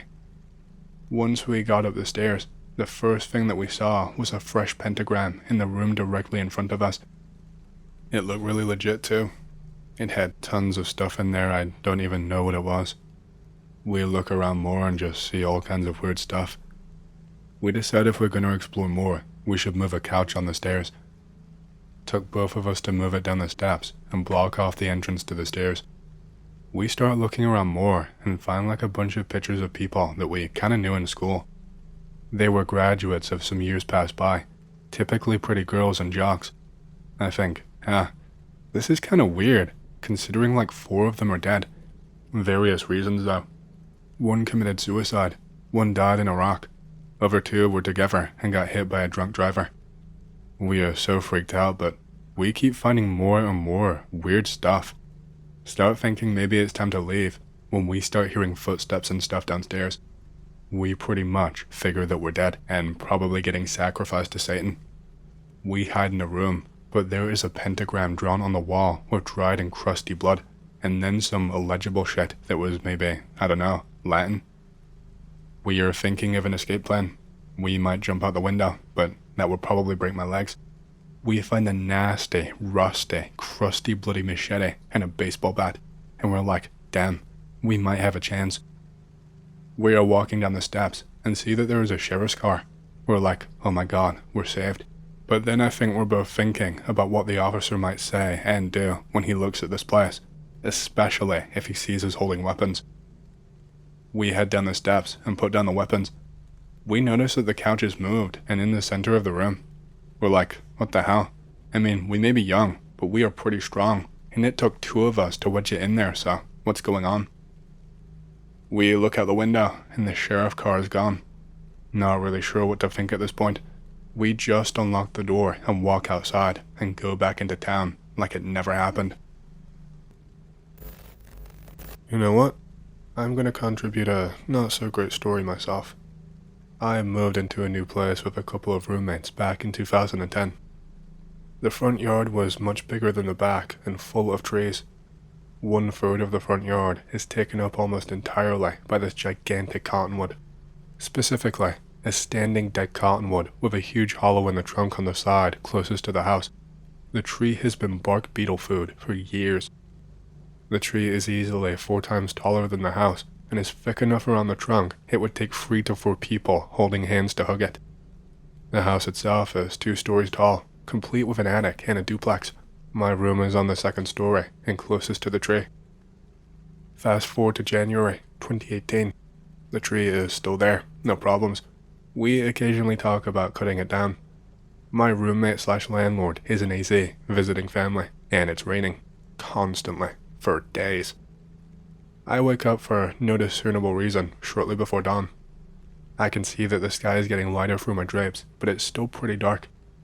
It's January, and while we don't really get a real winter here, I'm the special kind of dumbass that keeps my window open all year round. So it does not take all that long for me to realize what woke me up. A loud, woodsy, drawn-out creak, not quite in time with the steadily pouring rain or the wind. It gets loud enough, I actually crawl out of my blanket cocoon and look. I can't see anything. I sit back down and get comfy. There is a creak and then a crash.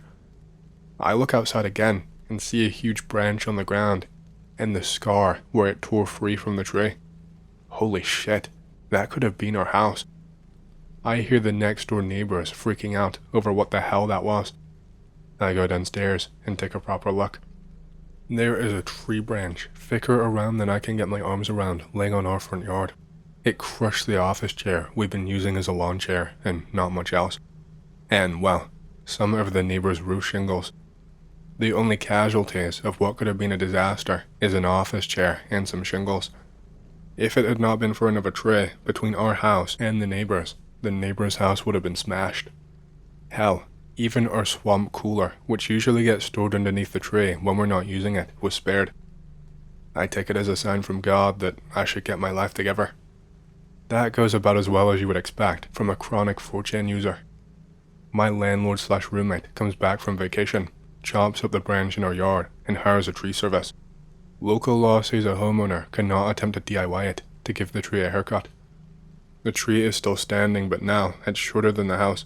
Taking the rest of it could easily run up a couple of grand. I still think about that metaphysical smack to the back of the head and feel incredibly guilty for carrying on as I have. Oh well. I have posted this one a couple of times before, but it might take 2 posts this time.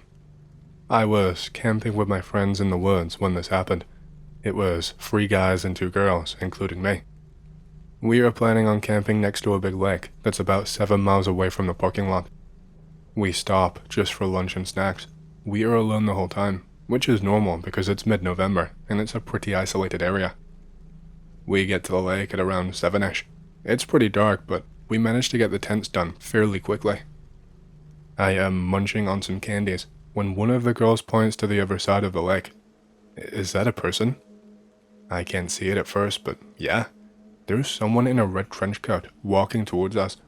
They have no flashlight on, and they don't have a backpack. Mind you, it's about 9 p.m. now, mid-November. It's cold and dark. We figure out it's a person just because of the moon. It gets closer.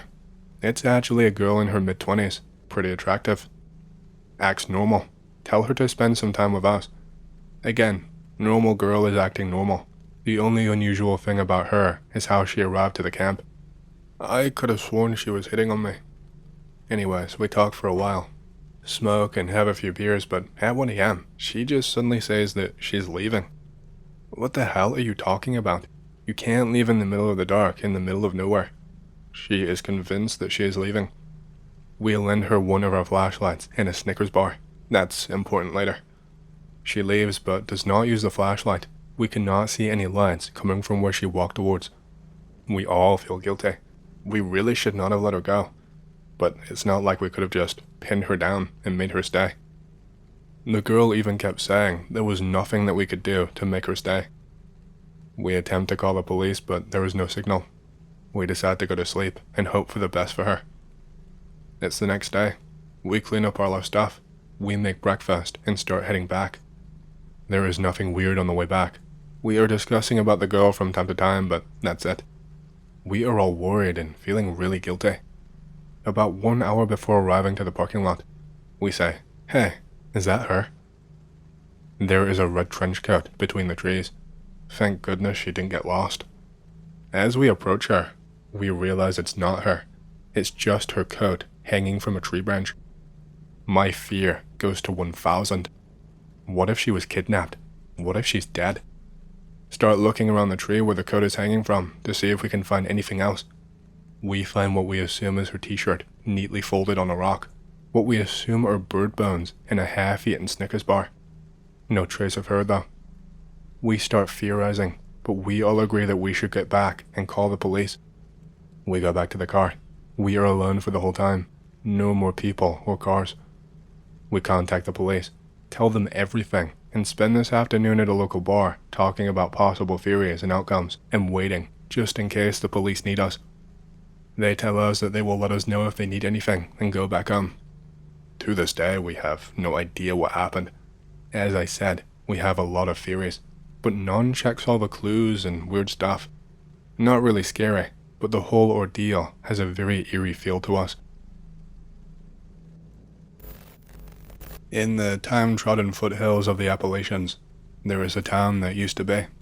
You won't find much in the way of history in the dead town of Ray, Alabama, mainly because it's man's nature to forget the places he would rather not remember, but at its meager zenith, it was a mining camp in the truest sense of the term. From the hillside overlooking the Sayre mines, for our Yankee friends, that's Ray, equal emphasis. Rows of humble houses, little more than shacks when built, lined roads paved in the broken rock of their inhabitants' labor. Grey the houses were, battleship grey, bleached towards white by decades of blistering sun.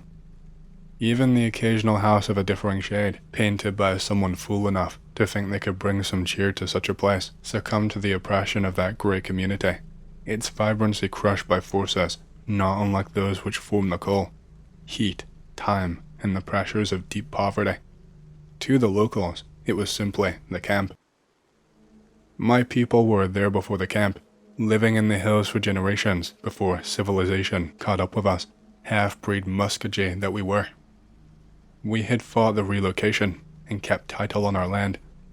We lived across the Locust Fork, the river that divided the loose community, like a line drunkenly scrawled in the earth in ink of muddy green. They were too proud to work in the earth, choosing to keep to the old ways. They trapped, hunted, and bartered with the camp folk. Some of them even served as a sort of off-the-books police force for the company.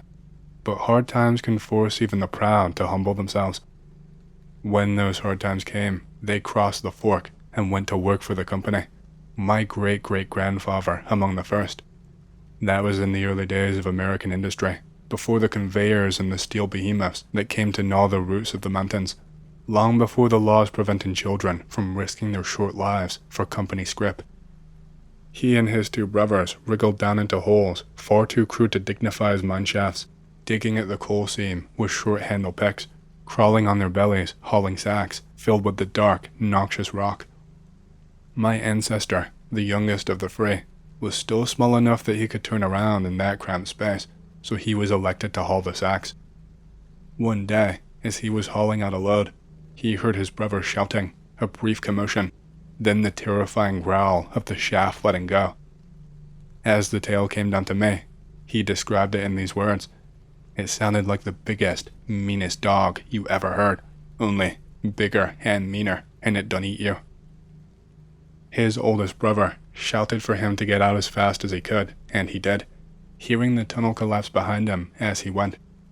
He came out screaming for help, but the company man overseeing the dig took one look and said, "They're gone, boy," and then tasked one of the other miners with seeing him home and went straight back to work. When he got home, the family left him there with his mother and struck out for the dig. They still held to the Muskogee Creek burial ways, so it wasn't about recovering the bodies, it was about respect. The fact that they just treated it like business as usual and weren't even willing to stop working long enough to respect the prayers being offered. Well, the rest of the family took that bad enough, but his mother went crazy with grief. She was something of an awala, a medicine woman, and she cursed the company and the camp, saying that the water of the ground would become poison to them, that the ground itself would burn beneath their feet, and the spirits of her dead sons would trouble those who refused to honor them. As the weeks passed by, the hole where my great-uncles died began to flow with water. Many believed that they had struck a spring and had knocked loose the shaft supports, retreating from the water. Others remembered my grandmother's words. In short order, that spring formed a tributary creek. In months, it had begun forming a pond, turning the surrounding terrain to marsh, effectively ending the mining operations on that particular hill. The locals said it was the curse. A few years later, one of the foreman's sons drowned in the fork. His body was never recovered. One of the boys that was with him went to his grave, swearing that something had pulled that boy underneath the lake.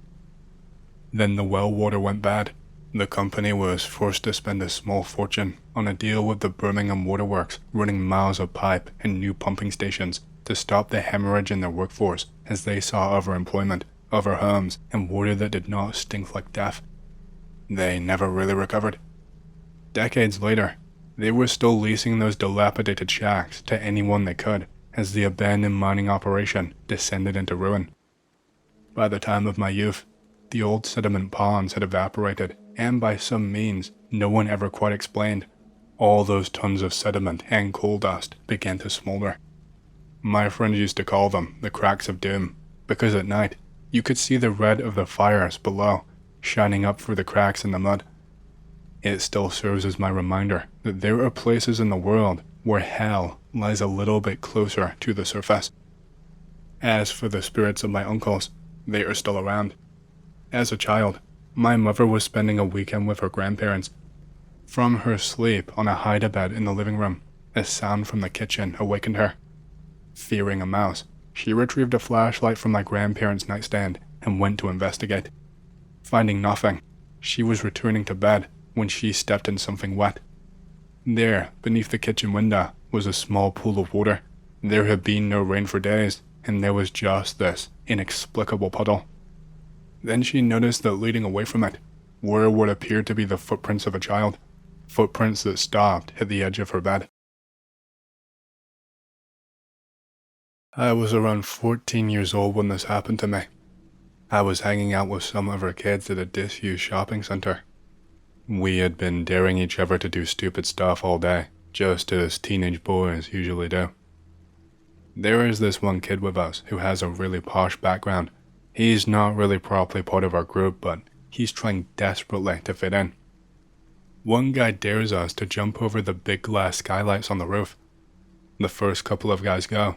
They jump the skylights no problem. I run up, jump, and only just make it. I trip up when I land and fall down.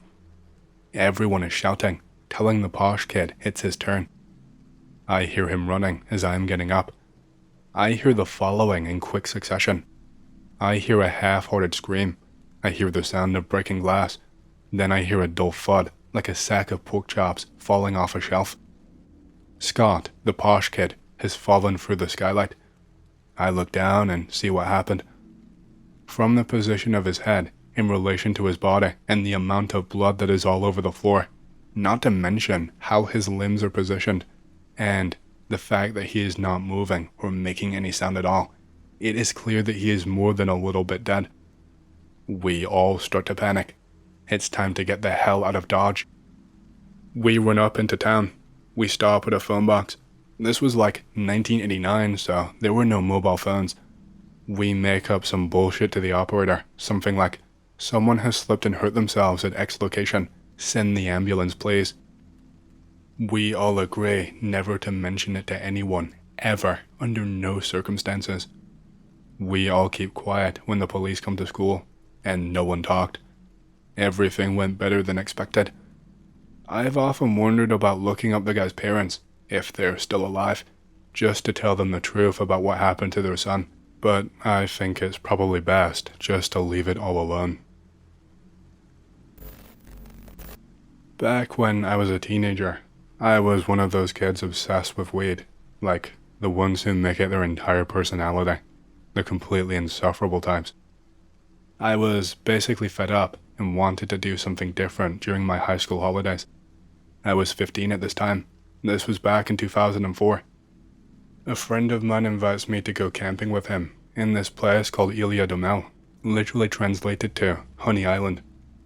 During high season, it's full of normies and families, but off season, it's just natives and people who want to get high and abuse drugs. We obviously decide to go in the off season. We buy tickets, borrow tents, pick some weed for our stay. I had been there with family as a kid, but never as a grown-up. We always stayed at the island's main hotel when I went there. It was my first time camping, so I was very excited. After a long day of bus and ferry, we finally reached the destination. I am sort of worn out. I have a beer and a burger at the island's only open diner at this time of year. While there, I overhear a girl speaking English. I look in her direction. It was a group of 3 girls actually. It seemed like they were also there for the same thing as us. They were talking to this rough, native-looking guy. They did not look like they knew the local language, Portuguese. They seemed to be getting by speaking broken Spanish and trying some easy English words here and there. It seemed like they were trying to buy something, or he was offering them something. Drugs, most likely. I am way too tired to try and strike up a conversation with them. I say screw it. I just munch my burger and light up a cigarette after I'm done. While friend and I are smoking, a boorish geezer approaches us. He literally says, "Psst, hey kid, in our direction." I'm not even joking. "Yeah, what's up my dude? You guys camping? 'Cause I know a nice, cheap place." We look at each other and basically think, yeah, nah. Then he says, "It's $5 a night, open space, only about 50 meters away from the sea. It has an outhouse, and you can smoke as much as you want, and if you need it, we can arrange it for you." Damn, actually a much better deal than everything we had seen so far.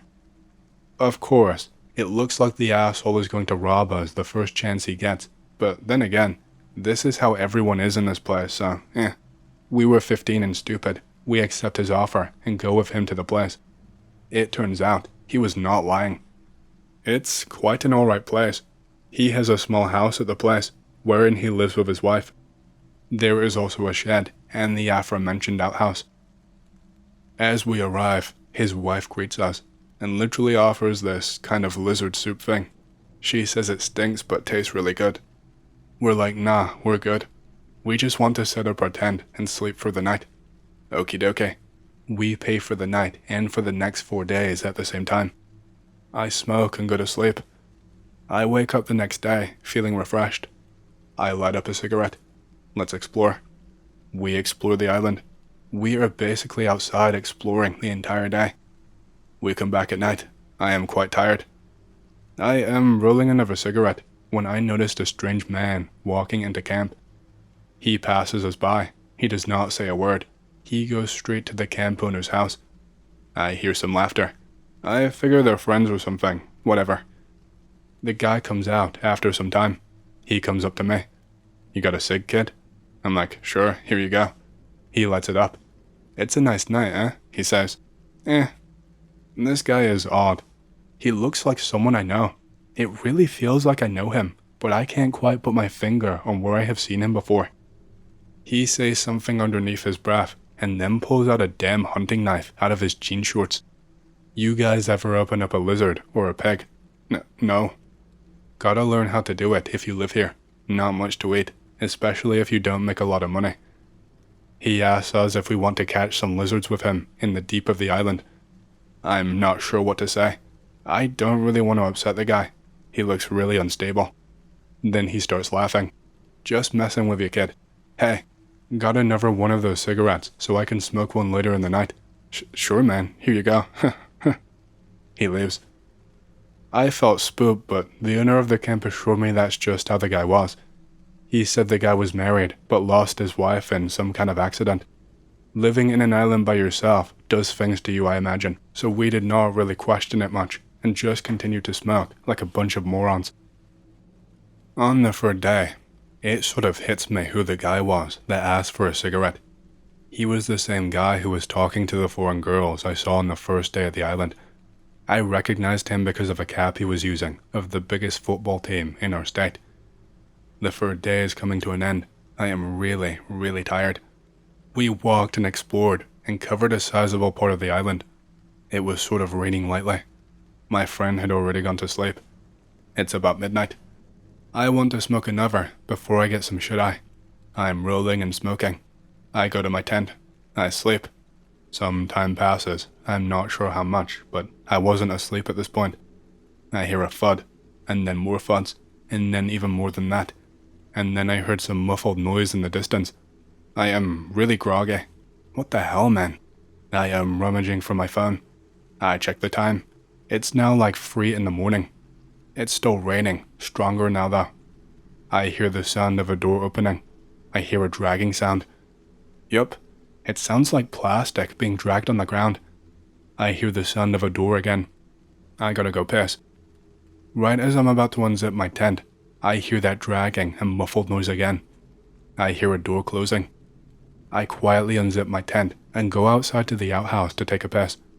While pissing, I am staring at the wall. The outhouse is made of wood, and has somewhat large cracks through which you can see. I hear a door opening again. I see the same odd hunting knife guy coming out of the shed. He goes into the deep woods in the dark. I sort of freeze for some reason. I remain there for what is 5 or 6 minutes.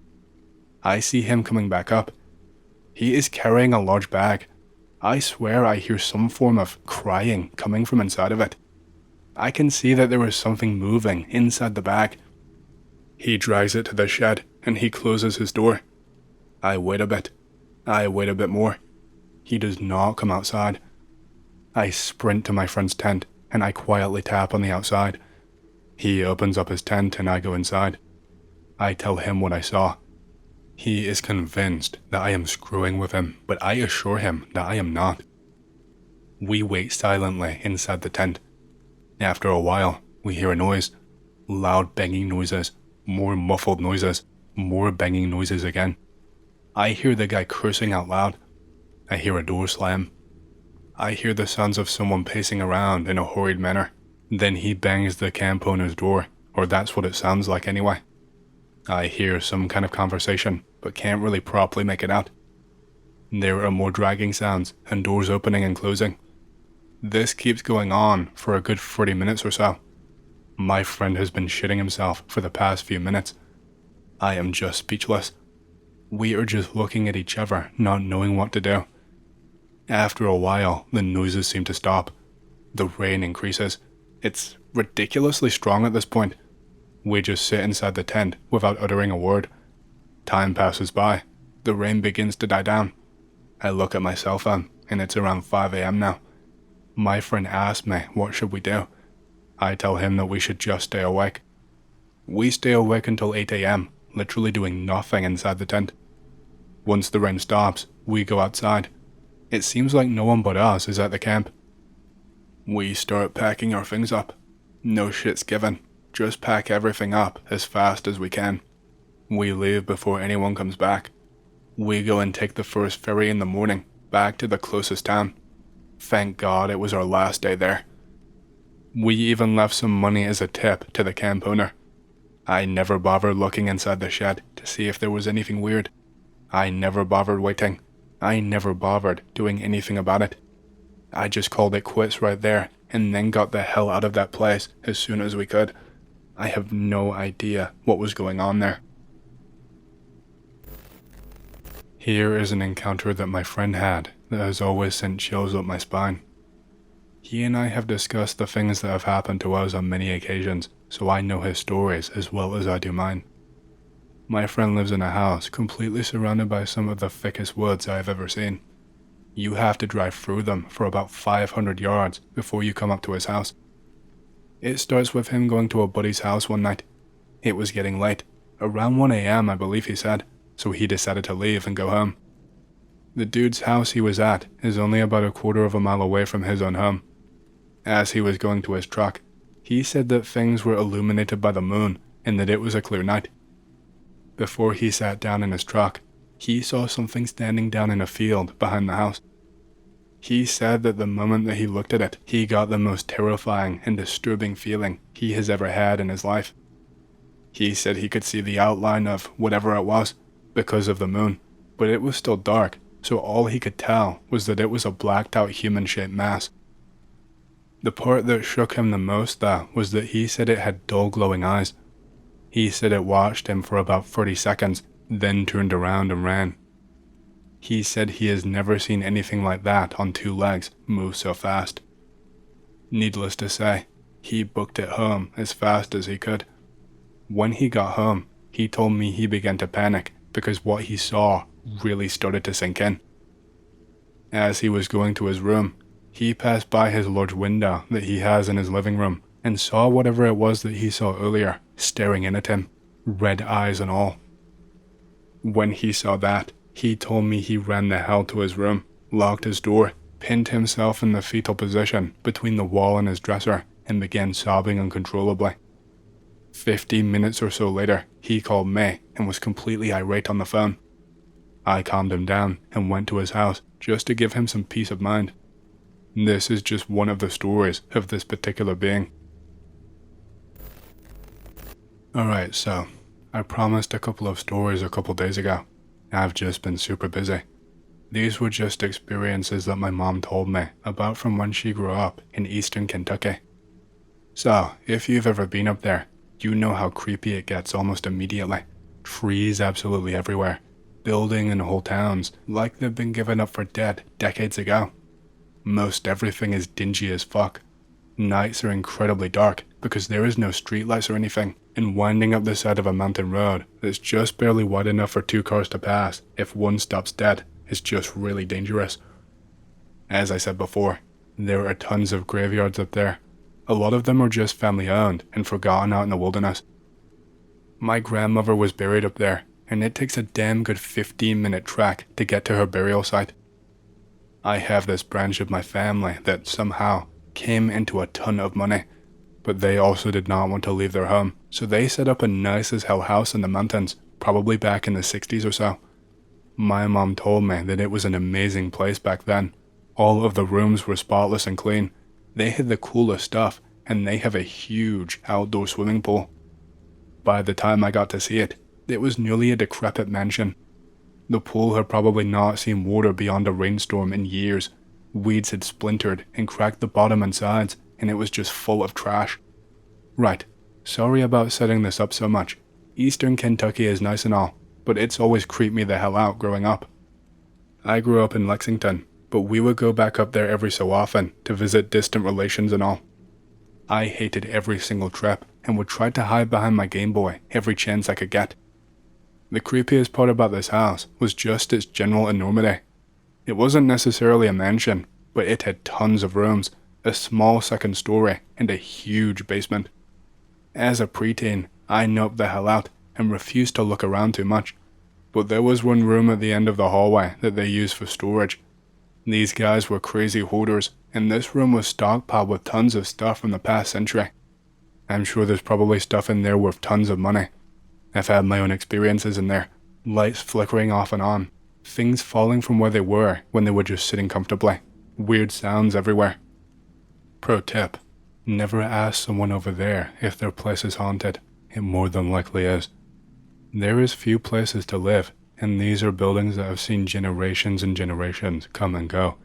If you think it's haunted, it probably is. So, my mom got to live in this house when she was a teenager. It, for a while anyway, was probably one of the coolest places in town. But at night, she told me it was like Amityville. Nearly every night would be the sounds of running footsteps down the hallway, knocks on her door. She would answer and no one would be there. They have this huge bathroom with one wall covered in a giant mirror. She'd said on several occasions she'd seen a figure standing behind her in that mirror while she'd be taking a bath, and a few times felt her hair being pulled. At night, she could just make out the dark silhouette of a man standing at the foot of her bed with his back turned to her, staring into her vanity. She could never work up the courage to look into it herself and see what he was looking at, or worse, if he was glaring at her for it. One night, my mom awoke to a feel of pressure at her feet. She saw something scurry by and hide quickly on the other side of her bed. She sat up to try and make sense of the situation. When she did, a pair of clawed hands reached up, and she saw a pair of gleaming eyes at her side. She jumped up and ran out of the house, spending the rest of the night in her car. When she tried to talk to anyone about it, they would just agree and say that they had seen things too, but did not seem to mind. It just seemed so easily accepted, or rather, expected. After all, they grew up with stories about skinwalkers, about Native American burial grounds, and ghosts wandering about mountain trails. When she was younger, she lived in a smaller, dilapidated house on the top of a hill, with the nearest neighbor miles away. Off to the side was a trail going up into the forest and the mountains. One night, she heard a loud thumping and a chorus of chanting outside. She looked outside the window and saw a procession of dark shadows walking together up the trail. When she told her brothers, they just told her it was nothing and to stop being such a baby. She is the youngest of 4, but this happened over and over again over the course of months and at the same time every night. Eventually, she got one of her brothers to see it with her, and they decided to investigate and follow. They waited and waited, watching the clock. When the sound started up again, they looked outside and saw the black mass of figures starting their march. When they walked outside though, the figures vanished, but the sounds continued to echo throughout the hills and valleys. She saw the procession one more time before they completely stopped. She thinks that it was a ghostly group of Cherokee heading out on the Trail of Tears, or those that refused to leave. My uncle will not talk about it and denies it to this day. I am from Eastern Tennessee. A mutual friend of mine moved here from the outskirts of Murfreesboro and told some interesting stories about the subdivision where he grew up. I really can't speak for how true they are, as someone other than the guy told me these stories. Kid moves in with father to the subdivision at a very young age and grows up there. There are a few kids in the area, and they all hang out occasionally. Their most frequent hangout spot is by a dead-end sign at the end of their subdivision. When they've gotten to know him a bit, they tell Anon that there is something they want to show him. They take him into the forest, where there is a makeshift scrapyard with some random car parts scattered about. The exception to this is an old car that is nearly fully intact in terms of its basic shape. They tell Anon to go and open the passenger side door. Anon is not a pussy, so he goes to open it. This weird electrical pulse surges into his hand, and he is pushed backward onto the ground. The other kids laugh at him, and they all walk back. They tell Anon that the car was crashed by a pregnant mother and killed her instantly, and somehow obtained by a scrap trader who used to live in the area. One other story I can remember. I doubt this one far more than the other, but either way, it's interesting. Anon lives in subdivision for a while. He starts to have a lot of weird dreams, i.e., sleep paralysis and occasional night terrors. Eventually, he tells the other kids and describes the figure he sees in paralysis as a white woman. The kids explain that she is an apparition that visits every kid in the subdivision at least once or twice. Anon liked to hypothesize that the woman was both protective and possibly the ghost of the woman who died in the car crash. This story might not be quite as exciting as getting chased by a madman in the woods or abducted by aliens, but in true to spirit paranormal fashion, it was one of the few times I've experienced something similar to mass psychosis, uncanny presence, whether delusional or whatever. My cousin and I are about 7 and 9 years old, sitting in his living room during a sunny afternoon. His living room stands out from the 2-story house, slightly. It's not under the roof, and it's where the main door is.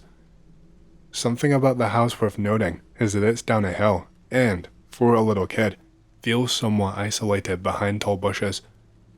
We are looking at some pictures high up on a shelf, too high for us to reach, of our deceased grandparents. We start discussing ghosts and the existence of dead people, which was not something I'd ever thought about too much at that age. There is another photo album, full of creepy black and white photos, and my grandmother's urn is up there too, as far as I know. The photo album falls down on its own with a bang. The contrast of sheer terror from the startling noise and sunlight outside on a mild day somehow makes it stranger, like a fatal car accident on a calm spring morning. We freak the hell out. We run outside for our lives down the long driveway towards my uncle's workshop. There is a head. Okay, it's a wooden sculpture of a head called Ed that's about waist high. I think I had seen it at their house before. It sort of looked like Frankenstein's head, but with a depressive, miserable scowl or frown. We scream when we see Ed's face looking up at us. We wait outside for a while at the top of the driveway. My dad finally gets back. We beg him, absolutely beg him, to take us to the hotel where he and I were staying, under the guise that we wanted to use the pool there, too scared to explain that we were being sieged by dark spirits or some shit. Eventually, we calmed down. What really stands out to me is when we saw Ed. I've never felt such pure terror, like a nightmare. Obviously, kids are superstitious, but I wasn't really, actually. In first grade, we used to set leprechaun traps on St. Patrick's Day, and my friend and I realized that it was the teacher setting off the traps, who then urged us not to tell the other students, keep the discovery to ourselves and praised us for our rationality. I was 17 years old at the time that this happened. I had an edgy, junky BF. 2 months later, I found out on FB he died due to an OD. I am not sure if it was accidental or on purpose, but he had told me that he had tried to OD before. I just got over it and accepted he did what he did. A week later, I developed these obsessive thoughts about him, vividly remembering everything we talked about and did together, feeling really infatuated with him, even though he is dead. I start having hyper-realistic dreams about everything we did together, with every single detail being exactly on point. This goes on for every night, for more than a week. Eventually, the dreams start having warped twists on the stuff we did together. Like, they would become the exact opposite of my actual memory of the event, and become really messed up, like as disturbing as possible. Like, intimate moments together would turn into the opposite. Another one was where we went to the cinema, and then he randomly just shoots everyone. I start having dreams about events we did not do now that feel extremely real. He starts to act more violent and unsettled, and he looks more deteriorated and crazy. They involve really sick and twisted stuff, like in one, he kidnapped me and kept me locked in his room, and he made me go out at night to find girls to bring back to murder. This goes on for about a month, and then abruptly stops, and I never have them ever again. Yeah, this is the most paranormal thing I can think of happening to me, even though nothing paranormal happened IRL. But all of the dreams felt so real, and his voice and appearance and everything was like he was actually there, slowly going insane as the dreams went on, and I never forgot them when I woke up, and I can still clearly remember them to this day, so it makes me wonder if it was his ghost unhappy with me for some reason or something. This happened to me back in 2013. I am an experienced outdoorsman who regularly backpacks overnight in Appalachia. I find an awesome campsite on top of a ridge. This spot is at least a 2-hour hike into the woods, and then another half-mile up off the main trail. I have to scramble up the ridge to get here. I'm trying to say it's very hidden and somewhat inaccessible. It's a pristine site. There is a good kitchen area on the ridge and a good campsite area about 200 meters back into the woods. On the ridge, there is a small memorial marker, presumably for a dead climber. It has a circle of rocks with 2 pieces of wood tied with climbing rope and a carabiner. Here is the photo. There are untouched rocks with fresh moss, pine cones, and flowers decorating. It feels out of place, but also peaceful. The spot seems very remote, but the marker adds to the atmosphere and beautiful view. I have a great solo night at peace, and comfy, my guys. I even see a shooting star. The next morning, I go to the marker on the ridge and take pic related, comfy AF. I hike out and tell no one about this amazing spot. For the next 6 years regularly, I come back to the spot to camp. I cannot visit this area without staying the night here. I probably camp at this spot 3 to 4 times a year for 6 years. I never see a soul at this spot. I never see any sign of anyone having camped here. Now for the weird part. There were never any signs of anyone else knowing about this place or camping here.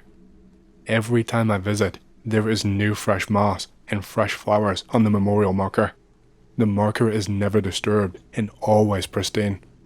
Boys, I know that someone is probably just making the trip up there to replace all that stuff, but somehow, I feel it's more than that. It's deep in the woods and up a ridge. There is no moss up top. They would have to bring it with them. They would have to regularly make the 4+ hour round trip multiple times a year to the site and never leave any sign of having camped there.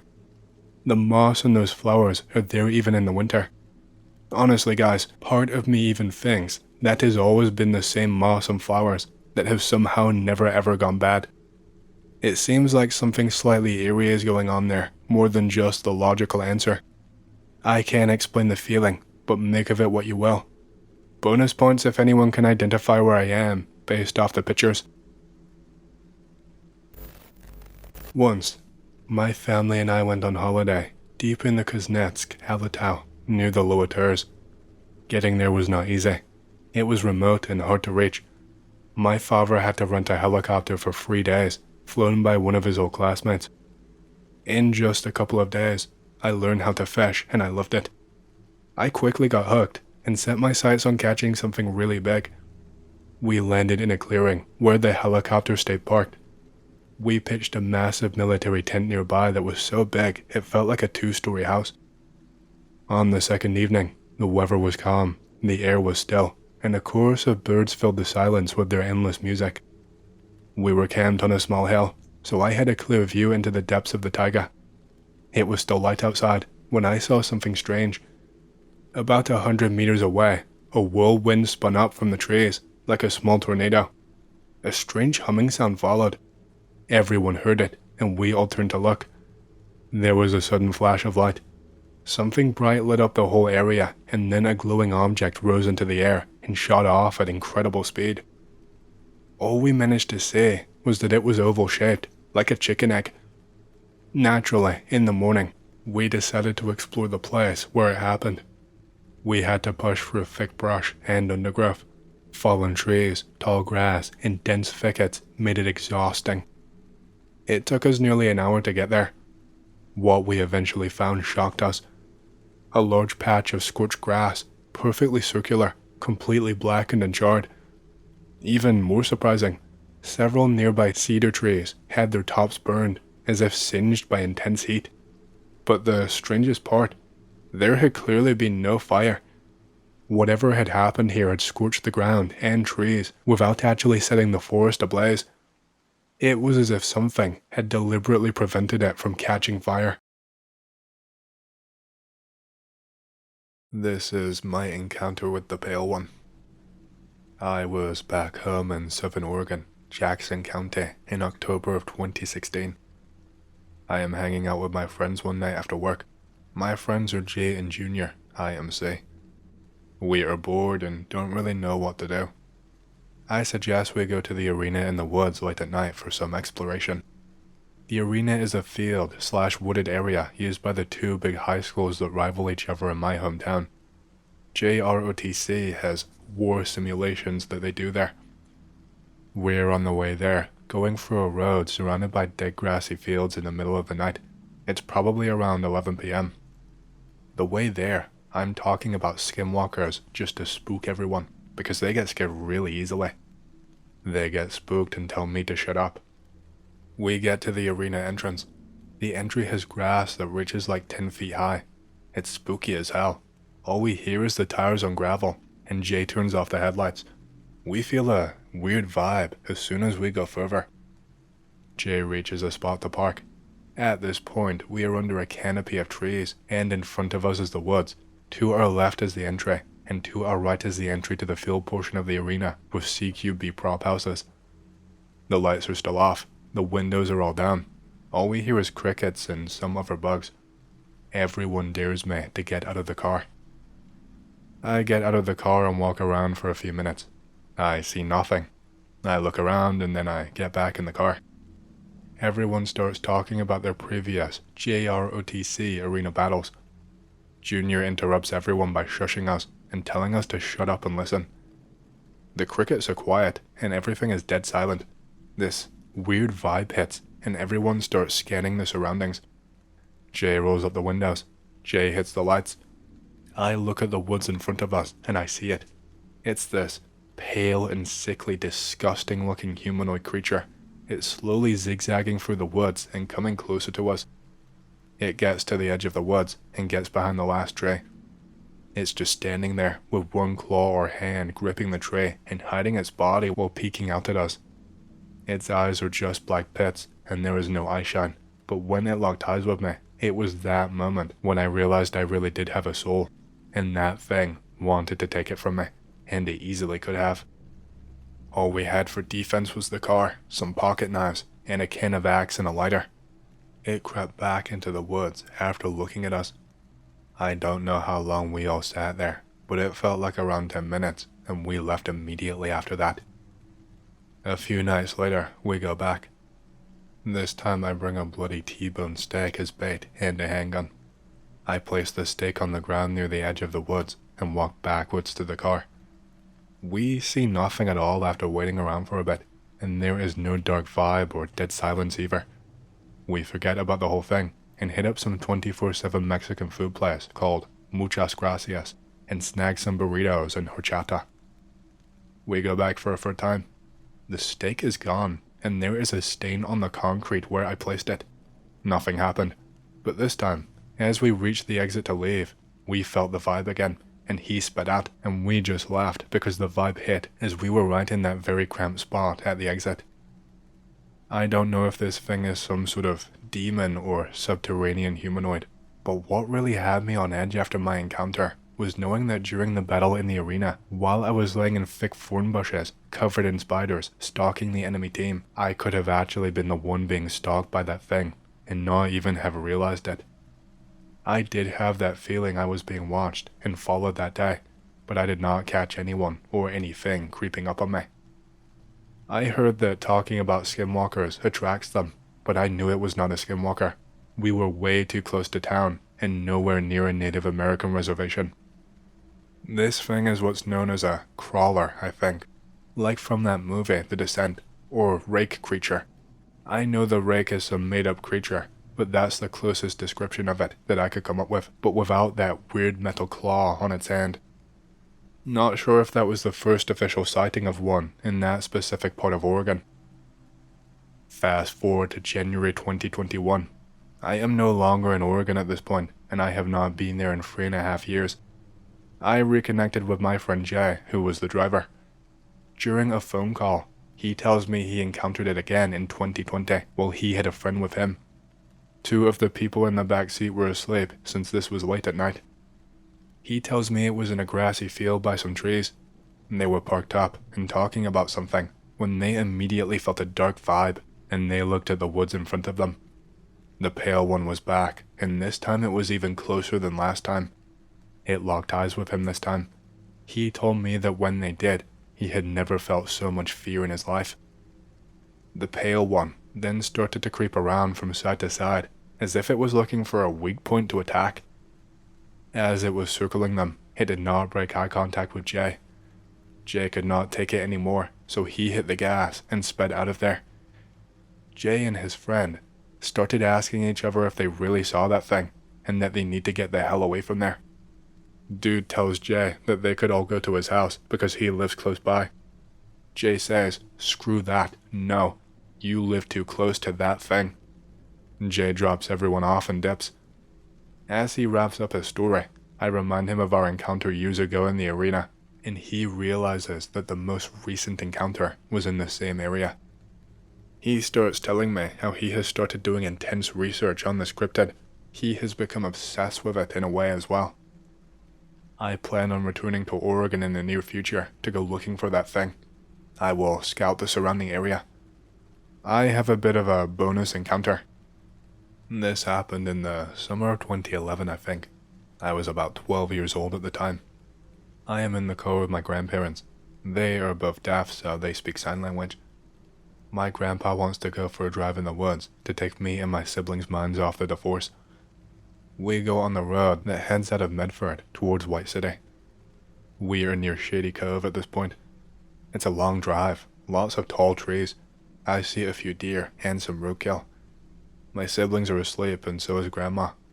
Grandpa and I are chilling, just driving. I look out the window the whole time thinking about the divorce and what happens next. Typical broken family BS.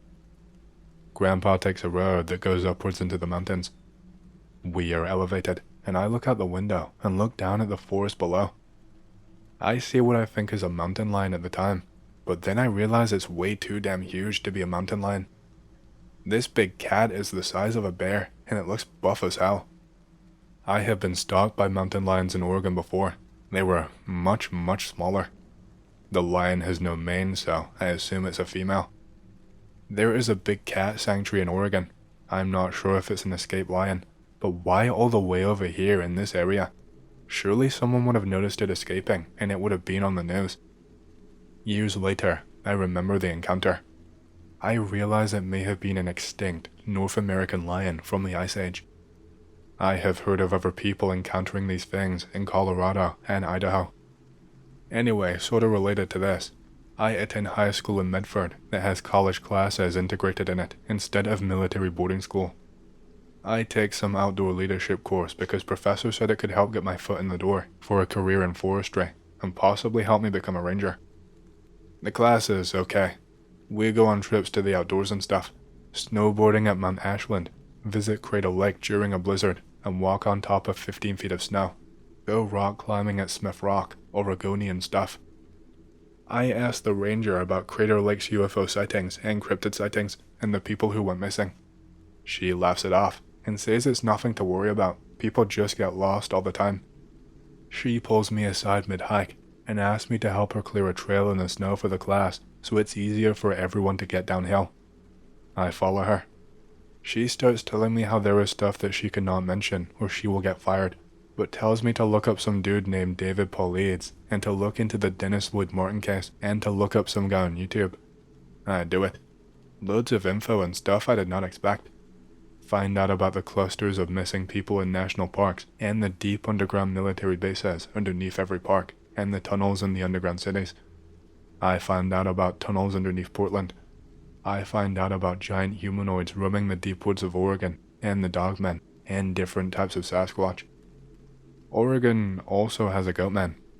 There is not much information on it, but it has short horns and was last spotted somewhere in central Oregon. Mount Hood and Crater Lake are the two hot spots for cryptid and alien activity. Weird stuff also goes on near some place called Dead Indian. Anyway, fast forward. It's now 2017, White City, Oregon. I am hanging out with Jay again and his cousin A. A introduces us to two hunter buddies. We all go to some random location in the woods somewhere near White City after hitting the Minute Market. We park in some spot on the side of the road and decide to do some exploring. Accidentally stumble onto a farm and we back out. Head back to the parking spot. In front of us is the road, and behind the road there is a grassy field with a few cows far off to the side.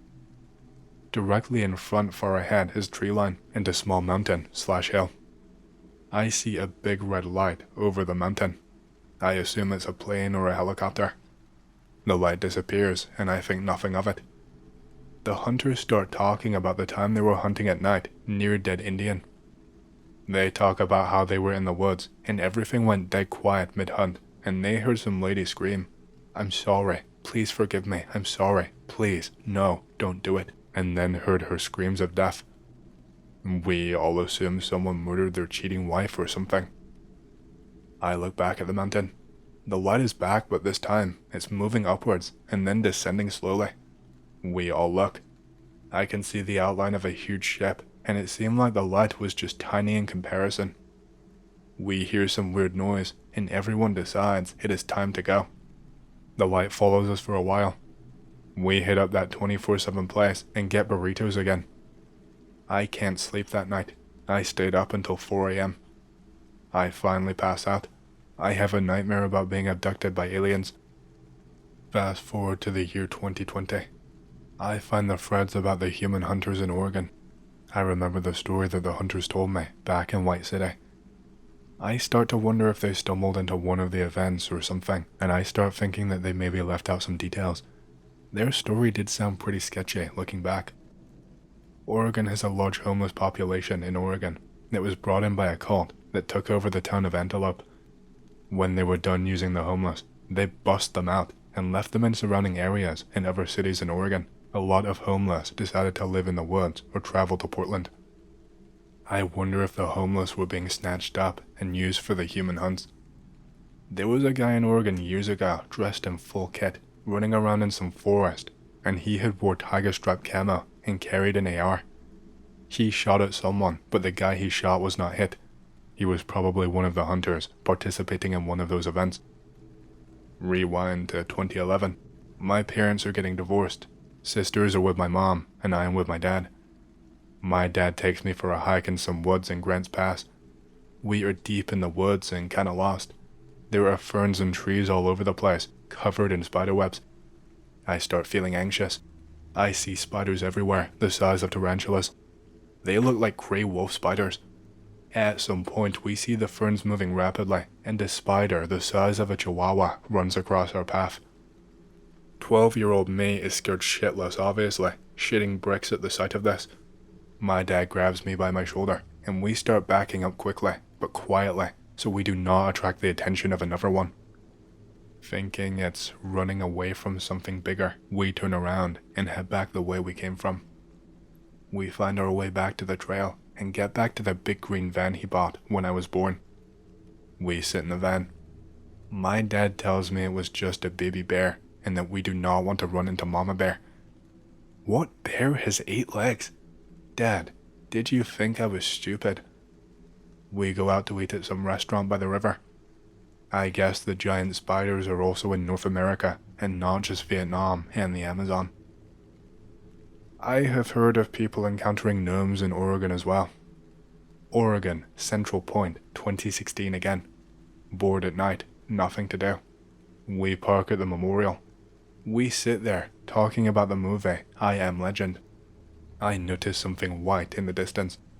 It looks like a man in white Navy ceremonial dress uniform.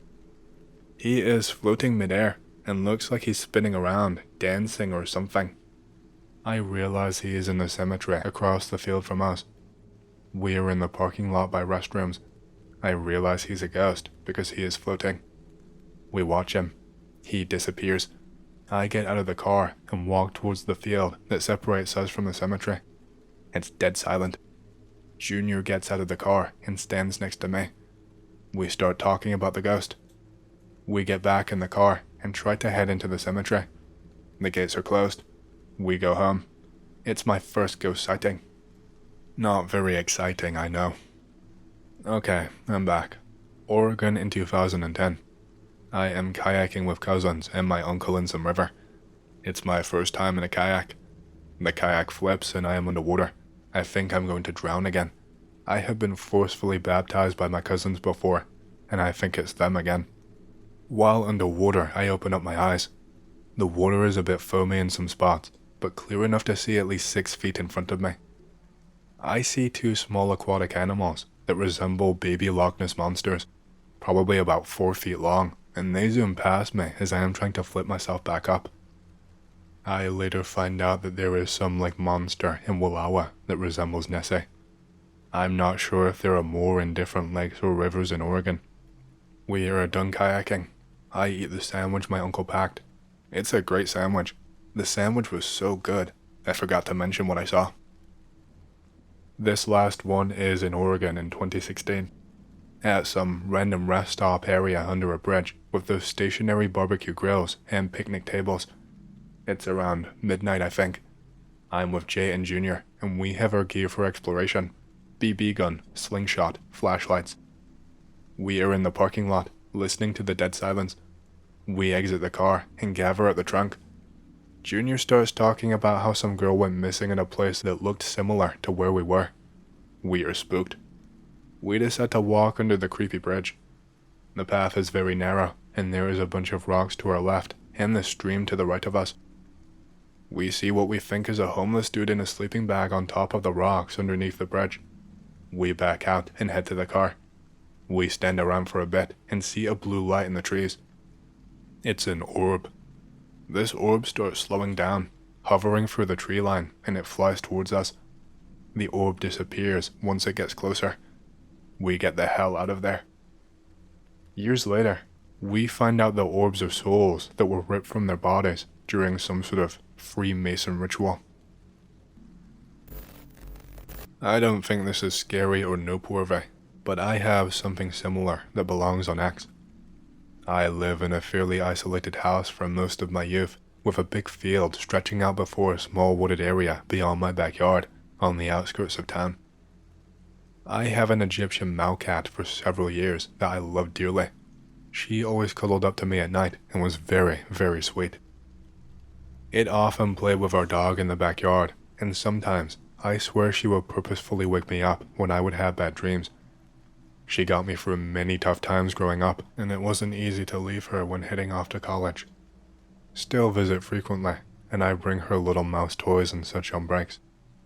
One winter break I come home to bad news. We didn't want to tell you before coming home, so you would not drive upset, but the cat has gone missing. Apparently, several cats in the area have too. They think it's a coyote doing it. I don't really react at the time, but I am unbelievably upset and angry. Not too many nights later, I am awakened by a mocking howl outside. I start to sit on the back porch each night for hours with my dad's rifle and with our dog. One night, the dog tenses up suddenly. Soon, I can hear something near the back fence. I flick on very bright yard lights, and sure enough, it's a coyote. I immediately shoulder the gun and fire at it. It makes a kind of pathetic sound and starts to run off. I chase after it in a haze of primal hatred, vaulting over the fence. I did not want to kill it for the typical human reasons, not for food or for fur, or for bothering my herd, or being a nuisance or a threat to me. I wanted to kill it because I hated it, because it took my friend away. I had definitely hit it with the first shot, and it did not get that far. I found it curled up and already dead near some huge rocks in the field. It was a particularly warm and muggy Texas night, and I, drenched, collapsed to the ground and suddenly started to cry. My sadness turns to a flash of anger, and I start to beat the shit out of the thing's corpse with the butt of my rifle and yelling. I would have definitely seemed crazy had anyone been out there to see it, now somewhat muddy, and screaming and jamming my rifle's melee button on a dead animal. I suddenly feel compelled to look to my right, and there on the ground just 2 or 3 feet away, I see a small mouse toy.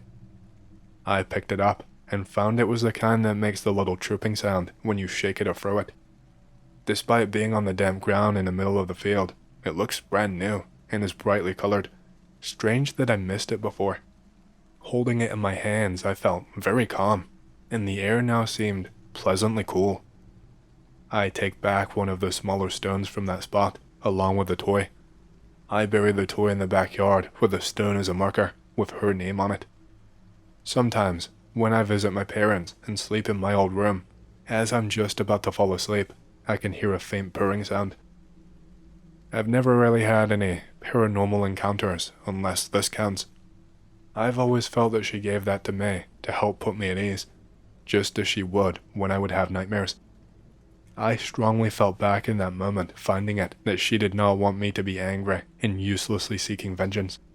It's hard to word it correctly, but it was like a direct emotional conveyance or something like that, a feeling I don't think I would have ever reached alone.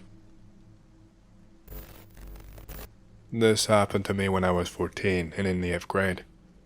This school building is really old, like 100 plus years old. I stay after school with my friends sometimes because their parents work and mine don't really care if I stay. There are other kids who do the same, but the place empties out pretty quickly. It's wintertime. I am dicking around in the hall with my friends. Eventually they all leave, and it's just me and my friend Ryan. There is nothing to do, so we just kind of talk. We are sitting around when there is a crash from one of the rooms. I figure it was just something that fell off a shelf. I did not pay any attention until we hear crying. What the hell? Ryan runs to get a teacher or some shit because he is a normie and thinks some kid hurt themselves. We were in the hall the whole time and never saw a kid go in the room. Whatever. The crying continues and gets worse. I get up and check out the room because I am a moron. The lights are out and it's getting darker earlier, so it's hard to see through that tiny window in the door. There is this dark shape sprawled out on the floor. Oh shit, there really is a kid there. Must have stayed in the room. I try to open up the door. The door is locked. I am freaking out because the kid is hurt and locked in the room. I keep looking at the kid. My eyes start to adjust to the dark in the room. Wait a second. The kid is totally pale and emotionless. They are still crying, but his lips are not moving. His limbs are twisted at impossible angles. It looks like a twisty tie. I am just staring at this in disbelief when he starts twitching. I shit myself. I scream because I am a pussy. Ryan and my teacher come running down to the room. I am too busy shitting myself to care. The teacher unlocks the door and turns on the light. I look into the room, half expecting to see a kid's corpse. Nothing is in there. It's the same as always. The teacher thinks we're screwing with him. We swear we heard a kid in there. He dismisses it and leaves us there standing like morons. I later tell Ryan about the kid's body and learn that some kid in that class got nailed by a car and died years ago. It spooked me really good. This happened to me when I was about 16 years old. I was hanging out with my friends. We decided to explore an abandoned maternity hospital. We find only one entrance. The hospital consists of 2 separate 16th-floor buildings, only connected by a bridge about 4 meters off of the ground. The entrance is on the first of the buildings, and we decide to go up the second building because of the beautiful graffiti that there is to see there. We walk up to the very top. We start walking down when it gets dark. I notice that there are empty elevator shafts all the way from the 16th floor to the basement. I hear 13-year-old screams from about the 13th floor of the first building. I brush off the screams because of the easy access inside the building for kids.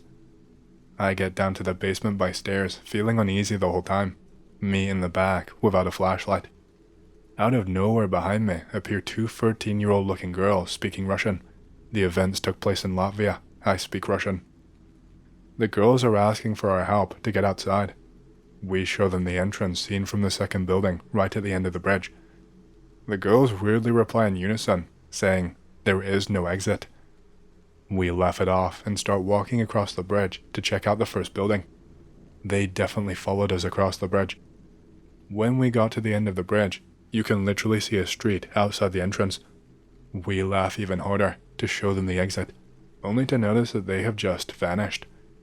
We immediately check around the bridge, only to find them gone. Thinking they just left when I did not notice, but still all feeling shook up after the weird experience. We wanted to see what's going on at the first building, where those kids were screaming before. Find out that the first building is not finished past the second floor. There are no stairs. There was no way they could have been up there. We all went running out of that place in fear. We later found out that the buildings are popular for accidents and that suicides happen there often. In those elevator shafts, an 18-year-old killed himself. 2 girls committed suicide off the roof some 4 years ago. Okay, I got another. I am keeping an eye on the office building. It's a late night shift again. It's 10 p.m. to 6 a.m. on a Saturday. I have no friends, so I don't care. And again, I get to avoid the normies at normal hours. I am watching the cameras to see if there is any X-worthy ghosts floating around. There is nothing, just as usual. There are some staff still on site late in the evening. Around midnight, the last one will leave the office. I observe this woman in one of the hallway cameras. She acts like she is being followed, just like Elisa Lam did in the elevator, same mannerisms and everything. I get spooked seeing this and decide to investigate in person because my inner sense of responsibility tells me to do it. Before I leave, I observe a good 30 seconds of this woman running around like she's a secret spy agent or some shit, peering over corners and running as fast as hell for no reason at all. I reconsider going in, but I say screw it and go to the location. I spot her and ask her how the night is going. I am trying to gauge her response. She says all is good and walks off normally, but was unnatural in the response she gave, like she was panicked. I am thinking I messed up somehow, but realize maybe she was just bored or I was being stupid. I guess she was role-playing or some shit, but it was a little weird. There was no one messing with her, not that I could see anyway. Maybe she knew I would observe, but that was kind of weird for me. Dude, I had a similar experience. This happened to me about 2 years ago. I hop into bed about 2 a.m. I have issues with my sleep for years and years, so I'm not expecting too much. I turn the lights off and stare at the ceiling, attempting to calm my mind or something like that. Not more than maybe a minute or so passes, and I suddenly start cold sweating. It builds up to the point where I also start panting. I am shaking and feeling unwell in general. After a few minutes, I feel like I should do something. I sit up on the side of the bed. As I do, What looks like a bare, elongated human torso entirely covers up my left eye, obscuring my vision. It takes me a while to process. I blink to clear my eyes. It's still there, and slightly too close to focus on. I swipe at the air to see if it has mass, but I don't feel anything. After a good 10 to 15 seconds of silently freaking the hell out, my ears suddenly start ringing. Not in a gradually increasing way, but in a full-on war movie, almost got grenaded but dove away. Now watch me scream in slow motion to classical music way, like I just got flashbanged. I nub and decide to hightail it to my bathroom just across the room, for reasons unbeknownst to me. The shape lingers in my vision as I stand up and haphazardly make my way across the room, panting and having a hard time staying upright due to the absolute sensory overload and immense feeling of despair building up in me. As I get to the bathroom, I hit the switch. The lights go on and I blink, temporarily blinded. I open my eyes back up. I am back in my bed, sweaty as all hell, but otherwise fine. I am still processing what just happened. I check my clock and notice that not more than 10 minutes had passed since I went to bed. I then look over and notice that the lights are on in my damn bathroom. I did not leave them on. No. It's hard to explain just how immensely scared and hopeless I felt. Lucid dreams are not uncommon for me. The same goes for sleep paralysis, but this was something entirely different from what I'd ever experienced before, as I was fully awake. That being said, I do not believe in spooks. This happened to me about 2 months ago. I am walking down the street at 4 a.m. It's a small town, so I'm not really worried about getting robbed or anything like that. I noticed the new lighting in the town and stopped to take this photo. I did not see the smoke in real life, so I never noticed it at the time. This sudden boot stomps behind me. I rip my headphones off and cut the music and look. There is nobody there. I walk a few more steps up the road to get a better angle. I hear the boot start running aggressively towards me. I stop and look. The boot stomps stop before they round the corner. I cross the road. I start hearing shit breaking in the trees above me, but nothing is falling from them. I start hearing boot stomps right behind me, so I start walking backwards. Nobody is there. On my walk back, I notice what looked like an elderly figure walk in front of the travel center on the left, walking silently towards me, but not making a single sound. Despite being in the lights, it was a pitch black silhouette. I go back there 2 weeks later on a Sunday night with 4 people. One old lady claims that she is a so-called medium. She asks it yes or no questions with an EMF reader. She asks it, "Are you happy being here?" The EMF pings to 5, and the speakers that play the radio around town start playing up, switching between the stations. Between the announcers and song lyrics on all of the stations, it was suddenly flicking through we could all hear. "No, leave, get out, go away." There has been a lot of violent deaths in this old-ass main street, and we hear way too many stories to not believe that it's cursed. Alright, X. I've wanted to tell you guys for some time now, but I never really got around to doing it. This is something that happened to me and my best friend a couple of years ago. You can believe it or not, I don't really care. But, as cliched as this sounds, this shit still haunts me to this day. I'm going to green text. It's a bit of a long one, so I don't know if it's going to fit in one post. When this happened to me, I was around 15 years old. It's the tail end of summer, right before school started back up. I will tell you a little bit about where I'm from first.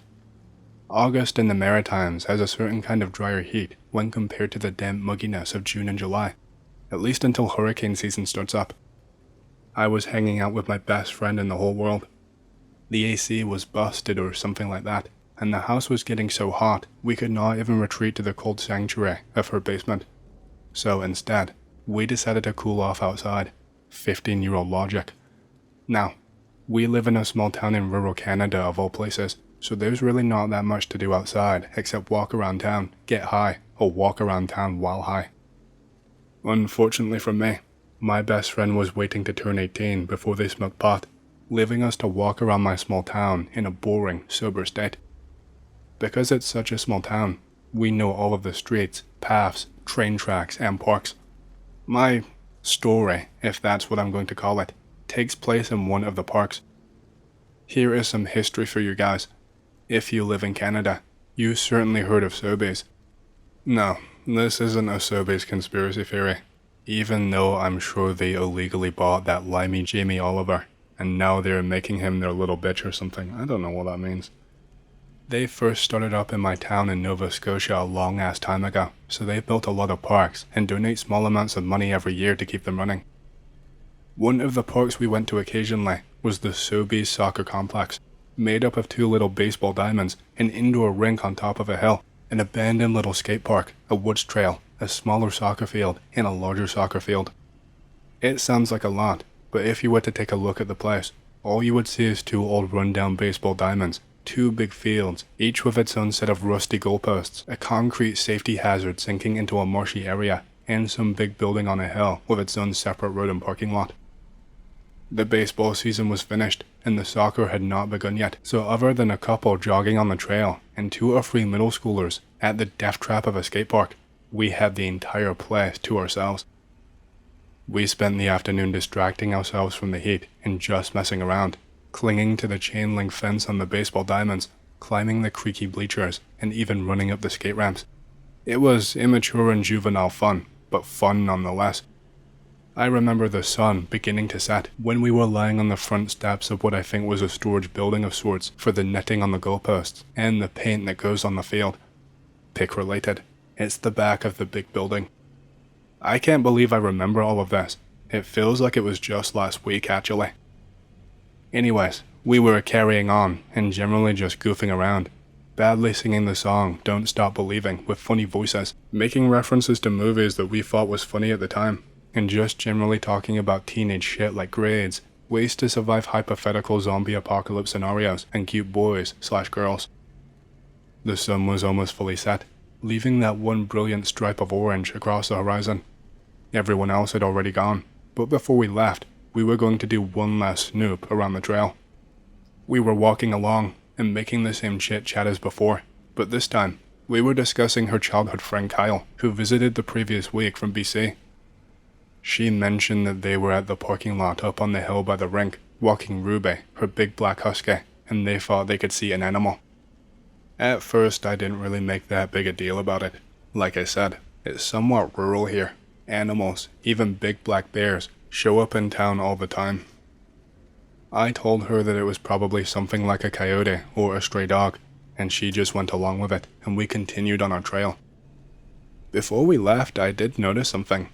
There still usually sounds this time of the evening, a bird chirping here or there as they settle down for the night, or a particularly loud car on one of the roads close to the park.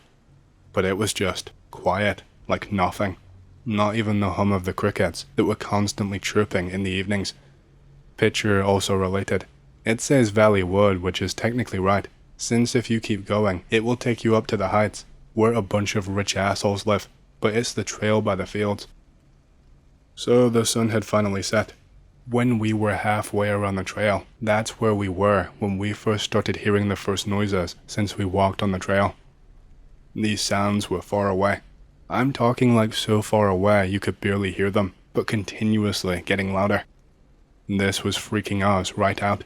I mean, it's dark outside, and we were surrounded by trees on this trail, and we hear these animal sounds. Shit is scary. So we just straight up power walk back and end up near the big building, which is now empty. And this is right beside one of the fields, and this is where we first started seeing shit. And by shit, I mean this reflective white thing or face or I don't even know, but it was reflective and shiny, like an animal's eyes when you take a picture of it. And I'm ranting like crazy right now, but I want to describe this to you guys. It was oval and reflective, and whatever it was attached to was low to the ground, and from what I could see, it was staring right at us. Another thing about this thing was that unless at least one of us was looking at it, it would move away. Even if you only looked away for a second, or even just blinked, gone, over a few feet, or sometimes it looked like 20 feet. Eventually, after 3 or 4 minutes, we are getting scared, and it disappears, so at this point we just took off, back to the soccer fields, where we chill out by the bleachers. So now we spend the next half an hour just joking around and laughing, saying it was probably just a plastic bag, calling each other pussies, and making accusations of the other one being scared, even though we were both obviously a little shaken up. Things go back to normal, and we are chilling on the bleachers when Jane starts to notice a thin and low fog rolling in, just like picture related. How cliched, right? Fog is not uncommon in the evenings. We are right near the coastline, and the hot air mixing with the nighttime cool air does this kind of stuff. Regardless, this was some too spooky stuff. I'm not going to bother with green text anymore. We look back into the soccer field, and sure enough, amongst the mist is our friend from earlier, hunched up black mass, low to the ground, and shiny face illuminated by, I don't even know. Back to the same routine, moving at the speed of I don't even know, but always looking, always staring right at us. I am getting pissed off, and I think it might be some asshole kid screwing with us, or a piece of reflective garbage, and I am feeling stupid for getting scared, so I want to move closer and get a better look at it. I am moving forward, looking at it, and Jane is getting mad at me, telling me to stop screwing around because she is scared and I am acting like an idiot, but I need to get a better look. I am walking closer and closer, now actually almost to the middle of the biggest soccer field. Jane is right behind me, saying my name warningly and pleading for me to stop and go back home. I blink, and it has moved to the far edge of the field by the goalposts. I'm an impulsive little shit, so I start cupping my hands around my mouth and yelling at it. I turn around to look at Jane, and by the look on her face, I know I really should not have done that, because I turn back around and squint my eyes trying to see, but it never left this time. It just stood up, as tall, if not taller than the net. I'm talking like 8 foot plus here. All of the noises from before that I mentioned before, the yips I confused for coyotes, they were all back, and this massive thing was just standing back there, staring at us. I think I finally froze up, all the macho bravado wiped away by the overwhelming feeling of terror, because the next thing I know, Jane must have grabbed me and ran, because the next thing I know, I was running to the nearest houses, the fastest I have ever ran in my entire life. Like, seriously, you will never ever again see a little fat girl run as fast as I did that night. We got to the safety of the street and went back to her place. This was all 2 years ago. I am still best friends with Jane, although we have not been back there since that night. But I'm leaving to move to the city this year, and we were thinking about going back there before September. It's almost then, and I am terrified to go back. It never hurt us, and it kept its distance, but the fear that I felt that night, it went beyond terror. It was this horrible gut feeling, and it was just so bad. I never want to ever feel that ever again. This wasn't some stupid Slender Man or Goat Man roleplay bullshit.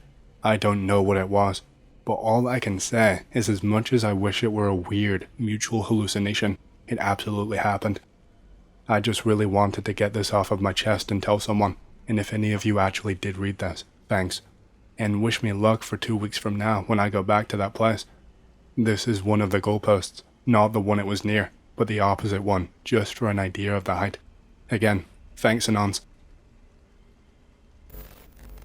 This happened in December of 2012 in New Plymouth in New Zealand. I was 18 years old and finishing my final year of high school. I had just finished an exam that evening and it was around summertime. It was around 8 p.m.-ish, but still very bright outside. My friend, who I will call A, who was with me at the time, was not one to get scared easily or jump to conclusions. I did not catch the bus home and instead planned to stay at A's house. We spent some time wandering around before wandering back. The route that we took was a pretty long road that was usually busy and has tons of hotels and shops and such around. We walked on the racecourse side of the road where there was grass instead of a footpath, but plenty of room to walk still. We had been walking for a while when something caught my eye to the right, hovering above the racecourse, maybe about 15 meters in the air. At first I thought it was a kite, and then I realized that it was keeping pace with us. It wasn't drifting in the wind or lagging behind. It stayed perfectly aligned with us as we walked. The strangest part was that it looked like it was following us without actually moving. There was no visible forward motion, no drifting or acceleration. Yet, it remained exactly level with us the entire time, as if our movement alone was enough to keep it beside us. We both got a clear look at it, and I still cannot explain what it was. It appeared to change size and shape within seconds, almost like it could not hold a stable form. The surface looked grey and static-like, glitchy, like a television on a dead channel. Around it were strange distortions, blob-like pockets in the air that looked warped, as if reality around it was not behaving properly. At the time, drones were not really a thing in New Zealand, especially not in 2012, so it did not feel like a remote-controlled device. I eventually whispered to my friend and asked what the hell that thing was and what was going on. They had no idea either. We were both feeling pretty uneasy at this point. The worst part was the feeling that it gave to us. It felt aware. Every instinct in my body told me not to talk too much, like saying the wrong thing would make it notice us even more. Even afterward, I had this deep unsettling feeling that something inside me was warning me not to talk about it, or else it would come back. Then the street changed. Like I said, the street is usually pretty busy and noisy, and that goes double for summer. But suddenly there was nothing. No cars, no voices, no footsteps, not even distant traffic. It was like someone had turned the sound off completely. We panicked and ran. At first, there were no houses on our side of the road, just open space by the racecourse. The feeling of being followed intensified. I felt this kind of pressure on the back of my neck. Eventually, houses appeared again. We slowed down again, and by the time we looked, the object had disappeared. It was just gone. A few minutes later, it appeared again, this time closer and moving faster. We were on a completely different street now. We started running again, crying. We were completely terrified. Luckily for us, my friend's mom was driving past and gave us a ride. She did not seem weirded out or like she noticed anything. We just got in and stayed silent. Later that night, A told me this was not the first time they had seen something like this. My friend said that before what happened to us, they had once looked outside of their bedroom window and seen a UFO hovering over a forest about 1 kilometer away on someone's farm. It wasn't moving, just hovering in the distance. Apparently it lingered there for quite a while before descending incredibly slowly to the ground. I'm talking like almost an hour of watching this thing get lower and lower. And then, A saw some kind of external lights coming from this thing. She just saw a couple of flashes of different colors before the external part of the ship just turned this pure black that made it really hard to make out. And before A knew it, they could not see it anymore. And that's all I have. I wish I knew what we saw. This story was not paranormal, but I shed a big brick. This happened like 2 weeks ago. I was living alone. I was getting late to my home from a friend's house. It was a Friday night, and we just had an absolutely gigantic party. I was wasted as hell. It's around 3 AM at this point. It's a small town near the main highway to the east and woods at the north. It's a province. It's not so far away from Mexico City. I am way too damn cheap to call for a taxi. Also, I live like 16 or so blocks away from the place. I say screw it. I am just gonna walk. I don't want to pay all that money. I am going through the main street of the town. It's a ragged stone road and it's really dark. The street lights are shit, and there is only one like every 100 feet or so. I'm used to walking this road because we go to this friend's place a lot. I am too drunk, so I'm tripping over a lot. I could hear dogs barking behind me. I'm like, screw you, just shut up and let me walk. Finally, I get to a populated area. It's still really quiet, and there are no cars coming from any direction. I am reaching a highway overpass. There is a road that comes across and beneath this overpass that I have to cross in order to reach the part of the town that I live. It's walking through or crossing the highway. I'm too drunk for that. There are no lights underneath because this is Mexico. As I approach, I can see a parked pickup truck with headlights on. I have a bad feeling about this. I keep walking. I can see 2 guys unloading something from the back of the truck. It's dark, I can barely see, but I watch one of the guys drop to the floor, what seemed to be a body. Then, one of the guys turned around to the direction I was standing, and instinctively, I pulled myself behind a pillar and shed a brick. I heard the guy telling the other guy he thought he saw something. I am like, nope, I am running the hell back from where I came. My heart is beating full speed. I'm not drunk anymore. I have instantly sobered up. I heard the doors of the pickup closing and the engine starting. Shit. As I came back to the stone road, there is a small old bridge over a gully, like 15 feet to a bottom of rocks. I'm like, God damn it, I better just kill myself then, if they're going to do it to me anyway. I slide down the edge to the bottom. I messed my leg up and my arm, but I didn't kill myself. I hid underneath the old bridge. I heard the pickup passing over the bridge and stopping for a while, when they floor it to the highway. I was really freaked out and I did not want to move from that spot until the sun rose. It gets to about 4 a.m. I hear police sirens and shit. No way I'm going out. Those assholes are gonna use me as a scapegoat. It gets to 6 a.m. It seems like everything is over. I climb back up to the road. There are some people in the street and cars are passing by. At last, I can cross to the other side of the highway. I am walking the sidewalk, and at some point there was a puddle of blood with steps going to the other side of the town. I just rushed all the way back to my house. That afternoon, I heard from a news tabloid seller that some guy was found with 3 shots in the back, 200 feet away from where I saw the guys dropping the body. This dude seemed to be alive when those assholes dropped him from the pickup, and they were about to give him the coup de grace when I stumbled upon them. I was really young when this one happened to me. Nightmares reduced me to a sniveling little wuss all the time. I have a nightmare wherein I wake up in bed and feel completely filled with deep dread. I rush out from my covers towards the door. As I open it up, I hear a scream and wake up in bed again. It's just this constant cycle. I felt like I did this for God knows how long. Each time I woke up, my dread was worse than before. After what felt like days, something different happened. It's suddenly pitch black all around me. It's wet and I'm freezing. I walk around, but I feel sharp pains everywhere. I slowly recognize where I am in the darkness. It's a park nearby my school. I walk home. I reach the door and try to open it.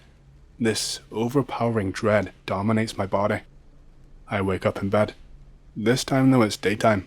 I rush to the door. I nearly eat shit and hit the floor as I feel sharp pains and vertigo. I open it up and this time it opens. I cry out for my mom. She comes out from the end of the hall and my dad appears from the stairs. They both rush to hug me. They start recognizing my wound. It's wrapped in bandages, my hand is in a cast, and my eye is covered. I have a broken pinky finger. There are lacerations down my abdomen, and a gash on my head, and a fractured iris. Apparently I was gone for 3 days, and once I appeared, I was covered in these wounds. On top of that, I was extremely malnourished and madly delirious. I would not stop screaming about needing to go home to everybody around me, including my parents. I would scream whenever a door would open during this period. I am discharged after being treated. I have no memory of this at all. I have no memory of disappearing, of leaving my house, of anything. The only memory I have is of my nightmares. I have no memory of where I went to those 3 days or how I got there. 13 years later, I still get uneasy when my door is not locked before I go to sleep. This is a series of events that all stem from me being a stupid git of a child. When I was 8 years old, me and a friend, I'm going to call him Charles, will go camping in the woods because it was the country, and we had chemicals to make fire and guns, handguns. Me and Charles had been out for 2 days. Our jug of water was empty, and Charles had not killed any jackrabbits that day, so we decided to call it and pick it up after a few days. He heads home, and our paths break off a few miles away from home. On my way, I decided to take a shortcut through the cemetery. I saw a girl sitting on a gravestone. I am 8 years old and stupid, so I call out to her and ask her why she is out here all alone in the cold. She just looks in my direction and does not say anything at all. I grab a small branch. I pour some of the chemical mix that Charles made on the end. I light it and approach the girl. I suspect nothing until I get close. No matter how much light is on her, I still can't see a damn thing. I can barely make her out at all. I get scared and say that I'm sorry for some reason, and then I just walk away. Since then, I've been seeing strange things at night. I saw the girl several times at my house. Every house I lived in, actually.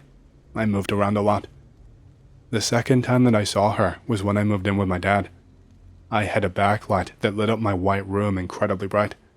I was about to go to sleep when I noticed I could not see into the corner of my room. She walked out of the emptiness and just stood there watching me.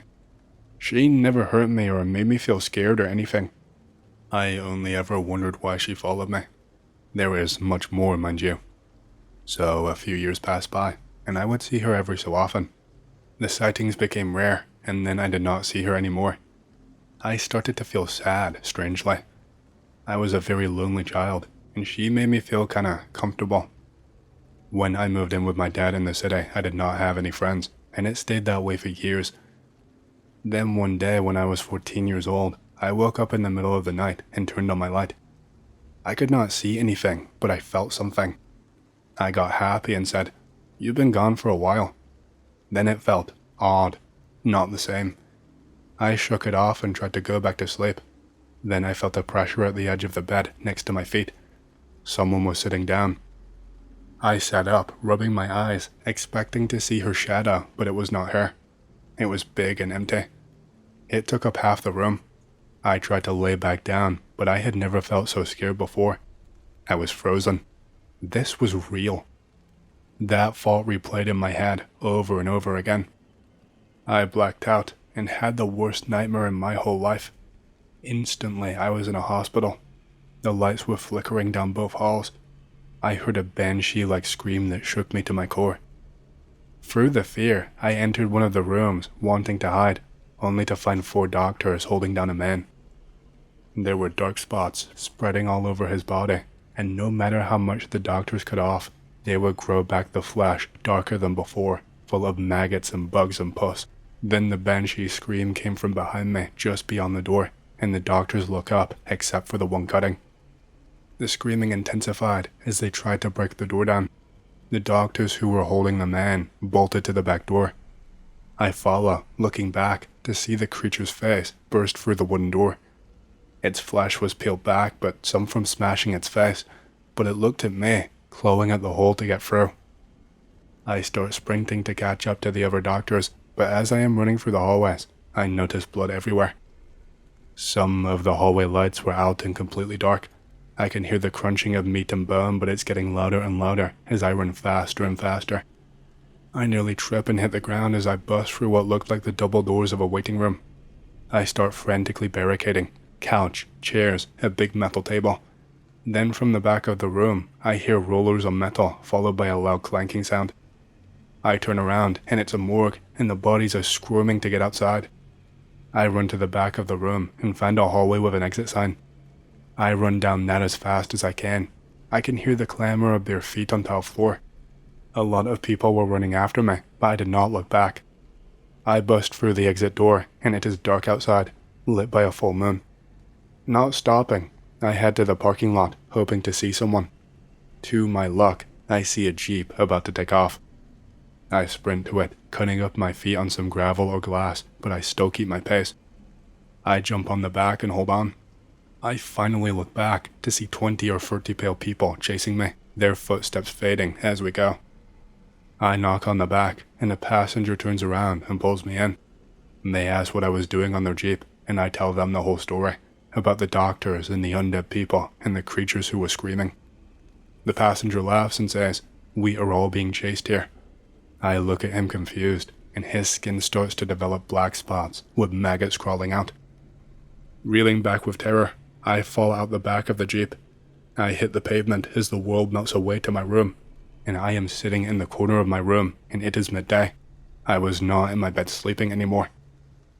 I stayed there for about 10 minutes until I was certain it was just a dream. I am now 24 years old, and I've had several nightmares since then, each one equally terrifying. I've made all sorts of talismans and gathered holy symbols as to keep away the horror that I encountered that night. I still can't sleep at night. That dream was so realistic, and I don't know how I ended up outside of my bed. I never saw her again. I don't even know if she's still around, or if that was what she really was. I am not going to go looking though. It's better to hide than be chased by something you cannot stop. Here is a story that happened to me that's kind of weird, but mostly just sad. I was a teenager at the time that this happened. I have an aunt that is 3 years older than me. My aunt is pretty messed up on meds. She's always talking about shit that you cannot tell if it is true or not. For instance, she always talked about how many people she beat up in high school and how she had schizophrenia. Everything she said basically sounded like bullshit. One night we were home alone, and she asked me if I want to mess around with a Ouija board. I get pretty excited and say, hell yeah, thinking we're going to communicate with spirits and find out that our house is haunted or some shit. We go into my room. She asks me if I have a notebook. I give her mine. She just starts drawing a Ouija board on a damn piece of paper. She tears a hole in the middle of another scrap of paper for the pointer. I'm trying so hard not to laugh because she is messed up, but also because I kind of wanted her bootleg Ouija board to work. We start our session or whatever. She starts asking questions, and I can feel and see her moving the shitty pointer to spell out whatever word she wants. She gasps after asking a question. She whispers, "Did you feel it get colder in here and on?" And of course I didn't, and I said so. She keeps insisting the temperature dropped. She starts whispering in a frightened voice that he is talking to me. I'm just sitting there like, what the hell? Then she starts saying that there is more of them. There is 2 in here, and stuff like that. Eventually, we ended our shitty seance or whatever the hell it was. We crumple up her shitty board and throw it away. After that, she started talking about something called Chernobyl and how it was a demon and trying to kill her or something.